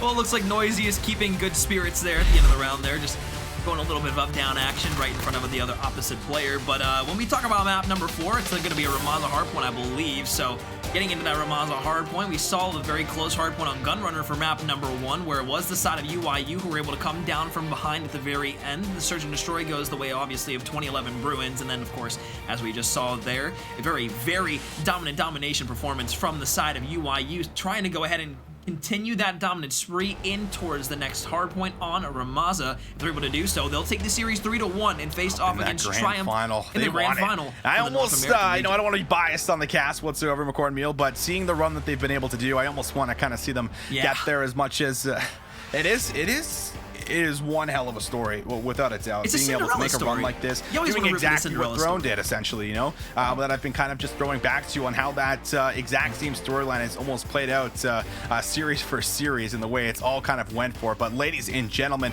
we're going to get ready to throw ourselves in towards a little bit of a break so that we can set up map number 4. It's going to be a hard point. It's going to be close. You know, both these teams are running and gunning for that grand final, but it's going to come down to just one team that's going to get there, and how they're going to do it, we're going to find out after this.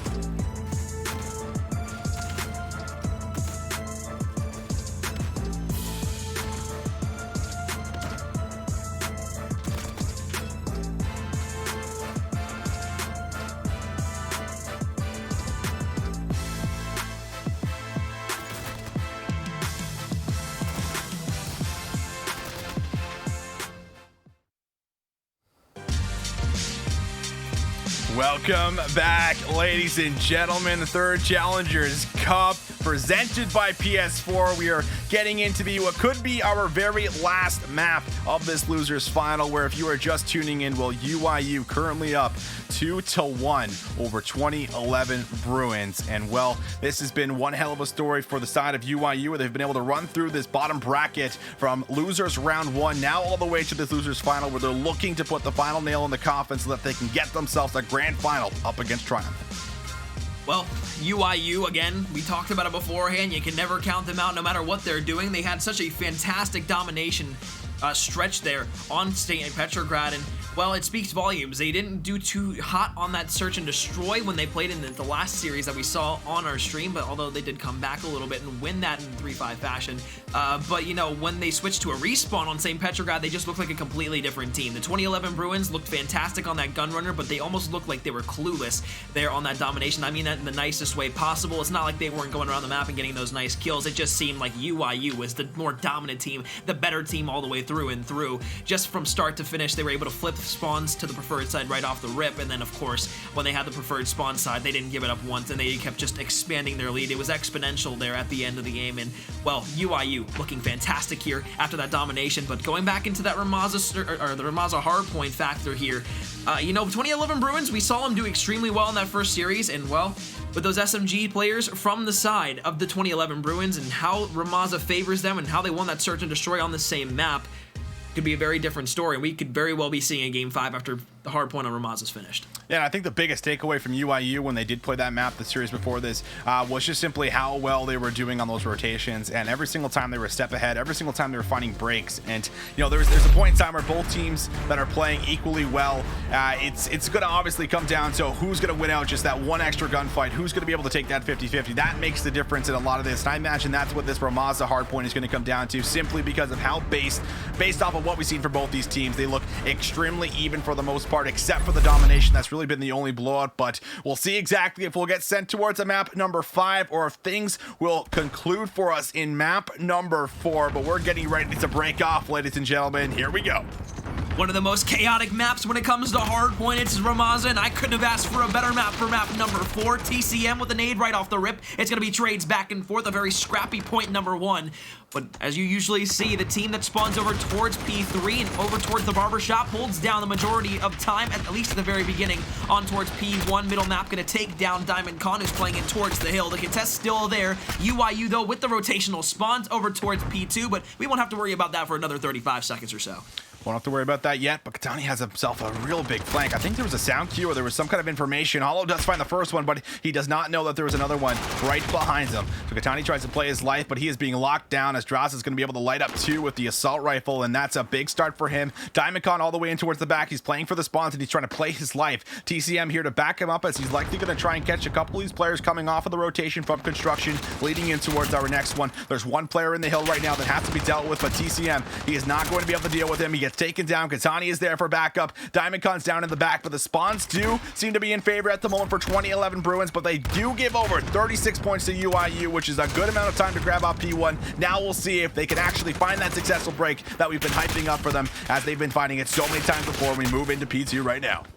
Well, this pitch play from the side of UIU works out and pays off in spades. They come through middle map and they come through the small archway as well towards P2. And what that allows them to do is not only put the spawns in their favor, but allows for 2011 Bruins to spawn out exactly where they want them. They put them all the way over towards the B street, and this way they can actually focus a lot of their firepower over towards this right side of the hill. So Draza with the SMG in the hand. Diamond Con going to challenge in. He won't even be taken down with it in just a half a second. So once again, UIU playing fantastic here so far. They'll go ahead and hold on all the way through that P number 2 after the very early break. 2011 Bruins now on the back burner. UIU looking so aggressive, so good here on this Ramaza hardpoint early on. Draws out, tries to move through. But UIU, you already said it incredibly well. They're going to break 80 points just after 2 hills. Pretty incredible. The breaks that we talked about, an effect once again, as we'll see if they can try and get themselves into the barbershop. 2011 Bruins, they need to get themselves into a stone cold setup, because if you don't, UIU are going to run away with this game very early on. And well, that's obviously not exactly what you want if you want a chance of getting yourself to the grand finals. So they need to kick it up a notch. We'll see them find the break either way. And oh my lord, they're able to do it. Katani tries to move through Ruins with Noisy, but things are looking so difficult. 2011 Bruins just not having enough in the tank to really get themselves these efficient trades. They're losing spawns, they're losing the hills, and they might fight for some scrap time, but UIU, they're going to grab themselves maybe another 20 points off of this barbershop hill. This is going to put them at about 120 leading in towards the construction building, unless we see this go otherwise. But there it is. There's the kills and out. Oh my lord, this is an incredible performance from UIU. We saw them play this map already where they looked just absolutely perfect. They had so many just light out rotations. Now we'll see if they can have one more heading in towards construction.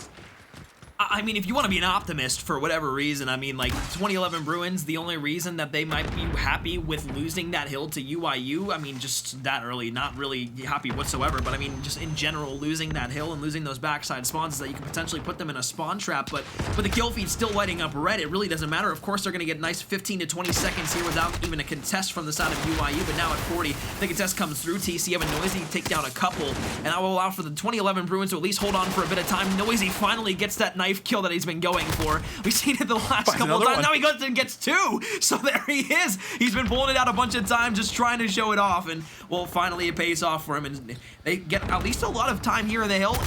Coming back just a tad bit. 20 seconds of scrap time going to go their way, but no rotation, pressure, or status whatsoever for the side of the 2011 Bruins. Albeit, it is going to be about a 40 to 50 point game. Still pretty close, but you're gonna have to find that rotation now for the side of 2011 Bruins, as we need one of these players to really start to pop off and get himself in towards a rhythm, because you already have that going for a couple of the UIU members, as Cells actually finds 3 on rotation. Could see another one pop as Katani finds 1, but he's been pinched as he's gonna take some fire, but gonna keep himself alive and up, as that player will just retreat. Now Katani looks to try an entry back in. He has some help with him this time around, looking for the pinch, breaking in towards the hill. He has an opening. Will he read this correctly? He does touch the hill for a quick moment, so they know someone must be close, but Katani's going to stay on the spree. Finds 2. He's 12-8. I said someone needs to pop off. Katani might be that player. He will end on the spree there, but that will actually give them an opening to try break in towards hill. UIU, however, are having none of it. Have the rotational ones. They're going to have favorite side leading in towards the couple next doubles that are going to go on for us. This is a very close out game. Of his mind right now. I don't know if you saw how fast he just moved around the map through that P5 hole, but my goodness, it was ridiculous. But nonetheless, it is going to be Diamond Con inside of the hill for the side of the 2011 Bruins. TCM, Noisy, and Katani still alive, but the kills are going to go towards the way of UIU, as Infamous and Draza will go ahead and find themselves 2. Pushing through now, 50-point lead for the side of UIU and growing towards P1. They don't have the spawns, they don't have the rotations, but that can come in due time, as Dylan Rex is going to have the MP5 in hand from the backside. TCM is going to be taking down 1, but the trades continue to push through. Cells and Hill now. 13-9 here in the game. Not too many engagements thus far in the game, and well, especially just seeing it now, Cells and Hollows were pretty much identical there. So a 172 to 112 advantage, 25 seconds left. 2011 Bruins should be ahead in getting the scrap time here, as UIU have the rotations. But can they rotate, and can they get themselves in towards the hill? TCM, he has the chance to actually solidify this rotation with some big kills in front of him. He gets some help from Fame. Now they'll try and sniff out the back, but Draza's there to go big himself, as he will play his life. Fame can't finish off the kill, and now he's going to have another re-challenge for himself, as he has to find this. This would be so massive for him. Fame now finding a second one. Can he find 3? Yes, he will, with the help of his teammate. TCM is there to back him up. So the rotation will be good. They find the kill back construction. 2011 Bruins, they're in a spot to start mounting a bit of a comeback. There's 50 seconds to gather off this hill, and well, UIU have to break P2 from the front. Fame on your screen now, MP5 in hand, trying to go ahead and prohibit 3 players from the side of UIU from touching the hill. He's going to do a great job in getting 2. Katani should be able to find 1, and he will take down Hollow, and Cells falls 2. 30 seconds left in this point, still a ton of time for the 2011 Bruins, and if there's any time that you wanted, there's anything that's huge and crucial moments for your side, the 2011 Bruins getting this hill right here and being able to hold down pretty much an entire 60 seconds of time not only puts them closer back into this game, but it's also going to put them just within 15 to 20 points after this is already set and done. Folks, 2011 Bruins are starting to mount this comeback a tad bit, and now the kill feed lighting up all blue. Fame, Katani, TCM all finding themselves kills. UIU finding the short end of the stick. Look at the side of the 2011 Bruins, a 3-2, 3-2-2, and a 4 streak now for Noisy. A phenomenal last couple of games that just came through on these rotations, or rather last couple kills. Katani is just picking it up. I said someone had to go big, and I think he might have heard me, because now he is just putting on a show. He now has to do this one more time as he tries to entry, and he finds 1, he finds 2. Katani is starting to get himself going big. He finds 3 in the barbershop, where 2011 Bruins, they have a chance to go for a retake on the lead, but this will be the close spawns coming in the back for UIU, so they still have to flood in and out, but they can lock them down in the spawn trap heading into the rotation, because nobody on the red side here has been able to break out past the barbershop. So UIU, they're going to have to find a massive rotation. We've talked about the breaks. We've talked about the rotations throughout this entire series within Hardpoint in this game mode, but you're going to have to find a monster rotation here, because 2011 Bruins, if they hold a full 60 on this construction hill like they did the last time, they can actually close out the map. Well, folks, 2011 Bruins down 1-2 in the series. This is to keep their tournament hopes alive here in the North American Challengers Cup number 3. UYU nowhere close to the hill on rotations here. Fame and Diamond Con picking up 2 in towards middle map. Another 2 fall for the side of UYU, and the Bruins 2011 team continue to pop off here inside of P4 over towards construction. They have so much map control. All the kills seem to be going their way. And of course, as you said before, Visions, they needed to pop off, and they have players going left and right all around the map, making sure that they can continue to pop off. 25 seconds left in the hill here. It's going to be TCM. It's going to be Fame. It's going to be Noisy, all popping off. And now just 25 seconds left for the side of the 2011 Bruins to go ahead and win it. They cannot win off of this hard point. I repeat, they cannot win off of this hard point. It'll have to come down to the rotation, and looky, who is it? UYU all the way over towards P5, ready for the 2011 Bruins push. This will have to be an incredible hold for the side of UYU. They're reading it perfectly as Diamond Con might even not look to take this challenge. He could push out the middle of the map, but Dylan Rex, he needs to display his life, but he's not going to be able to do it, so now they're going to lose this house control, and this is going to give a bit of a window to come back in, but UYU, they're closing in on 230.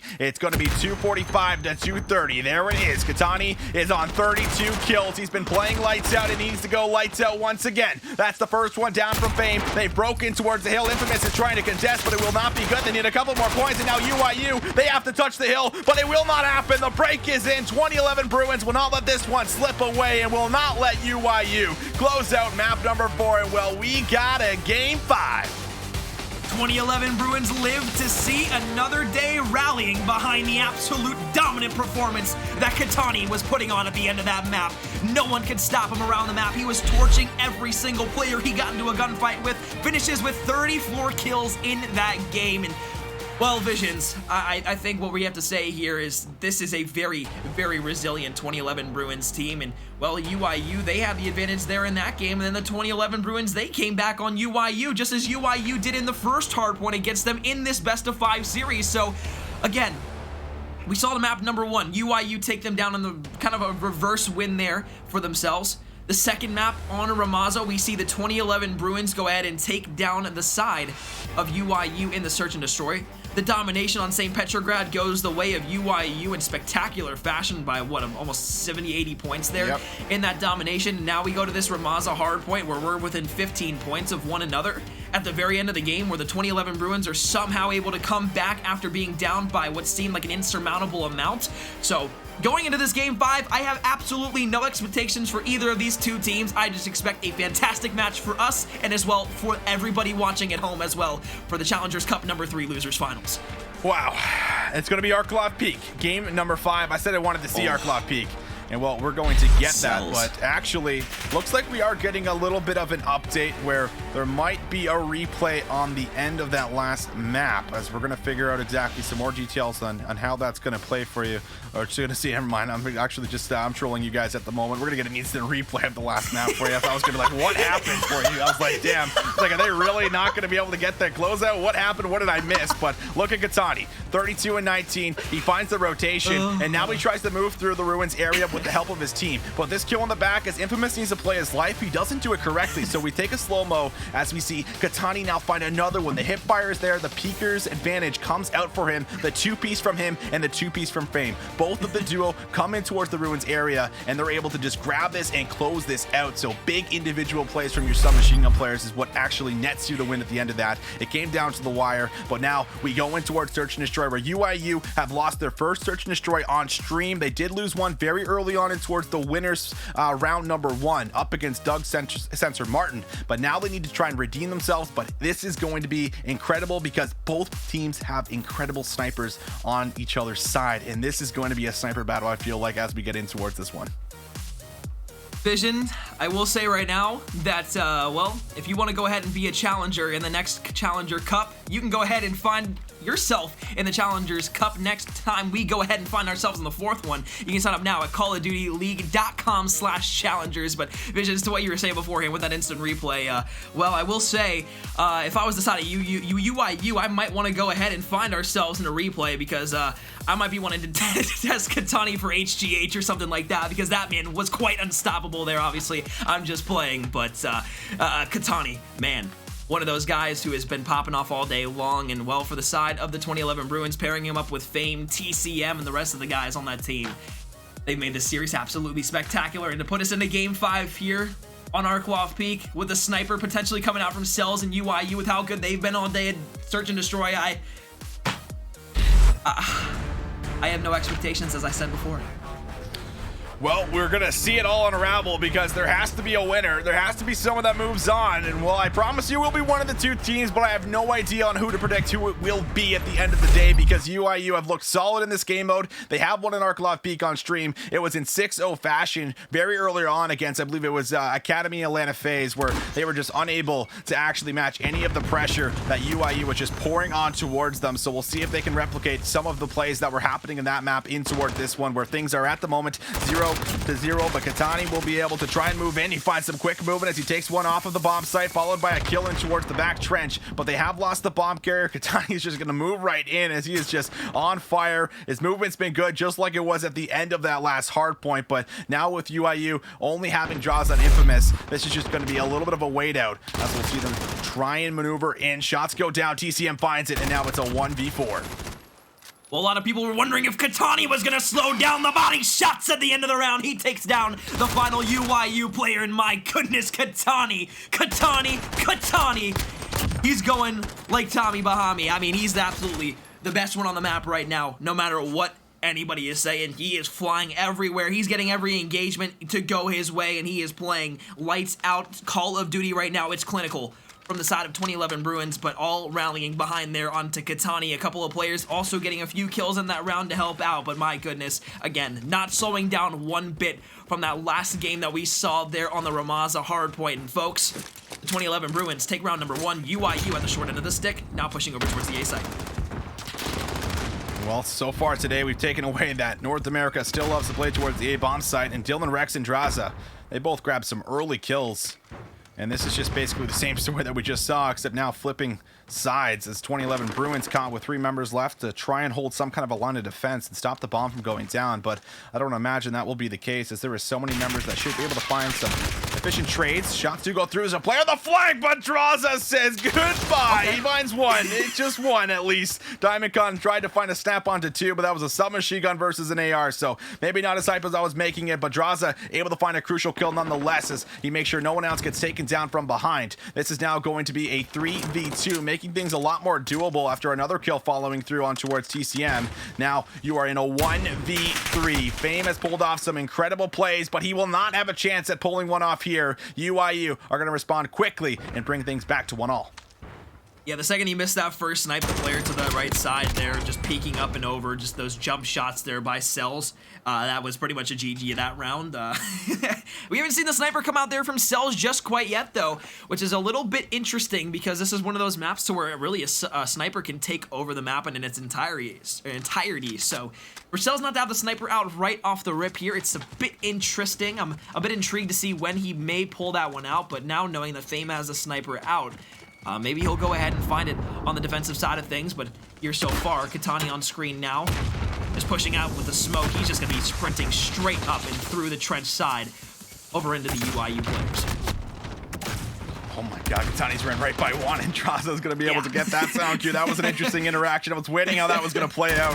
Fortunately, Katani's done some incredible things, but is not going to be able to have the quick snap on that one, as Draza is just going to just about single-handedly give yourself a round for UIU. Fame and DiamondCon, the last two up and alive. DiamondCon's in the mix of some gunfire at the moment as the sniper pick comes through. That's a good shot, but you've now lost DiamondCon. So this means that Fame is not only going to have to find every single one, but he's also going to have to try and find a bomb plan and get himself to the bomb, where he will have no chance, no opportunity. UIU, they play a very clean defensive round where they're able to just win all their one-on-one engagements. And we see Infamous take down the final kill as he holds the angle, and there's no chance for Fame to try and find a clutch.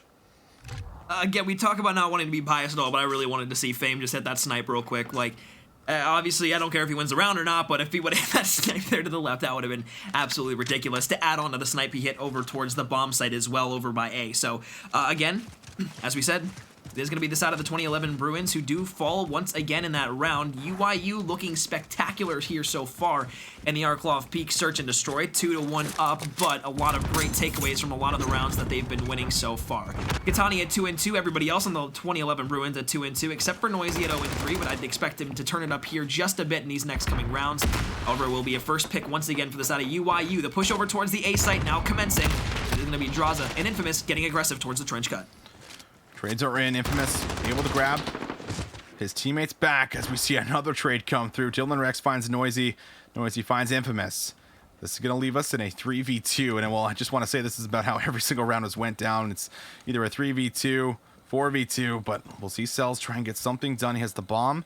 And this is going to be an interesting spot for 2011 Bruins because you have Katani and Diamondcon up, but they're both stacked towards the A site where the bomb is. They get a flash queue in towards the trench. Dylan Rex is waiting there, but it's red from Diamondcon, and Katani wins his 1-on-1 as well. So as much as it was a 3v2 and UIU had the advantage, now Hollow, who was hopefully looking to play the cross along the back in the B bomb house, now has to try and get the plant down. And well, on top of this, find 2 kills to try and work through. This is going to be a tall order. Only 10 seconds left. Goes for his shots, but 2011 Bruins, they can just play the clock. Well, they know exactly where this player is, but now the player in the trench will go ahead and take down the trench cut player that's pushing from the side of UIU, and what should have been a round win for them in a 3 versus 2 actually falls on its head. So UIU, although we know them for being able to be comeback kids in a sense, the side of 2011 Bruins come back down from a 1-2 deficit, tie things up at 2 apiece, but I'm really just impressed by the side of 2011 Bruins, how they were able to play that 2v2 over towards the A site, but more or less Hollow, unfortunately, just was not able to find the kills there whatsoever, and I feel like he should have been playing a bit more aggressive on a flank there to maybe take down a couple of those players from the side of the 2011 Bruins, but what do I know? Maybe the play was completely different in their heads, and obviously I've said it before today, hindsight's always 20/20, so 2011 Bruins on the offensive side, it looks like a B push is coming out from them, and this is one of the first times we've seen a hard B push from a North American team today. Shots go through. Fame connects. Okay. That's going to give you actually an opening towards B, because finding that pick means that you would probably assume that more players would be stacked over towards A, but this is actually a pretty good read pretty quickly from UIU, where they've moved a lot of their players over to put a stop to this push that's going to be coming through. And take a look at fantastic angle of the bomb room, and this player's going to be waiting on the bomb site. Noisy pops in this door, and we just expect him to get completely blown away. Noisy looking for one. Noisy's inside there thanks to that sky camming towards the B site, but the bait and switch is going to come through. Now they're going to need a couple of more. Putting through. Noisy pushing through. It's going to be him finding one and TCM finding another. 2011 Bruins have the B site all to themselves, but UIU now just have 2 players left alive. Cells and Hollow looking to go ahead and find themselves in the 2 versus 5 situation. They find one, almost able to take down a second, but Noisy's able to find the kill, and the 2011 Bruins will take the round in a swift fashion as they go ahead and find a couple quick and early in the round there, in towards that B building, and make sure they get that pressure up. All it came down to was the trades there at the very end. A 3-2 lead for them, 2 in a row, as they won an offense and a defense, respectively. I'm so impressed with the way Katani's playing right now in these last couple maps, where he goes absolutely massive in the end of that last hard point. And I almost kind of called for it, where I was like, all right, who's going to go massive for this squad? And well, Katani just steps up to the plate. He knocks that fastball completely out and gets himself a home run coming off of that last one, dropping over 30 kills, looking to transition that in towards this, where he's not having maybe a lights out game just yet, but 4-2 as the 2.0 KD, as he will try and, I imagine, get this a little bit higher for himself. UIU sticking with the A push as they'll try and get themselves right in. They have a smoke that you can utilize here, but look at the corner. DCM, oh my God, finding a double before he's taken down from Infamous. That was a big play from him, as this is now going to be a disadvantage for the side of UIU on the offense, but they've been caught in a couple of these situations. But with Fame lighting things up in that last round with the sniper, you have to hope for the side of 2011 Bruins, if you're a fan, that he's going to find some more picks, but UIU, they're going to have to work some magic here. To say that I thought TCM was going to get that second kill would have been tomfoolery. Because I did not expect him to find both of those kills. Maybe the first one that pushed up a bit there, but somehow, some way, he's able to find that second kill somehow there on Adraza. So, nonetheless, it is still going to be a 4 versus 3 advantage for the side of 2011 Bruins, and now they look to go ahead and take down UIU once again. A 2 versus 4. Another one will fall in the trench. It's going to be the last one alive. Cells in a 1 versus 3 now. Gonna get taken down. 2011 Bruins win another round. That's 3 in a row for them, now up 4-2, folks. Remember, this is a game 5 to where we will be sending one of these 2 teams home in the 3rd place, but one of these 2 teams after this search and destroy here on Arklov Peak will be going to face off against Triumph in the Grand Finals. 4-2, UIU looked so good in this game up to the point of this match against 2011 Bruins, where they just have not had that same dominating performance. 2011 Bruins having a lot of time to actually look through maybe some of the film that has been played on stream so far today during the live stream. Could have just been that potential advantage that they've been taking for themselves, but no one actually having a standout game. You have 6 and 5 for TCM. They've been finding some good snipes that have been at least making things a little bit easier to find these aggressive pushes. He goes for another one, but will miss with the very first shot, and this has been a very standard push over towards A. First time we've really seen 2011 Bruins do this, but they're taking it slow, and now they have lost TCM. With the loss of TCM, this has just been almost every single round we've seen a push over towards A where the team attacking loses the first blood. But look at Draza. He's got one hell of a spot to make a big play, and we'll see if he can do it. Looking for Fame. He might have got some bad timing there on Fame, but if he can just aim that down and find Fame, I don't think he'll be able to do it, though. He's looking for one, but he doesn't know that Fame's behind him, but Fame doesn't call him out because Fame doesn't see him, so he'll find one. Looks back to the trench and sees another. Oh my god, long-range shots from Draza absolutely melt Katani. The headshots going huge. Noisy being looked for, another one over towards the right side. Diamond Con finally takes down Draza, and now a 1 versus 2. UIU need this round. It's almost imperative that they go ahead and find it. One player over towards that left side is going to be Noisy. Will Infamous go ahead and find him? No, he won't. Taken down from behind by the MP5. 2011 Bruins now on match point and series point as they go ahead up 5-2 over the side of this UIU squad in the Search and Destroy. We said UIU were the best S&D team all day long, besides maybe the 2011 Bruins, and the 2011 Bruins looking to get to their first grand final in the Challengers Cups as well as the Challengers Opens. They just have not been finding success on offense. That's a difference maker. And well, these deep flanks that are coming through and these players that are just slipping by has also kind of been the thorn in the side for them in a lot of the pushes. But UIU, will they try and attempt something a little bit different? They're sending 3 members towards the left, but the bomb is actually being carried towards the right side of the map. So they're likely looking to bait out some of the push and some of the players over towards that left side so that they can actually draw some attention and then maybe move right to the middle of the map. This will be the case. I love this play from UIU. This is a big play call. Will it pay off? So far, no, as they have lost the first member. The bomb has not actually moved up and gained any ground. So 2011 Bruins might not know exactly where the push is coming through for UIU, but at the moment, now UIU are going to have to find some big opening kills. 4 versus 5. The 2011 Bruins looking like they're in the driver's seat to go ahead and take this Search and Destroy. But again, to your point, UIU's got to find these kills. They've got to make it happen. They have to make haste as well. With 40 seconds left in the round, now down to just 3 more lives for themselves.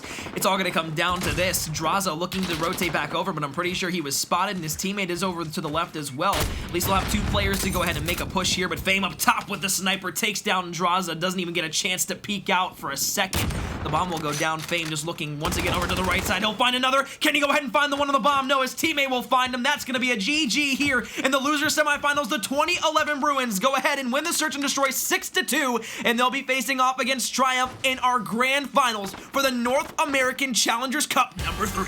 What a run from 2011 Bruins to do what they're doing. They close out both Search and Destroys in pretty convincing fashion. 6-3 in the first map on Ramaza, 6-2 in the last one on Arklov Peak, where they make very few mistakes. Just perfect execution on a lot of those defensive rounds and those offenses that they were playing. They were able to grab just more than UIU were able to do. So yes, their run was fantastic. They made one incredible play through the losers bracket where they went through team after team after team, but that has all been put to a stop by the side of 2011 Bruins as they'll head in towards this grand final. And man, this is going to be a big matchup because we have the reigning champs from last weekend at the Florida Mutineers Open, where they took that, and there were some big plays from Nagafen as well as Royalty to be able to actually close out that best of 5 that they did end up playing, where now they'll have to try and do that again. 2011 Bruins, though, they're looking solid. They come off of a game 5 ice win heading in, and they have to find 2 best of 5 wins if they're going to be crowned your champions here for the Challengers Cup number 3.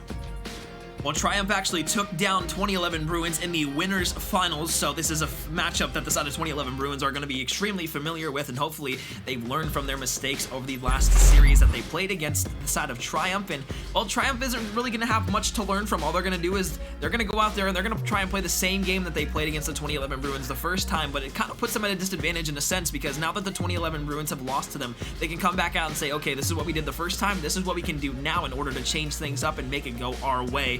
However, though, I think Triumph is going to come out and be extremely, extremely hot once again, as they were in that winners finals, but they've been waiting a bit now to get into this grand final against the 2011 Bruins. So even though they've probably been scrimming, warming up, shooting bots, whatever you want to go ahead and warm up with, it's still not equivalent to getting in that game action in a best-of-5 series with a lot on the line. So even though they have 2 best-of-5 series that they're able to play, and even if they lose this first one, it's still going to be very, very imperative that they go ahead and close it out. And I think the first best-of-5 series, because if we get to that second best-of-5 series, I think the 2011 Bruins easily could go ahead and take that, knowing that they might have taken that first best-of-5 off of them and have a ton of momentum going in their favor. They have a ton of momentum, and on top of it all, I think the biggest thing to look at is, seeing some of these players that were able to step it up in some of these big moments, because I was questioning whether or not they had that within them to be able to do that, where we did see that already throughout the day from UIU. We saw multiple cases where there was players that were able to kind of step it up and fill those big shoes that need to be filled in those big clutch moments. But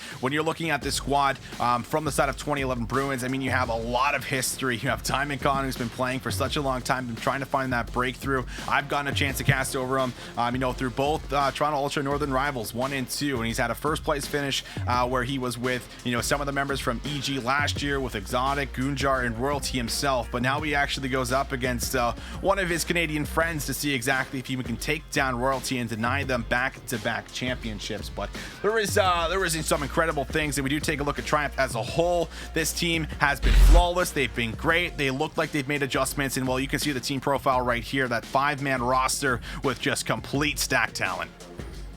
Well, from last year, I remember casting Dav Patty in the NGE playoffs and the NGE season, and well, to say that he's grown as a player and matured as a player to get to this point is an understatement. He's been fantastic all the way through his career, and I've been loving to see him absolutely stepping up to the big challenge, and of course, being able to potentially go ahead and find himself the first place prize here in Challengers Cup number 3. But along with Dav Patty, Royalty, Nagafin, Fellow, and Standy, this North American roster is stacked. They've shown why they can go ahead and win the grand finals here, but now it's all going to come down to them to close this one out against the 2011 Bruins and not potentially go to that second best-of-5 series, which again I think could be the difference maker. If we get there, the 2011 Bruins could actually win that series, because they will have that momentum if we do get there. Yeah, they do have that momentum. They have enough to try and carry them out, and we'll see exactly if they can do that. But that map set is definitely what I'm waiting for. I want to see if they have enough to actually kind of go through and dissect some of the maps that they've been playing and what they've been good on and what they've been bad on. But that map veto set will be very interesting. We'll find out after we do end up throwing it to a break. Because, ladies and gentlemen, we got to set up the grand finals. We got to get ready to jump in towards that match and get all the players in towards the lobby. So we will step away. We'll get ourselves in towards a break so that we can line up that match. Make sure you guys do not touch that browser. Do not go anywhere. We'll be right back after the short break.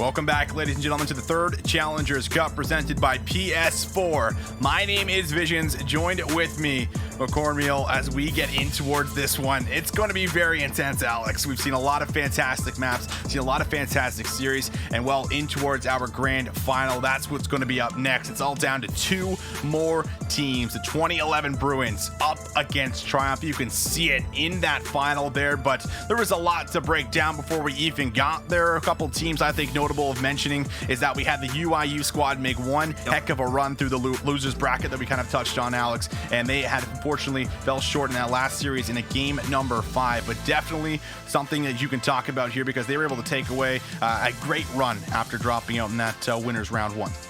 Yeah, well, another team that really had a great showing out here today and really didn't get enough recognition for it, I think, is the Atlanta FaZe Academy. Obviously, they lost to Triumph 3-2 and just lost that final S&D. The same thing happened against UIU. So if there's anything to take away for Atlanta FaZe Academy from here today, it's just work on your S&Ds, work on your S&Ds, work on your S&Ds, because their respawn is fantastic. It's quite honestly phenomenal.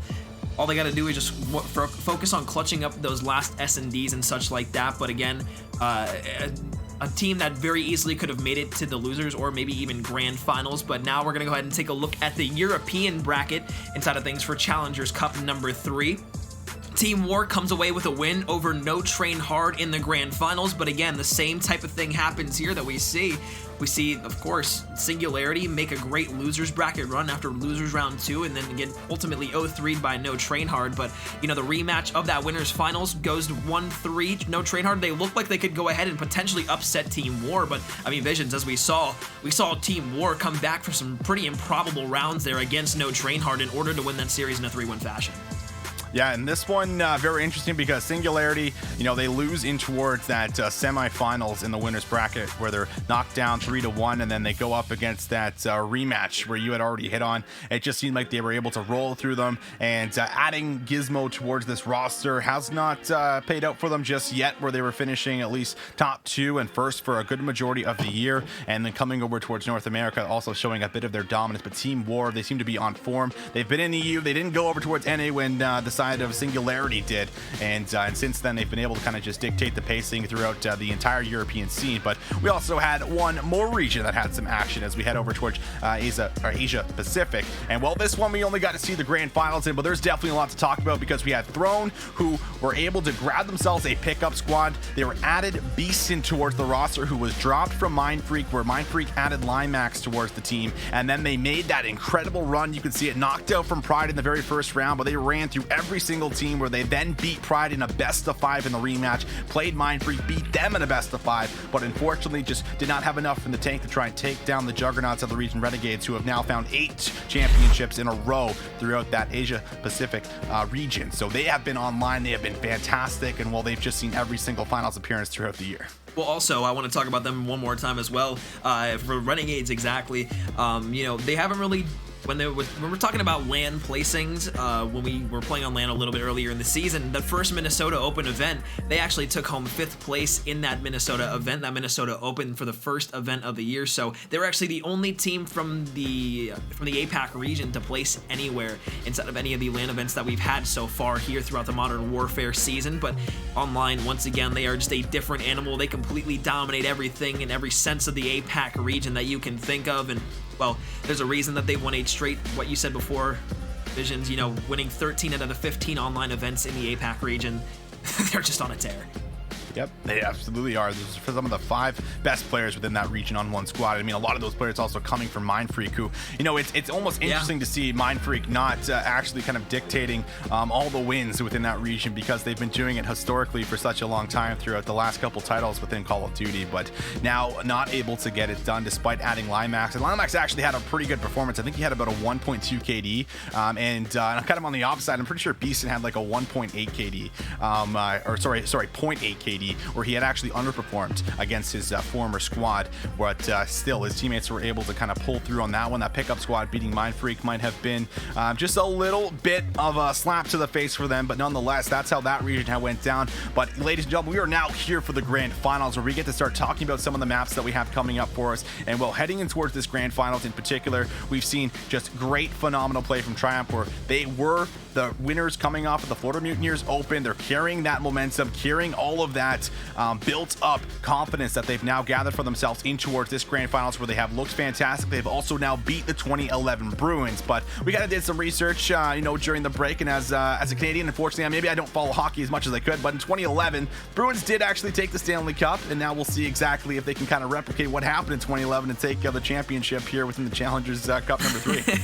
Well, I was gonna say, Austin, one of those things to where if they had a name of the 2011 Bruins and they had, lost that year and like maybe had one of the worst seasons in team history like that, that also could have been quite ironic as well. So, sure. It's either one of those two things, but I kind of figured it was gonna be like the 2011 Bruins winning the Stanley Cup. But, I much rather would have preferred the 2013 Miami Heat, but neither here nor there, because we lost that year. No, I'm just kidding. We won because we beat the Spurs that year off of Ray Allen's excellence in the corner from that Chris Bosh pass. But I can talk about that for literally hours on end. But going back over to the map set though, got to talk about map number 1. I think it's about we go map by map. Let's talk about Azir Cave a bit here. We haven't seen it too much on stream today in terms of the hard points, but when we have seen it, it's been spectacular, and we had the match go right down within 15 points to the end of it. Well, for Azir Cave, it's going to be a lot of SMG gameplay, but still the AR is extremely dominant because there's a lot of wide open lanes, and well, from rotating to P1 from P2 and then P3 to P4 to P5, so many long lines, so many areas to where it might take your team 25 to 30 seconds to rotate across the map in order to really dominate on the Azir Cave here. Visions, what do you think the real keys to success here are, and what does a team need to do in order to make sure they have rotations? I mean, in order to make sure you have rotations, you have to make sure that you're getting towards those advantageous positions, right? Those are the key things to look for. And well, those are mainly your ARs, because your submachine guns are kind of just almost the field soldiers in a sense, where they're running out first, baiting for you so that your ARs can clean up those big two pieces and get those multi-kills, and that's what opens up lanes. But more importantly, talking about, those big money hills that you have populated towards the map, where we have 5 hills total, but 5 being one of the big ones, and also P2 also being one of the big ones. So that obviously plays a fact for whoever has that favorite side wants to make sure that they're locking down P2 when it does actually spawn. They don't want that flip to come through, but if you're on the opposite side, you can actually look to gather a lot of big points that come off of that first hill, and I think that's something that we tend to see throughout the day and tend to see throughout the year, is where teams do play on that first side that is unfavored. They tend to pick up a lot of time off the initial hill itself. That's usually a little bit open and maybe chaotic and scrappy, but because there's so much pressure on making sure you maintain the spawns of the team on the favorite side, sometimes you don't apply enough pressure to the actual hills because you're worried about the flip. So I mean, that's what we'll watch for: P2, P5, and the assault rifles. And Diamondcon coming off of a couple of big performances from him.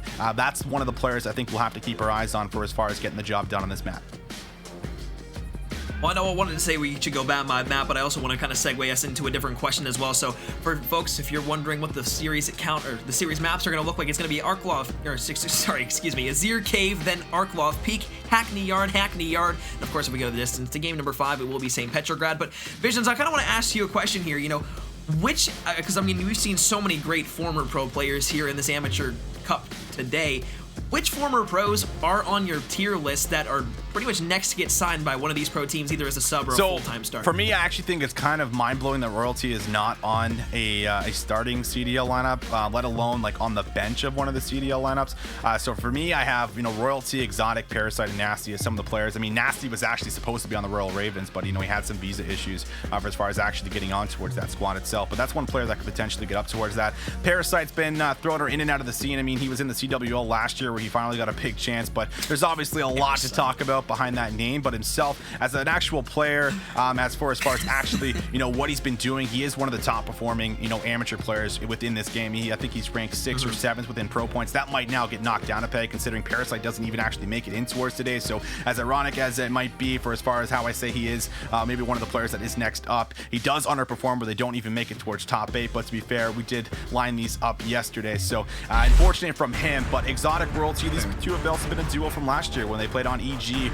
where the trio all together were with Goonjar. Now we'll see if Royalty can kind of live up to that expectation that I've now just built for him, because he is one of the submachine gun players that plays on an insane high sensitivity, and we'll see if he can get it done. But here we go. 2011 Bruins, ladies and gentlemen, against Triumph. It is the grand finals for the Challengers Cup number 3. It all comes down to this series to see if we'll go to a second best of 5 or if we will have champions that will be crowned.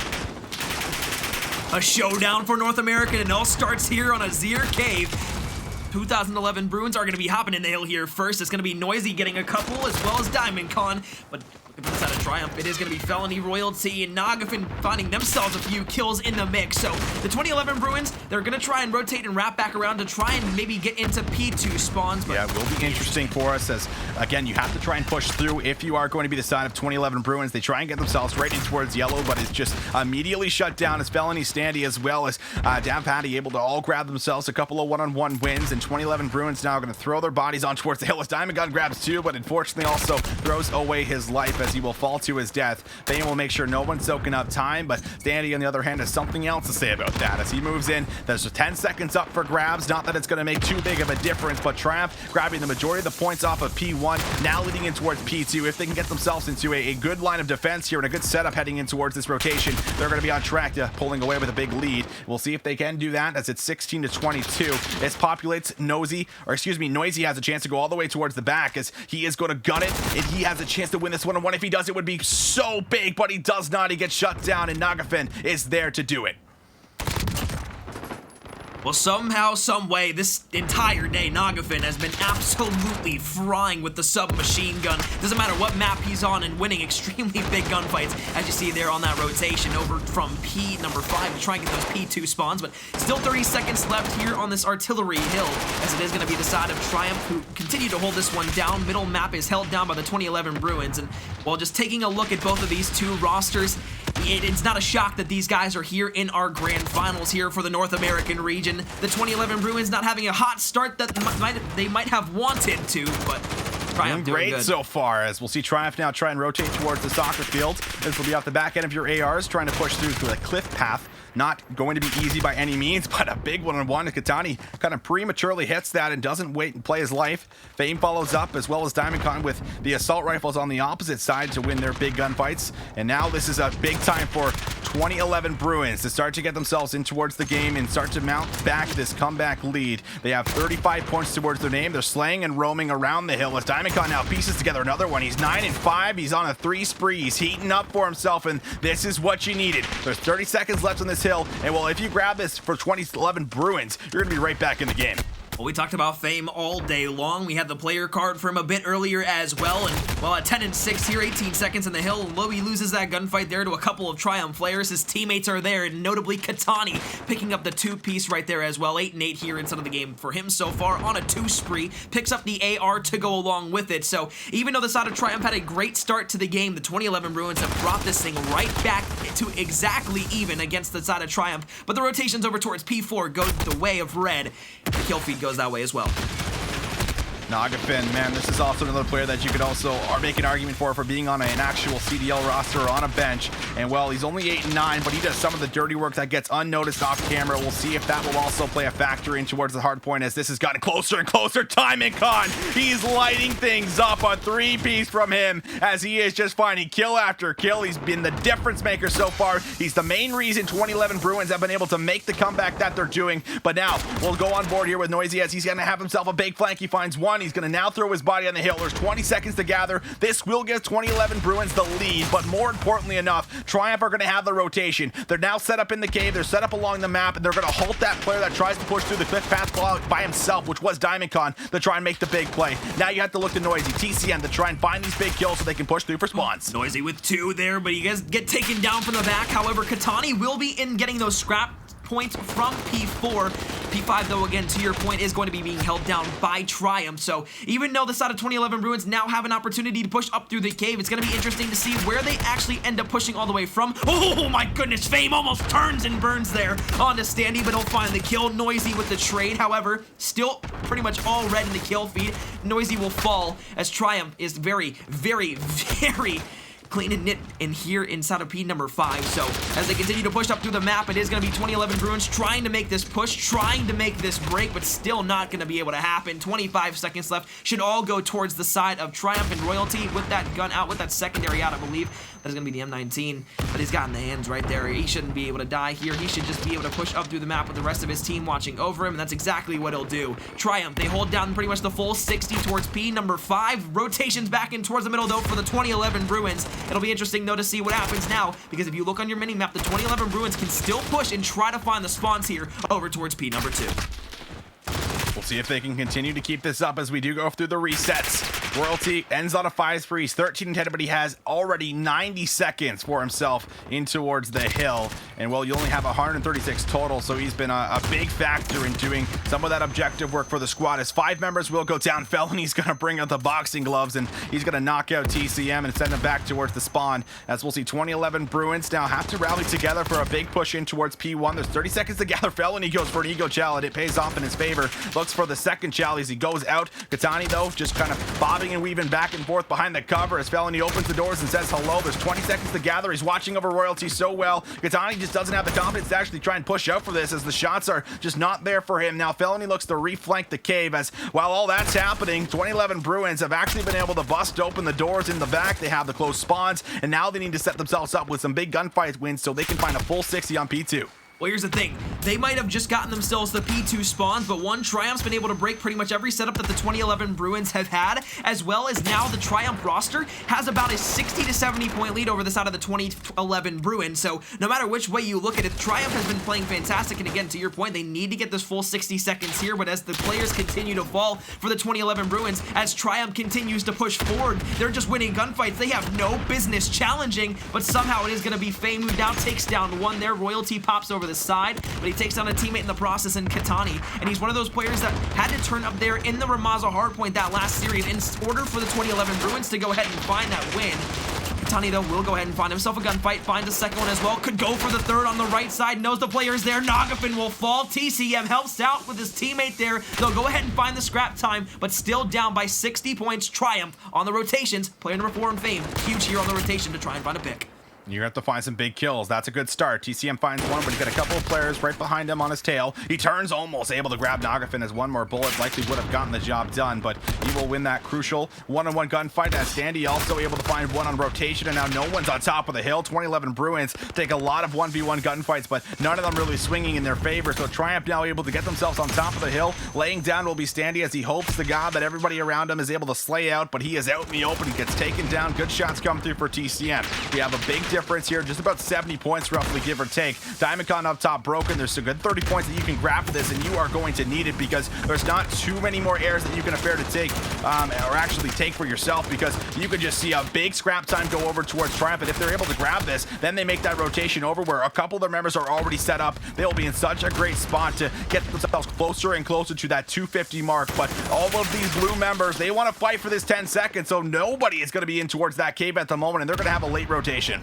Naga won a massive gunfight in towards middle map that allowed for the side of Triumph not only to have the spawns over towards P4, but he also gives his teammates the ability to push through middle map without any relative congestion there. And now Nagafin playing a fantastic angle there is going to pre and hip fire a player around the corner, and that is going to be taking down Fame. So TCM, even though he finds the trade there, it's still going to be Triumph with full possession of the hill. They've just watched every single angle that the side of the 2011 Bruins could be pushing through. Now just 25 seconds left for Triumph, and they can close out game number 1. It hasn't been close whatsoever, except for a couple moments in the beginning of the game. Daft Patty finds 2 before he's taken down and traded. Royalty and Standy will find a couple, but now the break from the 2011 Bruins is trying to be commenced here. They go ahead, toss in the smokes. They use their utilities to their advantage, and it is going to be Noisy, who now picks up a third, tries to go for 4, but is taken down almost instantaneously. The side of Triumph have to get in, but they can no longer win off of this hard point. It'll be a rotation all the way over towards P5. The side of 2011 Bruins not only have to play this perfectly, but they have to rotate across the map in just 7 seconds before Triumph is able to get initial and probably the rest of the points that they need to close out game number 1 in this grand finals for the North America region. Yeah, they have one hit. That's it. You have one hit, and Noisy's going to be the one that actually starts off the initial hit. He goes for the gunfight, but it's not there. The ARs are locking it down. Felony might have just put the nails in the coffin as he looks for 3, and there it is. Nobody will be able to touch the hill as they'll try and sprint. They'll try and get here, but that final tick is in. Triumph are going to pick up where they left off, where they play this rematch, and they're going to find and strike first in this map number 1. Well, that's a fantastic win from Triumph, not only because they go ahead and basically keep it a very, very large lead throughout the entire game, but because they're able to close out that victory, because not only did we see 2011 Bruins be able to come back in the last couple of hardpoints that we watched them play against other teams, especially against UYU there in map number 4, where they came back from, what was it, like a 70-point deficit at one point in that map. So, you know, I'm looking at this side of Triumph, and I'm kind of second-guessing my decision. I said the 2011 Bruins might be able to give them a run for their money here inside of this best-of-5 series and potentially send it to a second best-of-5 series, but my goodness, Triumph just come out so hot. You can tell that they've kept their shots warm throughout the break that they've had in order to maintain themselves at a ready and gameplay level. So, again, 250 to, what was it, 173 or something like that. Fantastic game from the side of Triumph, and there's really nothing that you can complain about if you're a Triumph fan, because they played that pretty much perfectly all the way through. Yeah, and the ARs, you know, definitely the big difference, but there was a couple of moments in that game that you could really break down and say, you know, 2011 Bruins are a little bit late on rotation. As much as you always want to play for that scrap time and you always want to be the team that's grabbing, you know, the last 10, 15 seconds, because that can sometimes make or break the game in a lot of cases when it comes down to the wire. But there's also times where you have to make the decision, say, okay, let's give them that scrap time, guys. Let's move as a unit and try and get ourselves the clean rotation, which was just not there. It was in the previous series when we were seeing them on Ramaza, when we were seeing them on some of these other maps, but for Azir Cave, the AR pressure for the side of Triumph, way too much, and it will completely able to grab that one out. But that's just the first map. We still got a best of 5, ladies and gentlemen. Still a lot of games to play, and this squad that's right in front of us here has quite a bit of resilience, just like the Bruins do themselves. So we'll see if maybe they can actually start to pull some of that 2011 energy, because they're going to need it up against the squad of Triumph, who are already your reigning champs, want to get back-to-back tourneys in a row. They're on track to do so, but we got some new maps coming up for us at the moment here, Accord Meal, as we'll see exactly how these search and destroys are going to play out. I'm very interested to see if now the side of our Triumph squad has gotten a chance to kind of look over some of the mistakes that they were making in those search and destroys. But I mean, there wasn't too many of them when you kind of look at it. They had a 6-3 win, then a 6-2 win in their last series against UYU. And well, one of those maps was the Arklaw Peak. It was in fact the game number 5 where they closed things out in 6-2 fashion, where we will go for our second map. But before we do that, I had kind of touched on some of the players that I had highlighted for myself on players to watch out for and what players could actually potentially make it in towards the Pro League, McCormick. But we didn't get a chance to touch on yours and hear your opinion on some of the thoughts on some players that might also be able to find that breakthrough in towards the CDL. Well, I think a lot of them actually do come from this roster that we're seeing in front of us right now. One of those players that I kind of touched up on, again, to your point earlier, was talking about Royalty. I think you hit on a lot of really key points about him, so not really too much for me to really delve into besides from what you said beforehand. But now, I mean, another player in Fellow, you saw him play for that EU United team back in World War II, was fantastic at the game. Was, you know, he still continued to be a top player, as you see him still competing for the Community Cup. So he's on the verge of possibly winning his second event in a row here after that Florida Mutineers Home Open series, and now here in Challengers Cup number 3. So Fellow, one of those guys who I've had my eyes on all year long, and he's continued to show why he deserves that top spot and potential roster spot inside of the CDL either next season or maybe later on this year. But finally, a player from the European region that has been playing fantastic all year long, quite literally has been dominating everybody that he's played against. It's going to be Dave. Everybody knows Dave. Everybody's loved Dave over the last couple of years. He's a player that we've seen in the CWL for so many years. What was it? Epsilon. He's played on War. He's played on so many different rosters, countless rosters, and I think he's going to get his final and amazing shot in the CDL, whether it be next year or either later this year, just like I said for Fellow. So those 3 guys are the guys who I picked to be potential that were pros beforehand and are going to be signed into the CDL eventually here. But as you know, teams can only have 10 players on their rosters, but I think those are 3 players who have proven themselves all year long and are very solid pickups for any team that are looking for either subs or AO. Yeah, and I think to kind of add towards that, maybe even going forward, just kind of talking about the CDL as a whole, talking about rosters, you know, I think a lot of teams maybe approached the season a little bit differently for as far as what kind of players they were bringing on in towards the roster and whether or not those content creators or, you know, coaches, analysts, you know, S&D superstars. And, you know, now the approach was like, well, whether or not that was actually the right call, and maybe should we have brought in players that might have been able to replace some of the starters. But the big question was, well, you don't want anyone threatening the starting roster that's already going to be lined up. But in my eyes, that's kind of the wrong approach to kind of take it, and maybe giving some of these players the shot that they deserve that have already been within the pro league themselves. That will end up changing for us as we go throughout the year, like you just touched on. But back in towards the match where everything is breaking down and everything is happening for us, it's going to be Arcloth Peak that's coming up next. But on top of it all, we have 3 more maps that we'll be following up with. So even if we do go ourselves in towards a game number 4 and 5, we'll have ourselves a Hackney Yard map number 3, and then we'll have a Hackney Yard hardpoint in a St. Petrograd to actually close out if we can get ourselves towards that map number 5. But in order towards the side of 2011 Bruins, if they're going to be able to close this series out, then they have to move in towards the next. So this could make for a very long day for these players. And now you have to start to talk on, you know, will mental fatigue start to be a little bit of a factor in towards it? And I'm sure these players, you know, they're used to going for this grind. They're used to playing 10, 12 hours. But when you're playing at such a high intensity and such, you know, so much on the line, a lot of pressure on your shoulders, that actually changes quite a bit, you know? It's not like you're just playing 10s and, you know, grinding things out, kind of playing a little bit casual. Everything's very intense, and, you know, you have to kind of wonder if that's going to start to play a factor for our squad that's now ran through the losers bracket. Well, I think it's something to add to that too, is it's not just the mental fatigue from today for these players. You have to talk about the yesterday's matches as well, because they played all day yesterday from 12 p.m. to whenever they ended up finished late at night, and then they also played today from 12 a.m. to all the way now, where we're at 8:30 Eastern time. And if you're on the East Coast, we've been having these matches. We've had an 8-hour day here, and I can say for myself as a caster, we get mental fatigue as well, but we're still going to go strong here, and we got a lot of hype coming in for this Arcloth Peak Search and Destroy. Visions, it's going to be a good one. We've seen 2011 Bruins be very hot on this map, and I'm pretty sure that the one map that they were able to take off the side of Triumph in that winners finals was the S&D. So getting into here on Arcloth Peak, they're going to try and even things out at 1 apiece here and maybe even take control of the series while doing so. But of course, Triumph up 1-0 in the series. It's time for game number 2 of our grand finals for the North America region.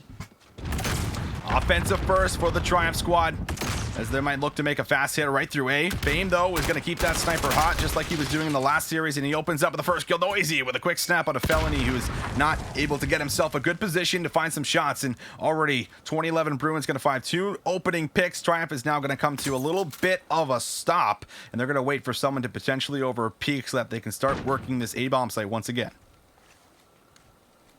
Patty just holding an angle over towards the trench side. Know that they've already got 2 players taken down on their team, so the 2011 Bruins have absolutely nothing to worry about here. All they need to do is just play their lives and make sure that they can either kill one of the bomb players or the bomb carrier. Well, that's going to happen a lot as TCM takes down Knockman there. Patty can't find the shots there on the TCM, but he will find the shots onto Noisy. So a 2 versus 4, a little bit more doable than the 2 versus 5. But I'd like to see the side of Triumph get at least another pick, and they're going to have to get the bomb down as well. Thank goodness, though, for the side of Triumph, Dav Patty has the bomb in hand, but still a very tall order to come back from. Standy is hitting a bit of a pinch. If he can find that kill in the middle map, maybe there's a chance to come back in. But now that DiamondCon has found this kill in towards the trench, this is going to solidify the round. There was no time to get the bomb down, and well, you'd have to find 3 kills all simultaneously, and that is obviously too much to ask for based off of where they are, and Wallbangs come through as he stands still. So we'll be taken down. Now it's all 5 players that do end up dropping 2011 Bruins. They're going to be able to stop this A push. Well, TCM, we've seen him be a versatile player all day long. He's been able to pull out the SMGs on some maps, and here on Arcloth Peak, he shows, again, that versatility while pulling out an AR and using that M4. 2011 Bruins, we talked about how good they could be on this map, and they win that first one right off the rip. Obviously, it's just one round here in the Search and Destroy, but it can be very telling, especially getting those first 2 picks and then playing pretty much perfectly throughout the rest of the round, not getting overzealous on their challenges, and playing as a team all the way into the back of the map. The only one not getting a kill in that round is going to be Katani, but nonetheless, TCM with 2 in that round. The 2011 Bruins now on the offensive side. We've seen them play very aggressive up towards the side with the stuns in the trench, followed by Fame's pick with a sniper. Will be traded out, and that's 2 nade kills right off the rip for the side of Triumph. So well placed, and this gives Triumph some room to actually work with, as They are going to try and stop, but look at this rotation. I love this. If Noisy maybe hits this fast, there's a chance that you can slide through. There is a player watching the cross, so you have to imagine the call-out's going to come in just about immediately. So if you do have a chance of running across, you're almost going to have to get this bomb down, but there is nobody in B. And now here we go. So 2011 Bruins, they obviously don't know this, and we do, but if they move in quickly and look for some bait and switches, they will have a big chance at actually completely taking control of the B bomb house, and they will have a free plant. They just have to deal with one player that's rotated over. That will be Royalty, who's posted up in a corner. Pretty sure he didn't even get to see the players rotating through middle map, but Wow. now it's going to be Noisy who gets the kill. Absolutely no one left from the side of the Triumph roster rotating over towards B, but he might have waited just a tad bit too long to get that bomb planted down, because now that allows for the side of Triumph to rotate back in through middle map, as well as into the B building. The bomb will go down. Felony will get some shots, but that is going to be an absolutely criminal kill right there for Felony onto Noisy, and Fame will fall as well, so Triumph, even though they lose round number 1, they come back strong on the defensive side of things, and even though they didn't rotate too early there, the late rotation is going to allow them to go ahead and find that retake of the B site. Triumph, 1-1.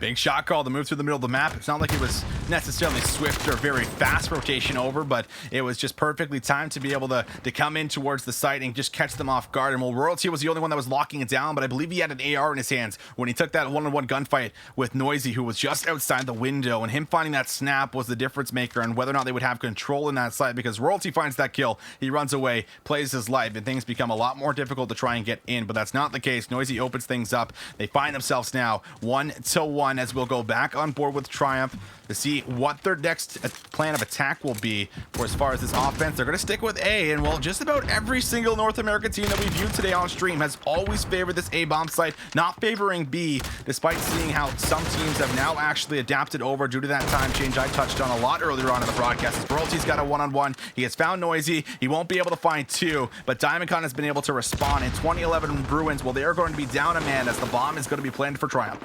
Well, they've got a free A site right now. The retake from the old 2011 Bruins is actually going to have to come in full swing, because not only do they have to get back over towards the A site, but they're actually going to have to win a bunch of gunfights to even get a power position towards the A site that they should have had locked down from the beginning of the round to begin with. So the 2011 Bruins, another one will be taken down. The last one left is going to be DiamondCon, as he'll find one. He'll be traded out swiftly and immediately after. That's going to allow Triumph to go up 2-1 here on the Arcloth Peak. And well, if they have even more rounds like that, and since, I mean, what we've seen the last 2 rounds go their way in almost glorious fashion, I mean, if they have more rounds like that continuing to pile on top of each other, we could very easily be seeing a 2-0 lead for the side of Triumph, and potentially a series point already after the search and destroy on Arcloth Peak. Obviously, it's way too early for me to give any of that real, like, oh my god, it's trouble time, it's worry time, because it's not. But I'm saying, if the side of 2011 Bruins isn't able to come out and at least contest Triumph in a couple of these rounds like they did in round number 1, it's not going to be in their favor whatsoever. So 5-1 here from Dav Patty, someone we've been talking about so much all day long. Same thing with Fame. He's at 2-2 with that sniper. The B push is going to come through, but Royalty and Felony take 2 down in the round, as well as the bomb carrier. Find some big one-on-ones. And well, a lot of these rounds have been going off the start where defense is just able to open up first. And there's no trades that are usually following the offense, but the bomb's now been dropped in the middle, and Felony's going to keep feeling himself almost able to grab that win on the TCM. Not seeing him, just a little bit late reaction. Nagafen is going to bring in the boomstick for us in round number 4, where he will find one. TCM left all alone in a 1v4. He connects on the first kill, tries to pre-fire and read the second, but in the end is taken down from the back. Triumph now winning and stringing together a couple rounds in a row.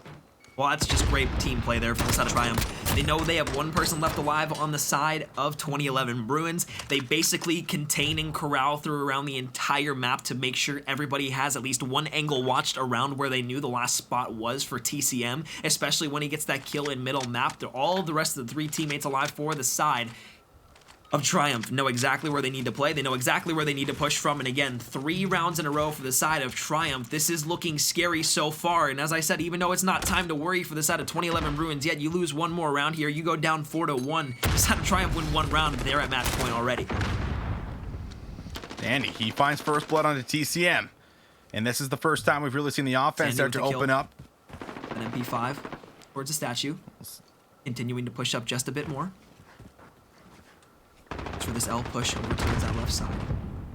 Diamond and Katani both find 2 apiece, so now the 2011 Bruins finally have themselves a good lead here inside of the round for themselves, so fantastic stuff out of them as they continue to push forward. It is going to be a 4 versus 3. We've seen the Triumph team come back from deficits like this, but we'll see if they can continue to do it. Noisy with 1 now, 4 versus 2. Nogafin and Standy, the last one's alive. Visions, can they go ahead and pull this one off?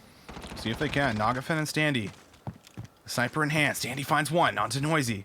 This gives you a little bit more room to work with at A. There's really just 1 player defending it. The other 2 have actually invested the resources in towards the back of B, but Fame finds that big crucial pick. It's the sniper player that holds on. Nogafin, he's got a sniper of his own. He's trying to read the positioning, but he almost just has to go for the plant altogether. He's waiting for the push. The quick scope's in, but Fame won't hit the first. Will he connect with the second? He's going to throw the Semtex out, and he plays this correctly. He will run away, lets his teammates roll in to make sure that they're going to be able to play an effective trade. The bomb had to go down, so there was just not enough time on the clock for Nogafin to be able to actually play this out. But Katani moves over. He's there with his teammate. They're going to play this, and that's what you want to see from this championship level team in towards our Challengers Cup, right? They're able to kind of play those situations, right? That's the big difference between the top amateurs and some of just the mediocre amateurs within the scene at the moment, where you're able to kind of just play your life, realize that it's not about always grabbing the kill and making that big play. It's about waiting, playing patiently, and closing out rounds. That's exactly what they do, and they're going to keep things within 1.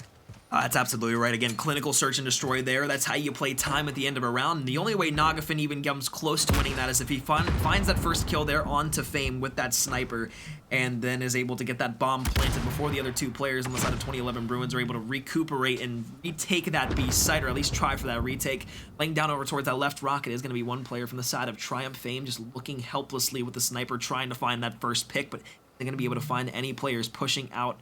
It's just going to be the side of Triumph who are holding on strong. They know that the bomb is still going to be pushed over towards this A site because they haven't seen anybody, but look at number 7 on your mini-map. Diamond Khan. He's going to be rotating all the way around through the very, very, very back of the spawn. Fame with a snipe right there is going to have a huge pick on towards the side of Triumph. And now in the back, it is going to be Diamond Khan, but Felony sniffs out the flank. He's going to be able to take him down. So even though that Fame is able to find 1 with the sniper to go ahead and equilibralize the Ratch in the round, it is going to be the side of Triumph who, again, snip out that flank and are able to go ahead and find themselves with the advantage here. Trades are good for Triumph. TCM and Fame not in a great spot, but Fame has now found a pick onto Royalty. 2v3, bomb is down, but they have now taken down the planner, and it's all up to Fame with the sniper. The wide peek comes through, but he will somehow get away with his life. Fame has the sniper. It's just in a 1v1. Will he be able to make a miracle happen? He's going to go for the defuse. This is so bold. Fame is assuming he's going to be pushing him out. He's not going to go for the check. And, well, that will be Triumph going up by 2 rounds. No check comes through. And, wow, that is a tough one. Fame, I don't even think that was the wrong call by any means, but just able to make the big call of going for the defuse and playing the clock correctly. The cojones on Dav Patty to go ahead for that defuse right there. Unmatched, but again, you know, just Fame. He played that right. You know, if any player is in that 1 versus 1, you're not going to expect them to hop on the bomb right away, but that's actually veteran plays right there from Dav Patty, knowing that he has the sniper out, just going for that defuse because he knows that no matter what happens there, it's either a 3-3 round tie or he gets that defuse and they go up 4-2. So Triumph with the advantage here once again, and that round could potentially even be the dagger in the side of 2011 Bruins for this search and destroy, especially if Triumph's able to win their defense here. I'm sorry, they're off. This outside view right here in your bottom right-hand corner, so perfectly done. As you see him creep right around, they have the information that Standy was there. And while TCM's going to be able to make a big execution play to find that first pick on the defensive side. And now with that 1 player for the side of Triumph, they're going to have to try and make a big call and decision on where they're going to go. The play call will be over towards A, but you've now lost a player outside. And now Noisy can look to collapse and pinch the bomb planner. You're in a tough spot up your Triumph as you're taking a lot of shots. Fame also finds a big snipe. Dav Patty finds the grenade down low, but you still have to try and work out in a 2v4. Noisy doing his best Jack-in-the-Box impression, jumping up from behind the rock, but Fame will get taken down. TCM falls next as well. Finally, Katani is able to trade at least 1 player out from the side of Triumph, but what was an impossible round almost for the side of Triumph now is going to turn potentially in their favor. But since the bomb has still 15 seconds left, the Bruins go ahead and find the last kill onto Dav. Patty will find the defuse, and a huge round for them as they'll go ahead and at least survive to not make it match point, as it will be 4-3. 2011 Bruins still down a round. Diamond Khan. Is that body shots? Yeah, he's going to throw some extra shots in there. Maybe just making sure he's dead, you know? Just maybe 10 or seconds after. Just wanted to, saw some twitching. Wanted to go double check. And we'll Diamond Khan. It's like a fish. After you kill it, you're like, is it dead or not? I don't know. Able to grab that though. So we're keeping the map number 2 competitive. Triumph, if you're just tuning in, they grabbed the hard point in decently convincing fashion, winning by definitely over a hill completely. And now into this round, we're going to go on board with the side of 2011 Bruins on this offense. They found success in the last defense with a big retake. Did get a little bit close, but they still managed to clutch up. Fame is going to keep the sniper out. He's 7-4. He has been rock solid with it. And while you're looking off the back end of him to work another pick so that it can open up a potential plan over towards A, but they are still sticking with this A push time and time again. Felony on the outskirts will take a one-on-one against Diamondcon, and we will be able to take him out. Well, here's the thing. The 2011 Bruins actually showed a bit of a bluff in towards middle map because they sent a couple players there, and you saw a lot of the arrows on Triumph start to rotate just a bit, but now you're going to see them start to rotate back over towards this A site because the push is coming from the side of the 2011 Bruins. Looking around towards the left side, it is going to be TCM who finds one, wisely backs off, plays his life, and is going to be able to survive for the time being. No stuns or nades come over the top to potentially stop that regeneration of the health, or maybe even find that last couple of HP points to find the kill. Looking up over the top once again, he's not going to be able to take down Felony over towards the left side, but Fame will be able to find the snipe, takes down Standy as well. That's a huge snipe there from the man himself in Fame. 9-4 here. Noisy will find another as well. That's going to leave Royalty in a 1 versus 3. He'll find a kill there onto Noisy, escape with his life down into the trench. But now just playing the trench cut, he's got a 1 versus 2 to work with. 8 seconds left in the round there, but the 2011 Bruins will take him down, knowing that he hasn't been able to rotate anywhere else except into the trench cut. Beautiful stuff there to clutch up the round there. Katani with the final kill. Katani grabs the final kill, but Fame with the big 2-piece of the sniper in hand. He has just been finding so many picks. The sniper has been paying off for them, and now they're going to be able to get their way right back in towards the game as we are tied at 4. And this round for the side of Triumph, what do you do? Because Nagafen, on an interview during the week, had talked about how so many teams play towards the B-bomb side on Arkloff Peak now, but they have not opted in towards this side on the push except for one of these rounds. It has all been towards A, and now they're going to try another attempt towards A as the trophy system is down. That's going to net them information, but this one will be a little bit of a fast push as Felony will be one of those entry fraggers. We take a look at that top sky view at the moment. There's a player above him. There's a player to his left. Felony goes for the shots, but will not be able to find a good enough shot to take down the actual execute on the player. Noisy now takes his shot at some players. Will only be able to grab one. He can't piece together two. Nagafin is there for the trade, so everybody knows where just about everybody is as we have 50 seconds on the clock, and we'll see what 2011 Bruins' next move is. Katani is going to be huge here in middle map because if player 3 even tries to rotate out towards middle map, he should be able to find the kill. At least if he plays this through broken, he should be able to at least maybe get a pinch play here. But Fame and Katani, the last one's alive. The sniper comes out. Katani falls through the wall bang, and this surely should be a round win for the side of Triumph. The shots are just going to come up over the top. They're not going to peek Fame with that sniper. They're just going to let him come to them. And again, with 30 seconds left here in the round, no one needs to get overzealous. No one needs to challenge over aggressively. And this should be an easy win for the round of Triumph, or for the side of Triumph, and it definitely will be. Big offense off the back end of Felony, finding a couple of kills in that round. Puts them one away from going 2-0 up in the series. We could have some back-to-back champions within the Challengers Cup, but you can't count the 2011 Bruins out. If you know anything about the Bruins, well, they're a tough team. They don't go down easy. They always come back fighting. I mean, everyone remembers what happened to Toronto back then. Actually, maybe not everyone. Maybe I'm just the lonesome Canadian here on the broadcast that knows what happened in that third period, losing a 4-1 lead. But if you don't know, well, don't go back and watch that because I don't want to ever see that again. But into round number 10, 2011 Bruins need to find themselves an offensive round, and they're going to try their attempt towards A. Every single time, these teams just favoring the left side of the map over towards the A bomb site. Davvati will grab 2. Oh my lord, Triumph are looking to close at the map here. They might go 2-0 up unless you see some big picks from Fame or Noisy and Diamondcon finding kills. That's the first one, and now you got a 3v4. I swear every time I see some player playing around that trench, or I'm sorry, that broken little cut there where there's that big crater in the middle, I swear every time a player spots one, they don't even notice he's there, but finally Noisy's able to peek around back towards the right side and find that kill. 3 players from the side of Triumph playing over towards that trench cut area on the right side of the map. You are going to see player number 3 just playing in towards the B building, player number 7 playing towards back grandma as well, so 3 players in the trench trying to go ahead and find maybe a player from the 2011 Bruins, but it's going to be a bit of a split push here from the side of the Bruins if they want to go ahead and push this up. The smoke is going to come out. They're going to try and get around the player that's dancing around in the trench. The Happy Feet coming in. He's going to look around over towards the trench. He's going to be able to find one. Turns around and burns Nagafin as well. Can he go for 3 here? Going for gold on top of the bomb. Not going to be able to find the kill, but he gets him weak. Noisy with the re-challenge. He's going to be able to find one, but won't find the second. Royalty and Diamondcon, the 1 versus 1. Oh my god, the 2 Canadians, but there's no time on the clock. Diamondcon is not going to be able to play for a plant here. He now searches for the kill, but Royalty is tucked away in a corner, so there's the closeout. Royalty plays it right. That will be it. Triumph. They will be able to get themselves a map 2 closeout. 6-4, clean gameplay from them, and holding out round after round. It did get a bit shaky as they did have a 5v3 situation, and Noisy was almost able to make some kind of a miracle happen, but not enough. And now we'll go in towards this map 3 Gunrunner to see if it'll be a 3-0 sweep or if we'll keep the series going.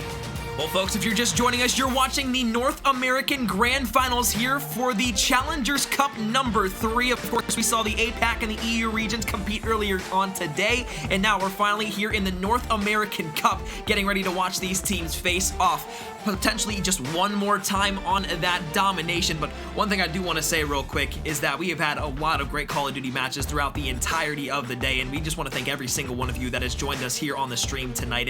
Throughout the entire day. We've been casting almost 9 hours for uptime. It's been a great day once again, and I can't stress enough how much of a fantastic job it's been and a fantastic time it's been casting with Austin, aka Visions. But yeah, I want to give a huge shout out to the EE Productions, aka Esports Engine. They've made our lives super easy here today. They've done all the production and behind the scenes stuff that you've been seeing all day. So again, a huge shout out to them. They've been absolutely phenomenal all day long. Again, observers, all the sky cams that you see, the different production things in the background that you guys can't hear, the voices in our heads, again, absolutely phenomenal stuff from them, and we couldn't be doing this without them. Couldn't be doing it without them.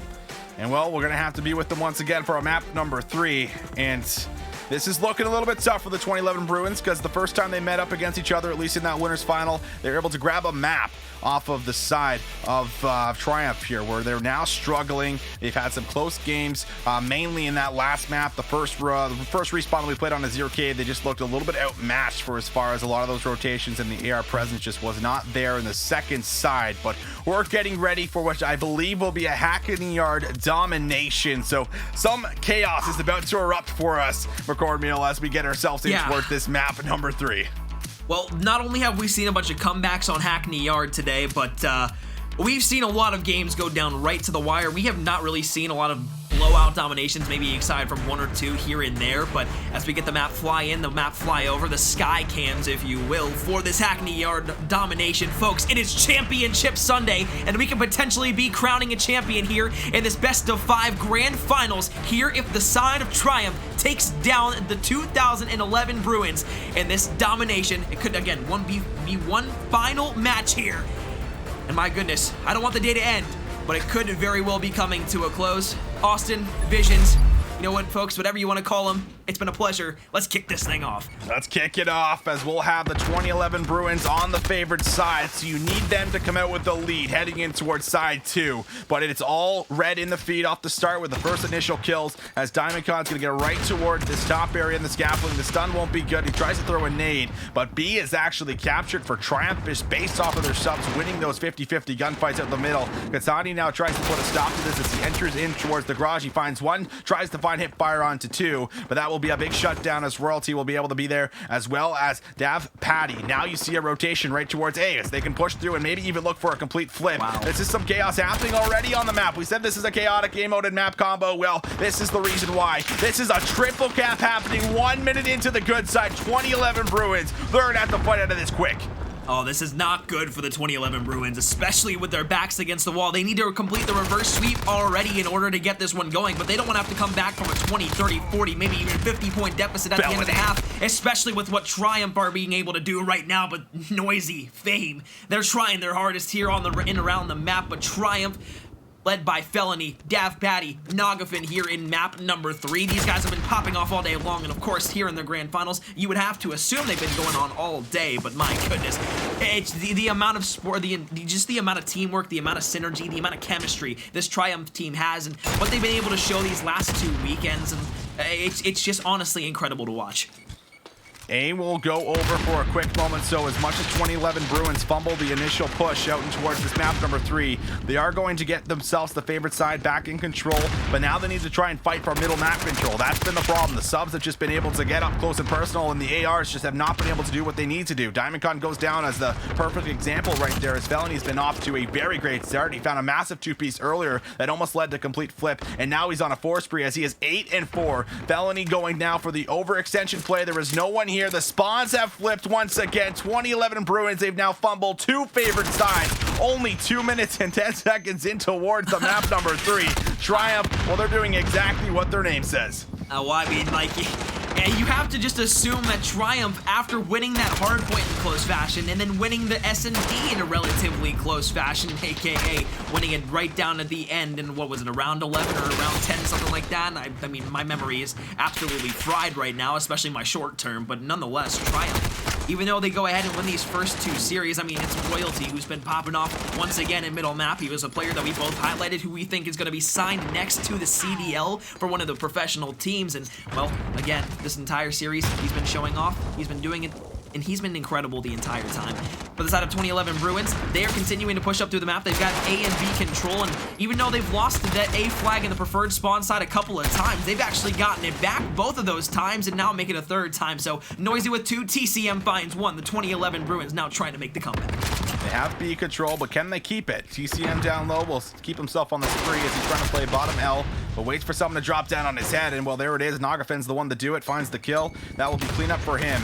37, now 39-59. It's 20 points separating both these teams. Triumph have somehow been able to bust their way right back in towards B, and they're maintaining control as Standy is going to take some shots in the air. It's still able to grab the kill onto Katani, and well, you have 10 kills that are coming here for Noisy. You have 11 kills for Katani, but you don't have enough consistency across the board, and well, they're not enough important kills. We might just see a full-on triple cap come right out of the gate for us, and it will just be a neutralization, but Katani now needs to play his life for as long as possible as he's going to do a wraparound. This is actually really good for the 2011 Bruins. This is going to close the lead drastically for us in the last minute and 5 seconds into play, and Triumph are going to now grab themselves to C flag, but that closes the gap a bit. Yeah, playing top L now, doesn't know that there's one in below him in bottom L, so this could be a play from the backside, and it will be. TCM finds 2, now tries to find the 3rd, but Royalty getting the kill, and the trade there on the TCM will allow the side of Triumph to get back in towards B. They won't be able to get the full neutralization, and the side of the 2011 Bruins will be able to clear that back to their side, so they're still scoring 2-1 here, just 40 seconds left in the round. I would love to see the 2011 Bruins maybe get these couple of kills from the side of Triumph in towards the bottom L and top L of the warehouse, and then push all the way through to maybe get a neutralization or a full cap on the C flag with just 30 seconds left, knowing that they don't really need to hold the A side for that much longer here with just 25 seconds in the round. Still, they brought this one back. It looked great for Triumph at the beginning of the game, but the 2011 Bruins once again still trying to make this comeback. They're not done in this series just yet. Nothing just yet. Standing on top of the flag, just wants to play for those extra couple points that are going to make the difference before the end of the round. And if Triumph can still come out with a lead, even if it was a dead even game, whatever it might be, it is going to be still in their favor, as they'll be up by just a few points, 2 to be exact. And while they were on the unfavored side, there was a couple of the flips where 2011 fumbled the spawns twice, but got blessed a 3rd time, where they were able to finally get themselves a little bit of a foothold. The potential 3-cap came in, as well as a neutralization where there was no points coming out whatsoever for the Triumph squad. And now you need to probably go for a flip, but you need to have a hotter start. That was the problem. They were a little bit too slow there for Cornmeal. They couldn't get the gunnies up. They couldn't win those big gunfights off the break. And then from there, they had no momentum swinging in their favor. You need that to change for going in towards the second side, where you're down 2 points and you have to go big in towards the warehouse. We'll see if they can do it. Visions, how many times today have we seen a first half of domination that pretty much ends with both teams almost at exactly even? I mean, we're at 78 to 76 right now at the very beginning of this half. The Triumph team held down A and B for the beginning of last game for the majority of the time, and then we're able to get broken out by the 2011 Bruins multiple times until the very end of the round there. Do go ahead and hold down A and B, so again, nothing that we didn't see out of there in round 1, but again, we got to see the 2011 Bruins really start to push up on the map again. Obviously, they did it in the first round, but they want to go ahead and find a success here, even early or late in this round as well. They need to go ahead and flip to that preferred side over towards A, because as you see Triumph, now they're getting these kills in warehouse, and they're able to push up. They're going to be able to find themselves a spawn trap here in just a few seconds, barring they get that kill top, or the kill top L on the TCM. When Triumph grab themselves a multitude of kills. They just act completely different than 2011 Bruins. You see them just grab complete map control. They're able to get themselves in such positions that make it so difficult for you to fight back. That's not what we're seeing from 2011 Bruins, where they're still struggling to try and get their foothold in towards B as it almost goes over, but Felony was there just in case the flag had went through. And now that spawn is coming over towards the left side of the map. The call will be made to go for an overextension. So this is a very big play because it opens up the C flag like we're seeing at the moment. You're now going for a full-on commitment towards A. It is a 4v2 across the map with one player sitting top L. This will be a one-on-one that's won here from player number 1, which is Katani. In the mix of it all, Noisy's able to win his one-on-one in the corner, so this will actually pay off. High risk, high reward domination. This is what you love to see at the top level in the amateur scene, and they're going to be able to execute. They have the favorite side, and they're already moving in towards the warehouse. Noisy made the best play of the game right there, the most important kill of the game so far, and it was for the side of the 2011 Bruins. He's able to hop in there, get the hip fire shots onto the player who's playing towards that A flag. Obviously, they go ahead and have one top useless as well, but he rotates out, gets cut down. So they'll have A flag, but they won't have B nor C in their full possession as Triumph continues to tick 2 to every 1 point that the side of the 2011 Bruins are getting. And obviously, still a ton of time here with 2 minutes and 40 seconds left, but at the exact same time, you have to realize that the side of 2011 Bruins, it's going to take them a minute to go ahead, accrue those points back in their favor, and make this to where it's going to be a game that they have a favor in, and to where they could potentially come out on top. So Triumph, they go ahead and hop in towards that B flag once again. They reoccur that to themselves, and they will go ahead and find themselves scoring 2-1 once again, as Noisy and the 2011 Bruins are trying to go ahead and push all the way up and through. The warehouse still in full control, though, for the side of Triumph. You might be calling for some heroic plays to come through in the 2011 Bruins roster. But Standy, he's not going to have any of it. He grabs 2. Davfatty was able to follow that up with 1 Semtex kill, and well, now they're just reigning supreme in towards the kill feed, as that is going to be 5 down. Royalty is going to find a snap onto 1, and now he makes the neutralization play over towards A, where they're going to have to now come back and try and find Royalty. If he can play his life, it would be so big. He finds another one, as that will be 3 kills for him in a row. Finally, he will be cut down, and his killing spree will come to an end, but the damage has been done. There is a 40-point differential. You would have to go for a 3 cap, and they are starting to do that as they move over towards the C flag. That is player number 4. TCM is going to be able to grab this as we see Noisy play his life over towards A. The spawns are still for the favorite side of the map, and they have fully captured C. Now they need to get their hands in towards the B flag. Player number 4 and TCM has a huge gunfight over towards the C flag to make sure the side of Triumph can't go ahead and find it, but it is going to be Royalty who takes down TCM. He's been doing everything for the side of Triumph in the ways of making his way around the map. 10 captures for him, 10 captures of the flag in domination. That is not something you see every day. That is not something you see every game, but on Hackney Yard, it's something that the man himself, Royalty, is able to do. Drape him in jewelry, drape him in cloths, drape him in the clothes and the grapes that you desire. He's the one who's going to be the MVP here in this domination. And now with just 45 seconds left, the 2011 Bruins are now at a mathematically impossible disadvantage for themselves. Even with the triple cap, they could not come out on top. Now with 30 seconds left in this game right here, Triumph will go ahead and not only win the Florida Home Open, they'll come out here and they'll win the Community Cup number 3 for the Call of Duty Challengers, and they will be crowned your NA Regional Grand Finals champions. Triumph will go ahead and find themselves their 2nd win in a row on Championship Sunday. Championship Sunday, it was all done here for us as they were able to grab themselves the big win. Triumph are back-to-back winners as they took the Florida Mutineers Open. They chained that in towards a big win for the 3rd Challengers Cup. You gotta hand it to 2011 Bruins for giving them a fight, but they did not have enough at the end of the 2nd day through this Challengers Cup to be able to go toe-to-toe in the grand finals like they were doing in that winners final. And now we'll take a look at this final kill cam as Felony also playing out of his mind. Everybody on this roster went big, stepped up when they needed to, and at the end of the day, this talent roster that has been put together heading in towards these last couple weeks to compete within the top amateur scene has looked fantastic. Well, there's no sign of them stopping either. They are on an absolute tear through the North American region, and really throughout the entire year, we've been looking for that one team who's going to be consistently at the top of things, just like we've seen either in the EU region with Team War, and especially APAC with Team Renegades. We've been looking for that one North American team that's consistently going to start winning things. Now with 2 events back-to-back online, obviously it's different than when we are going to go and play on land, but you have to be starting to say to yourself, my goodness, for this team, for the side of Triumph. They are looking extremely scary, and a lot of these players, now just looking at it, we could be seeing them on CDL rosters next year.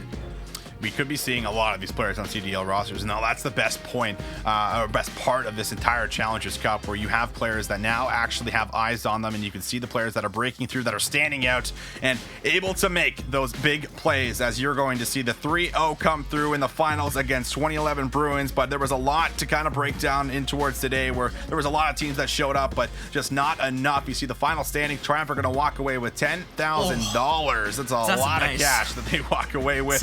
And 2011 Bruins still going to walk away with a good chunk of pocket change, if I don't say so myself. $2,500 or $7,500 for them, $5,000 for UYU, who made that losers bracket run, and then Doug, Sensor, Martin, that squad were able to grab $2,500 for themselves. But that's not the only cup that we casted over today. We had two other ones, and well, our second one, European Challengers Cup number 3, Team War were able to finish first with 8,000, Train Hard with 6,000. Singularity fell a little bit short, and well, kind of just did not live up to the expectation that the new roster might have, as they finish at $4,000 in their pocket at third, and then BDS grabbed themselves 2K. Looking at the APAC region, we see the finals we saw way earlier in the stream, just around 12 o'clock when we saw that match start, and around almost 1 o'clock when we saw it finish. Team Renegades take the first place prizing with $2,500 to go home with. Throne will come away in second place. Kind of an upset that we thought that Mind Freak would actually be able to go ahead and take second, like they have the past, 6 online events, but $1,500 for the side of Gem, and then of course Singularity. I'm sorry, not Singularity. I'm sorry, Mind Freak coming away with $1,000. So again, one of the greatest opportunities that I've had as a caster. It's been a fantastic day for Call of Duty action all day long, and especially these players. Fantastic opportunities for them to be on the main stage once again here for the Call of Duty Challengers Cup number 3, the Community Cup number 3. But Visions, you know, I couldn't have been more blessed to be able to sit here and watch the incredible Call of Duty that we had all day long. The matches were close, the matches were fast, but most importantly, there was action all day long, and we were never sitting in one spot just waiting for these next matches to start. No, it was just game after game after game, and well, it made for a lot of exciting matches string together, one after the other. But we have went through our champions, we have went through the prizing. It has been one heck of a championship Sunday within the Challengers Cup number 3. But if you're wondering if you can compete, you absolutely can. You can look at the next Challengers Cup if you want a chance at actually being able to play against some of the top players, as you'll see a highlight in a replay of all of the players that were popping off for today. But ladies and gentlemen, that will conclude the stream. We had winners across all 3 regions. It was close, there was battles, there was fights, but in the end there was only one winner for each region as it came down to it. Make sure you check out the next Challengers Cup on June 12th and June 13th.